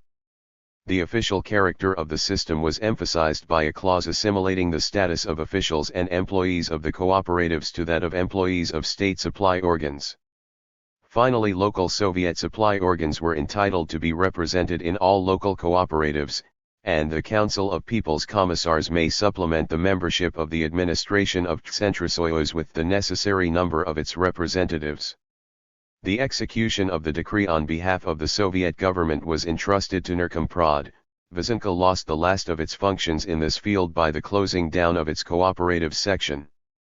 The use throughout the decree of the term consumers' communes was significant of the desire to relegate even the name of the cooperatives to the past. The effects of this decree were far-reaching. The existing administration of Centrosoyuz consisted of 4 members of workers' cooperatives who were Bolsheviks or of Bolshevik sympathies and 8 representatives of general cooperatives who were non-Bolshevik.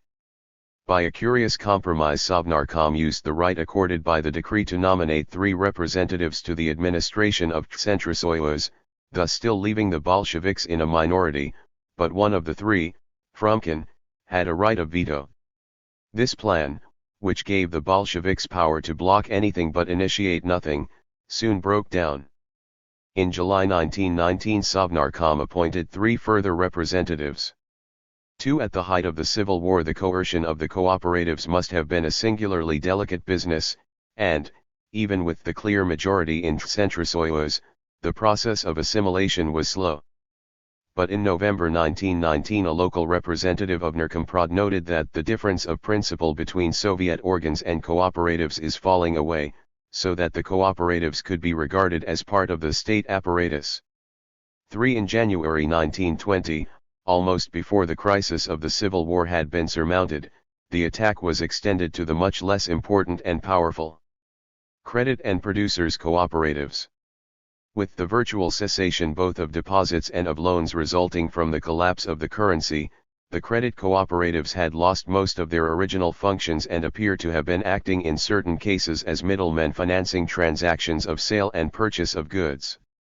The producers' cooperatives were still performing a useful function in organizing the output of agricultural products and of rural handicrafts. But a decree of January 1920 described them both as lacking an all-Russian center and as very often reflecting in their composition and structure the interests not of the toilers but of their class enemies, transferred their assets to the consumers' cooperatives and placed them firmly under the authority of Tsentrosoyos. All forms of the cooperative movement were thus brought together under a single central organ, which had already been geared to the Soviet administrative machine. So much having been achieved, the time might well seem ripe for carrying these processes to a logical conclusion and formally converting the cooperatives into state organs. This course was widely supported at the Ninth Party Congress of March 1920. In the section of the Congress which examined the question, Milyutin was the principal advocate of what was called the statization of the cooperatives, and secured a majority for a resolution which demanded that they should become a technical apparatus of Narkomprod. But Milyutin owed part of his success to the fact that the opponents of statization were not agreed among themselves and presented no less than 3 alternative proposals for the future status of the cooperatives, and when the issue was brought up in plenary session, Lenin came out strongly against Milyutin and induced the Congress to adopt a resolution standing in the name of Krestinsky. His main argument was the familiar one of the need to propitiate the peasantry, which was unprepared for such a step. We are dealing with a class that is less accessible to us and not at all amenable to nationalization. The Krestinsky resolution, reaffirming the 2 basic decrees of March 20, 1919, and January 27, 1920, spoke quite clearly of consumers' cooperatives as being under the management of Narkomprod, and producers' cooperatives, agricultural and industrial, as under the management of Narkomzom and Vysenko respectively. The subordination of the producers' cooperatives to Tsentrosoyos was to have only an administrative political character. The statization of the cooperatives was therefore effected in all but name, and under the regime of war communism it could hardly be otherwise. But the fact that their formal independence was preserved proved to be of some importance in the ensuing period. At the Ninth Party Congress, Kinhuk, the president of Tsentrosoyos and an old Menshevik, was received into the party, and several cooperative leaders who resisted the new organization were arrested in the following month and sentenced to terms of imprisonment. The most significant part of the history of internal trade in the period of war communism cannot, however, be written in terms of official decrees and official policies. The history of the period amply illustrates the persistence and ingenuity of human beings in devising ways and means to exchange goods when this becomes necessary to their survival. The initial and simplest form of these illicit expedients was the bagging, which had been a matter of common talk and a thorn in the side of the new regime since the first days of the revolution. But the illicit transportation of foodstuffs to the town survived every persecution, including a decree ordering requisition squads on railways and waterways to confiscate all foodstuffs carried by passengers above trivial amounts. In September 1918, bagging was tacitly recognized in orders allowing workers of Moscow and Petrograd to bring food into the cities in quantities not exceeding 1.5 puds. The bagmen were hastily re-nicknamed 1.5 pud men and, though the concession was nominally to expire on October 1, or according to a later amendment on October 10, the license to transport such amounts seems thereafter to have been taken for granted. In January 1919, VTSLK issued an order reproving railway requisition squads for handling passengers roughly and unjustifiably taking away foodstuffs intended for their personal use. From the winter of 1918 to 1919 onwards, the pressure was somewhat relieved by the legalization of methods of collective self-help for factories, trade unions, and other organizations. But, if the words bagging and bagman fell largely out of use, this was mainly because the phenomenon had become too familiar to be talked about and was more or less openly tolerated by the authorities. Statisticians of the period attempted to estimate what proportion of the foodstuffs consumed by town dwellers in 1919 to 1920 was supplied on ration at fixed prices and what proportion was obtained through extra-legal channels. According to one calculation, only from 20 to 25% was supplied on ration, 5 according to another, which distinguished between towns in consuming and towns in producing provinces, from 25 to 40% of requirements in the former and 35 to 55% in the latter were supplied on ration. 6. At the Fourth Trade Union Congress in April 1920, it was stated that the worker's necessary expenditure was from 2.5 to 3 times what he received in wages, whether in money or in kind. 1. On any hypothesis, it seems clear that, throughout the period of war communism, the urban population either went hungry or met more than half its basic requirements of food through what was nominally illicit trading. At the time of the introduction of NEP, workers in receipt of the highest category rations were stated to be getting only from 1200 to 1900 out of the 3000 calories which were recognized as a minimum for the manual worker. 2. A few weeks later, Pyatakov asserted that the miner of the Don Basin consumes only 50% of the number of calories he needs in order to regain his full strength, and Rykov admitted that there are very few workers who do not buy goods on the free market, and that in this form our bourgeoisie has already been growing for several years. J. In what form was payment made for these illicit supplies? At first the bagman accepted payment in currency, though at exorbitant prices. Later, as the value of the currency dwindled, much trade had to be done on a basis of barter. Only the well-to-do had possessions to sell, and these were soon exhausted. Thus the illicit trade in foodstuffs brought into being an illicit trade in other goods.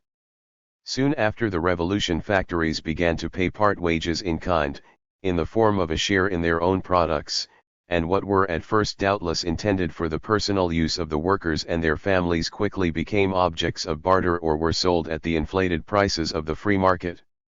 A speaker at the First All-Russian Congress of Councils of National Economy in May 1918 drew attention to this practice, which had already acquired the nickname peace selling. Bagging is a terrible evil, peace selling is a terrible evil, but it is an even greater evil when you begin to pay the workers in kind, in their own products, and when they themselves turn peace sellers. 4. But the practice persisted, and the Second All-Russian Congress of Councils of National Economy in December 1918 even passed a resolution in favor of payment of wages to factory workers in kind. 2 years later the scandal had grown much worse, and the Fourth Trade Union Congress passed a resolution condemning the sale by workers of belts, tools, and other equipment of factories where they worked. 2. Public institutions and nationalized industries often met their requirements by recourse to the free market, though this practice was formally prohibited. Thus in the period of war communism 2 different systems of distribution existed side by side in Soviet Russia: distribution by state agencies at fixed prices and distribution through private trading. By decrees of April 2 and November 21, 1918, free trade in foodstuffs and in virtually all goods in common use had become a state monopoly. Such quantities of these commodities as were available were at first distributed by government agencies at fixed prices on what was supposed to be a rationing principle, though regular rations were never established except for bread and a few staple foodstuffs. These forms of distribution were alone legally recognized, for legal internal trade, declared an authoritative statement drawn up in April 1920, practically does not exist, and is replaced by an apparatus of state distribution. 5. But side by side with this official system of distribution, private trade, though legally prohibited, was busily carried on in all articles of consumption at prices 40 or 50 times as high as those fixed by the government. In Moscow the center of this traffic was the market on the Sukharevsky Square, always crowded with these illicit traders and their customers. The police made raids from time to time, but in general seemed to have turned an indulgent eye on this vast black market, and Sukharevka became the cant name for this free sector of the Soviet economy. Lenin never failed to denounce it, arguing that the capitalists are still undermining the foundations of the Soviet power by way of bagging, the Sukharevka and so forth. 1. But there was no doubt on which side victory lay. Early in 1920 an official organ pointed the contrast between the yawning emptiness of the Soviet shops and the busy activities of the Sukharevka, the Smolensk market, the Okhotny Riyadh and other centers of private trade. 2. Throughout this period an increasing proportion of the internal distribution of goods in Soviet Russia passed through unrecognized and generally illegal channels, and the authorities, having long struggled in vain to curb these expedients, came in practice to accept them, first as a necessary evil, then as a positive contribution to the national economy. In certain respects NEP did little more than sanction methods of trade which had grown up spontaneously, in defiance of government decrees and in face of government repressions, under war communism. Foreign trade played virtually no part at all in the Soviet economy during the period of war communism.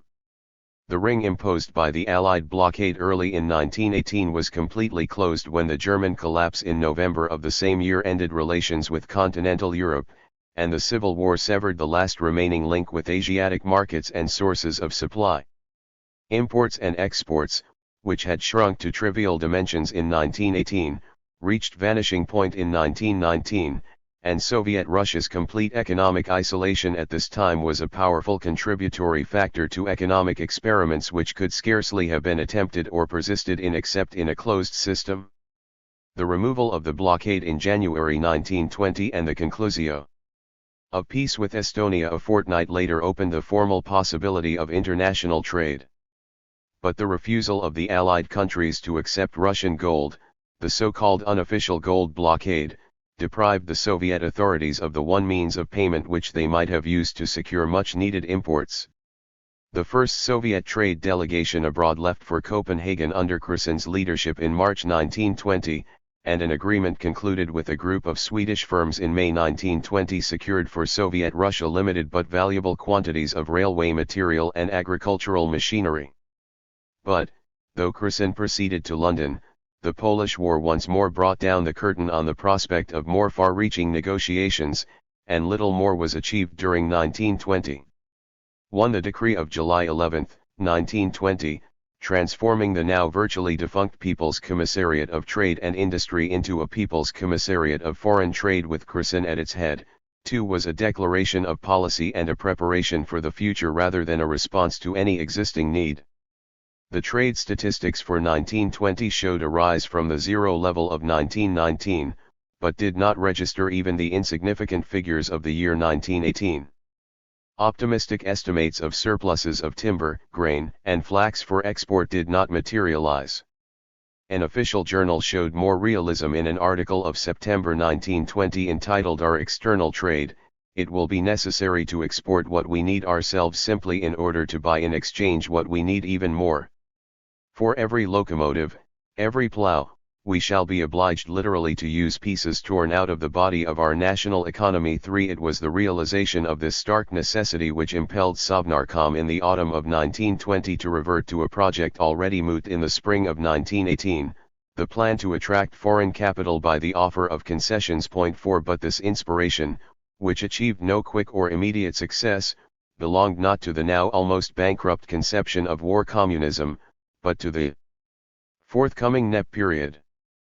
Finance. When the regime of war communism began in the summer of 1918, the initial impetus of the Bolshevik financial program had been exhausted. Its major item, the nationalization of the banks, had been duly enacted and in large measure carried out. Its second point, the repudiation of the debts of preceding Russian governments, had also taken effect. The nationalization of the banks had not indeed fulfilled the vague hopes of socialist theory by providing an automatic instrument for the control and financing of industry. Nor had the repudiation of debt solved the problem of financing public expenditure. On the contrary, it had eliminated one method of obtaining revenue, the raising of loans. The printing of notes remained the sole serious available source of funds to meet current public expenditure and to make advances to industry. Continuous resort to this method intensified the headlong depreciation of the currency, and ultimately destroyed the willingness of sellers to accept now almost worthless notes in payment for their products, so that money lost its function of facilitating normal processes of trade and exchange. The financial characteristic of war communism was the virtual elimination of money from the economy. This was, however, in no sense the product either of doctrine or of deliberate design.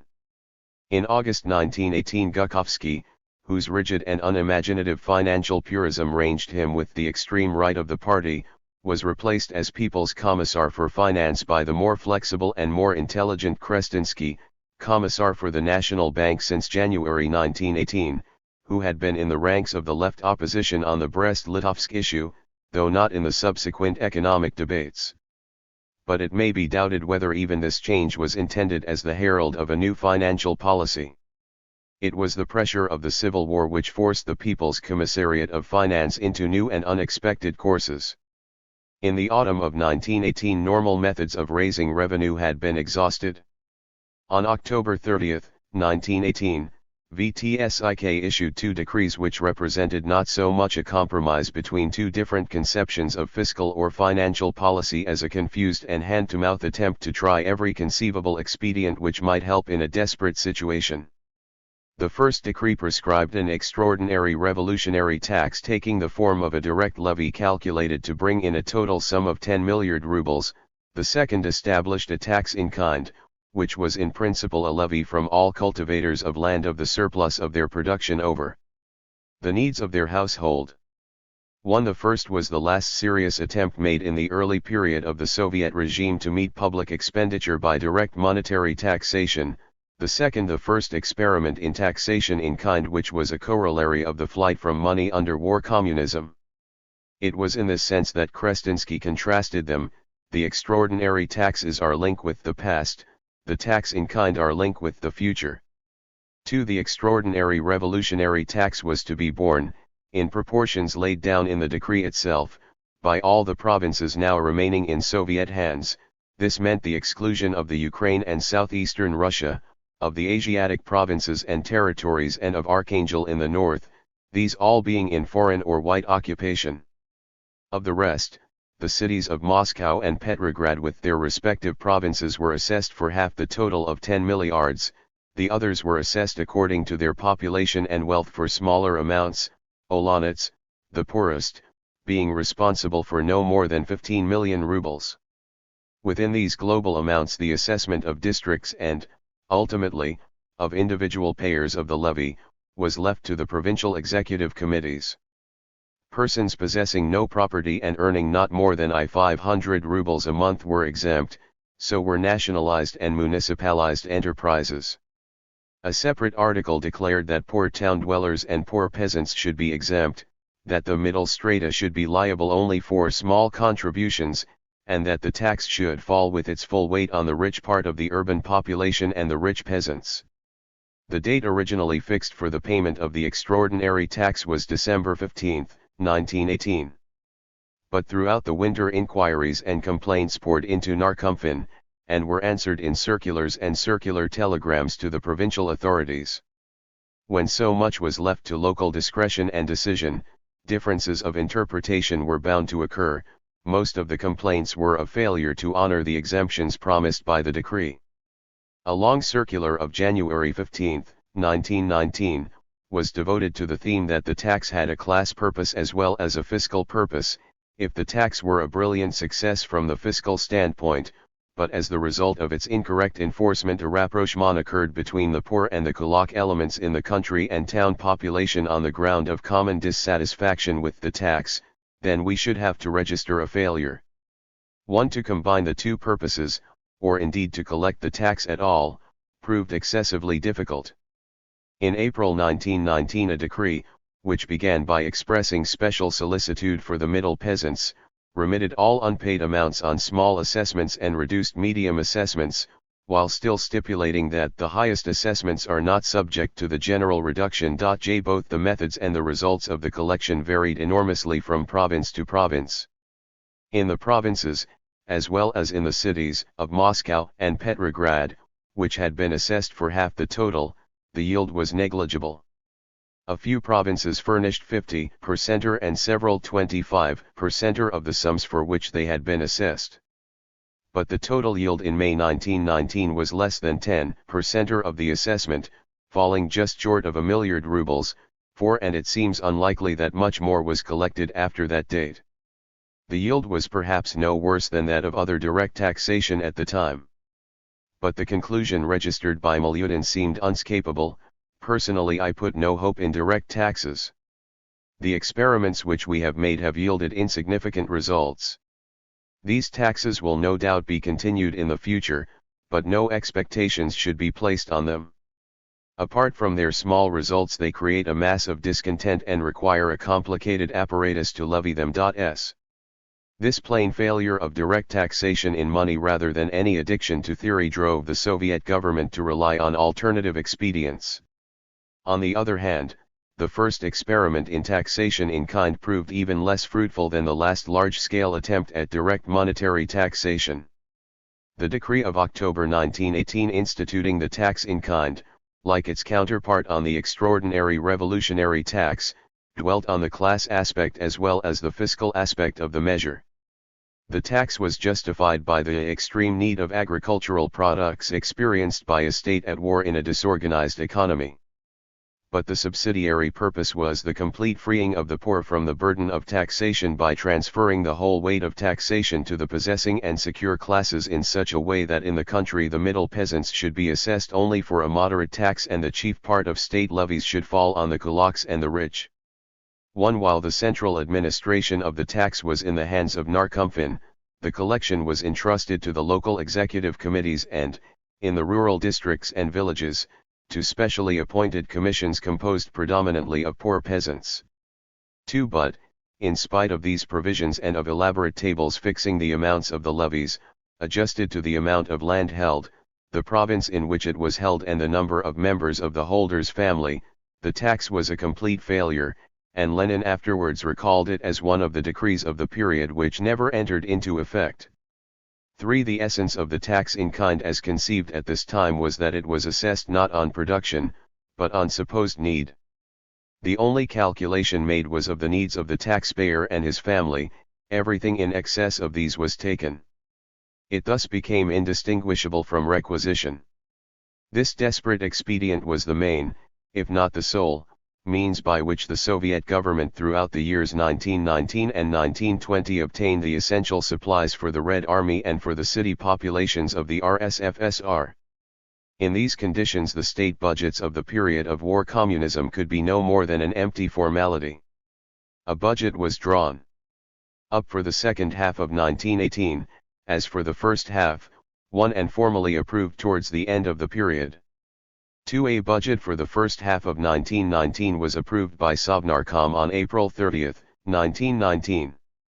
Thereafter no budget estimates seem to have been submitted by Narkomfin until after the introduction of NEP in 1921, when formal budgets for the missing years were retrospectively approved. Throughout 1919 and 1920 the progressive devaluation of the currency and the flight from money rendered any kind of budget meaningless. For the Civil War had descended on the unfinished struggle between Narkomfin and the local Soviets over the fiscal rights of the Soviets. The Constitution, while it recognized ultimate financial control from the center, had left powers of taxation in the hands of the local Soviets, which exercised great persistence in maintaining their prerogative. During the whole of 1918 local taxation, mainly in the form of special levies and contributions, was probably more onerous and more effective over most of the country than taxes raised by the central government. When the extraordinary revolutionary tax was decided on in October 1918, Sovnarkom issued a further decree authorizing county, city, and provincial Soviets to impose similar levies on their own account, and on December 3, 1918, a general and detailed decree regulated the fiscal powers of Soviets of different grades. But during 1919 the balance shifted decisively against local initiative. The decree of December 3, 1918, by defining the sources of revenue of local Soviets, had in fact limited them. It had further established the principle that local needs should be met in part by local taxation, in part by subventions from the state. With the decline in the value of money which stultified all tax collection, and with the progressive nationalization of industry which dried up the most prolific sources, the revenues of local Soviets quickly fell off and dependence on central subsidies increased. The Congress of Heads of Financial Sections in May 1919 delivered a frontal attack on the principle of local fiscal autonomy. It passed a resolution asking for the repeal of the decree of December 3, 1918, and announcing the intention of Narkomfin to propose at the next All-Russian Congress of Soviets an amendment of the budgetary chapter of the Constitution. Meanwhile, a further resolution laid down the general principles of a single state budget. All revenues, whether state or local, are poured into a single state treasury. Similarly, all expenditures to meet requirements, whether state or local, come out of the same single state treasury. All financial estimates, both of revenue and expenditure, are drawn up in accordance with the general budgetary rules. 2. It was more than 6 months before the next All-Russian Congress of Soviets met in December 1919, and the amendment of the Constitution was never formally moved. But a decree of September 1919 set up an interdepartmental committee to which all applications from local Soviets for financial assistance were to be submitted, and in which Narkomfin seems to have secured a preponderant voice. 3. And this was probably the real moment when the centralization of fiscal and financial authority was finally secured. It was not till July 18, 1920, that the situation was regularized by a resolution of VTSLK. The division of the budget into state and local budgets is abolished. In future, local expenditure and revenue will be included in the general state budget. Narkomfin is instructed to work out a system of monetary taxes defined by named purposes and collected for specific local needs, but included in and expended from the general budget. 4. But by this time monetary taxation had almost ceased, and nothing was done to carry this instruction into effect. A formal victory for complete centralization was accompanied by a decay of the whole budgetary system. It was not till after the introduction of NEP and the establishment of a stable currency that the policy was reversed and a system of local finance, as contemplated in the constitution of the RSFSR, once more brought into existence. Not less acute than the problem of meeting public expenditure in the state budget was the problem of financing industry. The party program of 1919 reflected current party beliefs when it declared that, as sources of direct taxation fell away with the nationalization of property, the covering of state expenditure must rest on the immediate conversion of a part of the revenue of various state monopolies into revenue of the state, in other words, on profits from nationalized industries.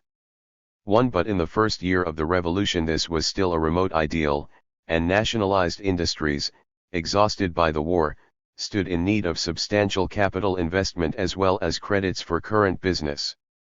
When in the winter of 1917 to 1918 the banks were nationalized and Vysenka began to exercise control over the major industries, whether nationalized or not, the question arose from what source these credits were to be forthcoming. A decree of February 1918 set up a central committee of the National Bank, on which VTSIK, Vysenka, the Central Council of Trade Unions and various people's commissariats were represented to receive and examine applications for advances to industrial enterprises. 2 similar committees were attached to local branches of the National Bank. But no uniform practice was immediately established, and advances seem to have been given without much scrutiny, and without regard for the policies of Vysenka. J cases were quoted in which owners of property about to be nationalized by Vysenka had successfully mortgaged it with a branch of the National Bank on the eve of the act of nationalization. 1. It was clearly necessary to introduce some order and system into this haphazard process. The first concrete scheme, which was drawn up in the spring of 1918, and received support from Gukovsky and in right circles, was for the creation of special banks to finance major branches of industry, a grain bank, a metal bank, a textiles bank and so forth, in which half the shares would be held by the state and half by the private interests in the industry concerned.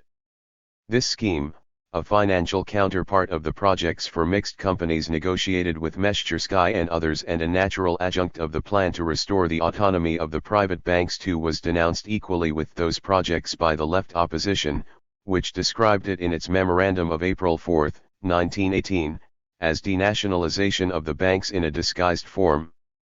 3. The defeat of the Meshchersky project also led to the abandonment of this scheme.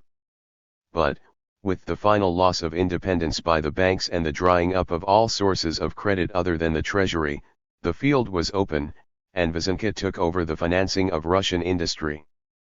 By a decree issued on the eve of the First All-Russian Congress of Councils of National Economy in May 1918, all advances to nationalized industries were to be granted by the Treasury on decisions of Vysenka.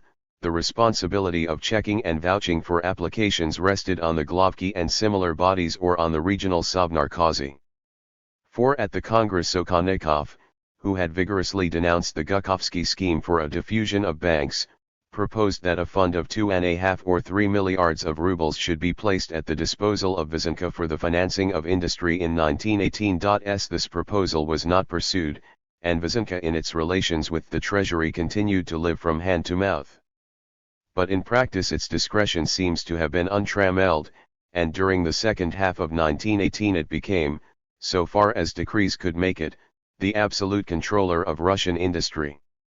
The Second All-Russian Congress of Councils of National Economy in December 1918 demanded that the National Bank should be transformed into the technical organ for carrying out settlements and accounting in accordance with decisions of Vysenka and of its organs. Balance sheets and profit and loss accounts of industrial enterprises were presented to Vysenka and decisions of policy taken on them, only the balances were carried to the state budget. Meanwhile, the exclusive control over the financing of industry established by Vysenka in the latter part of 1918 was subject to insistent criticism. Socialist writers, down to and including Lenin, had provided for a central bank as the accounting organ of a socialist economy. The National Bank had, however, abandoned this function to Vysenka, which attempted to combine the roles of an administrative and an accounting organ. The combination had fatal drawbacks. The sole aim of Vysenka was to stimulate production by whatever methods and at whatever cost. This was defensible in the crisis of the Civil War. But the inefficiencies inseparable from a time of acute emergency and the inexperience of the new bureaucracy made Vysenka an easy target for the jealous and relatively expert financiers of Narkomfin and the National Bank. It appeared that, in the accounts of Vysenka, revenue was not distinguished from credits employed in the business, the working capital. Profits were reinvested in the industry, and, generally speaking, only losses carried to the budget. Early in 1919 discussions took place between Vysenka and Narkomfin, and a compromise between them was recorded in a decree of Sovnarkom of March 4, 1919. The decree of May 1918 recognizing the undivided authority of Vysenka in the financing of industry was rescinded. All decisions by Vysenka and its organs on the granting of credits to state enterprises were in future to be taken with the participation of representatives of the Commissariats of Finance and State Control. Irreconcilable disagreements were to be referred to Sovnarkom. All credits were to be granted through the National Bank, to which all estimates and accounts of expenditure were to be submitted. Another change still further limited the authority of Vysenka and strengthened the hands of Narkomfin. It was laid down that, in the budget for the first half of 1919, all receipts of nationalized industries and of the Glavki and centers controlling them, as well as of Narkomprod, should be paid to the account of Narkomfin and figure on the revenue side of the state budget. These measures deprived Vysenka of its exclusive authority over the financing of industry, and gave the last word to Narkomfin. It can scarcely be doubted that the separation of finance from technical management was in principle a step towards a more efficient organization of industry. But the changes also had another aspect which experience failed to justify. The transfer to Narkomfin of the direct responsibility for the financing of industry, and the assimilation of items in the industrial balance sheet to items in the state budget, meant that the financing of industry was conducted on budgetary principles and not on those of commercial credit. Such a system had no place for banking as a separate element, and it was a logical corollary of what had gone before when the National Bank was abolished in January 1920. The decree of Sovnarkom explained in some detail the reasons for the step. The nationalization of industry has placed the whole of state industry and trade under the general system of estimates, which excludes any necessity for the further use of the National Bank as an institution of state credit in the former sense of the word. Although the system of bank credit has retained its validity for small private industrial activity and for the needs of individual citizens, who deposit their savings in state savings banks, These operations, in view of their gradual loss of importance in the national economic life, no longer demand the existence of special banking institutions. These now secondary functions can successfully be discharged by new central and local institutions of Narkomfin.j. Thus Narkomfin, taking advantage of the centralizing tendencies of war communism, succeeded in establishing for itself not merely an overriding financial authority, but an actual monopoly, at the expense both of local administration and of the banking system. In both spheres the process of concentration was to be revised under NEP. The successes achieved by Narkomfin in the early part of 1919 in establishing its authority both over local public finances and over the financing of industry seemed an important step towards the introduction of order and common sense into the management of the national economy. They proved Pyrrhic victories, partly because neither political nor economic organizations were yet sufficiently well knit to sustain the weight of so much centralized control, but mainly because the financial weapons wielded by Narkomfin broke in its hands with the headlong depreciation of the currency. The depreciation of the ruble came, from 1919 onwards, to dominate every aspect of Soviet financial and economic policy, and gave to the policies of war communism their final and characteristic shape.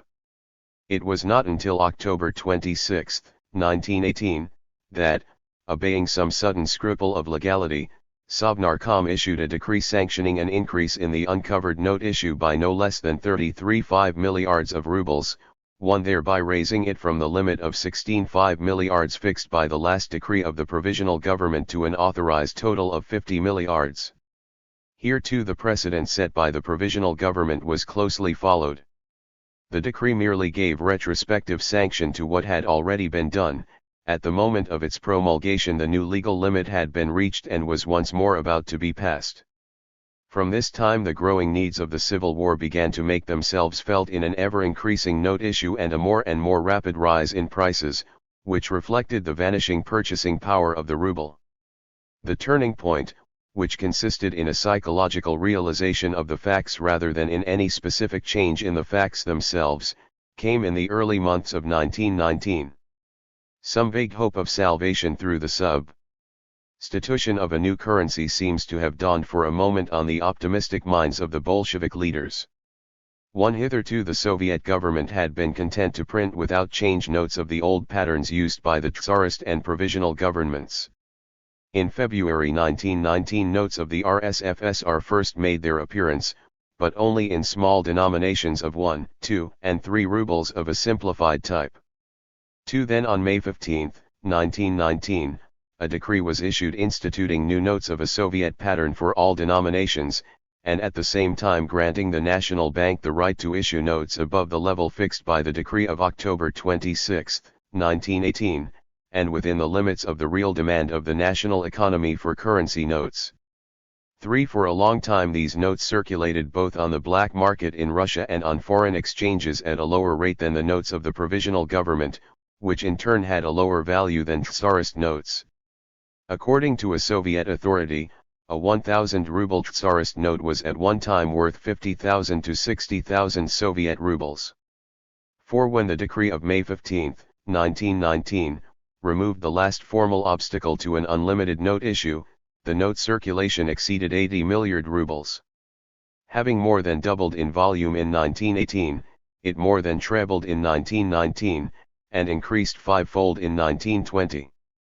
The catastrophic and irreversible nature of the collapse could no longer be disguised, and began for the first time to have its full effects. The depreciation of the ruble in terms of gold or of foreign exchange was of little moment. Foreign trade in 1919 had virtually ceased, and, when it began slowly to revive in the following year, the existence of the foreign trade monopoly assured that transactions would be conducted in stable foreign currency. The depreciation of the purchasing power of the ruble on the home market was, however, significant and catastrophic.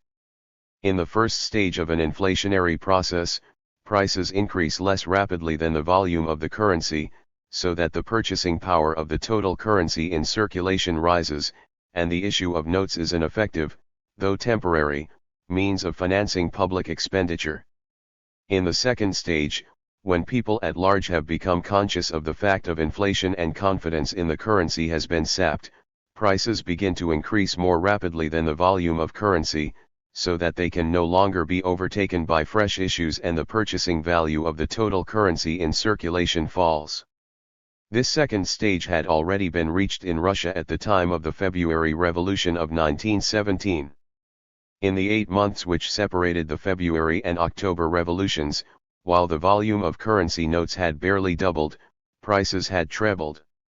When the Soviet government came into power, inflation was far advanced in this second stage, with prices multiplying more rapidly than volume of currency. The rate of decline in the first years of the revolution is illustrated by a published estimate of the purchasing power of the total currency in circulation at the dates named, calculated in terms of the official cost of living index based on 1914 prices, November 1, 1917 2,200 million rubles, July I, 1918 488, July I, 1919 152, July I, 1920 62, July 1, 1920 129. Another calculation depicted the same process in a different form. State revenue from currency emission, which stood at 523 millions of gold rubles in 1918 to 1919, fell to 390 millions in 1919 to 1920, and terms of goods of a rapidly increasing volume of rubles was already approaching extinction.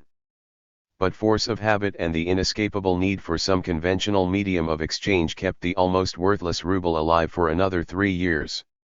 The printing presses worked to capacity. At the end of 1919, the demand for currency was so great that factory tokens issued on bits of ordinary paper with the stamp of some responsible person or local institution or president of some committee or other passed as money. In 1920 the business of note printing was being carried on in 4 different establishments, at Moscow, Penza, Perm, and Rostov, and gave employment to upwards of 10,000 persons. 2. The practical consequences of the collapse of the ruble were progressive and cumulative. Since official prices were not raised anything like frequently enough or steeply enough to keep pace with the falling value of money, the gap between fixed and free market prices widened to fantastic dimensions, and, in those parts of the economy where official prices still ruled, various forms of barter and payment in kind quickly made their appearance to supplement and replace meaningless monetary transactions. Thus, suppliers of raw materials to nationalized factories, who could only invoice the materials at official prices, received payment in kind in the form of the products of the factory. 3. The workers were paid in part in the products of the factory in which they worked, so that in place of almost worthless currency they received goods for their own use or for barter. 4. The depreciation of the currency produced other examples of this return to a natural economy which seemed particularly consonant with the spirit of socialism. With the ever-widening gap between fixed and free market prices, the distribution of rationed goods at fixed prices approximated more and more closely to gratis distribution. From this it was only a short step to the abolition of all payment for basic goods and services, and this step was progressively taken in 1920. Since May 1919 food rations for children under 14 had been supplied gratis. In January 1920 it was decided to provide free common dining rooms to serve in the first instance the workers and employees of Moscow and Petrograd.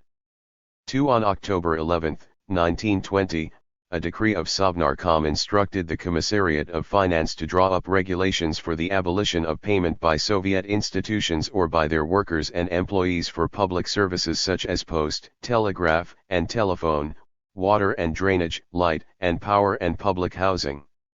3. On December 4, 1920, all payments for rationed foodstuffs were abolished. On December 23, 1920, all payments for fuel supplied to state institutions and undertakings and to all workers and employees employed by them. On January 27, 1921, all house rents in nationalized and municipalized houses. 4. The levying of taxes in money had become meaningless. Stamp duties and customs duties were abandoned in October 1920. 5. On February 3, 1921, VTSIK had before it a draft decree proclaiming the abolition of all taxation in money. The introduction of NEP came just in time to prevent this logical step being taken. 6. Far from being any part of the original Bolshevik design, the collapse of the currency had, in its earlier stages, been treated by every responsible Soviet leader as an unmixed evil against which all possible remedies should be invoked. But, when no remedy could in practice be found, and when in the later stages of war communism money had been almost eliminated as an effective element in the Soviet economy, a virtue was made of necessity, and the view became popular that the destruction of the currency had been a deliberate act of policy. This view rested on two different arguments. The first was summed up in a famous dictum of Preobrazhensky, who described the printing press as that machine gun of the Commissariat of Finance which poured fire into the rear of the bourgeois system and used the currency laws of that regime in order to destroy it. It was true that the unlimited issue of paper money was a method of expropriating the capital of the bourgeoisie for the benefit of the state. But the method was clumsy, and this particular result unpremeditated. There was no analogy to the situation in Germany after 1919, where inflation served the interests of a small but influential group of industrialists and provided a dramatic excuse for the non-fulfillment of foreign obligations. The thesis that the depreciation of the ruble was engineered or tolerated by the Soviet government in order to compass the ruin of the bourgeoisie by destroying the bourgeois monetary system was an ex post facto justification of a course which was followed only because no means could be found of avoiding it. The second and more popular argument afterwards invoked to explain and justify the inflation was derived from the familiar doctrine of the eventual disappearance of money in the future communist society.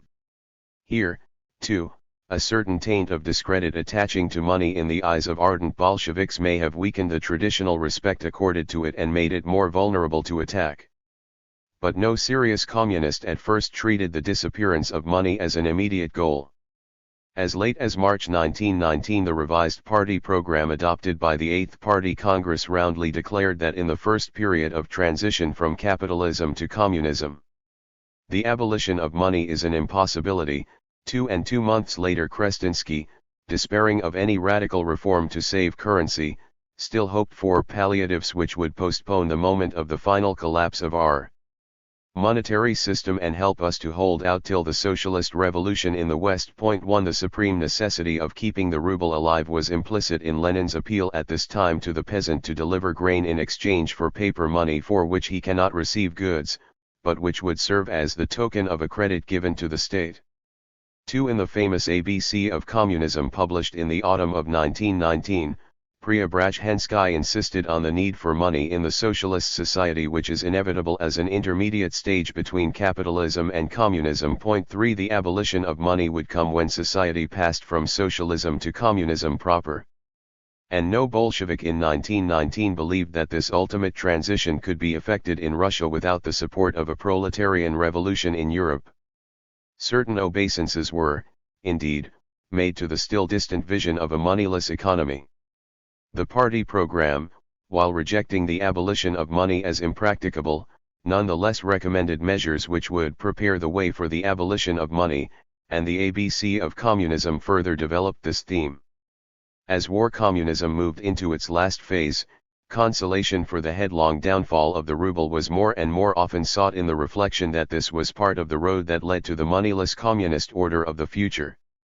At the end of 1919, a Soviet financial expert noted with satisfaction that the role of money in the material circulation of the economy has largely come to an end, and that this would save a lot of unnecessary work. 4. Zinoviev used the argument as a retort to German Social Democrats who pointed a finger of scorn at the valueless Russian currency. When the value of money drops in Russia, it is certainly difficult for us to bear, that we need not conceal. But we have a way out, a hope. We are moving towards the complete abolition of money. We pay wages in kind, we introduce free trams, we have free school teaching, free dinners, free lodging, lighting, etc. 1. But none of these expressions of faith in war communism as a foretaste of the higher and final stage of communism can be legitimately read back as an explanation of the policy of unlimited inflation. The campaign for the abolition of money, which gradually gathered strength during 1919 and 1920, received a spurious reinforcement from a far more legitimate demand, which was much canvassed at this time, for moneyless settlements in relations between Soviet institutions and between nationalized industrial establishments. The argument was, however, vitiated by a latent ambiguity in the use of the word money. The theses of the left opposition of April 1918 included a demand for the organization of centralized social bookkeeping and the abolition of capitalist forms of finance, and, when in May 1918 all public institutions including nationalized enterprises were instructed to keep their accounts and deposit their cash holdings with the National Bank and settle all transactions by check or by book entry. These arrangements, which in no way departed from ordinary capitalist practice, for were hailed by many as a step towards the elimination of money from a socialist economy. At the Second All-Russian Congress of Councils of National Economy in December 1918, Lenin argued that the business of Vysenko was to place orders with nationalized industrial undertakings for products required and to see to it that the undertaking in question received the raw materials, fuel, and other supplies necessary for the execution of the order. It was pointless that the undertaking should pay for these materials or receive payment for the finished product, or that the state railways should charge freight for transporting them. Money must be advanced to undertakings for the payment of wages to their workers, but need play no other part in such transaction. But the whole argument concealed a fundamental ambiguity. Lenin seems to have passed delicately over the question whether his proposals meant merely that no monetary payments should actually be made, or that these transactions should not be invoiced at all in terms of monetary values.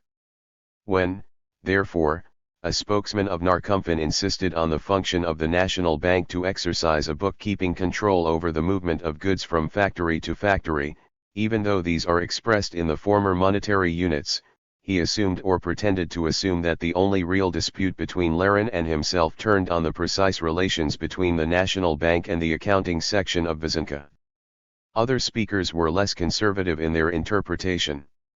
A representative of the metal workers argued that there was no need for these bookkeeping entries and this accountability in settlements which is being observed up to the present, and that, under the scheme proposed by the National Bank, we shall be slaves of superfluous accounting, and another delegate thought that the trade unions would in the near future introduce a system of wages in kind, so that even there the need for money would no longer remain and we shall come in the end to doing without any calculations in rubles, reckoning the energy used by number of days and hours. But nobody in authority was yet prepared to face this fundamental issue. As the sequel to this debate, the Congress passed a long and ambiguous resolution on the financing of industry which was explicitly stated to represent an agreement with Narkomfin. It opened with a high-sounding declaration of principle: the development of the socialist reconstruction of economic life necessarily demands the renunciation of the former reciprocal relations of private capitalism in production and the elimination in the last resort of all influence of money on the relations between economic factors.